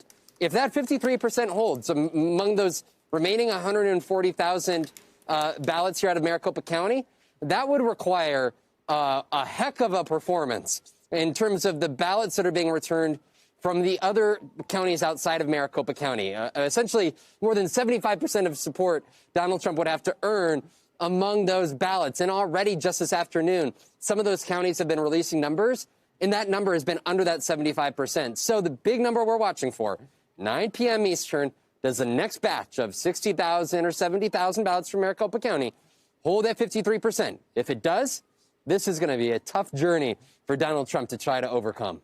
Well, Vaughn, we still have to wait like 3.5 hours East Coast time. Okay, we'll be as patient as we can. I was looking at the clock trying to do the math, which, as everyone has been saying, is a real bad idea for TV people this week. Vaughn, let me ask you about the Senate race. Democrat Mark Kelly projected to win the Arizona Senate race, flipping that seat. What does this win mean for the Democrats? I think it's telling about where politics finds itself here in the state of Arizona. This is a longtime conservative state, Allison. We talked to the lead up to this. The fact that Arizona was in play, not only this U.S. Senate seat, but the White House here in Arizona, speaks to just the incredible journey that this state has taken politically to this moment. Mark Kelly, the former astronaut, the former Navy combat pilot. This is a man who, if you look over the course of the last 10 years, I think it's instructive to how we got here. And that is because this gentleman is the husband of former Congresswoman Gabby Gifford. She was long thought to be the one who would eventually be running for the U.S. Senate, thought of as being sort of an independent voice, kind of in the ilk of John McCain. Obviously, that 2011 shooting left her in a difficult state, and it was Mark Kelly who now finds himself just 2 years after Democrat Kyrsten Sinema won a Senate race, vying for his own shot at this. And, of course, what we were seeing here just this morning was NBC News projecting that he will, in fact, win this race. And now both U.S. senators out of Arizona are Democrats. And now the big question is, will Joe Biden also fit that mold? And what does this say about politics in Arizona going forward? You saw independents have shifted over the years here in the state of Arizona from Republicans to these Democratic candidates. The question is this something that sticks here, much like we saw happen in Colorado, in Nevada, New Mexico? Do Democrats have a foothold on Arizona to stay? Allison? Vaughn, so much excitement in Arizona. We will be watching tonight. Always wonderful to see you, my friend. And the incredible array of cacti that you have found this week. You have the best ones behind you and different ones every time we catch up. You really set the Arizona scene perfectly. Thanks so much, my friend. Good luck the rest of the way. We'll see you later. We are still waiting for results from Nevada. State officials there say they're focused on accuracy over speed. Beginning today, we will begin to report our results 2 times a day. So you've already seen the update for this morning. In the afternoon, we will be putting up a fresh report on the mail ballots that have been read into the system sometime before 4 o'clock. We're required to report to the Secretary of State first. Once they've indicated to us that they've received it and it's verified, we'll be able to post on our end. Well, it's going slowly because this is a new endeavor for us, to be sure. Our legislature, in its infinite wisdom, decided to have all active voters receive mail-in ballots this year so that they could exercise their constitutional franchise to vote free from COVID. And most folks took advantage of that. And so it's taken time to receive and process these mail-in ballots. We feel like if you look at where the votes are and what kind of votes still need to be counted, that they tend very strongly towards the Democratic Party. Certainly that's true here in southern Nevada and in my district, which is strongly Democrat. I think I mentioned yesterday that our priority here is to make sure that we're accurate in what we're doing. So we're not interested in moving as fast as we can. We want to be accurate. We're very fortunate at this point that we've had staff working for many days and they're very efficient in what they're doing. So we're confident that the work is being done accurately. And that's what our main goal is. NBC News correspondent Jacob Soboroff is in Las Vegas. Jacob, Nevada too close to call. We are expecting an update on the vote count out of Clark County soon, but get us up to speed. Where are we right now? Yeah, so we should get an updated vote count at 7 p.m. Eastern time, so not too long from now. The margin has gone up. It's continued to go up for Joe Biden as they've counted the votes from this largely Democratic county, Clark County, where Las Vegas is. First, it was 8,000 margin yesterday, then 12, now over 20,000. And we expect another tranche of ballots, I guess you could say, to come this evening. We don't know how many yet, but we do know there were 63,000 outstanding mail-in ballots. And in addition to that, there are 60,000, according to the registrar, provisional ballots. There are additional categories as well, ballots that need to be so-called cured, but that's a much smaller portion. The people actually, if you guys can come back to my shot that you see behind me, are people that are in line either because they want to check that their provisional ballot was counted. They don't necessarily know or understand based on the website, the tracker, or they want to come to cure their ballot. They may have had an issue with a signature. That's a much smaller group. So I just want to be really clear about that. I think that while we will potentially see another increase in the Biden margin as these mail-in ballots are counted, just like the registrar here, we want to be slow and deliberate to see what happens once all of the votes come in totality. Because while I think that margin is growing, there is still around 100,000 plus ballots that are outstanding, Allison. Jacob, let's take a look at Washoe County. Biden is leading there. How many ballots still need to be processed over there? The ballots there have largely been processed, to be totally honest with you.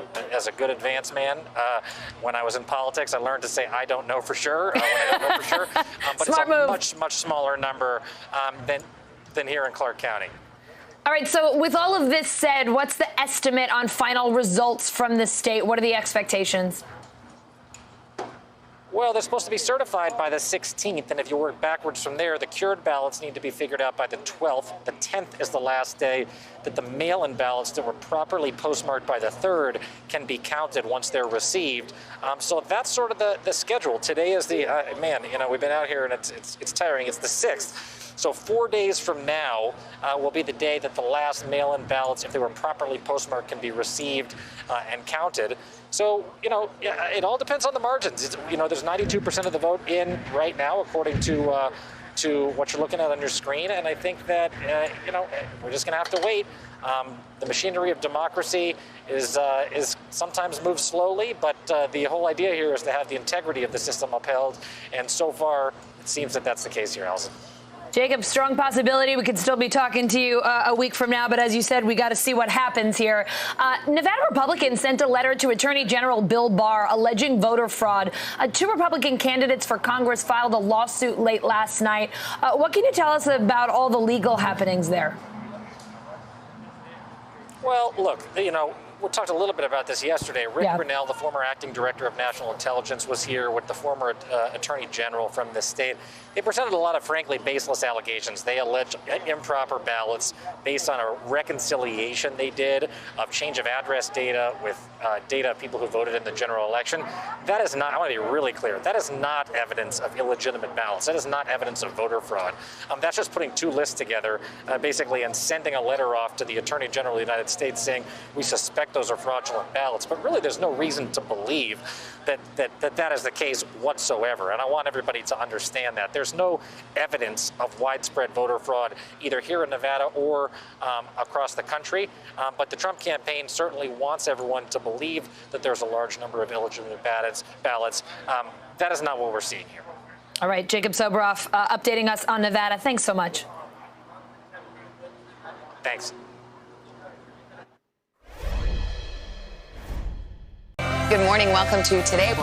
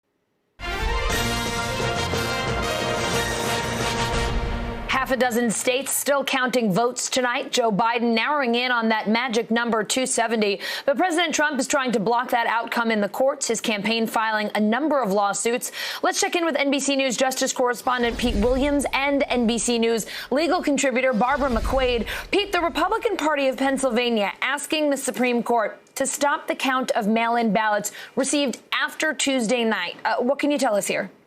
Right. So this is about that extended deadline between Tuesday night and 5 o'clock tonight. This was the deadline that was extended by an order of the Pennsylvania State Supreme Court in September. The Republicans have always said this is illegitimate, that only the state legislature can change the election rules, and they've been attacking this in court. They've asked the Supreme Court to take this case, and so far the Supreme Court hasn't said whether it will or not. Twice the Supreme Court has acted on this.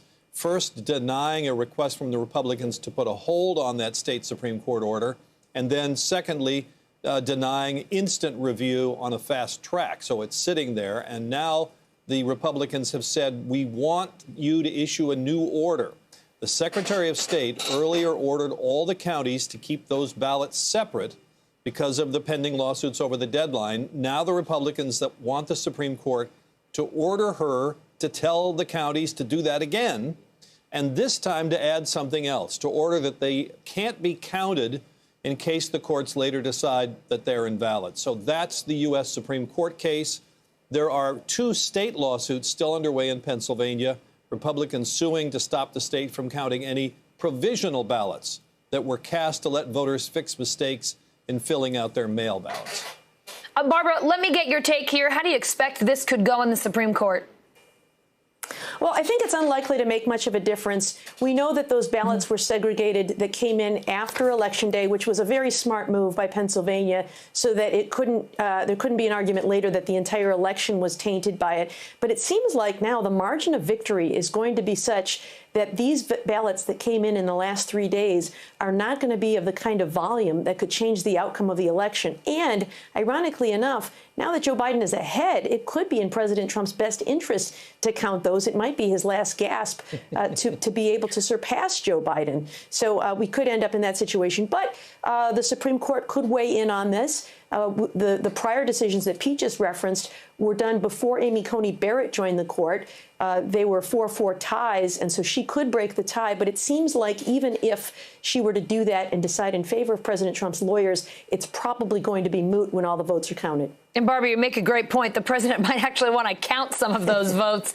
Pete, update us, if you will, on the other Trump campaign lawsuits outside of Pennsylvania. I know we have quite a few others to talk about. Actually, no, not anymore. Michigan and Georgia had lawsuits. Yep. They've pretty much gone away. So the only one is, well, actually, there are 2, I guess, in Nevada. One's in the state Supreme Court. The other is in federal court, attacking the system that Clark County uses. That's the county around Las Vegas, uses to verify signatures on mail-in ballots. The Republicans say the county is wrongly using automated technology to do that, and that it has to be done by humans. And again, you know, if they prevail, then, and I think that's unlikely, but if they do, the relief they would get would only be from here on. And of course, most of the counting is already done, so it wouldn't really affect many votes. Now, yesterday, with great fanfare, the Republicans said they were going to file a lawsuit in Nevada claiming that at least 3,000 people voted who weren't entitled to vote. They've never done that. They haven't done the lawsuit yet. What they did instead is write a letter to the Justice Department saying, we've compared change of address lists with the lists of people who voted in the election, and we found 3,065 people who don't live in the state anymore, and they still voted, and we want you to investigate this as possible fraud. A couple of points about that. As Joyce can explain better than I can, it's not fraud unless somebody intended to violate the law. All criminal laws have to have this element of intent. Secondly, lots of people don't live in the state and still legally vote there. Military people, people on military service, students, folks who move away from a short time and intend to come back. So this was the claim they made, but I'm not sure what's actually going to come out of it. Barbara, the president put out a statement today saying, quote, "We will pursue this process through every aspect of the law to guarantee the American people have confidence in our government." It is clear in this statement that he's at least intending to keep fighting some sort of legal battle here in this election. What options does his team have? As Pete's pointed out, the cases that have already been thrown out. Well, certainly the president has the right to exercise any legal challenges he wants. We want to make sure that people who voted legally have their votes counted. We want to make sure that if there are any fraudulent votes, that those don't count. But it seems quite ironic that President Trump is the one who is saying that he wants to make sure that people have confidence in the voting process when he is the one who falsely claimed to have won and to suggest that Joe Biden is trying to steal the election from him. There's no evidence that that's happening whatsoever. And so perhaps he will find some additional bases to challenge legally the count. And if he has a lawful basis to do that, he should do so. I haven't seen anything yet that concerns me that is likely to be upheld. He also has the ability to request a recount if the margin of victory is so small. Each state has its own rules about that. But typically in a recount, the ultimate change is only a few hundred ballots. And so where we see leads for Joe Biden in the thousands or tens of thousands, I think even a recount is unlikely to change the outcome there. Pete, Barbara, thank you both so much for being with us tonight. You bet. I think I may have said Joyce. I meant Barbara. Pete, it has been a long week, and I will assure you, you are not the first person. I can barely remember my own name. None of us can, and you are not the first person on this air to call someone the wrong name this week. It is happening to the best of us. We get it. I apologize. Good morning. Welcome to Today. We're glad to have you with us. This fall, we're right there with you. Whether you're back to school. What do you guys think? We're excited? Or back to work. We're keeping you safe. I love being back. Every morning on Today. Good morning. Welcome to Today. We're glad to have you with us. This fall, we're right there with you. Whether you're back to school. What do you guys think? We're excited? Or back to work. We're keeping you safe. I love being back. Every morning on Today. Police murder of unarmed black men has been an American way of death across centuries. After seeing the most comprehensive police reform bill ever introduced in Congress, I've begun to wonder if now is the time. If now is the time the protesters finally win. The Last Word with Lawrence O'Donnell, weeknights at 10 on MSNBC.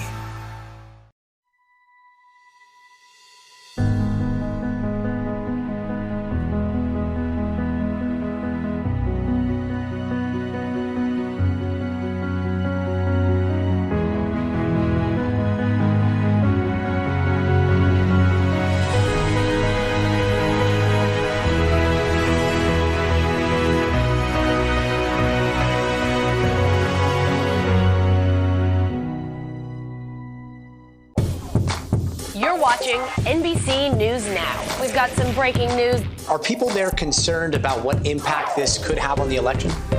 It's news made for your streaming world. Introducing the MSNBC Daily, featuring written perspectives by experts you know and trust for a better understanding of the stories that matter most. Check out the MSNBC Daily today at msnbc.com.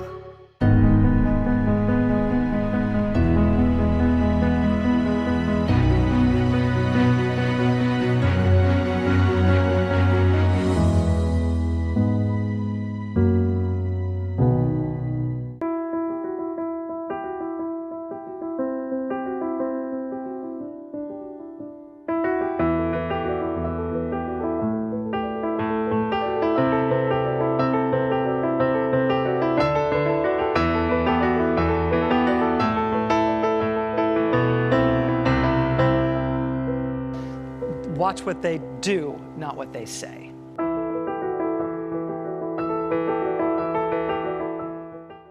President Trump and Joe Biden hit the trail. At the center of this campaign, coronavirus. The story. The battleground blitz as we enter the final stretch of the 2020 race. From every angle. If you were sitting here talking to Joe Biden and President Trump, what would you want to tell them right now?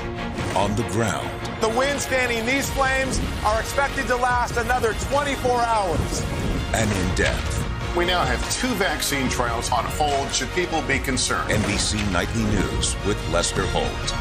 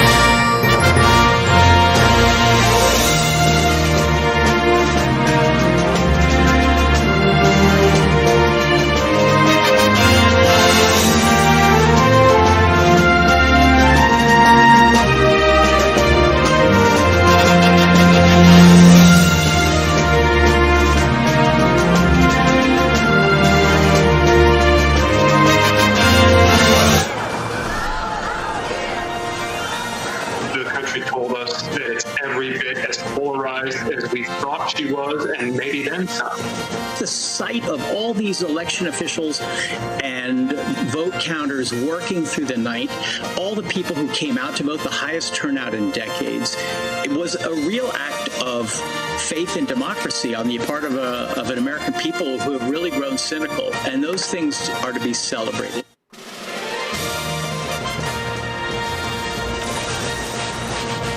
Hey everyone, I'm Allison Morris. You're watching special election coverage on NBC News Now. It is really starting to feel like the never-ending story. This race, though, is changing by the minute, and it is coming down to just 5 states. Let's go through them. Pennsylvania, Nevada, Arizona, Georgia, and North Carolina. They are all still too close to call. NBC News political editor Carrie Dan is here with the latest numbers. Carrie, it's 6 o'clock Eastern time. What state are we starting with in this hour? Let's go ahead, Allison, and start in Georgia this time. Some good news in the last hour for Democrats. We got new vote from Gwinnett County, which broke pretty heavily for Biden. That brings Biden's margin in the state to about 4,200 votes now. Now, this is extremely close. It is very likely, says the Secretary of State, to go to a recount. We're also waiting on some overseas and military ballots from there. But Democrats are heartened by that margin, which helps going into a recount. Gives Biden a little bit of a cushion there. Earlier today, an elections official said about this race that the margin between Trump and Biden might be no larger than a large high school, which is really something for imagery.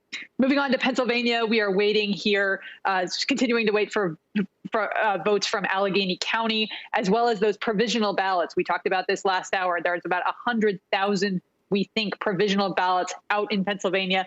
We don't know exactly what the composition of those are going to be, and that's one of the reasons that we're waiting on a call in the state of Pennsylvania. It is simply too close to call right now because we don't know about what those outstanding ballots may exactly hold. And provisional ballots are also an issue in the state of Nevada. We know today that in Clark County, the most populous county in the state of Nevada, that's, of course, where Las Vegas is, we're waiting not only on about 60,000 mail ballots, which is what we've been counting over the last few days, but also about 60,000 provisional ballots. Again, we don't know exactly how those are going to break. This is a very unusual election. Typically, provisional ballots, which are filed on behalf of voters when their eligibility is in question when they go to vote, to make sure to put in extra safeguards to make sure that that vote is valid. We're waiting on those, and we don't exactly know what the composition of them is going to be, which is another reason that we are still waiting on Nevada, which right now NBC News still calls too close to call. In Arizona, also just a waiting game. There's about 220,000 votes that are still out in Arizona. Biden's lead there is at about 40,000. And we are expecting some more votes from Maricopa County today, but not all of them that are out in Maricopa. The Secretary of State said on MSNBC today that she expects the count to go, quote, into the week. So we may be waiting there as well.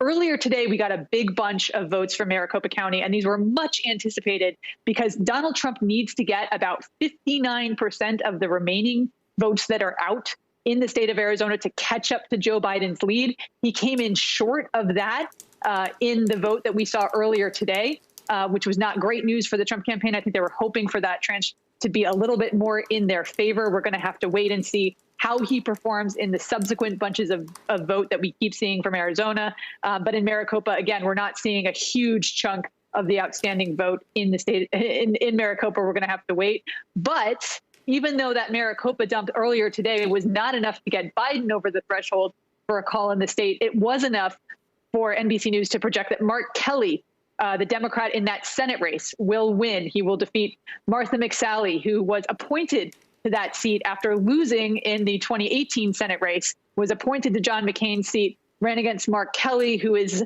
a former astronaut, also the husband of Gabby Giffords, former Congresswoman. And that race, at this point, we can call and we can say that Mark Kelly is going to the Senate. So right now, we're still kind of waiting on Senate control. We have 2 races in the Senate that remain uncalled and 2 in the state of Georgia that sure look like they're going to runoffs in January. Wow, Carrie, that was really impressive. You just ran through basically everything we need to know in just a couple of minutes. Thank you so much. I know it gets harder by the day and by the hour as everyone is growing more weary, but thanks again, and we'll see you in a little bit. See you in a bit. In Pennsylvania, the race is still too close to call. Joe Biden taking the lead there this morning, a lead that only continues to expand. Right now, he has about 14,000 more votes than President Trump, with 96% of the vote in. NBC News correspondent Rahima Ellis is in Philadelphia. MSNBC senior national correspondent Chris Jansing is in Harrisburg. Chris, Allegheny County is supposed to report more results. I know you have constantly had your finger on the refresh button on your phone. What can you tell us? What should we expect there? Absolutely nothing. I wish I counted how many times I hit refresh in the last hour. And the reason I was doing that was not for my own entertainment or to exhaust myself, but because the county executive said that around 5 o'clock, they expected that 6,500 more ballots that had been counted would be posted. That's a pretty good chunk from that area around Pittsburgh. But so far, that hasn't happened. These are the remaining mail-in ballots and the military ballots, although I should point out that military ballots will be accepted until Tuesday. Whatever that is expected to be a fairly small number. Now, the other number, which is much larger and which they're working on in Allegheny County right now, is the 28,000. Those are the folks who at first got ballots that were misprinted, so they had to be replaced. All of those ballots when they came in were segregated, and they're checking all of those by hand to make sure they're the right ballots. When the county executive was asked how long he's expecting that to take, the answer was they're working as fast as they can. Earlier today, when they were working on that first set of 6,500 ballots, he said they worked through lunch. They're going to work well into the night. But honestly, the predictions game has proven to be a very fraught one, not just in Allegheny County, but everywhere. We had heard from the Secretary of State. She thought pretty much everything would be counted and maybe a winner would be announced yesterday. Then again, we thought it would happen today. Obviously, that hasn't happened. There are so many small pockets of dribs and drabs coming in, and that's what we're waiting for, essentially, Allison. Rahima, we're also waiting on more results out of Philadelphia. What's the latest where you are? The same thing that it was this morning. If you could read this, a winner today, question mark. I picked this paper up at 4:30 this morning. We still don't have the answer to this question, but I do have an answer in terms of how many mail ballots remain to be counted. It was 40,000 at 12:30 this afternoon. Right now, we've been told it's 23,200 here in Philadelphia that still remain to be counted. That's the mail ballots. The big question on all of this is how many segregated mail ballots remain to be counted. We knew that they have not yet been counted. And the question is, how many of them are there? When we asked that of election officials earlier this afternoon, we got kind of a murky answer that basically was a non-answer, that they were not saying exactly what that number is. It could be significant, and every count that we can get is significant, to the point that Chris was making and everyone is making. We've got to count every single one of those votes, officials are telling me. And also that the people here in the state, the city, and across the country are demanding that every one of those votes be counted. But that's all we know at this moment, that they are waiting for, we're waiting for a number of how many of those segregated ballots there are, and when do they think they're going to be able to count them. because it looks like they're not going to start counting them until they've counted everything else. And they haven't even started that, at least not as of this afternoon. Allison? So, Rahima, my question then is that Philadelphia Inquirer newspaper cover is still going to be accurate tomorrow? It may hold for another day. You hang on to that one. They might not need to print another amazing. one. It's really something else. For sure. And isn't it amazing in the digital age, something that's this on a piece of paper, that it would hold as long as it has today, because things are changing all the time in this digital age that we're in. But not this. Not yet, anyway. It's just incredible. Chris, let me go to you. The Trump campaign released a statement once again claiming that there are, quote, voting irregularities in Pennsylvania, but they didn't provide any evidence to back that up. What are election officials saying about these allegations? Yeah, it's very frustrating to them because they say they just want to get their job done. They don't want to have to defend things for which there is no proof. We've heard from top Democrats across the state, the governor, the lieutenant governor, the senior senator, all of them saying, where's the proof? But in addition to that, after the president put out the statement that you just mentioned, we also heard from Pat Toomey. He is a Republican U.S. senator. We also heard from the majority leader, who is a Republican in the Senate here, the state Senate. And both of them said, and I'm quoting Pat Toomey here, I am not aware of any wrongdoing. That has not stopped the Trump campaign from saying they are going to continue on very many legal fronts. In fact, they have put together what they're calling legal challenge teams in 4 different states, including Pennsylvania, with 3 people on them, essentially a state director, a legal director, a communications director. They have lawyers who have been in the state for weeks, if not much longer now. But the Democrats I'm talking to say, show us the proof. Show us what you have. We will deal with it. I'll also say on a human level that there has been some pushback from the elections commissioners, and we saw it in Bucks County when they put out a statement basically saying, if you're attacking the integrity of these results, you're attacking the integrity of these people who have been working their fingers to the bone to get these results posted and done.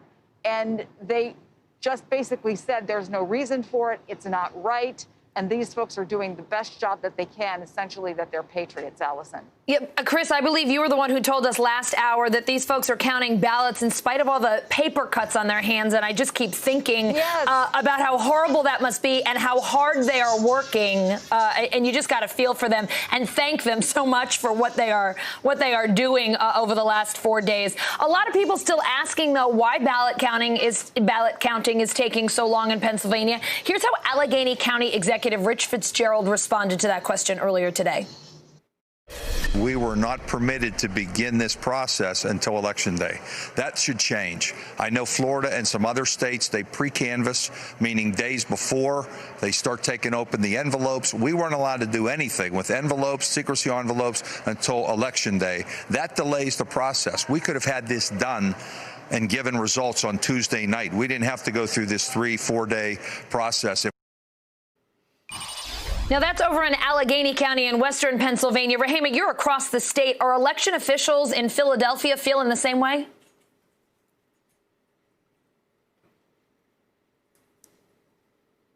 One of the things you point out that people are so frustrated about, because they say this is the age of technology. Why don't we have an answer? Everybody wants that drive-through result. But there is a human element to this. You have to literally, as he was pointed out, open up the ballot, smooth out the paper. That's the processing point before you put it into the machine for it to be tabulated. And so we haven't been thinking about that. We're just thinking, here's the ballot, put it in the machine, boom. Put it in the oven, bake it, it's done. We have an answer. But there's more to it than that. I suspect that this state, after this is all over, there's going to be a large and serious discussion about what they do going forward. Maybe they will think that it is appropriate to change some rules, or maybe they'll leave it exactly as it is right now. But I suspect they'll be discussing it, Allison. And in all of this, as you both have pointed out, let us not forget the election workers who are working so hard, opening those ballots, counting them by hand. Chris, Rahima, both of you in Pennsylvania, thank you so much. And by the way, Allison, if I The Georgia Secretary of State confirming earlier today the presidential race will likely go into a recount. That recount would happen after the state certifies its count on November 20th. NBC News reporter Priscilla Thompson joining us now from Atlanta. Priscilla, what does the timeline look like for results there in Georgia? Yeah, Allison, we're sort of in this slow trickle phase of things now. In the last hour, we saw Gwinnett County, which had the lion's share of ballots that were still out.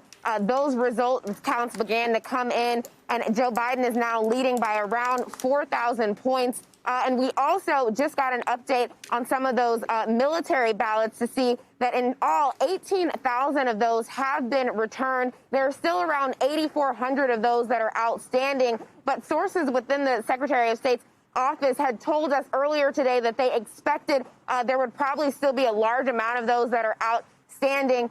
When military members register to vote, they're able to automatically receive an absentee ballot. So it's not necessarily that all of those folks requested those ballots. Many of them may have just gotten them and opted not to vote. And so that could explain why we see sort of that huge number of military ballots that haven't been returned. But in terms of a timeline here, the state, what needs to happen first is that the county will certify their results, and then the state needs to certify their results by November the 20th. And that is when we'll get a definitive answer from the state saying who has won this race. But what comes after that is also really important, because if Joe Biden and Donald Trump are still within that 0.5% of one another, either candidate could request a recount. The Secretary of State's office tells us that they are hopeful that that would only take a week. But as we have seen this week, sometimes those timelines do extend out far longer than that. And so we could be looking at having to wait until after Thanksgiving to have a really clear picture and a certain picture of what the race looks like here in Georgia. Allison? Priscilla, you have some real interesting down ballot races in Georgia as well. Take a listen to what Democratic Senate candidate Ossoff's campaign manager had to say. While Republicans advance a lazy notion that runoffs favor their side, the truth is that no well-funded statewide runoff has occurred in this new diverse Georgia that exists today.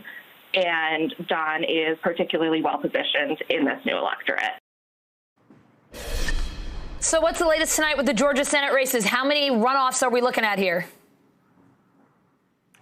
Well, we're looking at one runoff for sure, actually, in the special Senate race where Republican incumbent Senator Kelly Loeffler will face off against Democrat Raphael Warnock. But as it relates to the race between Senator David Perdue, the incumbent Republican, and Democratic hopeful Jon Ossoff, that NBC still has that listed as too close to call. But throughout the day today, we've heard both campaigns acknowledging that this is likely headed towards a runoff because neither candidate got more than 50% of the vote, which is what is needed here in Georgia to win outright. And so you heard there Jon Ossoff's campaign manager really setting this up, saying those diversifying suburbs and this diversifying parts of Georgia that helped to carry Joe Biden to the lead that he is seeing in this state could also help Jon Ossoff win in January. But Perdue's campaign is also saying, look at those vote tallies. We're leading in this race. If we did it this time, we can do it again in January. So it is shaping up to be a very competitive race there. And that means that for the folks here in Georgia, they are not quite done with those campaign ads, television ads just yet. They may be enjoying their holiday meals with a bit of campaigning going on in the background on the television, Allison. I'm sure everyone in Georgia is so excited about that, Priscilla, because I'm sure they have not had enough of these elections just yet. Priscilla Thompson, thank you. We'll check in with you a little later. Thanks, Allison. All right, let's check in on the campaigns. NBC News correspondent Mike Memley is in Wilmington, Delaware, covering the Biden campaign, of course.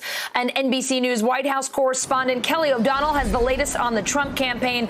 Kelly, let me start with you. The GOP has asked the Supreme Court to stop the counting of mail-in ballots in Pennsylvania that were received after Tuesday night. We've got legal action in Nevada, Trump campaign lawsuits in Michigan and Georgia, which were already thrown out. Does the campaign think that these strategies can actually help Trump pull off a last-minute win? Well, one thing those strategies are intended to do right now is to keep Trump supporters believing that there are avenues to deliver the presidency a second term for Donald Trump. Tonight, the president, after a lid was called here at the White House, which is a term meaning no more planned news events. So as we saw last night where the president came into the briefing room and addressed these issues, none of that expected tonight. And shortly thereafter, the president tweeted and chided Joe Biden not to claim the presidency, something he said he could do as well because legal challenges are beginning. Well, of course, early Wednesday morning, so late election night, the president himself claimed victory in the East Room, where he was at that time ahead in some of the key battleground states. And as we've seen these days of counting, chipping away at his lead in some critical positions.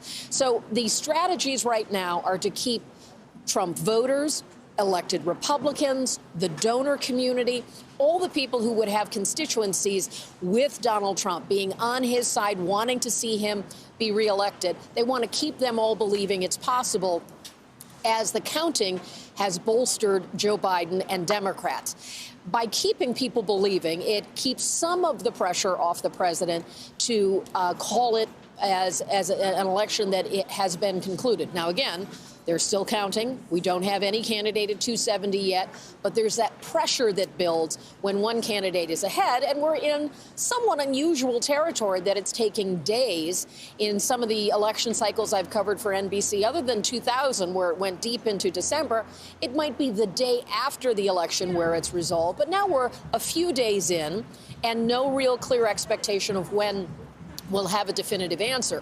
So legal challenges are one of the things that Republicans are trying to talk about. Now, some Republicans are saying, be very careful. There's a difference between an appropriate recount where the results are very close, or challenging ballots where there is a legitimate reason to question the ability of that ballot to be counted, because every election has rules. Did some ballots fall outside the rules? But to allege fraud, some Republicans are saying that's a step too far. Now, the most fervent supporters of the president have been using words like fraud and talking about the election being stolen or some kind of interference that works against the president. We've not seen specific evidence of that, and some of these legal challenges would have to explain that case by case in the various states of what they're arguing are the issues that need to be litigated. So think of it at this point as a way to buy time, to keep possibilities open, and to allow the counting to continue. Allison? Mike, how is the Biden campaign reacting, particularly to the suit in Pennsylvania today? Well, Allison, it's been a really dynamic situation here in Wilmington as we potentially could still see the former vice president speak tonight. But let me explain what's been going on with the campaign behind the scenes. Now, perhaps 7 or 8 hours ago, we were hearing from the campaign that speech tonight was almost a near certainty. We had seen Joe Biden take the lead in Pennsylvania, and it seemed like the momentum was building, that number would only increase. And the expectation was that news organizations would begin to project Pennsylvania and its 20 electoral votes, putting Joe Biden over the top, making a speech tonight likely. Where we're at right now is that obviously some time has gone by, no calls have been made yet, and the Biden team is saying that unless there is a clear result from news organizations that is declared, it's likely we wouldn't see him. But it's possible there might be a situation where some news organizations call, some don't, and then that leaves us in a state of limbo. So Biden could perhaps come and give what they are dubbing a progress speech, maybe similar to what we've seen in the last few days, urging patience. Let's continue to count the votes. But we're going to be having this conversation, Allison, I think, evolving over the course of the night as we continue to see the results come in. As far as the legal strategy, the Biden campaign is almost not even talking about that at this point. They've maintained from the beginning that what we're hearing from the president and his allies are baseless suits that will be dismissed very quickly. Obviously, that is, though, part of some of the complication here. I think some of the hesitation we're seeing on making projections and making calls on the part of news organizations is taking into account how some of the counting is being delayed because of what may need to happen as this goes through the court system. So a very complicated situation as we head into our fourth night here of a potential election night, Allison. Yeah, Mike, I got to tell you, my husband would be the first person to say I am the most impatient person on the planet, but I simply cannot imagine sitting and waiting for 4 days, wondering if you are going to win or lose a presidential election. Outwardly, Joe Biden urging patience, seeming relatively calm.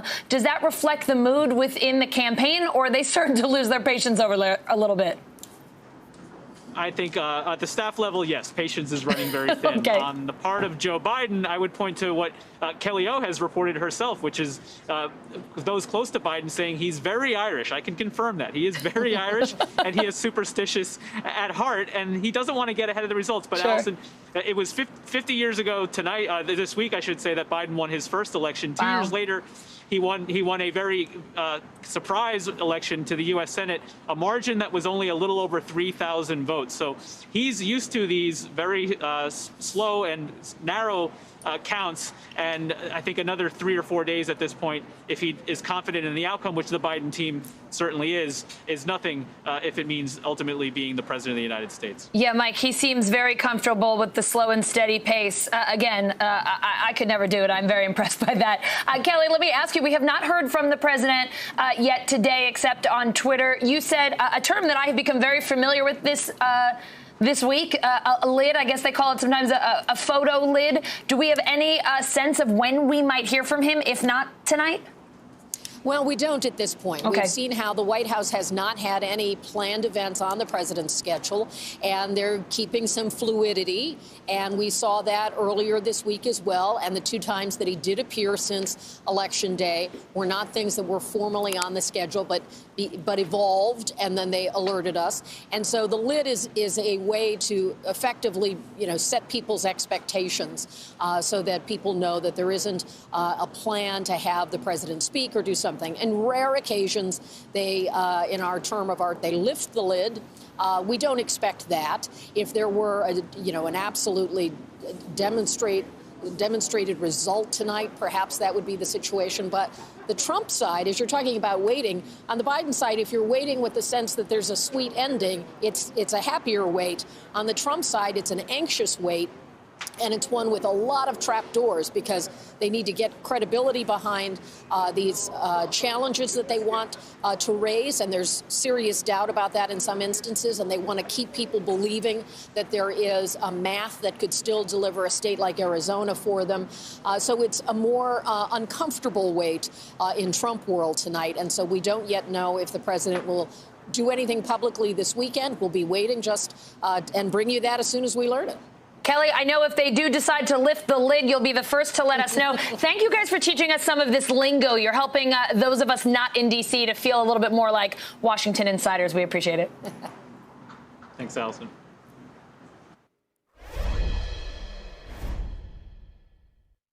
Good morning. Welcome to Today. We're glad to have you with us. This fall, we're right there with you.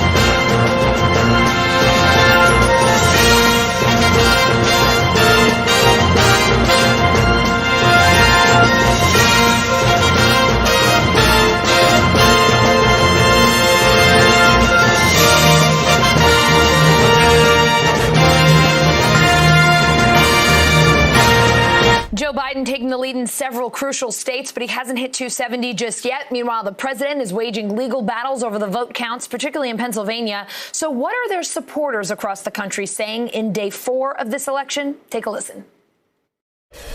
We learned from the mistakes of 2016. They will not steal victory from us here today, here in the state of Pennsylvania. We have been longing for this. We have been needing this. So just take a moment to feel and let yourself feel what hopefulness feels like, what victory feels like. Well, I'm feeling really sad for our country because this is not a fair election. Any American, any person on the planet with a thinking brain understands what's happening. Can you find it in yourself to accept the results and move on? Absolutely. We live in a democracy. But the key fact is there is corruption going on here. I've been suspicious and worried. Figured it was going to be a close count. If not, it was going to be very lopsided for Biden, I thought, because of all the early voting and how we're going to count or not count votes. I don't think we should do early voting ever again. I mean, it's an embarrassment. I mean, here we are supposed to be one of the greatest countries in the world, and then all these other countries are going to look and laugh and say, we can't even do an election. How are we going to run a whole country? When you look at Milwaukee, when you look at Detroit, when you look at Atlanta, when you look at Philadelphia, and you see that it's on the backs of those cities, majority black cities, that this democracy and the stop of the march of fascism hangs ballots on. You remember again how the black community has been the moral consciousness of this country. Don't expect final election results in North Carolina before the end of next week. Right now, President Trump leading Joe Biden by nearly 77,000 votes in the state. MSNBC correspondent Tremaine Lee is at election headquarters in Guilford County, where I believe we left you last night. I hope you've gotten some rest since then, Tremaine. Mail-in ballots will be accepted in North Carolina through the 12th. So where do things stand with the vote count right now? That's right, Allison. So of the 116,000 outstanding ballots, only a fraction will likely be sent back to county boards of election. But there are 9 counties, including Mecklenburg, where Charlotte, North Carolina is located, that actually started counting their ballots tonight. The others will wait until November 12th. That's the deadline. So anything that arrives before then, they will count. But a handful of these counties have started counting now, which folks are saying, like especially the Republicans are saying, you know what, what's taking so long? Donald Trump has the edge already, so why not just call it? But other counties are going to wait until the 12th, count them up, and see where they fall. Tremaine, the Senate race between incumbent Republican Tom Tillis, Democrat Cal Cunningham isn't locked down yet either. What is the latest there? No, we're still in that kind of holding pattern. Now, in that race, the margin for Tom Tillis is about 100,000 or more, so it's still pretty static. But folks are hoping that at least that, maybe there's an opportunity to make up some ground for Cal Cunningham. But again, since we're waiting until the 12th, who knows? Basically, Allison. Honestly, Tremaine, I think the short answer to so many questions tonight is who knows as we watch and we wait. Tremaine Lee in North Carolina, thank you. We'll be checking in with you again just to, get an update on the who knows. Why not? They are still counting the votes in Arizona, and tensions are running high. Trump supporters rallying outside voting centers across the state, demanding that he be declared the winner, but the race there still too close to call. NBC News correspondent Gotti Schwartz joins me now from Phoenix. Gotti, great to see you. What's going on there? We can see some protests behind you. Yeah, you're talking about tensions running pretty high. Right here to the left, you've got 2 people arguing. This is the first time we've seen some Biden supporters come down here.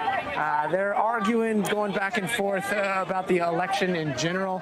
But then this is really the corner of the protest, if you will. You've got the sheriff's department. They're blocking off the street here. So there's a 4-block radius that's been shut down. And Allison, all of this is happening right in front of the Maricopa County Election Center. So inside, they are counting those ballots. There's 120,000 ballots that they have left to count. It's 4:30 here locally right now. We're expecting another ballot drop right around 7 o'clock. So we'll see how many ballots come out. But again, 120,000 ballots left to count here, over 200,000 ballots across the state. And right now we are seeing the lead that Biden has with the president starting to shrink. President Trump catching up. He's about 30,000 votes behind right now, but we should see some of those ballots coming out a little bit later tonight. Allison? Gotti, I want to ask you more about the ballots, but just to get a sense of, and I know it's a little tough to hear, it sounds loud, it sounds like there's a big group, but for the most part, it looks like people are keeping a respectful distance. They might be arguing, but it hasn't gotten out of control. Is that an accurate characterization? Yeah, we have seen no violence here over the last 3 days, and you've got a crowd.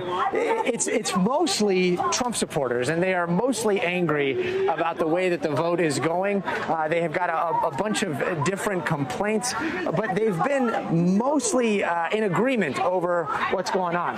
Now, on the outskirts of this smaller version of the protest that we're seeing some people come in that support Biden. Again, they're arguing there. The other thing is, I'm not sure if you can tell. Let's take a walk over here just to show you. This is something that is, it's not out of the ordinary here in Arizona. You see those two people arguing. The one with the Punisher shirt, he's open carrying right now. So he's got a firearm down there on this side. That is legal here in Arizona. In fact, it's not just open carry. This is one of the most lax states in the country when it comes to firearms. And so we have seen some arguments of people within this crowd going up to people that are open carrying, and in particular having the long rifles, and saying, why are you open carrying when here in Arizona you're allowed to carry in your pocket? So there are a lot of people in this crowd that have guns in their pockets because that's illegal to do. You can conceal if you're 21 and you're not a felon here in Arizona. So they think that a lot of the gun wearing is performative, and they don't appreciate the attention that it brings other people, those that do have their guns, and there are quite a few of those tactical rifles slung along people's backs. They're saying that no, this is their Second Amendment right, and they want to wear those guns because of the statement that it sends, and they say that they are here because they want to make sure that they are protected, that the crowd is protected. But again, all of this is happening right in front of the election center, and inside that election center, there is one job right now, and that is to count those 120,000 ballots, and we're hoping to have some results a little bit later this weekend. Allison? Gotti, thank you so much for explaining that, especially for those of us who are here in the Northeast. That is not something that you see every day. So thanks for giving us the context there so we can understand what's going on behind you. One more question for you before we go. I know you are still awaiting votes tonight. Arizona is one of the states where Republicans are raising some legal challenges, citing voting irregularities. I'm going to stop for a second so we can watch these guys, because it looks like it's getting a little more heated there, Gotti. So what's happening? They're actually arguing about the 6 feet of social distance. So okay. They're asking each other to back up. So they're both not wearing masks. They're both saying, hey, you're not wearing a mask. The guy on the bike is like, whoa, whoa, whoa, I'm not getting close to you. Don't get close to me. So they're trying to keep that social distance, at least right here. But you can see most of the people out here, including the man who says he supports Biden, as well as I'd say 3/4 of the protest here, they're not wearing masks either. So there's a lot going on. I'm sorry, I missed that question though. Gotti, don't worry about it, because that was really the action that was happening. And let me tell you, if anything defines 2020 more than two guys having an argument in the street saying, please keep your 6 feet of distance, that's something we never would have seen before. Gotti, if you are able to hear me, I know there's a lot going on there.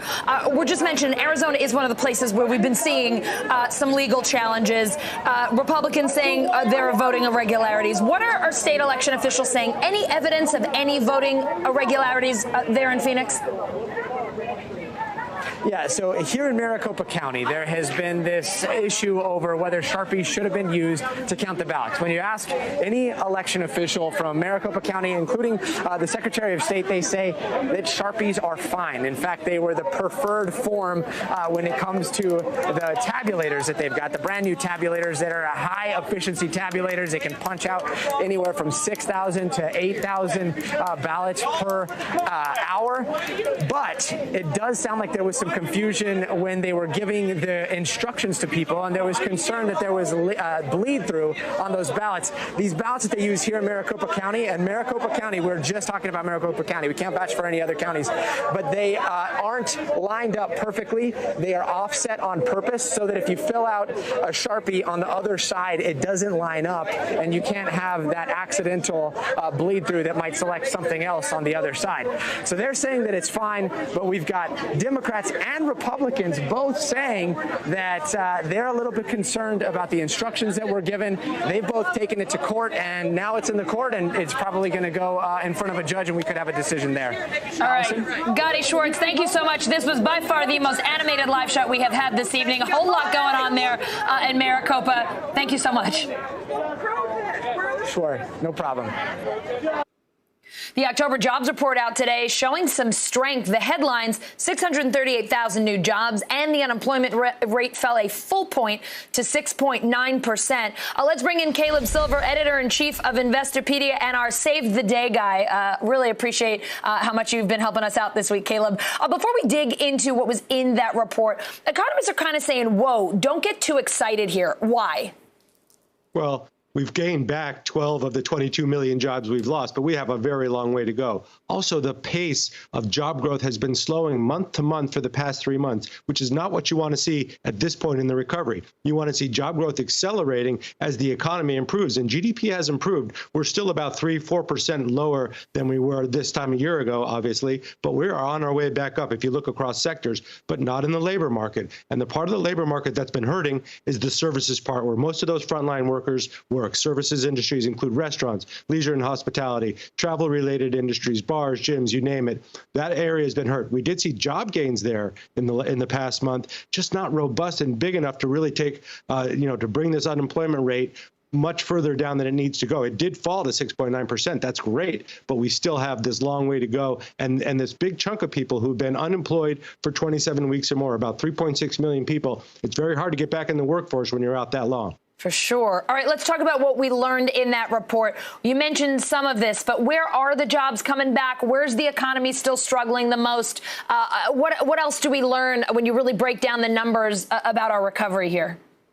Right. You still see, although we had big job gains in leisure and hospitality, which is the services industry in October, you still see some pretty steep losses there, a big steep loss in government jobs. You're seeing some hiring in industrial and manufacturing, and that's good. The hiring part is very good. The fact that it's so slow, though, in the industries that need it most is what worries people, and it's affecting people, and it's affecting folks by race. So black unemployment is still over 10%. And that's almost 40% higher than white unemployment, and Hispanic unemployment's around 7 or 8%, Asian unemployment around that too. So that's persistently high because most of those workers do work in the services industry, which has been the hardest hit. So when you have that, we're having this what we call a K-shaped recovery, where it's good for the people up top in the capital markets, people that have credit, income, good jobs, can work from home. The people that can't are having the hardest time here, and that's not what you want to see in a robust recovery. That's what's got people concerned.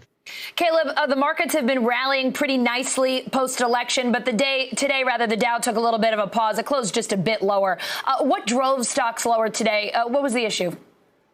I think it was just a breather. There had been such aggressive buying this week, Allison. If you're keeping score, this was the best post-election week or election week market rally since 1932. You don't have to keep score. We'll take care of that for you. But that's a pretty big rally in a time of uncertainty, and we don't even have an answer on who the next president is. So investors were all in this week, but they were buying the sectors that they think are going to shape up nicely for the next 4 years, which look a lot like some of the sectors from the past 4 years. And that means technology, because that's where the growth is. That means healthcare, because we need it, and looks like Obamacare, the Affordable Care Act, is going to stick around for a while. And even the renewable energy and solar, that type of sector has been doing well because of the promise of a big energy spend should Biden get elected. A lot of that was tampered a little bit, but the gains were enormous this week. The Dow was up 7 or 8%, the NASDAQ up 9%. That's a huge weekly gain, as you know. Yeah, we had our best week, I think, since April, right? Things looking pretty good. Caleb, thank you so much. The markets closed this week without knowing who is president, so let's see what happens next week if we finally have our answer. I'm sure we'll be checking in with you again then. In the meantime, have a terrific weekend. Thank you.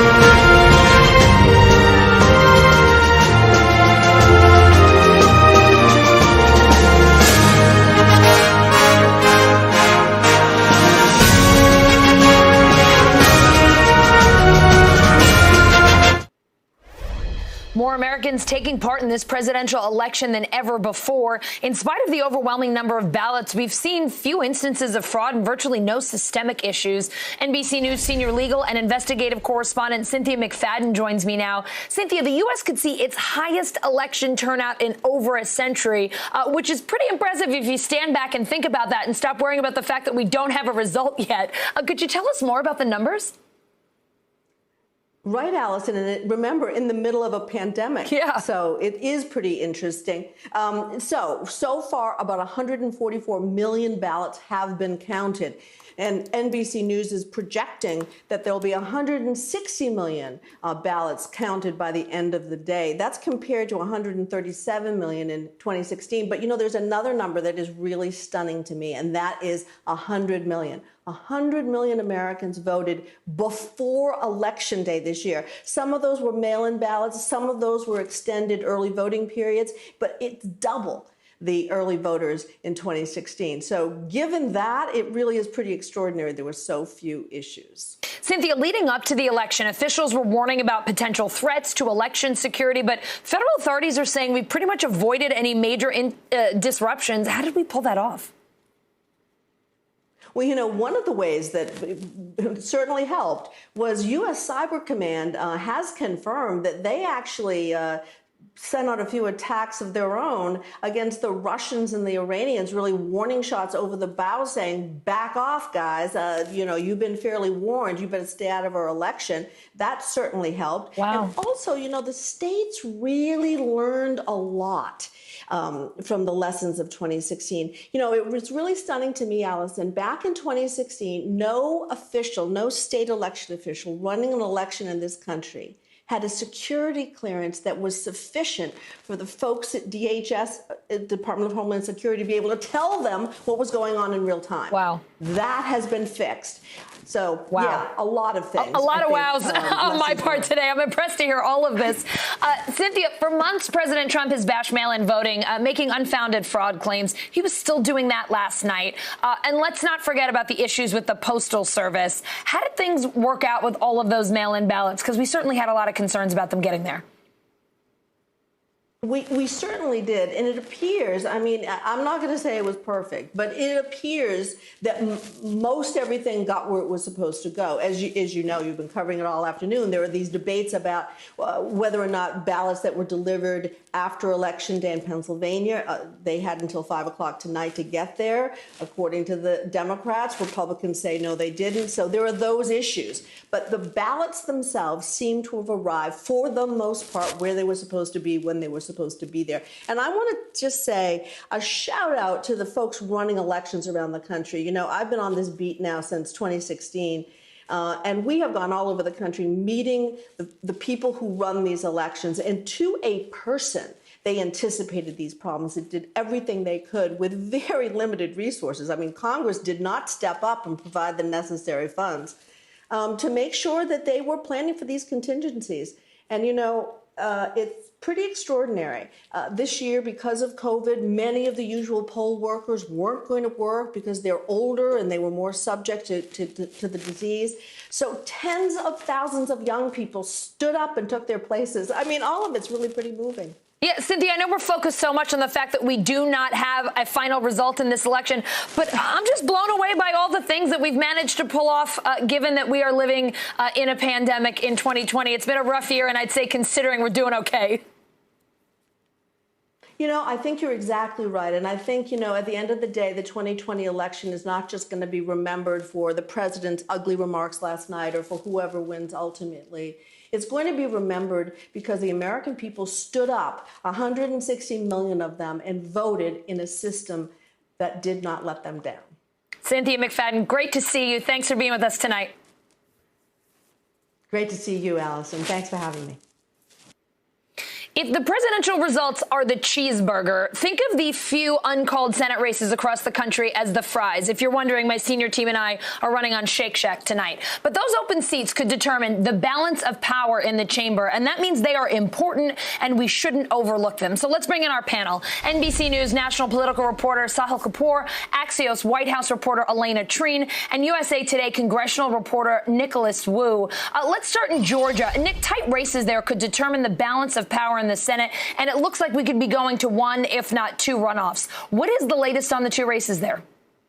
Exactly. So the Secretary of State's office said earlier today that the race between Perdue and Ossoff was not likely to go to a runoff. They have, roughly 100,000 votes separating the two of them, which puts them above the recount threshold. So it looks likely to go to a runoff, and this is something that, in a best case scenario for Democrats, if current Republican leads hold around the country, would result in a tied Senate if they win both of these. So these are going to be must-win races for Democrats when it goes to a runoff, and we can be sure that they'll be heavily contested and very expensive races. Yeah, we've been hearing that a whole lot. Very expensive races. All right, let's move on to Arizona. NBC News projecting that Mark Kelly is the winner of his race against Republican incumbent Martha McSally. That means both of Arizona's Senate seats now held by Democrats. Sahil, talk to me about the political implications of that. It's quite a historic moment for Arizona, which has traditionally been a very Republican state. It has voted for Republicans at the presidential level all but once in every election since the early 1950s. This will be the second of two U.S. Senate seats from Arizona that go for Democrats, that send a Democrat to Washington in the span of 2 years. And let me give you some context on that, Allison. Before 2018, when Kyrsten Sinema won that seat, it went 30 years before, it went 30 years of supporting only Republicans to the Senate. And now Martha McSally happens to have this distinction of losing both Senate seats held by her party in back-to-back years, which I looked for a precedent for. I couldn't find one. This is largely driven by the tilt in the suburbs, Phoenix, Maricopa County, which is a huge part of the state, tilting away from Republicans toward Democrats in the era of Trump. We'll see if that continues. We'll see if that's largely based on opinions of the president or if there's something deeper going on there. And the growing Latino vote in the state, which didn't let Democrats down the way it did in, for instance, South Florida, where they got hammered. Elena, a few Republicans have come out against President Trump's unsubstantiated claims of election fraud. I'm thinking of Senator Mitt Romney of Utah, Representative Will Hurd of Texas. What do you make of what we're seeing from Republicans, both those who are speaking out and those who are sticking with the president? Well, the two you just mentioned, Allison, Senator Romney and Congressman Hurd. Congressman Hurd is a Republican. Yes, he's on his way out in Texas. And then Senator Romney, as we've seen, has not hesitated to criticize the president when he thinks he deserves it. But others, I'd say a majority, especially the president and top allies, have not come out, and they're kind of trying to split the line. Some of his fiercest defenders, like Congressman Jim Jordan, Senator Ted, have gone and kind of echoed what the Trump campaign is saying, that the Democrats are stealing this election and that there's been widespread fraud. Of course, just to be very clear, those claims so far really are baseless. We haven't seen any evidence of that on a large scale. And we actually did see last night one of the most prominent Republicans to criticize the president and the Trump campaign is former Governor Chris Christie, someone who is actively advising the Trump campaign. He was a debate advisor for the president, and he said that he doesn't think that this is how they can show the evidence. He said it was inflaming without informing. So some strong words from him.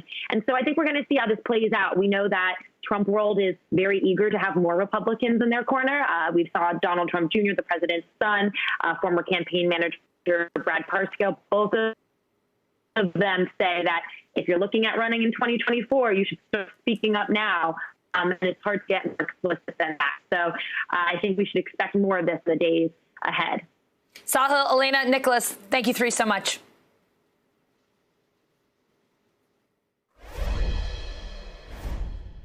Good morning. Welcome to Today. We're glad to have you with us. This fall, we're right there with you, whether you're back to school. What do you guys think? We're excited?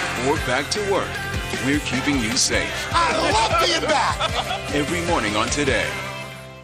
Good morning. Welcome to Today. We're glad to have you with us. This fall, we're right there with you, whether you're back to school. What do you guys think? We're excited? Or back to work. We're keeping you safe. I love being back. Every morning on Today. Police murder of unarmed black men has been an American way of death across centuries. After seeing the most comprehensive police reform bill ever introduced in Congress, I've begun to wonder if now is the time. If now is the time the protesters finally win. The Last Word with Lawrence O'Donnell, weeknights at 10 on MSNBC.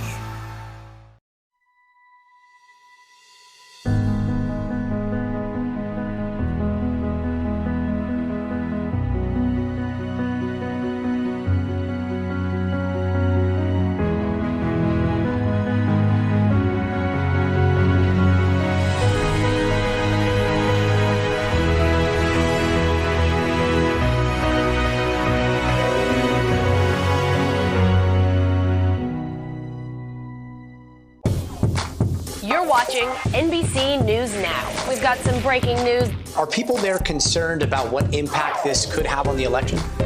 It's news made for your streaming world. Introducing the MSNBC Daily, featuring written perspectives by experts you know and trust for a better understanding of the stories that matter most. Check out the MSNBC Daily today at msnbc.com.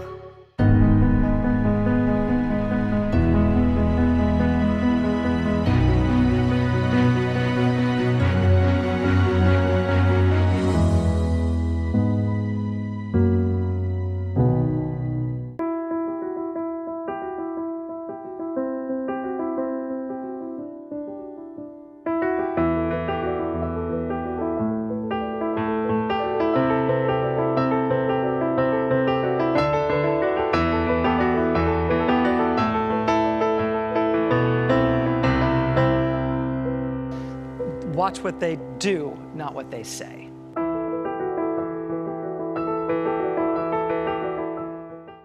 President Trump and Joe Biden hit the trail. At the center of this campaign, coronavirus. The story. The battleground blitz as we enter the final stretch of the 2020 race. From every angle. If you were sitting here talking to Joe Biden and President Trump, what would you want to tell them right now? On the ground. The wind standing these flames are expected to last another 24 hours. And in depth. We now have 2 vaccine trials on hold. Should people be concerned? NBC Nightly News with Lester Holt.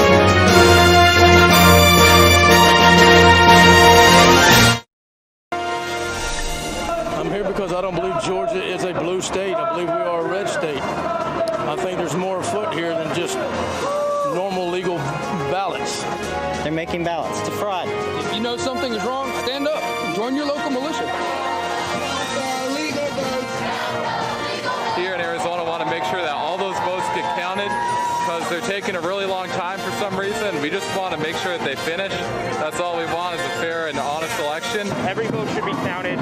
Every person should have a say in who our electors are. That's why we're here today. Yeah, every vote should be counted. That's why. And we want to make sure that the Trump campaign knows that. We want every vote to be counted.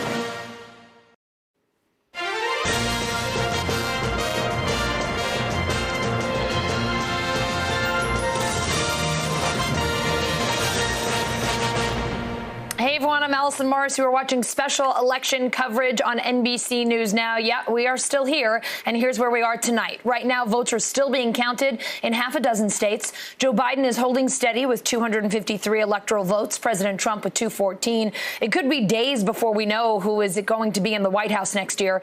NBC News political editor Carrie Dan is here to fill us in on the latest numbers once again. Carrie, you pick it. Which state are we starting with? Let's go back to Pennsylvania, Allison, because we just saw some vote come in from one of the counties that we've really been keeping an eye on here in Pennsylvania. This is Northampton County. It's one of only three in Pennsylvania that went for Barack Obama in 2008 and 2012, and then flipped to go for Donald Trump. Now, there are two of those three counties that are now in Joe Biden's favor. One of them is Northampton. We just saw about 1,000 votes. This is mail votes that came in from that county, and Biden won about 71% of them. Now, in addition, we've seen a little bit more vote come in from Philly, other parts of the state. So as of now, Joe Biden's lead in Pennsylvania is about 17,000 votes. That's the highest margin that we've seen for him so far. So as we've been watching Pennsylvania, this is the same pattern that we've seen all day, but particularly in counties that Biden had the opportunity to flip, he seems to be doing well.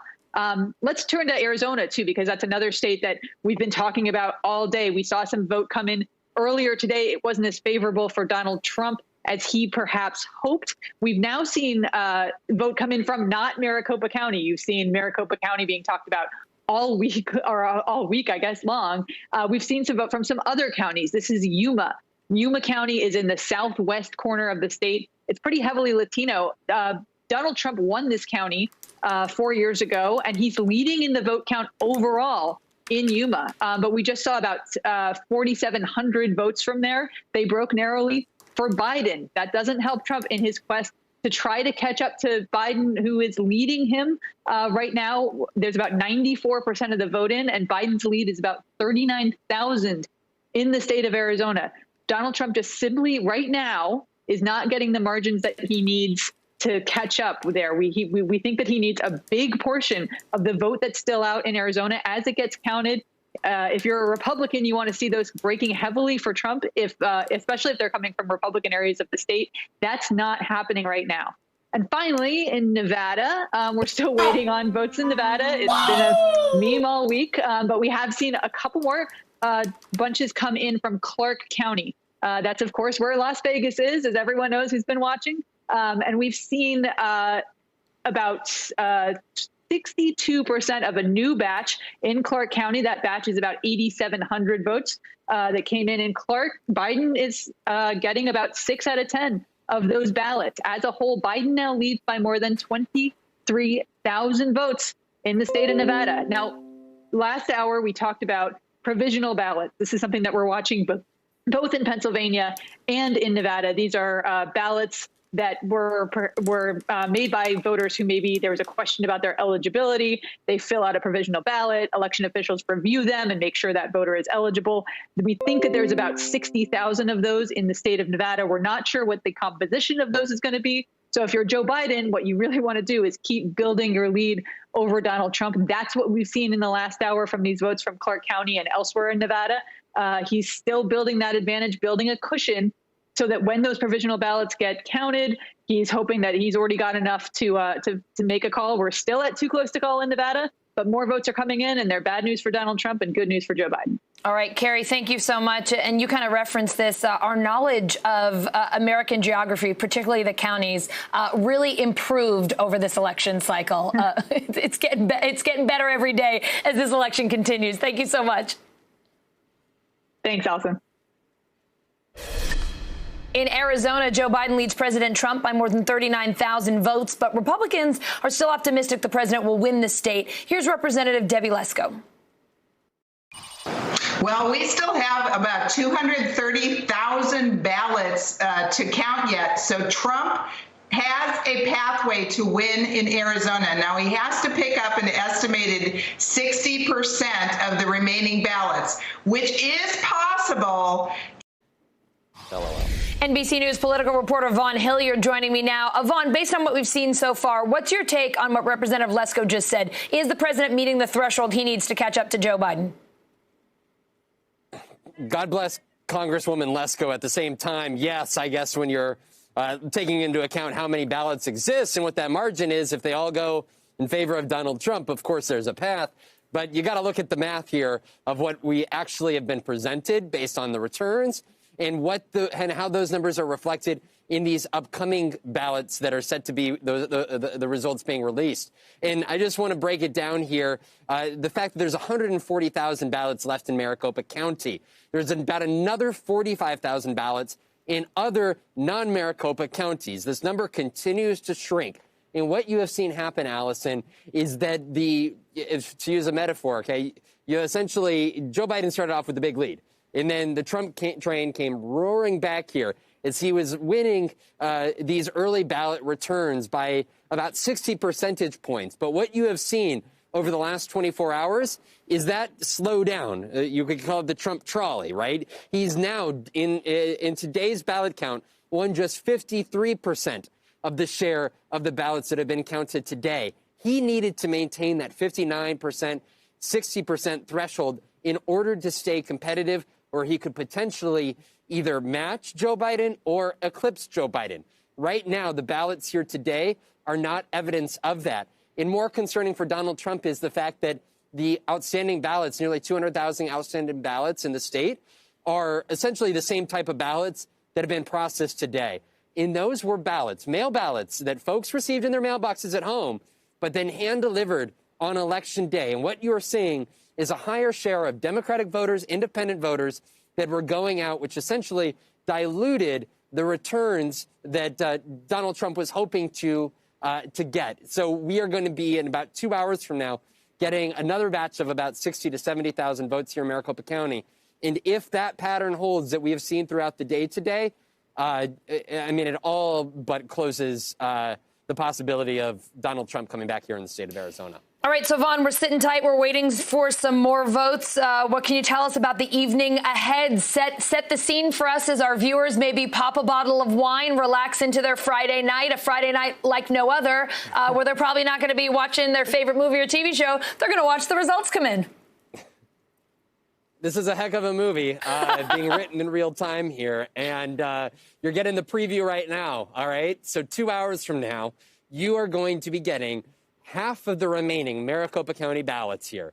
And if that number is somewhere below 55%, let's say, for Donald Trump over Joe Biden, I'll let our NBC elections desk make that actual call.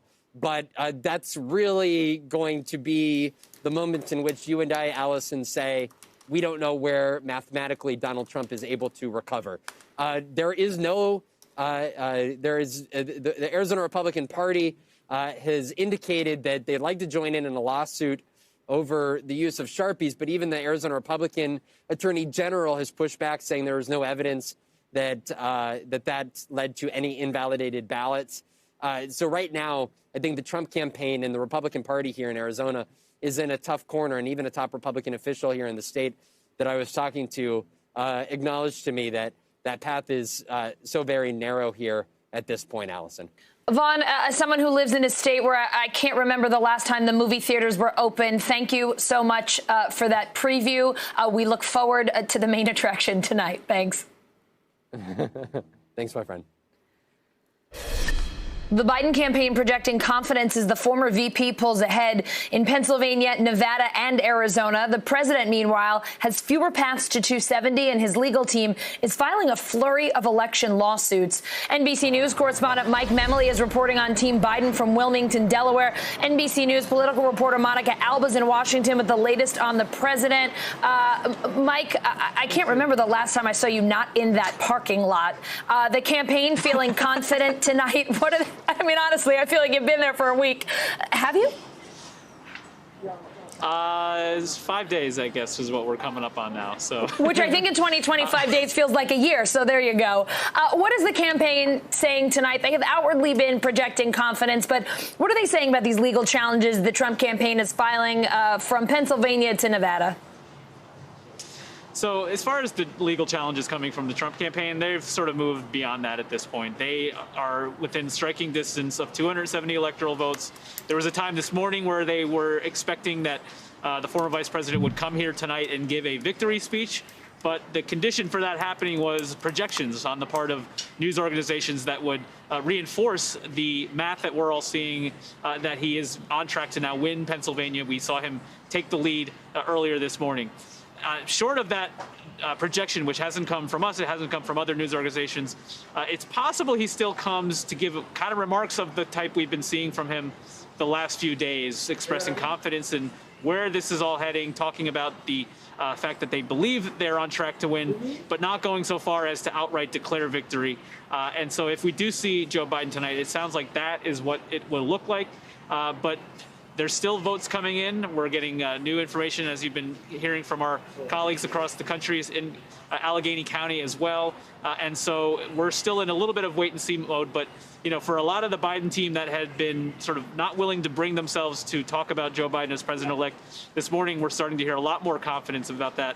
And as it relates to the president and the fact that he may be unwilling to leave the White House, as one spokesperson for the campaign put it, luckily the federal government has every ability to evict trespassers if need be. That's the way they're putting it. Mike, that's such a polite way of saying forcibly remove. Monica, the president tweeting in just the last hour, I had such a big lead in all of these states late into election night, only to see the leads miraculously disappear as the days went by. Perhaps these leads will return as our legal proceedings move forward. Does the campaign really think they can litigate their way to 270?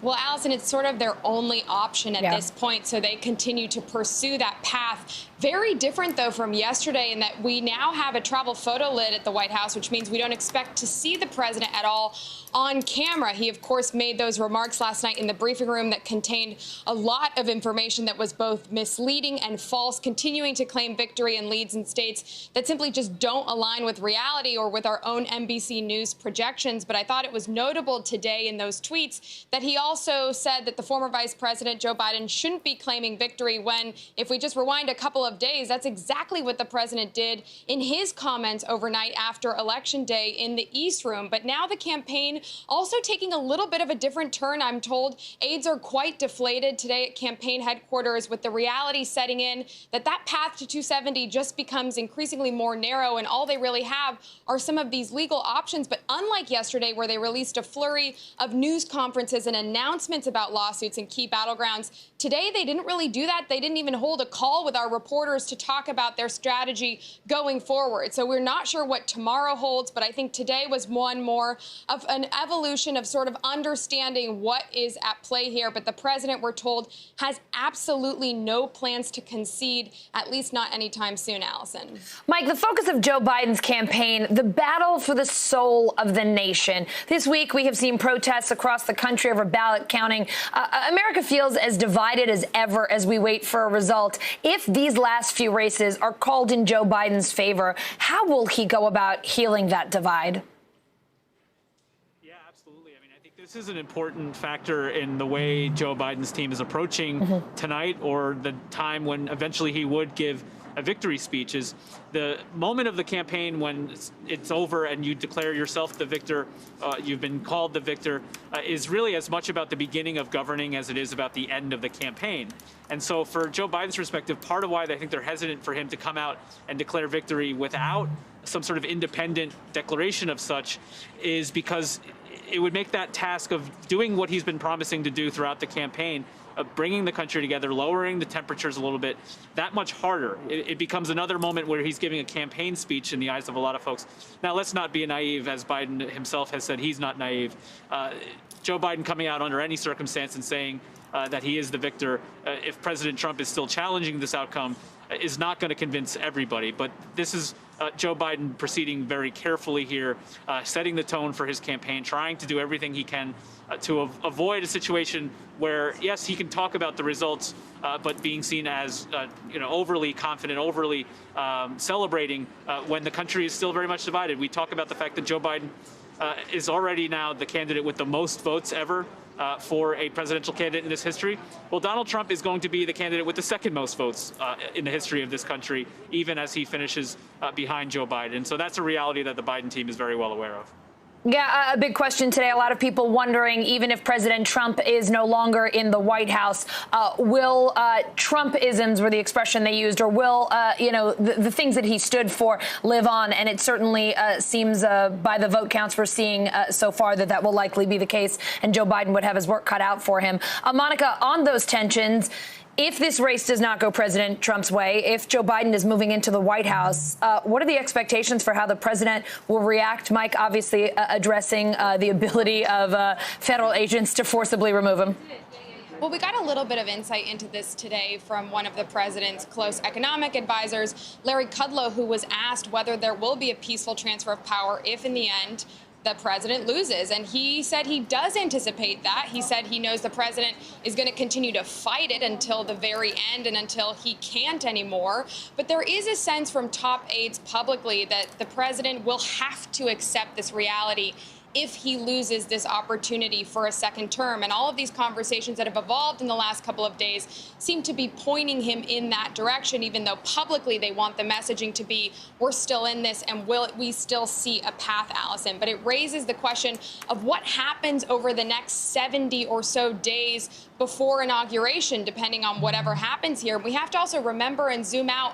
We're in the middle of a global pandemic still, the coronavirus raging in this country, setting new records. And I can report that the task force itself, which the vice president chairs, hasn't even met formally with the entire group since October 20th. That's 2 weeks before Election Day. That's just something else here that's at play, that while the president and the vice president and everybody else seems to continue to be so laser focused on the election and the results, there's this major health crisis playing out that they don't seem to be taking much time or action on leading or doing anything to combat or stop the spread while it continues on, Allison. Monica, it is a scary thought to hear you say that October 20th, and we're looking at we've seen, 2 days in a row over 120,000 cases. That's a pretty scary thought. Mike, Monica, great to see you guys. I'm sure we'll be checking in again in the night and the election that never ends. That's right, Allison. Thanks. They are still counting the votes in Nevada. The state's still too early to call. Election workers in Clark County started counting about 60,000 provisional ballots today and said they will be providing ballot results twice a day going forward. NBC News correspondent Jolene Kent joining us from Las Vegas. Joe, we got a new batch of numbers out of Nevada a little while ago. What can you tell us?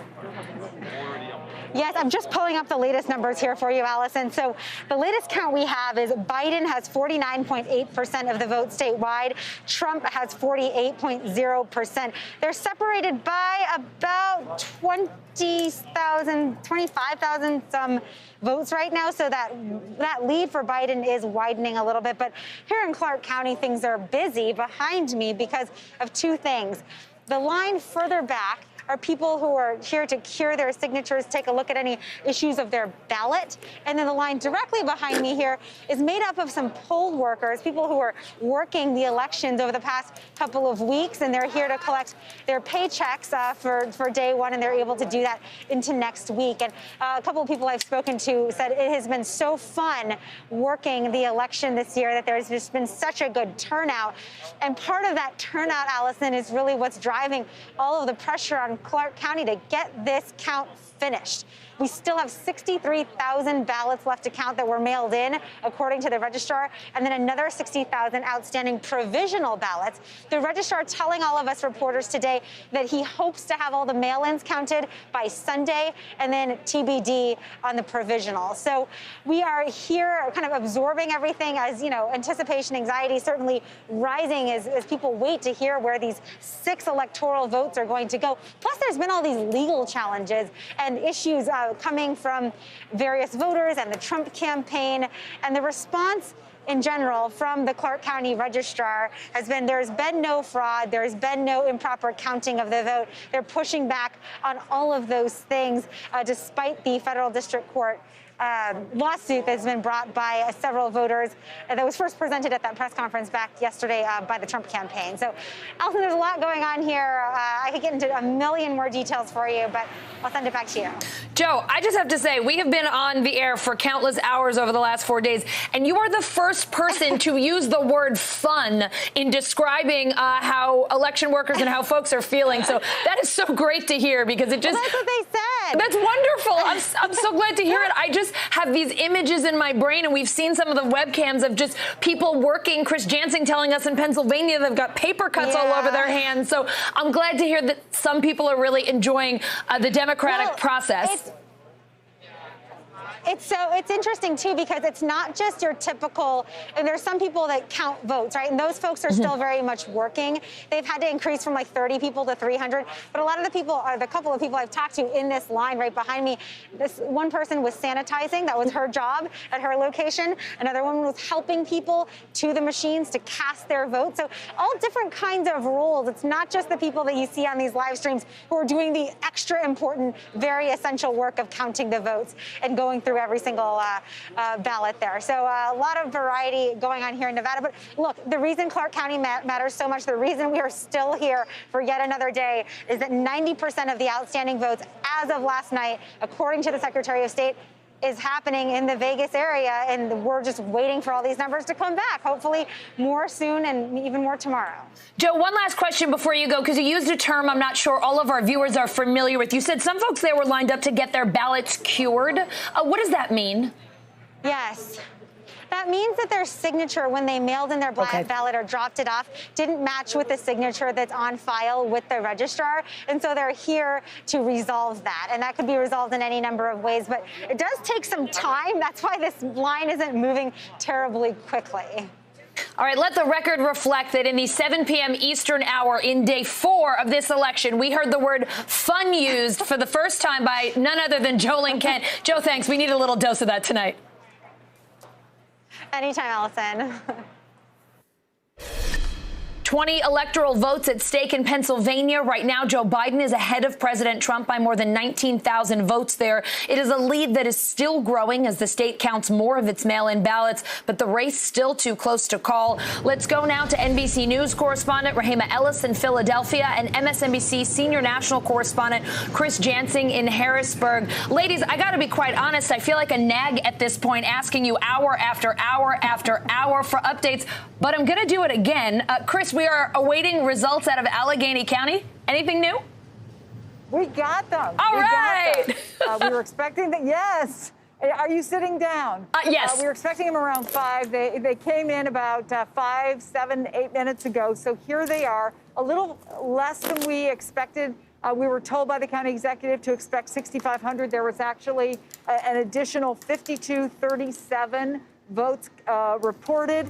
Of those, keeping up this trend that you just talked about, Joe Biden got 4,050 of those votes, or about 77%. So, yes, it continues to come in slowly, but it is coming in, and it's been very consistent throughout the last couple of days, the way it's coming in.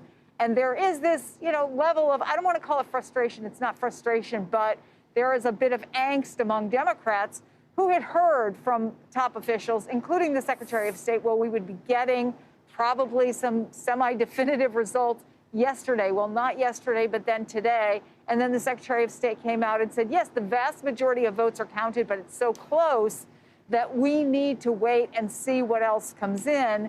In the meantime, you were just talking to Joe Ling about those workers, and again, they're continuing to work there because they have those other more than 25,000, 28,000 votes that they're going to count into the night in Allegheny County and other places throughout Pennsylvania. I just want to focus again on what the folks in Bucks County said, because the more people I talk to, the frustration I hear that anything that's said about fraud is an attack on the people who are doing that work. And this is part of the statement from the folks in Bucks County, bipartisan. Any criticism of the integrity of this election is a direct attack on the integrity of these public citizens, meaning those poll workers. They are men and women of all backgrounds, ages, and party affiliations. And by the way, they're not getting rich. They're doing this largely as a public service. It varies, but many people are making minimum wage. I think in Pennsylvania, they have to make something under $100 a day. Again, it varies, but these are folks who believe in this process. They're working hard in this process.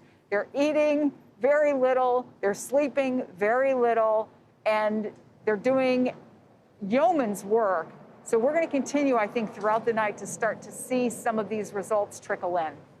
Allison? Yeah, Chris, we just can't overstate the hard work that they're putting in and how grateful we all are that they're doing this so we can eventually get the results in this election. Rahima, let me come over to you in Philadelphia. When Philly updated its results earlier, it put Joe Biden into the lead in PA. I'm going to nag you, too. What's the latest on the vote count in Philly tonight? We're still waiting for another bit of information about it. What we do know is that there are about 23,000 mail-in ballots that remain to be counted here just in the Philadelphia area. To echo what Chris was just saying, we hear from the Secretary of State that there has been an overwhelming majority of the mail-in ballots have been counted, but then there's still thousands of them out there. Again, just the 23,000 right here in Philadelphia alone. And of that, there's something we don't know. They talk about those separated or segregated ballots that came in after the polls closed on Tuesday at 8 o'clock. And they had up until 5 o'clock today was the deadline to come in. We were told that those ballots had not yet been counted yet. The other thing we don't know is how many of them are there. It's a number that we hadn't been able to get earlier today, and we still don't have that exact number to know, are they going to start counting those ballots after they finish counting the 23,000 that they have remaining to be counted of the mail-in ballots here. Looking for those numbers, everybody's anxious to get it. But again, to echo what Chris is saying, officials here are saying you've got to be patient. The governor of this state had released public service announcements earlier, warning people essentially that this was going to take some time. They'd never done any mail ballot counting of this magnitude in this state before. And he said they knew then that it was going to be a lengthy process, and everyone really just needed to pack a pocket full of patience when they approached this venture to say, take your time, be careful, be diligent, get it right. And that's what they're trying to do. Allison? Chris, we know the Trump campaign, of course, challenging Pennsylvania's results before we even have the final vote count. That latest lawsuit asking the Supreme Court to stop the count of mail-in ballots received after Election Day. What's the latest update on that? Yeah, this is an ongoing fight. And in fact, the president and his team put out a statement saying that they have these legal teams that they're bringing in, including a legal director, sort of a spokesperson. They've already had teams of lawyers here. But specifically to the Supreme Court case, this is what the Republicans have been arguing, at least at the federal level, which is that these are illegitimate ballots. The president has put out something about this multiple times today, that somehow, even though it's the law here in Pennsylvania, and it became the law as part of a bipartisan bill, he is suggesting that somehow any ballot that is received after 8 o'clock on Tuesday night is illegitimate, is fraudulent. Of course, what the law says is those ballots can indeed be received until 5 o'clock on Friday night. The deadline was just a few hours ago. And there is, in fact, another deadline. The military and people who live abroad who are citizens of Pennsylvania, their votes will be counted if they arrive by Tuesday. So twice before the Supreme Court has dismissed, they've decided they're not going to look at this at this time. And the Democrats here, the Biden campaign, feel it's a specious lawsuit. But once again, what we saw is the Republicans going in and saying, let's do this. We're going to make this request. I will say that the Secretary of State, when she had the press conference today, said, even if that was to happen, and she doesn't believe that there's a legal standing for it, she doesn't think it's enough votes, although she couldn't say how many. She didn't think it was enough votes to have a real impact on this election, Allison. Some of President Trump's allies also doubting Pennsylvania's vote counting process. Here's what Senator Lindsey Graham said earlier today. Well, all I can say is that Philadelphia is not the bastion of free and fair elections. To say that Philadelphia doesn't have a history of irregularities in voting is denying the obvious, but it is incumbent upon the Trump administration to make specific cases of voter irregularity. Rahima, I can't imagine folks in Philadelphia are too happy to hear that. What are election officials saying about comments like those from Lindsey Graham? Show me the proof. Yeah. Rather than just make allegations, they're saying here, where is the evidence that there's been any fraud or anything improper that's occurred here? That's what they say. They take umbrage to those remarks. as we're hearing about folks who are counting, not just here in Philadelphia and Allegheny County, but all across the state, there are a lot of hardworking people who are doing this, and so they'd like a little bit of respect for what they're doing, or they want some proof that something is here that is being done is wrong. Rahima, Chris, thank you both, and thank you so much for accommodating my endless nagging about do we have more information. You have been very kind. Appreciate it. You bet. Good morning.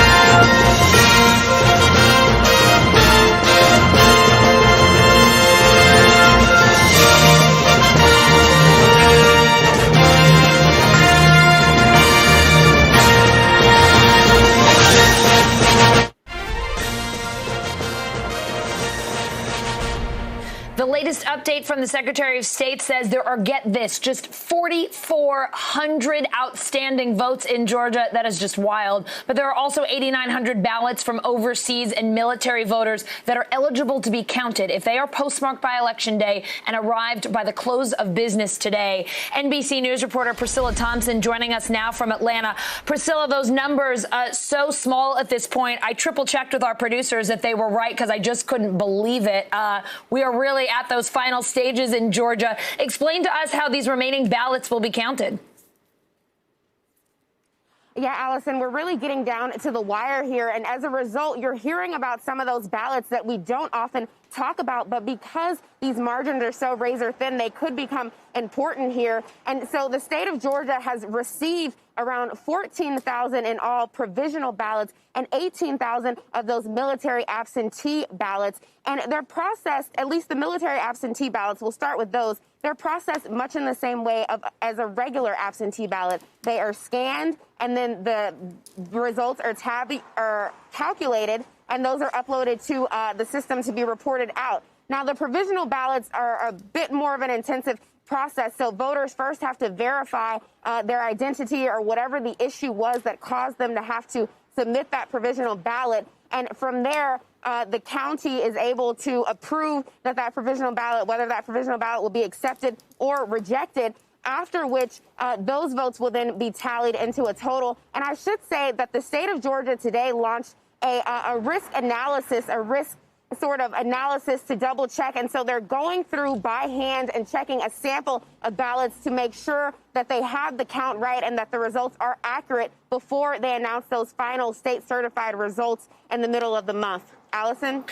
Priscilla, Governor Brian Kemp released a statement saying, quote, any allegations of intentional fraud or violations of election law must be taken seriously and investigated. How are the Secretary of State, how are election officials responding to the governor there?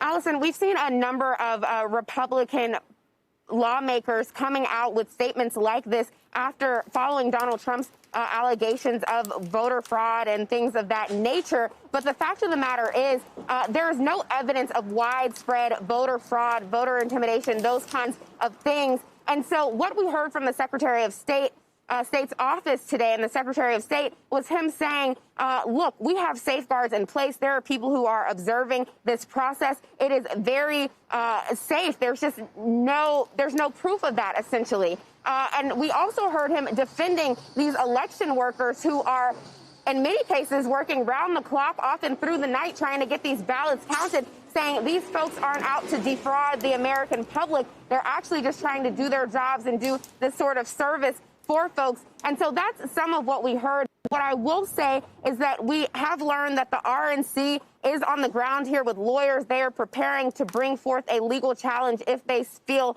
that it is necessary to do so in the event that they find some sort of fraud or issues like that. Allison? All right, Priscilla Thompson in Atlanta, thank you so much for your continued coverage of a race that, wow, is just down to the thousands at this point.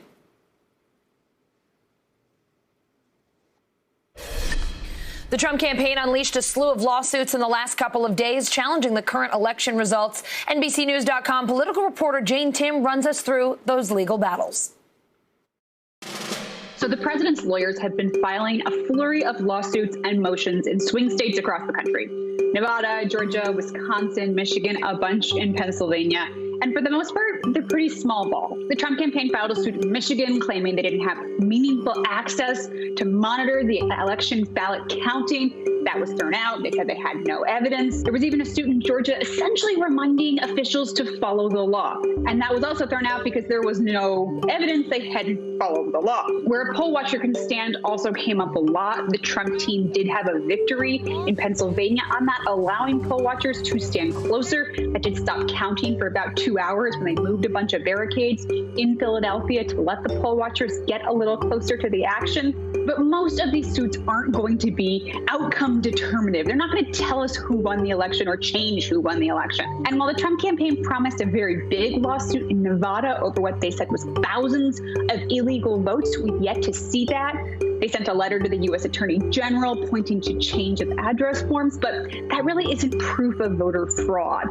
There's reasons that you can forward your mail and still be an eligible voter in the state. Things like going to college out of state, but planning to return. That's important. Also, for voter fraud, you have to be knowingly trying to break the law for it actually to be criminal. Now, there is one suit in Pennsylvania that I think has some teeth. Legal experts tell me this is the one to keep an eye on. It challenges a ruling in the state Supreme Court that ballots arriving 3 days after Election Day can be counted, with or without a postmark.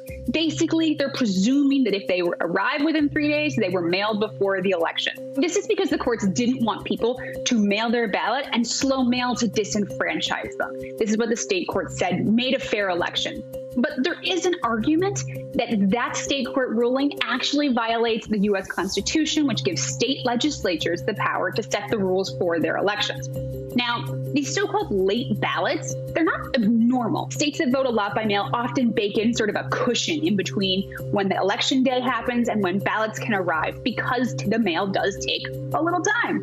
Many insist on a postmark. Pennsylvania does not. And the post office doesn't always put a postmark on things where the postage is already paid. Prepaid postage, often those envelopes just slide right through. It's also worth noting, mail service isn't equal everywhere. So high-density areas, Native American reservations, lower-income areas often have unequal mail service compared to other areas. This is why advocates often advocate in favor of that cushion, that 3-day buffer or a week buffer or whatever it might be. But legally, what we could see the Trump campaign and his allies do is make the argument that that state Supreme Court ruling violated the Constitution and took that power away from the state legislature.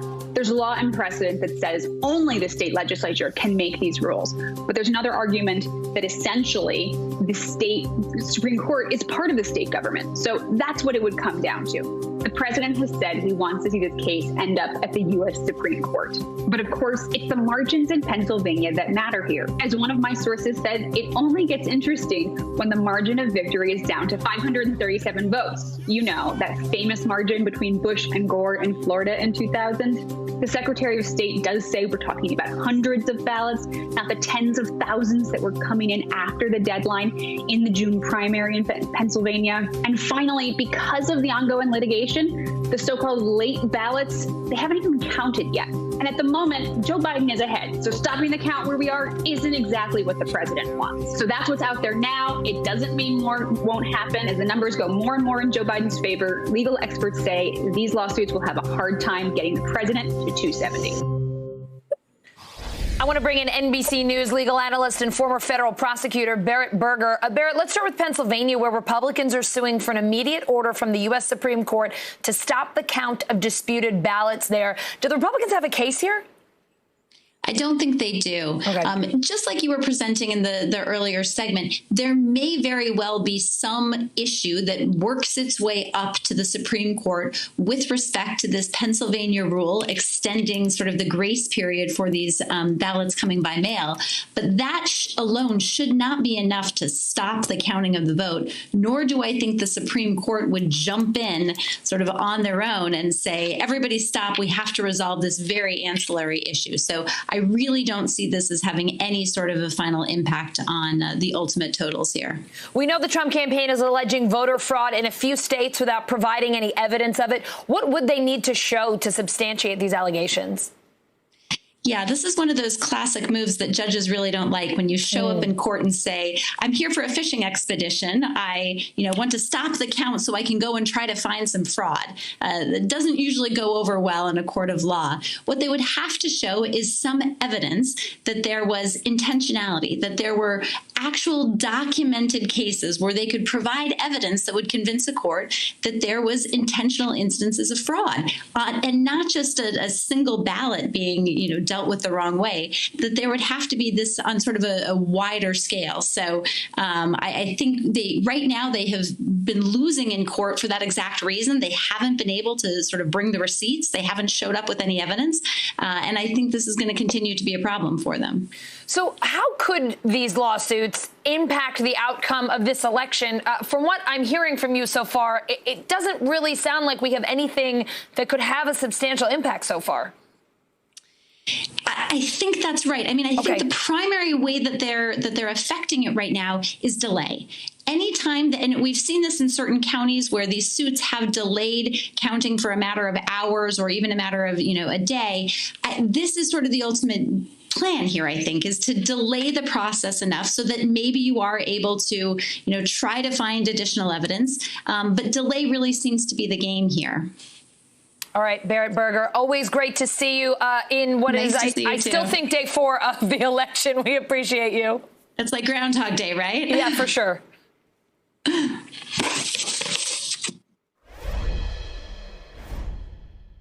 morning. Welcome to Today.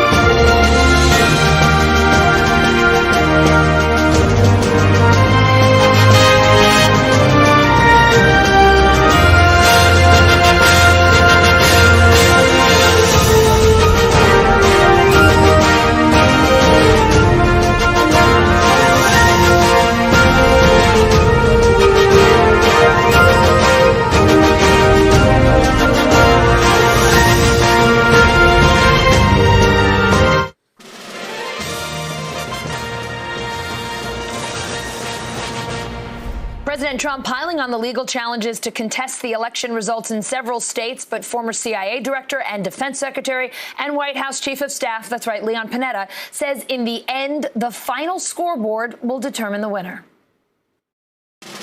How does a White House chief of staff not work with the president of the United States to explain that you don't go out and make false charges, unsubstantiated charges, I should say, with no evidence at all of fraud that undermines the very democracy here in America? It's difficult for me to understand why they were not able to hold the president back from making the accusations that he did, because it only undermines his presidency when he challenges the most important pillar in our democracy, which is the right of the American people to vote. This is a moment when, frankly, I think all of us need to be very proud of the American people. We've had a record turnout. Republicans and Democrats voted in huge numbers, and now the vote count is being completed. This is a tribute to the fact that the American people still have tremendous trust in their ability to determine who will lead this country in the future. And I think the president should have recognized that, be patient, allow the votes to be counted, and in the end, ultimately accept what that final vote count is all about. America always makes the decisions, whether it's in politics or whether it's in sports. You fight like hell to try to be able to achieve a win. The president certainly fought strongly. I think Joe Biden fought strongly. But in the end, it is the final scoreboard that determines who the winner is. And whether you're Tom Brady or whether you're Tiger Woods or whether you're the New York Yankees, you've put up a good fight. But in the end, it's that final scoreboard that determines who the winner is. And we accept that. The winner embraces victory. The loser accepts defeat, and we move on. And I think that's going to happen with this vote. A bipartisan group of more than 40 former elected officials, military officials, and civic leaders speaking up about the president's allegations of voter fraud. In a statement, the National Council on Election Integrity saying, quote, there is absolutely no basis for these irresponsible claims. Former Senate Majority Leader Tom Daschle is a member of the group. He joins me now. Senator, your initial reaction to the president's remarks? Well, I think Leon Panetta said it exactly right. Players in this election are not the referees. They are the candidates who don't decide the election. The voters decide the election. That's what this is all about. The voters have made a decision, and now it's time to let the voters have the opportunity to say who their leaders are going to be for the coming 2 years. What do you have to say to the president's allies, to Republicans who are hesitant to condemn his remarks? Well, I'm disappointed. I am encouraged by many Republicans who have spoken out. There are many, both those who have served in public life and those who are currently serving, who today have made courageous statements. We just need to amplify that. We need more Republicans and Democrats, frankly. This ought to be bipartisan. This ought to be nonpartisan. This is a real illustration of the importance of our confidence in the democratic republic that we've had now for 240 years. That is a bipartisan commitment and a recognition of the need for renewed faith in the process that we've so valued all these many, many years and decades. We know the world is watching, and with the president questioning the integrity of our election right now, I can't imagine what our enemies, even our allies, are thinking. Your thoughts on what this means for our reputation around the globe?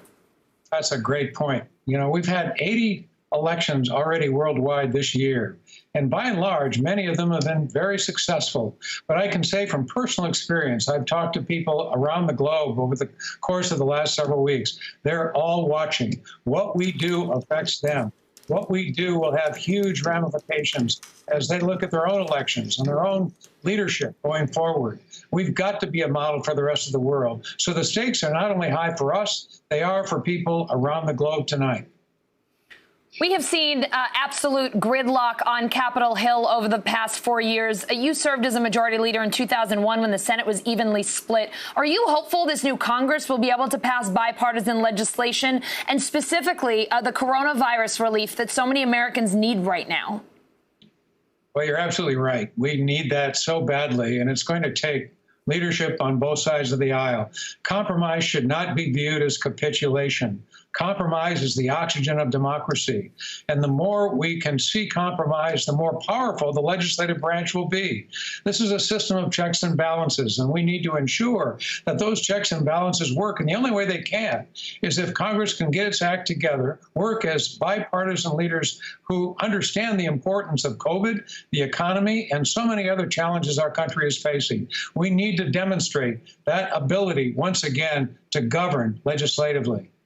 Former Vice President Joe Biden has really said and prided himself on the fact that throughout his career, he has tried to reach across the aisle, reach compromise, work with people, even if they share different views. If he is elected president, if we do have a Senate majority, a Republican majority, and the Democrats controlling the House, what is your vision here? How does Joe Biden attempt to get things done, to get some sort of agreement to move this country forward, a country that, quite frankly, right now seems so divided? Well, I would hope that Joe Biden will do what I'm quite sure he will do, and that is reach out to all the leaders, invite them down to the White House, go to their offices, talk to them personally. Joe has a long-standing relationship with Mitch McConnell. I served with Joe for 18 years in the Senate and Mitch McConnell for that same length of time.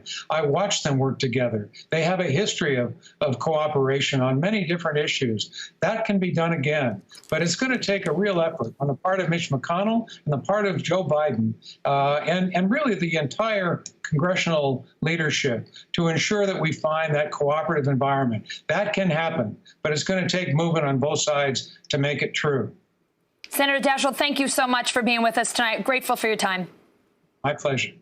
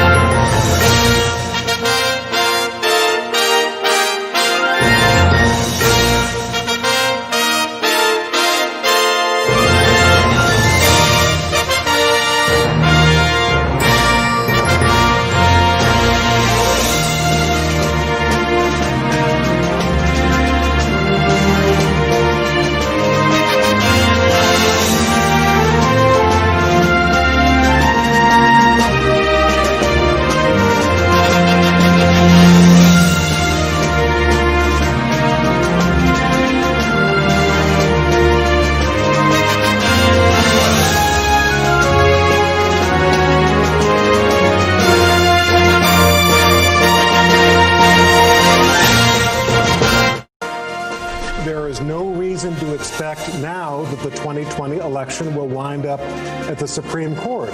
The Supreme Court is not like a walk-up teller that if you feel like going to it to try to get a result change, that's what you do. The Republican Party has now gone to the U.S. Supreme Court. It only undermines his presidency when he challenges the most important pillar in our democracy, which is the right of the American people to vote. I think there's also something totally fitting as a coda to the Trump presidency, that a man who came in to avowedly tear down the norms of our politics and our civic life, that he would go out doing exactly that.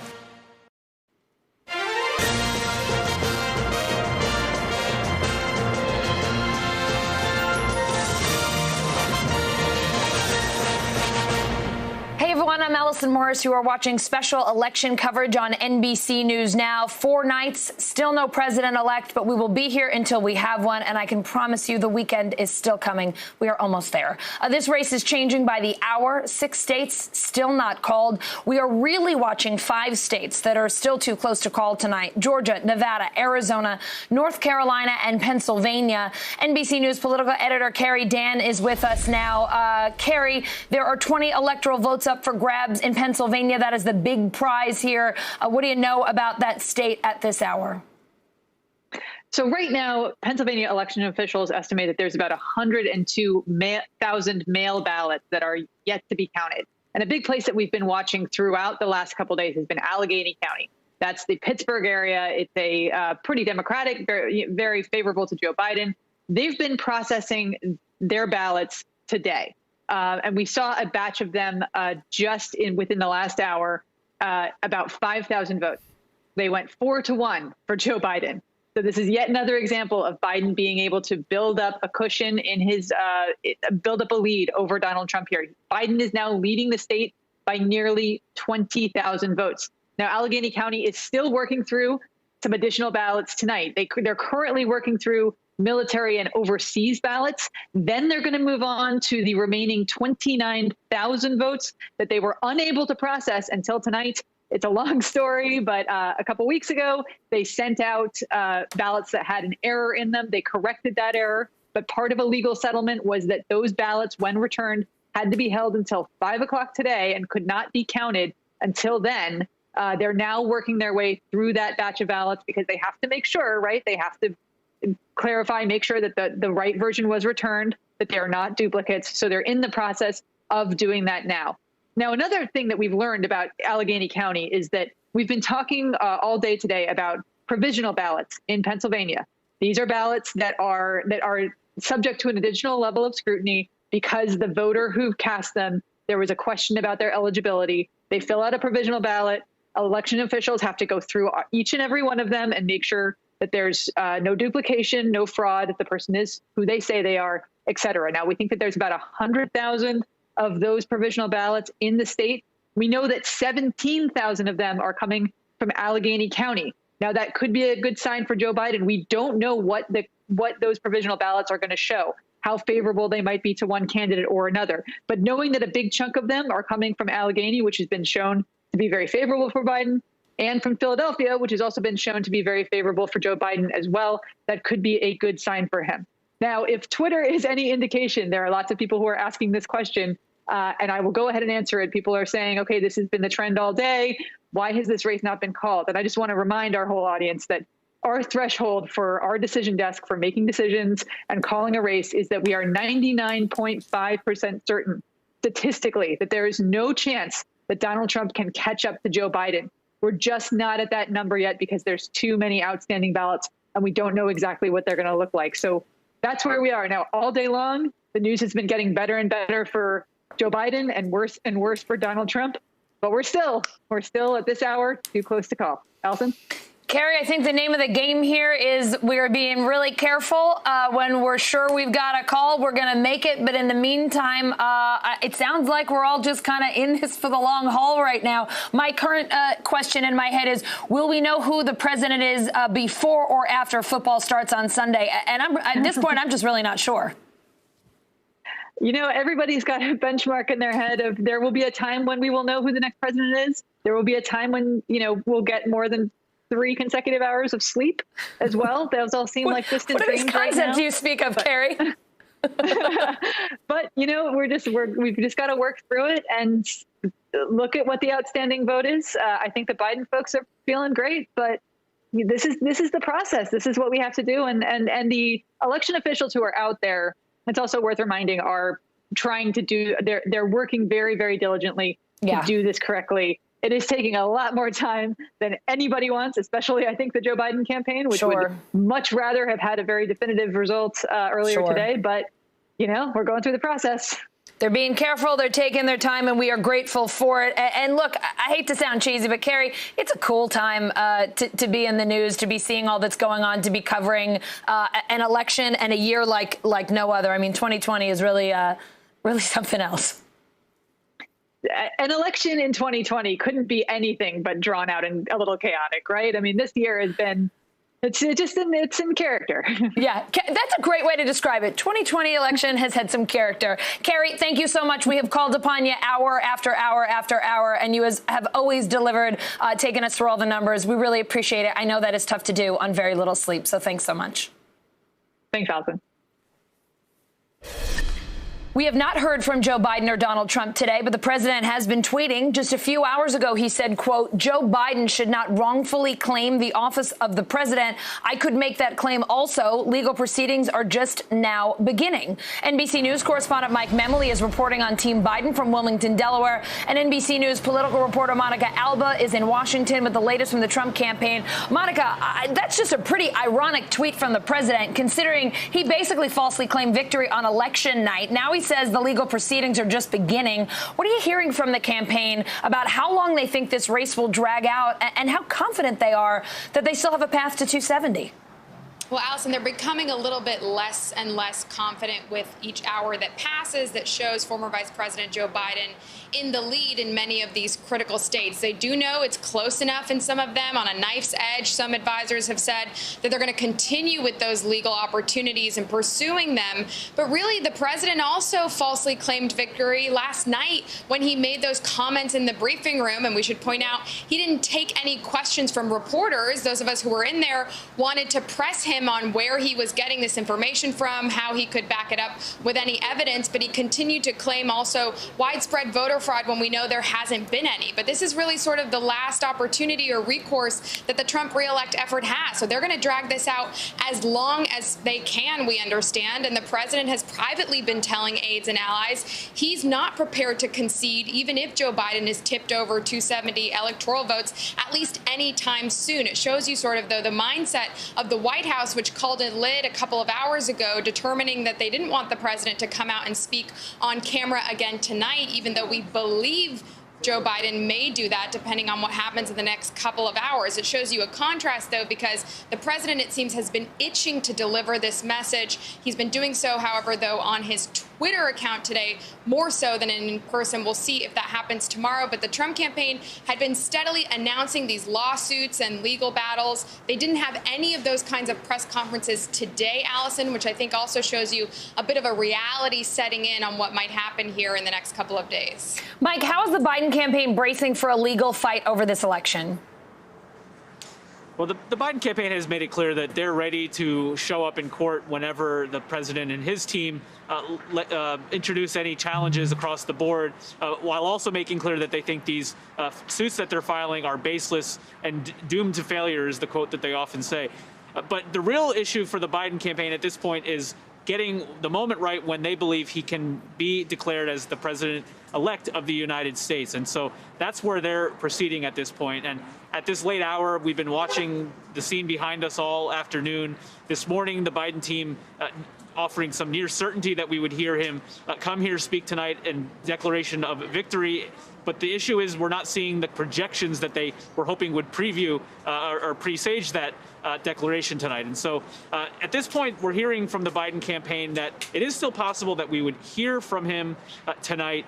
But if there's no projection from any of the news organizations that have been closely watching these results that puts him over 270 electoral votes, the remarks we would hear from him would be similar to those that we've heard each of the last 2 days, expressing confidence that he will be the winner at the end of the day, talking about the democratic process, the need for patience and to count all the votes, but not going so far as to say he's ready to take the reins in the Oval Office. We might still be a day or days away from a winner, to be honest. And the U.S. is still in the middle of a pandemic. Monica, we reported more than 122,000 new coronavirus cases today. That is another record. It's the second day in a row above 120,000. How does the White House plan to balance these rising cases and the ongoing election and any upcoming legal battles they plan to launch? They haven't announced anything recently, Allison, and I can tell you the task force itself, chaired by the Vice President, Mike Pence, hasn't met formally with everybody in more than 2 weeks, and it's unclear when they will convene again. You've had infectious disease expert Dr. Anthony Fauci meeting with some other members of the task force in sort of smaller group settings, but they haven't been reading out as much of that information because really for this White House, all of the attention and focus and energy has been on the re-election effort and hoping what they thought would be a victorious process this week. Obviously, that's still playing out, but what they haven't done is really talked about the public health crisis. And I have to tell you, Allison, the president himself hasn't been in one of those task force meetings in months. We know that now he only gets occasional updates from Dr. Scott Atlas, who's a controversial neuroradiologist with no background in public health or infectious diseases. So really, in these last couple of weeks, the president was so focused on November 3rd, not on the pandemic. In fact, he continued to falsely promise that maybe the day after the election, this entire thing would go away somehow. He had accused Democrats and the media of really concocting it in order to try to hurt him. Of course, here we are days later. The pandemic still rages on. These case numbers are startling, and we haven't seen Mike Pence in a couple of days. We're not sure when we will hear from either of them next on this major issue of the coronavirus. We have to remember that even if the president loses this election, he's still the president for the next 70 or so days. Really unclear, though, what kind of leadership we're going to get as we continue to face down this health crisis, Allison. Monica, Mike, I can't thank you both enough for all your coverage throughout the week. You're not going to believe this, but I do think this might be the last time I call upon the two of you this evening. I can only speak for myself, but you probably won't be bothered by me again. So thank you both for everything. Have a terrific weekend. I know it will be a working one, but I think we'll probably connect back here on Monday. Never a bother. Anytime, Allison. Thanks, Allison. Thanks, guys. Georgia's most populous county, Fulton, says it's done counting early and absentee ballots, but they still have their work cut out for them tonight.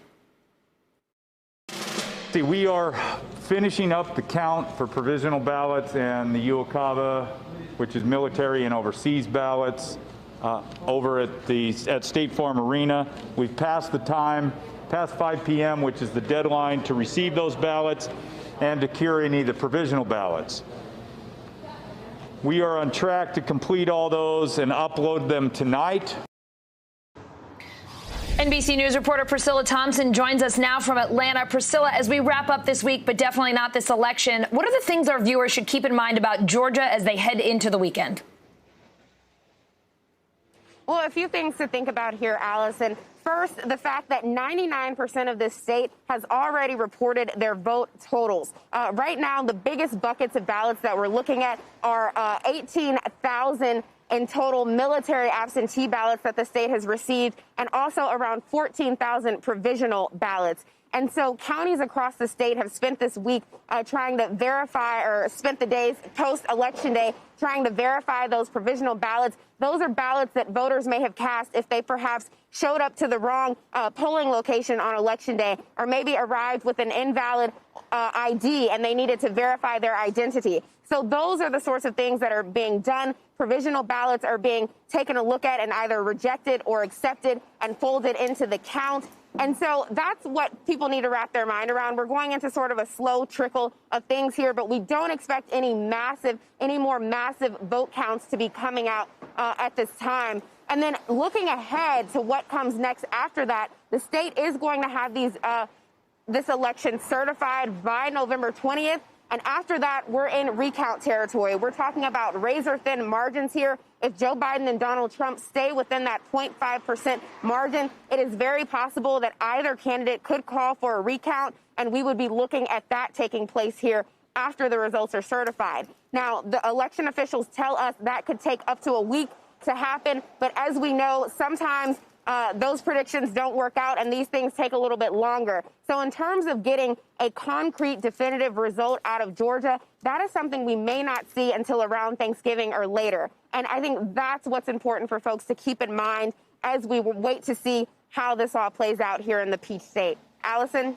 Priscilla, Senator David Perdue released a statement today saying every lawful vote cast should be counted. Any illegal votes submitted cannot be counted, and there must be full transparency and uniformity in the counting process. This isn't hard, and it isn't partisan. It's American. Without these basic principles followed by all, the people of Georgia will no doubt have questions about the integrity of the system and credibility of the outcome. Priscilla, how are election officials there responding to claims like the senators questioning the credibility and integrity of the vote counting process?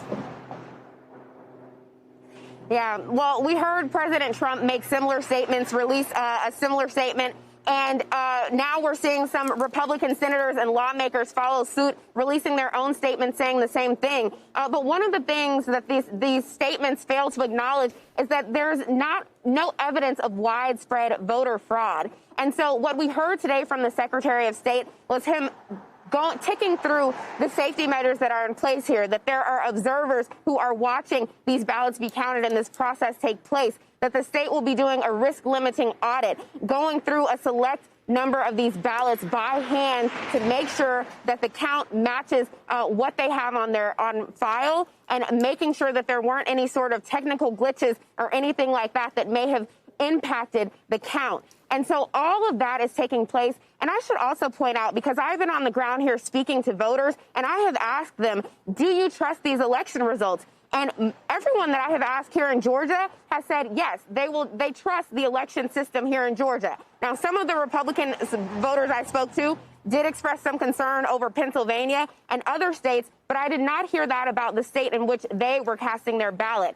Instead, what I did hear from voters is a sense that they want to make sure that all the ballots are counted, that their ballots are counted, and that we have a clear picture of the results regardless of who wins. And so I think as we see these statements coming out from lawmakers, it's important to put that into context, into perspective with how voters are thinking about this and their trust in our election system. Allison? Priscilla Thompson, I can't thank you enough for all of your coverage of the great state of Georgia throughout the week. Thank you. I know we will be talking again because Georgia really is the place this week. See you soon, Allison. Atlanta Mayor Keisha Lance Bottoms isn't surprised Joe Biden closed the gap in Georgia. Here's why. What is the likelihood, given a lot of ticket splitting elsewhere, that people may want to see, if Joe Biden is elected president, may want to see a Republican Senate as a counterweight, and it may help the Republicans in those two recounts if both races are in recount? Well, I'm optimistic. We have two very strong candidates with John Ossoff and Raphael Warnock, and people have seen the power of their vote across the state. We had a record turnout across the state. People just simply have to turn back out and vote. And this year, especially in Georgia, we lost John Lewis and Dr. C.T. Vivian and Joseph Lowry, three icons across this country, but in our state, but who really spoke of this day, the ability for us to use our votes as our voice. And that's what we've seen across the state. And I'm confident that if we take the same momentum into January, that we can also take two Senate seats, because we know that without the Senate, it's going to be very difficult for Joe Biden to do all that he needs to do to get this country on the path that it needs to be on. Stacey Abrams had a major impact, do you think, on the voter registration and the turnout? I think, Stacey, I think a combination of groups. We have automatic voter registration in this state, which ironically we can attribute to Governor Nathan Deal, our former governor, where when you show up to get a driver's license or renew your driver's license, you're automatically registered to vote in this state. 800,000 voters have come onto the voter rolls due to that. So it's been a combination of efforts. We've had people on the ground, from volunteers to civic organizations. But I think at the end of the day, all of the credit for this win will go to Joe Biden and the Biden team. They believed in Georgia. and they sent people to Georgia. They sent President Barack Obama, Kamala Harris. They sent Joe Biden himself came to Georgia because they believe that this state could go blue. Pennsylvania reporting new results tonight. Allegheny and Northampton counties adding to Joe Biden's lead there. Right now, he's ahead of President Trump by more than 19,000 votes, so that race still too close to call. NBC News correspondent Rahima Ellis joins me now from Philadelphia. MSNBC senior national correspondent Chris Jansing is in Harrisburg. Chris, can you walk us through the latest results? Yeah, let's just remind people that the surest path, the simplest path for Joe Biden to winning the presidency is here, a single state, 20 electoral votes.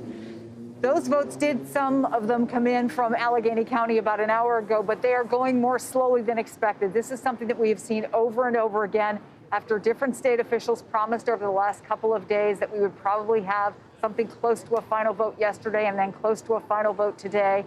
They're finding that in some of these disparate areas, it's taking longer for any variety of reasons. But here's the latest numbers. You mentioned that the former vice president is now up by 19,491 votes. In Allegheny County, they counted 5,237 votes. That is 4,050 for Joe Biden, or 77%. Here's why people have been focusing on Allegheny County so much. It is about a quarter of the remaining votes. Where Joe Biden is change away from a number, 35,000, that would be outside the recount. That's where Team Biden wants to be, 35,000 votes up, outside the point where there would be an automatic recount that is called for. Let's just take the votes that are still out there. And we've been talking a lot about this, Allison, over the last couple of days. Those roughly 29,000 votes that are based on those ballots that were misprinted, they had to be reprinted, and then all of these have to be checked by hand, that the proper ballots have been filled out. They have, we believe, started to count those ballots, and we are told they are going to continue to count into the night. Overall, in Pennsylvania, Joe Biden has been winning about 75% of these mail-in ballots. If that holds true here, and he won 75%, that would be 22,330 votes. That would be more than enough, by far more than enough, to put him over that threshold of 35,000 votes. But there are other places, different counties across Pennsylvania that still have numbers that have to come in. Remember, mail-in ballots were still accepted until 5 o'clock today. And we may get some more ballots, and Rahima may know more about this. We may get some more ballots within the next hour or so out of Philadelphia, Allison. Yeah, Rahima, I'll let you pick up there. What do you know out of Philadelphia? Well, we know it's going slowly, a little slower than I think all of us had expected it to go.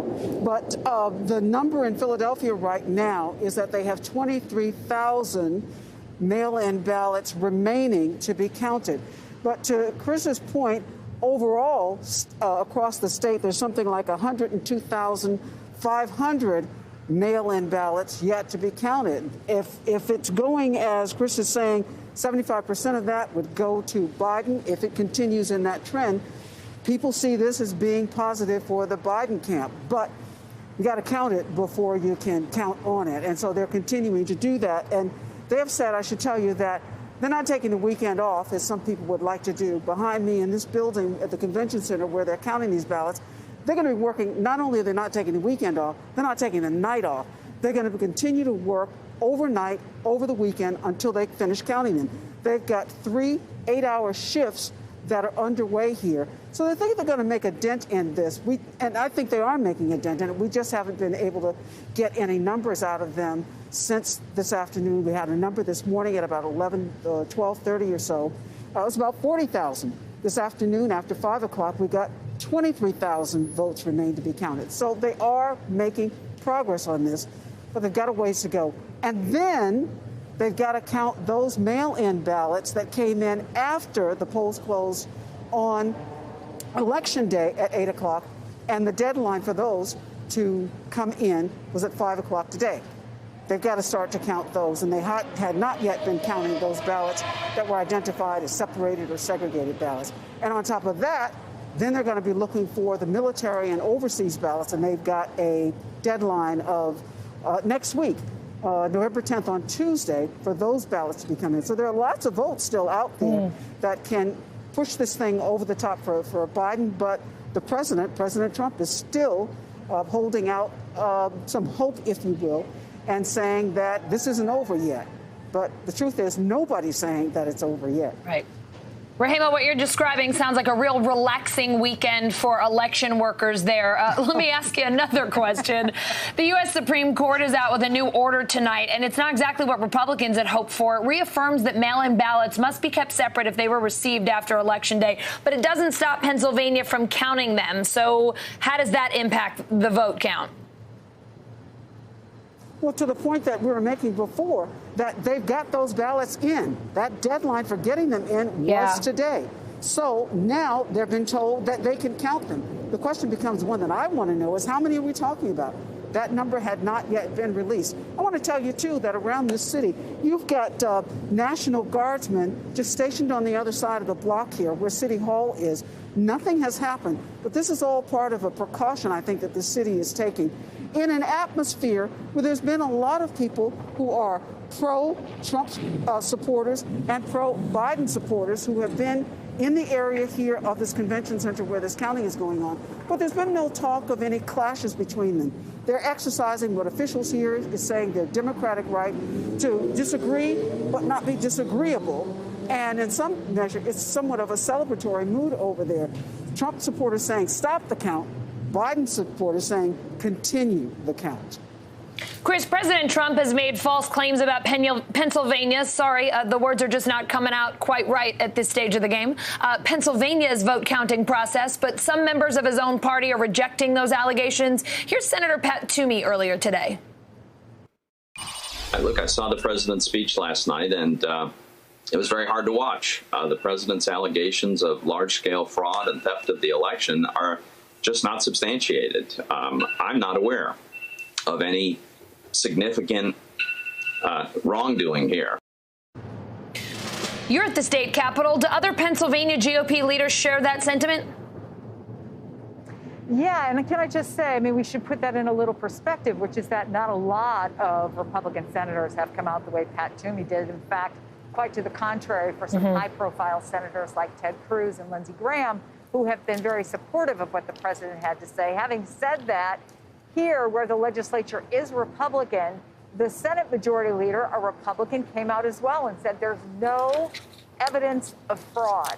This is what the Democrats have been saying all along, which hasn't stopped a lot of lawyers from coming in, which hasn't stopped the Trump campaign from announcing that here and in 3 other states they're going to bring in these legal teams, essentially, including a spokesperson for any future legal action.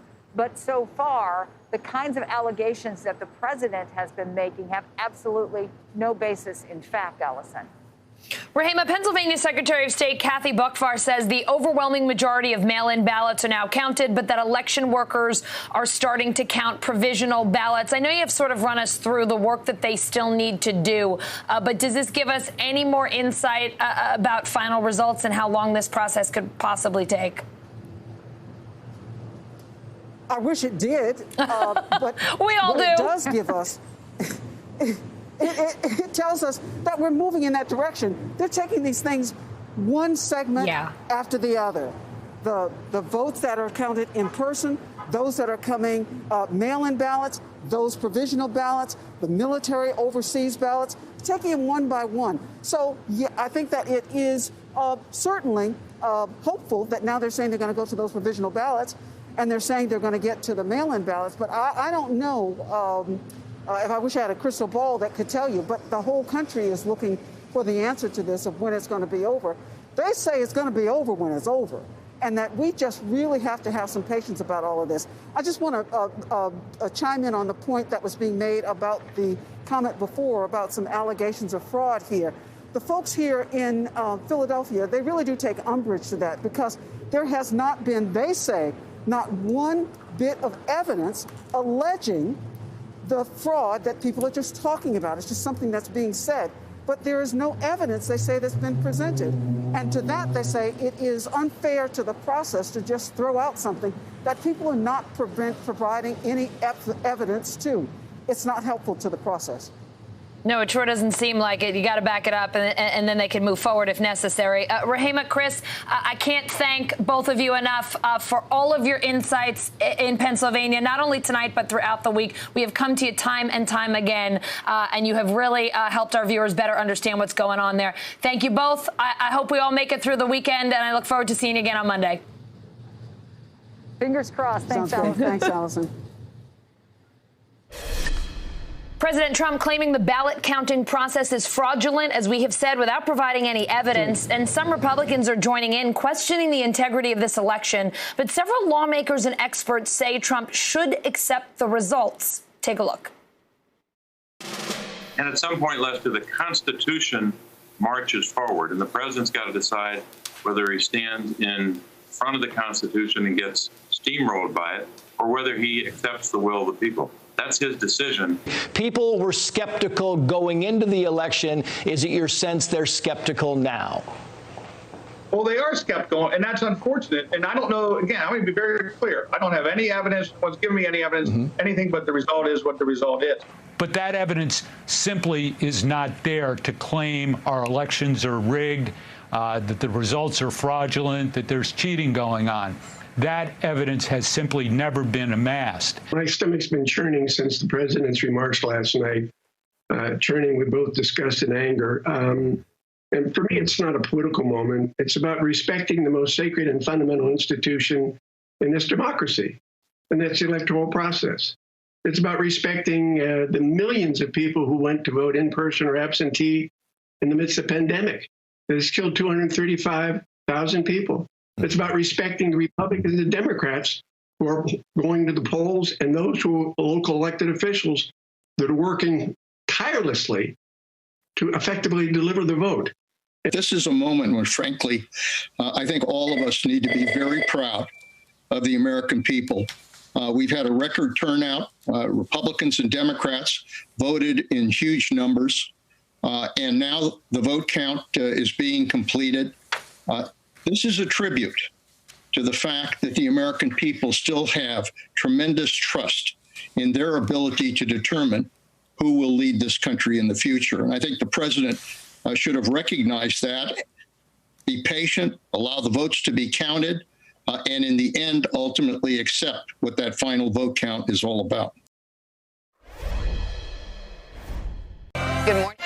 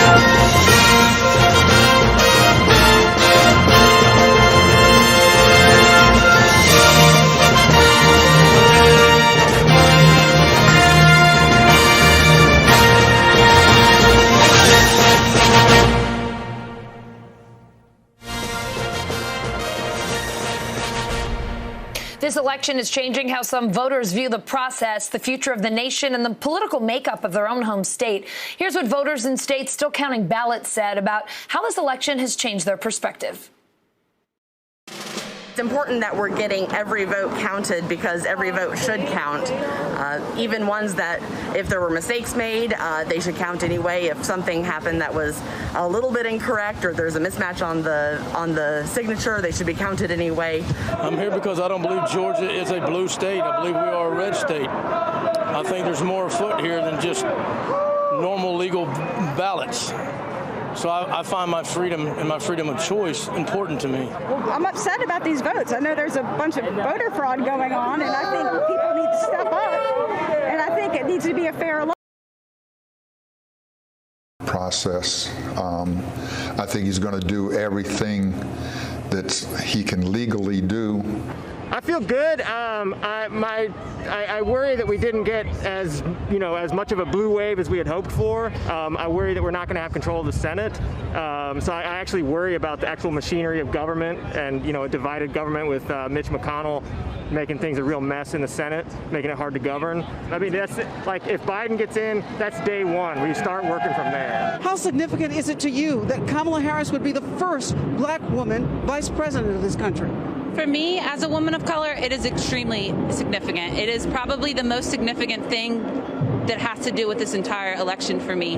I was in 6th grade when Barack Obama got elected to the White House, and that determined my path into politics. I've worked for several different politicians in the city, and I plan on actually running myself someday. And so I can only imagine for young ladies out there that are looking up to Kamala Harris and thinking that they're going to then determine their future based upon what she does as well. You seem like you're on the brink of tears at the thought that Kamala Harris could be vice president.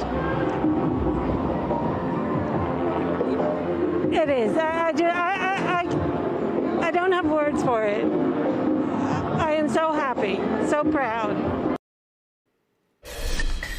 North Carolina's election results won't be final for at least another week. Right now, President Trump leading by about 77,000 votes there, with nearly 100,000 absentee ballots still outstanding. MSNBC correspondent Tremaine Lee is at election headquarters in Guilford County. Tremaine, ballots postmarked by Election Day will be counted by November 12th. Could we get results before then? It's unlikely because there are actually 9 counties that have begun counting the absentee ballots already, including Mecklenburg County, which is home to Charlotte. But the remaining counties won't begin counting those absentee ballots until at least Thursday, November 12th. So we might not have any real information until Friday, November 13th. Tremaine, the U.S. Postal Service sweeping mail facilities in North Carolina for missing mail-in ballots. What do you know about what's going on there? This whole mail situation down here has been a source of controversy. The Greensboro facility, which distributes mail to here in Greensboro and also north, way up to Raleigh, they had a on-time absentee ballot mailing rate of 72%. So there's always concern. And now a federal judge ordered a sweep of the Greensboro facility, and they're already finding absentee ballots that have yet to be returned. Just behind me, the Guilford County Board of Elections, they said they had 2. And down in Charlotte, in Mecklenburg, they found 300 ballots, right, for that county. So there is deep concern, but that number is still small in the big picture. But it's concerning the folks who were already kind of suspect of the process from the get-go. Yeah, absolutely, particularly if that ballot belongs to you, Tremaine. Thank you so much. You've been great to us all throughout the week. Can you believe it? It's finally Friday night. The week is almost over, though. I know this isn't going to be a relaxing weekend for many. Thanks, Tremaine. But it is Friday, and we made it here. We're happy and healthy. Thank you. 2020, they haven't canceled Fridays yet, so that's a good thing. That's right, Allison. The race in Arizona is still too close to call. Joe Biden is ahead of President Trump by about 38,000 votes. NBC News correspondent Gadi Schwartz is in Phoenix. Gadi, last time we checked in with you, there was a whole lot of action behind you, and it looks like that has not changed. Tell us the latest. Yeah, the action has actually condensed, and that's because Alex Jones, the conspiracy theorist from InfoWars and the one that has had all kinds of very, very controversial, outlandish conspiracies, he is here. I'm just going to show you where he's at. he's basically gathered people on the far corner of this area where people have been protesting, and that's right in front of the doors where people are counting those votes. So his voice is unmistakable. He's leading people in chants, and he's riling up the crowd right now. He came probably in the last 10, 15 minutes. This is something that frustrates some people in this crowd because they say they want to have actual conversations. They have legitimate concerns. They say about how this election was run, and they say that they don't want to be focusing on conspiracy theories. It weakens their message. So they've had that talk with the crowd, and then Alex Jones comes and they chant Alex Jones, Alex Jones. Right now they're chanting USA. And so you have this two different almost leadership styles from some of the people that have the bullhorn. You've got some that lead people in prayer, some that lead people in the Pledge of Allegiance and try to explain how the system is going to work and how they hope legal challenges will be mounted. And then you have people that come out, take some of those microphones and start spinning very wild and outlandish conspiracy theories. And so that's something that we've seen happen throughout the day. The crowd will grow and it will constrict, and it'll grow and it will constrict. Now, Allison, this is somewhat of a distraction to what's going on inside. We're in Maricopa County right now. We are expecting a new batch of votes to drop in exactly 19 minutes, but we were just on the Secretary of State's website.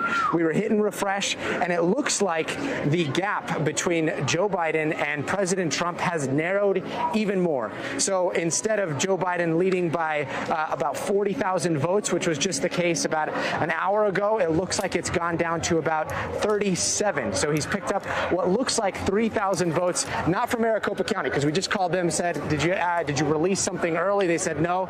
The drop is coming still in 18 minutes.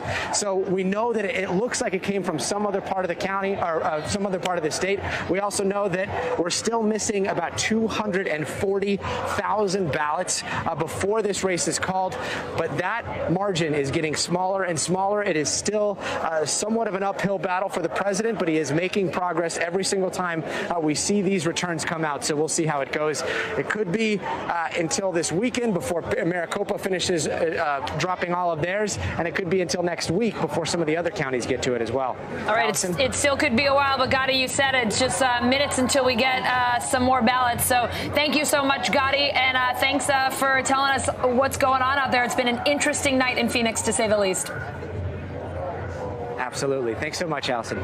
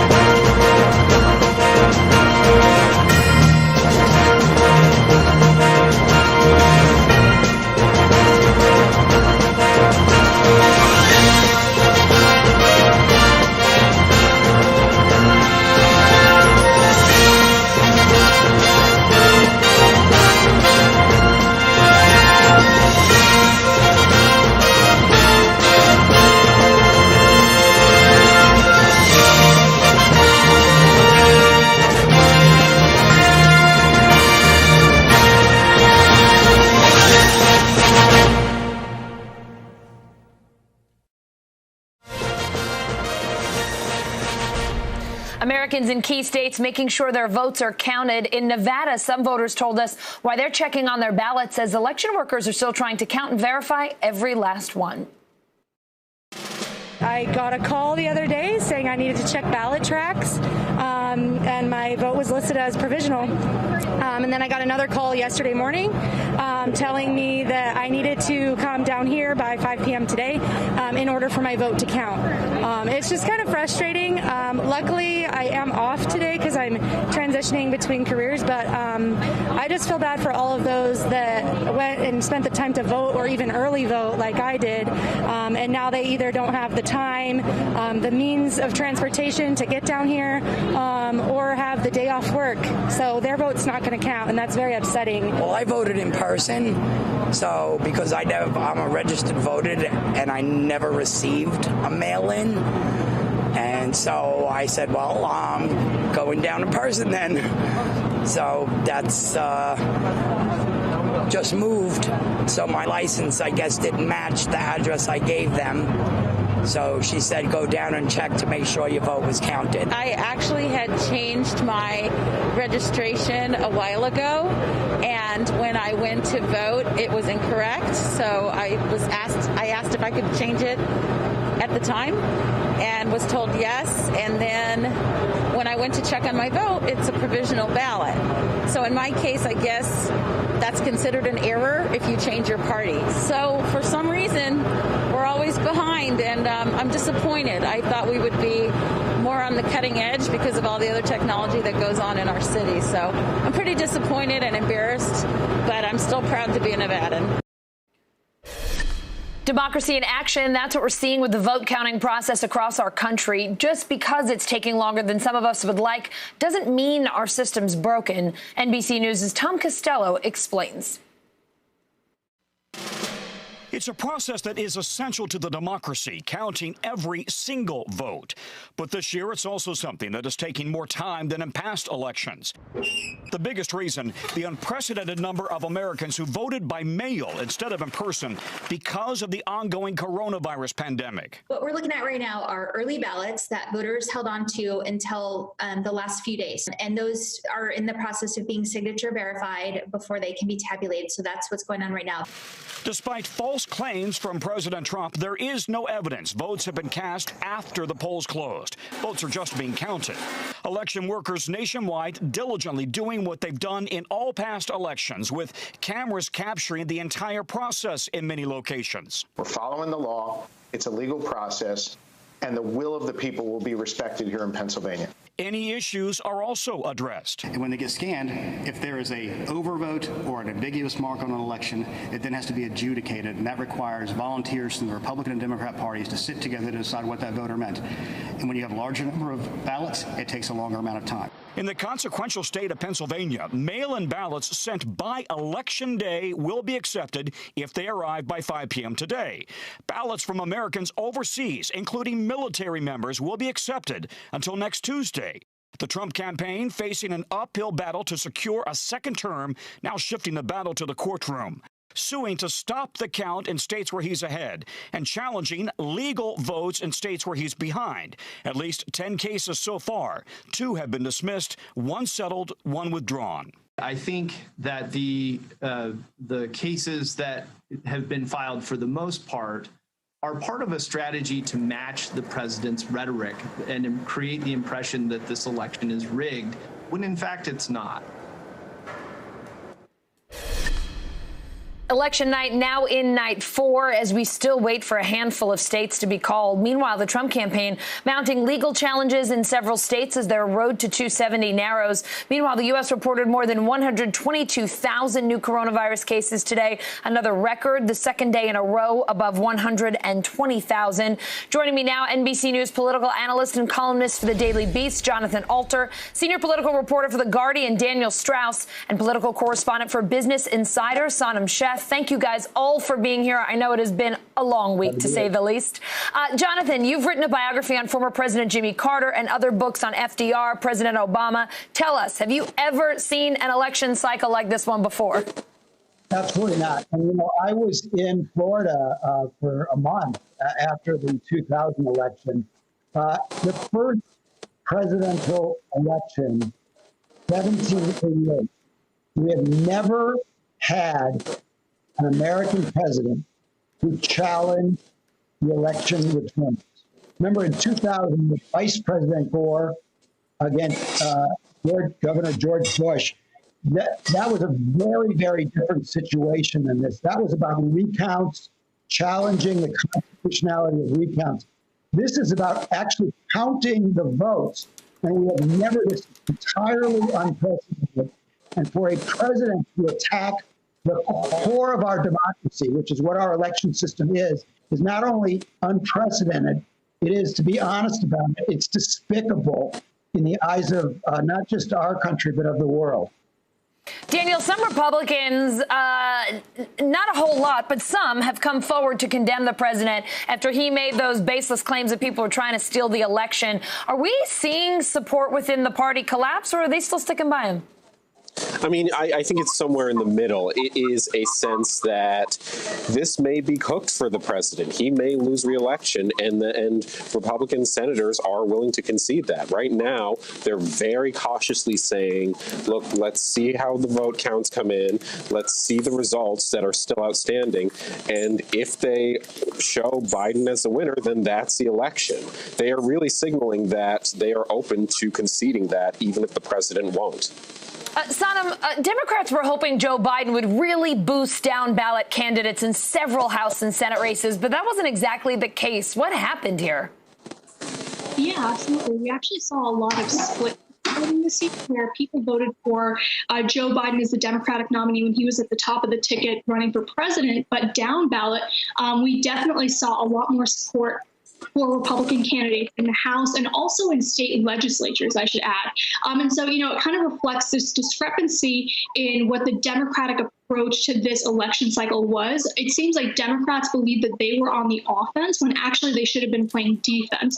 And so, it's really interesting to kind of see that distance between the lead that Joe Biden has over the president in a lot of these really critical battleground states, including Georgia, which might actually go blue this year, which, we haven't seen in decades in this country. The difference between that and then, just the massive Democratic losses down ballot in the House and also in state legislatures.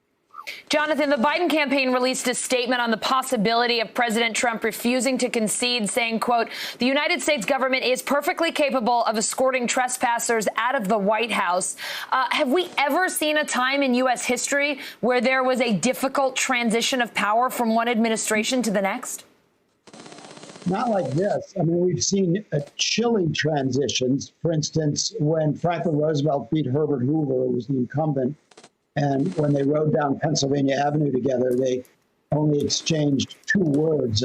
Roosevelt looked out at a building under construction and said, nice steel.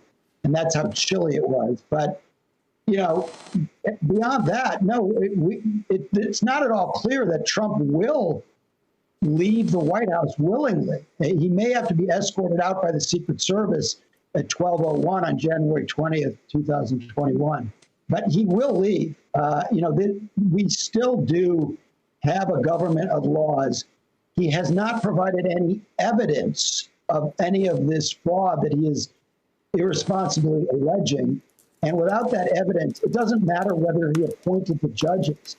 He can't go forward without evidence. And at the end of the day, he will leave. People should be assured of that. Jonathan, Daniel, Sonam, thank you all so much. I know it's been a long week. I know it is probably well into your Friday night. Thank you for taking the time to be with us. Thanks. The Trump campaign unleashed a slew of lawsuits in the last couple of days challenging the current election results. NBCNews.com political reporter Jane Tim runs us through all those legal battles. So the president's lawyers have been filing a flurry of lawsuits and motions in swing states across the country.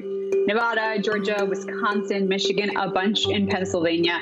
And for the most part, they're pretty small ball. The Trump campaign filed a suit in Michigan claiming they didn't have meaningful access to monitor the election ballot counting. That was thrown out. They said they had no evidence. There was even a suit in Georgia essentially reminding officials to follow the law. And that was also thrown out because there was no evidence they hadn't followed the law. Where a poll watcher can stand also came up a lot. The Trump team did have a victory in Pennsylvania on that, allowing poll watchers to stand closer. That did stop counting for about 2 hours when they moved a bunch of barricades in Philadelphia to let the poll watchers get a little closer to the action. But most of these suits aren't going to be outcome determinative. They're not going to tell us who won the election or change who won the election. And while the Trump campaign promised a very big lawsuit in Nevada over what they said was thousands of illegal votes, we've yet to see that.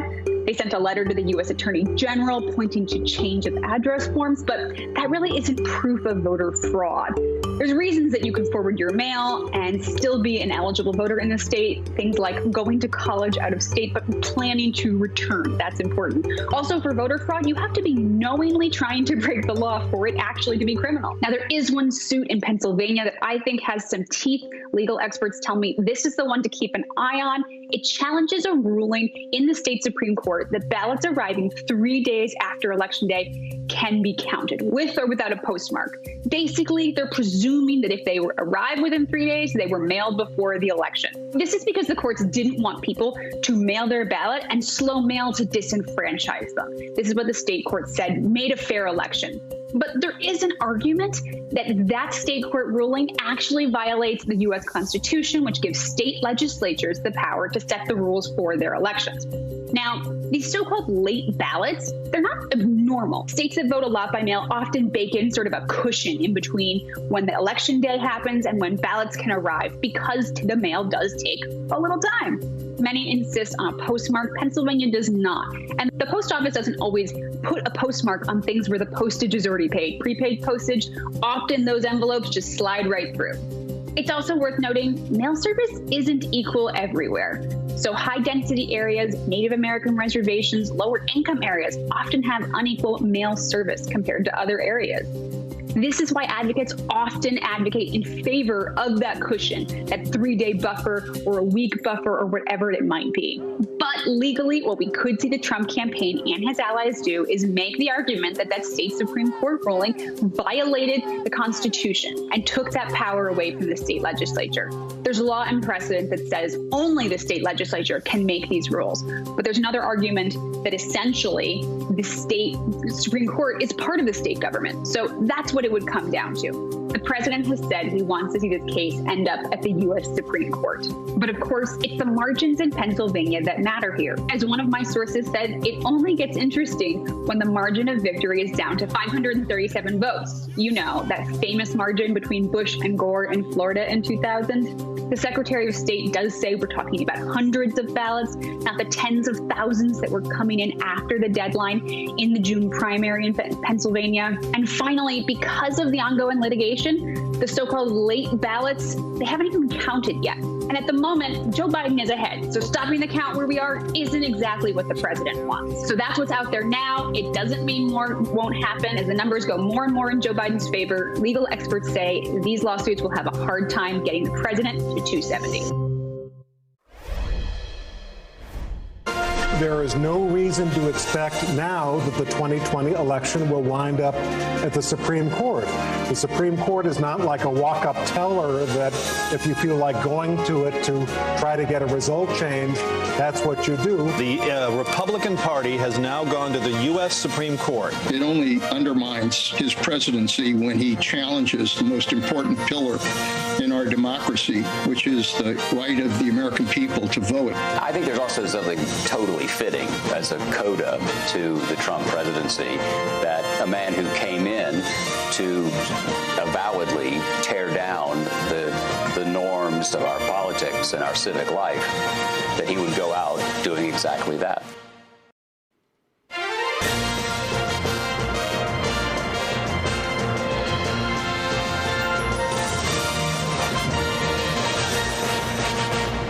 Hey everyone, I'm Allison Morris. You are watching special election coverage on NBC News Now. 4 nights, still no president-elect, but we will be here until we have one, and I can promise you the weekend is still coming. We are almost there. This race is changing by the hour. 6 states still not called. We are really watching 5 states that are still too close to call tonight: Georgia, Nevada, Arizona, North Carolina, and Pennsylvania. NBC News political editor Carrie Dan is with us now. Carrie, there are 20 electoral votes up for grabs in Pennsylvania. That is the big prize here. What do you know about that state at this hour? So right now, Pennsylvania election officials estimate that there's about 102,000 mail ballots that are yet to be counted. And a big place that we've been watching throughout the last couple of days has been Allegheny County. That's the Pittsburgh area. It's a pretty Democratic, very favorable to Joe Biden. They've been processing their ballots today. And we saw a batch of them just within the last hour, about 5,000 votes. They went 4-1 for Joe Biden.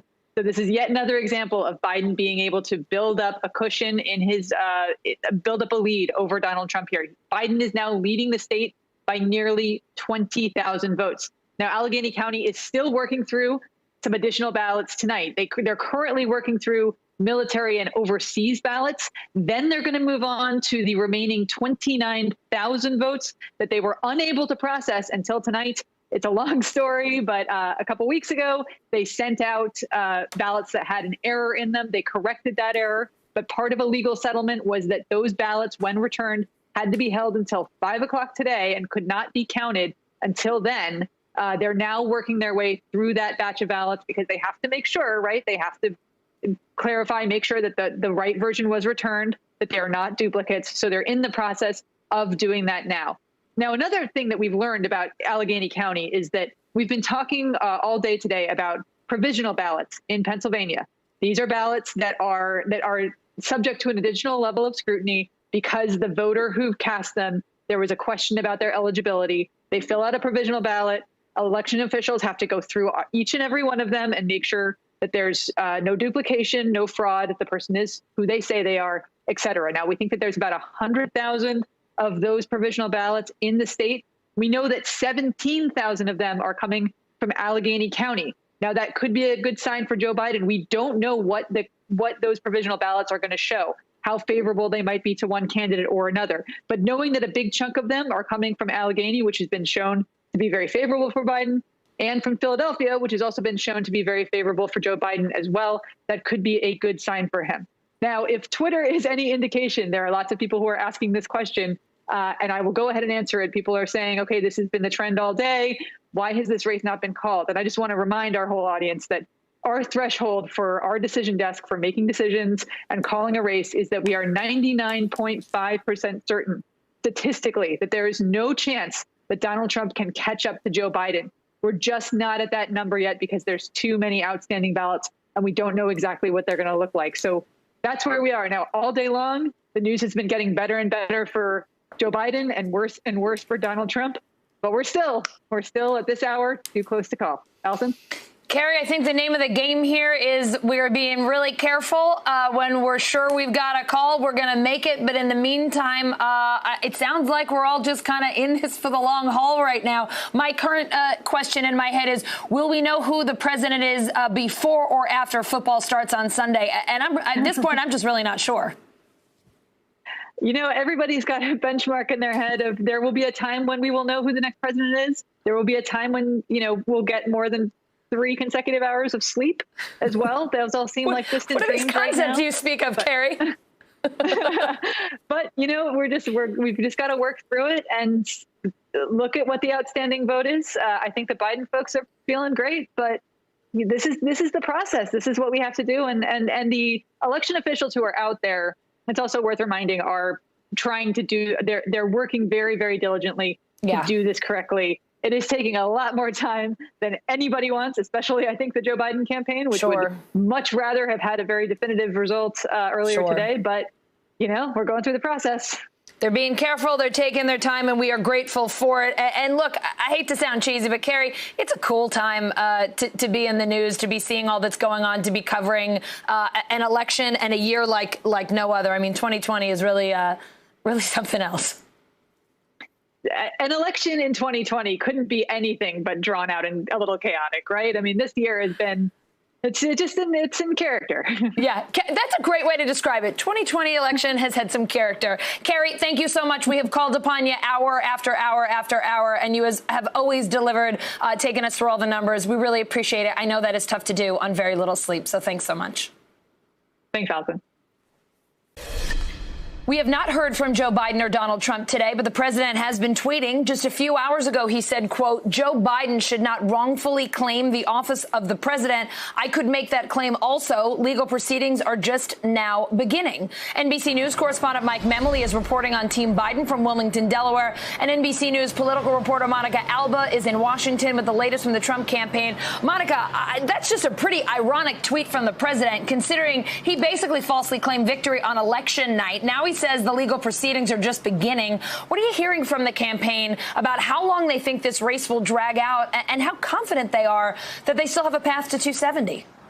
Well, Allison, they're becoming a little bit less and less confident with each hour that passes that shows former Vice President Joe Biden in the lead in many of these critical states. They do know it's close enough in some of them, on a knife's edge. Some advisors have said that they're going to continue with those legal opportunities and pursuing them. But really, the president also falsely claimed victory last night when he made those comments in the briefing room. And we should point out, he didn't take any questions from reporters. Those of us who were in there wanted to press him on where he was getting this information from, how he could back it up with any evidence. But he continued to claim also widespread voter fraud when we know there hasn't been any. But this is really sort of the last opportunity or recourse that the Trump reelect effort has. So they're going to drag this out as long as they can, we understand. And the president has privately been telling aides and allies he's not prepared to concede, even if Joe Biden is tipped over 270 electoral votes, at least anytime soon. It shows you sort of, though, the mindset of the White House, which called it lid a couple of hours ago, determining that they didn't want the president to come out and speak on camera again tonight, even though we believe Joe Biden may do that depending on what happens in the next couple of hours. It shows you a contrast, though, because the president, it seems, has been itching to deliver this message. He's been doing so, however, though, on his Twitter account today, more so than in person. We'll see if that happens tomorrow. But the Trump campaign had been steadily announcing these lawsuits and legal battles. They didn't have any of those kinds of press conferences today, Allison, which I think also shows you a bit of a reality setting in on what might happen here in the next couple of days. Mike, how is the Biden campaign bracing for a legal fight over this election? Well, the Biden campaign has made it clear that they're ready to show up in court whenever the president and his team introduce any challenges across the board, while also making clear that they think these suits that they're filing are baseless and doomed to failure, is the quote that they often say. But the real issue for the Biden campaign at this point is getting the moment right when they believe he can be declared as the president-elect of the United States. And so that's where they're proceeding at this point. And at this late hour, we've been watching the scene behind us all afternoon. This morning, the Biden team offering some near certainty that we would hear him come here, speak tonight in declaration of victory. But the issue is we're not seeing the projections that they were hoping would preview or presage that declaration tonight. And so at this point, we're hearing from the Biden campaign that it is still possible that we would hear from him tonight. But if there's no projection from any of the news organizations that have been closely watching these results that puts him over 270 electoral votes, the remarks we would hear from him would be similar to those that we've heard each of the last 2 days, expressing confidence that he will be the winner at the end of the day, talking about the democratic process, the need for patience and to count all the votes, but not going so far as to say he's ready to take the reins in the Oval Office. We might still be a day or days away from a winner, to be honest. And the U.S. is still in the middle of a pandemic. Monica, we reported more than 122,000 new coronavirus cases today. That is another record. It's the second day in a row above 120,000. How does the White House plan to balance these rising cases and the ongoing election and any upcoming legal battles they plan to launch? They haven't announced anything recently, Allison, and I can tell you the task force itself, chaired by the Vice President, Mike Pence, hasn't met formally with everybody in more than 2 weeks, and it's unclear when they will convene again. You've had infectious disease expert Dr. Anthony Fauci meeting with some other members of the task force in sort of smaller group settings, but they haven't been reading out as much of that information because really for this White House, all of the attention and focus and energy has been on the re-election effort and hoping what they thought would be a victorious process this week. Obviously, that's still playing out, but what they haven't done is really talked about the public health crisis. And I have to tell you, Allison, the president himself hasn't been in one of those task force meetings in months. We know that now he only gets occasional updates from Dr. Scott Atlas, who's a controversial neuroradiologist with no background in public health or infectious diseases. So really, in these last couple of weeks, the president was so focused on November 3rd, not on the pandemic. In fact, he continued to falsely promise that maybe the day after the election, this entire thing would go away somehow. He had accused Democrats and the media of really concocting it in order to try to hurt him. Of course, here we are days later. The pandemic still rages on. These case numbers are startling, and we haven't seen Mike Pence in a couple of days. We're not sure when we will hear from either of them next on this major issue of the coronavirus. We have to remember that even if the president loses this election, he's still the president for the next 70 or so days. Really unclear, though, what kind of leadership we're going to get as we continue to face down this health crisis, Allison. Monica, Mike, I can't thank you both enough for all your coverage throughout the week. You're not going to believe this, but I do think this might be the last time I call upon the two of you this evening. I can only speak for myself, but you probably won't be bothered by me again. So thank you both for everything. Have a terrific weekend. I know it will be a working one, but I think we'll probably connect back here on Monday. Never a bother. Anytime, Allison. Thanks, Allison. Thanks, guys. Georgia's most populous county, Fulton, says it's done counting early and absentee ballots, but they still have their work cut out for them tonight. See, we are finishing up the count for provisional ballots and the UOCAVA, which is military and overseas ballots, over at State Farm Arena. We've passed the time, past 5 p.m., which is the deadline to receive those ballots and to cure any of the provisional ballots. We are on track to complete all those and upload them tonight. NBC News reporter Priscilla Thompson joins us now from Atlanta. Priscilla, as we wrap up this week, but definitely not this election, what are the things our viewers should keep in mind about Georgia as they head into the weekend? Well, a few things to think about here, Allison. First, the fact that 99% of this state has already reported their vote totals. Right now, the biggest buckets of ballots that we're looking at are 18,000 in total military absentee ballots that the state has received, and also around 14,000 provisional ballots. And so counties across the state have spent this week trying to verify, or spent the days post-election day trying to verify those provisional ballots. Those are ballots that voters may have cast if they perhaps showed up to the wrong polling location on Election Day, or maybe arrived with an invalid ID and they needed to verify their identity. So those are the sorts of things that are being done. Provisional ballots are being taken a look at and either rejected or accepted and folded into the count. And so that's what people need to wrap their mind around. We're going into sort of a slow trickle of things here, but we don't expect any more massive vote counts to be coming out at this time. And then looking ahead to what comes next after that, the state is going to have this election certified by November 20th. And after that, we're in recount territory. We're talking about razor-thin margins here. If Joe Biden and Donald Trump stay within that 0.5% margin, it is very possible that either candidate could call for a recount, and we would be looking at that taking place here after the results are certified. Now, the election officials tell us that could take up to a week to happen, but as we know, sometimes those predictions don't work out, and these things take a little bit longer. So in terms of getting a concrete, definitive result out of Georgia, that is something we may not see until around Thanksgiving or later. And I think that's what's important for folks to keep in mind as we wait to see how this all plays out here in the Peach State. Allison?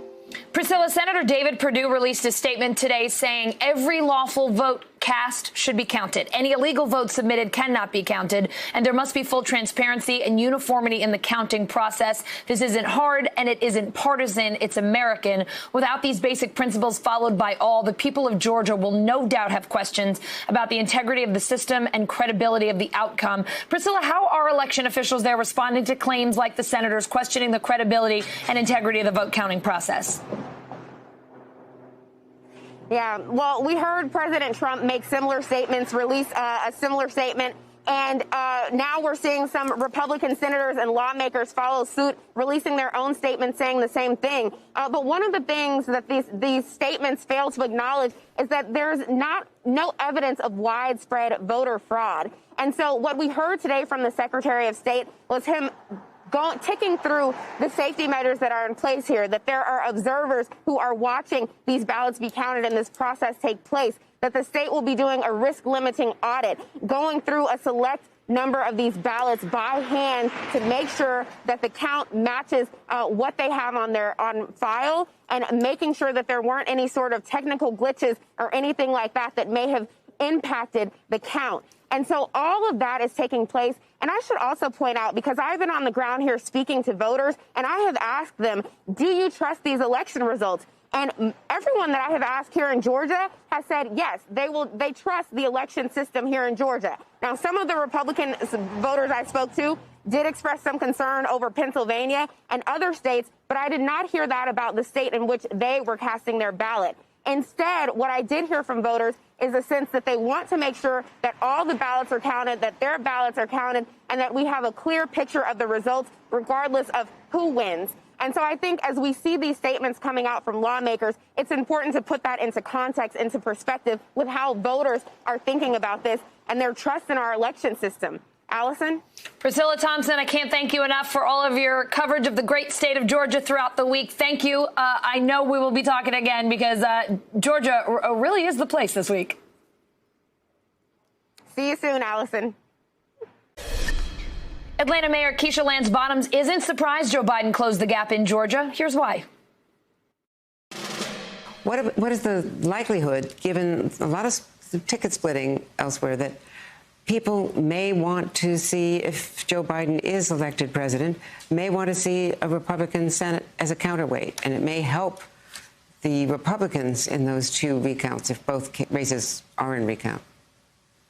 Well, I'm optimistic. We have two very strong candidates with John Ossoff and Raphael Warnock, and people have seen the power of their vote across this state. We had a record turnout across this state.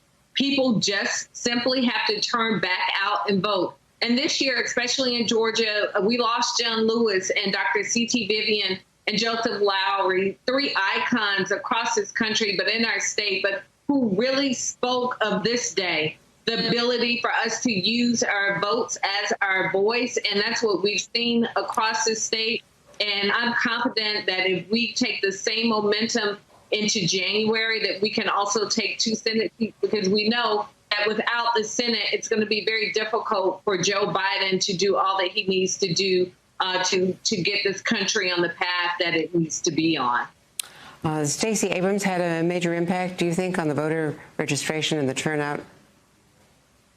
I think, Stacey, a combination of groups. We have automatic voter registration in this state, which ironically we can attribute to Governor Nathan Deal, our former governor, where when you show up to get a driver's license or renew your driver's license, you're automatically registered to vote in this state. 800,000 voters have come onto the voter rolls due to that. So it's been a combination of efforts. We've had people on the ground, from volunteers to civic organizations. But I think at the end of the day, all of the credit for this win will go to Joe Biden and the Biden team. They believed in Georgia, and they sent people to Georgia. They sent President Barack Obama, Kamala Harris. They sent Joe Biden himself came to Georgia because they believe that this state could go blue. Pennsylvania reporting new results tonight. Allegheny and Northampton counties adding to Joe Biden's lead there. Right now, he's ahead of President Trump by more than 19,000 votes, so that race still too close to call. NBC News correspondent Rahima Ellis joins me now from Philadelphia. MSNBC senior national correspondent Chris Jansing is in Harrisburg. Chris, can you walk us through the latest results?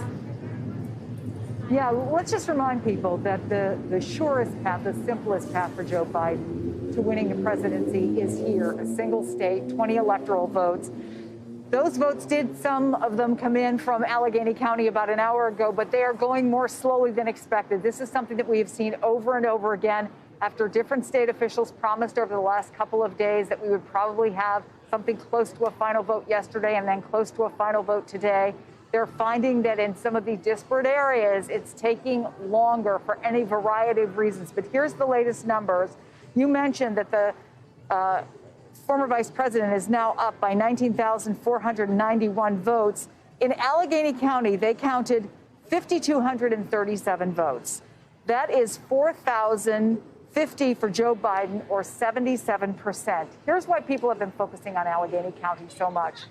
It is about a quarter of the remaining votes. Where Joe Biden is now at almost 20,000 votes puts him about 15,000 and change away from a number, 35,000, that would be outside the recount. That's where Team Biden wants to be, 35,000 votes up, outside the point where there would be an automatic recount that is called for. Let's just take the votes that are still out there. And we've been talking a lot about this, Allison, over the last couple of days. Those roughly 29,000 votes that are based on those ballots that were misprinted, they had to be reprinted, and then all of these have to be checked by hand, that the proper ballots have been filled out. They have, we believe, started to count those ballots, and we are told they are going to continue to count into the night. Overall, in Pennsylvania, Joe Biden has been winning about 75% of these mail-in ballots. If that holds true here, and he won 75%, that would be 22,330 votes. That would be more than enough, by far more than enough, to put him over that threshold of 35,000 votes. But there are other places, different counties across Pennsylvania, that still have numbers that have to come in. Remember, mail-in ballots were still accepted until 5 o'clock today, and we may get some more ballots, and Rahema may know more about this. We may get some more ballots within the next hour or so out of Philadelphia, Allison. Yeah, Rahema, I'll let you pick up there. What do you know out of Philadelphia? Well, we know it's going slowly, a little slower than I think all of us had expected it to go. But the number in Philadelphia right now is that they have 23,000 mail-in ballots remaining to be counted. But to Chris's point, overall, across the state, there's something like 102,500 mail-in ballots yet to be counted. If it's going as Chris is saying, 75% of that would go to Biden. If it continues in that trend, people see this as being positive for the Biden camp. But you got to count it before you can count on it. And so they're continuing to do that. And they have said, I should tell you, that they're not taking the weekend off, as some people would like to do. Behind me in this building at the convention center where they're counting these ballots, they're going to be working. Not only are they not taking the weekend off, they're not taking the night off. They're going to continue to work overnight, over the weekend, until they finish counting them. They've got 3 8-hour shifts that are underway here. So they think they're going to make a dent in this. And I think they are making a dent in it. We just haven't been able to get any numbers out of them since this afternoon. We had a number this morning at about 12:30 or so. It was about 40,000. This afternoon, after 5 o'clock, we got 23,000 votes remain to be counted. So they are making progress on this, but they've got a ways to go. And then they've got to count those mail-in ballots that came in after the polls closed on Election Day at 8 o'clock. And the deadline for those to come in was at 5 o'clock today. They've got to start to count those. And they had not yet been counting those ballots that were identified as separated or segregated ballots. And on top of that, then they're going to be looking for the military and overseas ballots. And they've got a deadline of next week, November 10th on Tuesday, for those ballots to be coming in. So there are lots of votes still out there that can push this thing over the top for Biden. But the President Trump, is still holding out some hope, if you will, and saying that this isn't over yet. But the truth is, nobody's saying that it's over yet. Right. Rahema, what you're describing sounds like a real relaxing weekend for election workers there. Let me ask you another question. The U.S. Supreme Court is out with a new order tonight, and it's not exactly what Republicans had hoped for. It reaffirms that mail-in ballots must be kept separate if they were received after Election Day, but it doesn't stop Pennsylvania from counting them. So how does that impact the vote count? Well, to the point that we were making before, that they've got those ballots in. That deadline for getting them in was today. So now they've been told that they can count them. The question becomes one that I want to know is, how many are we talking about?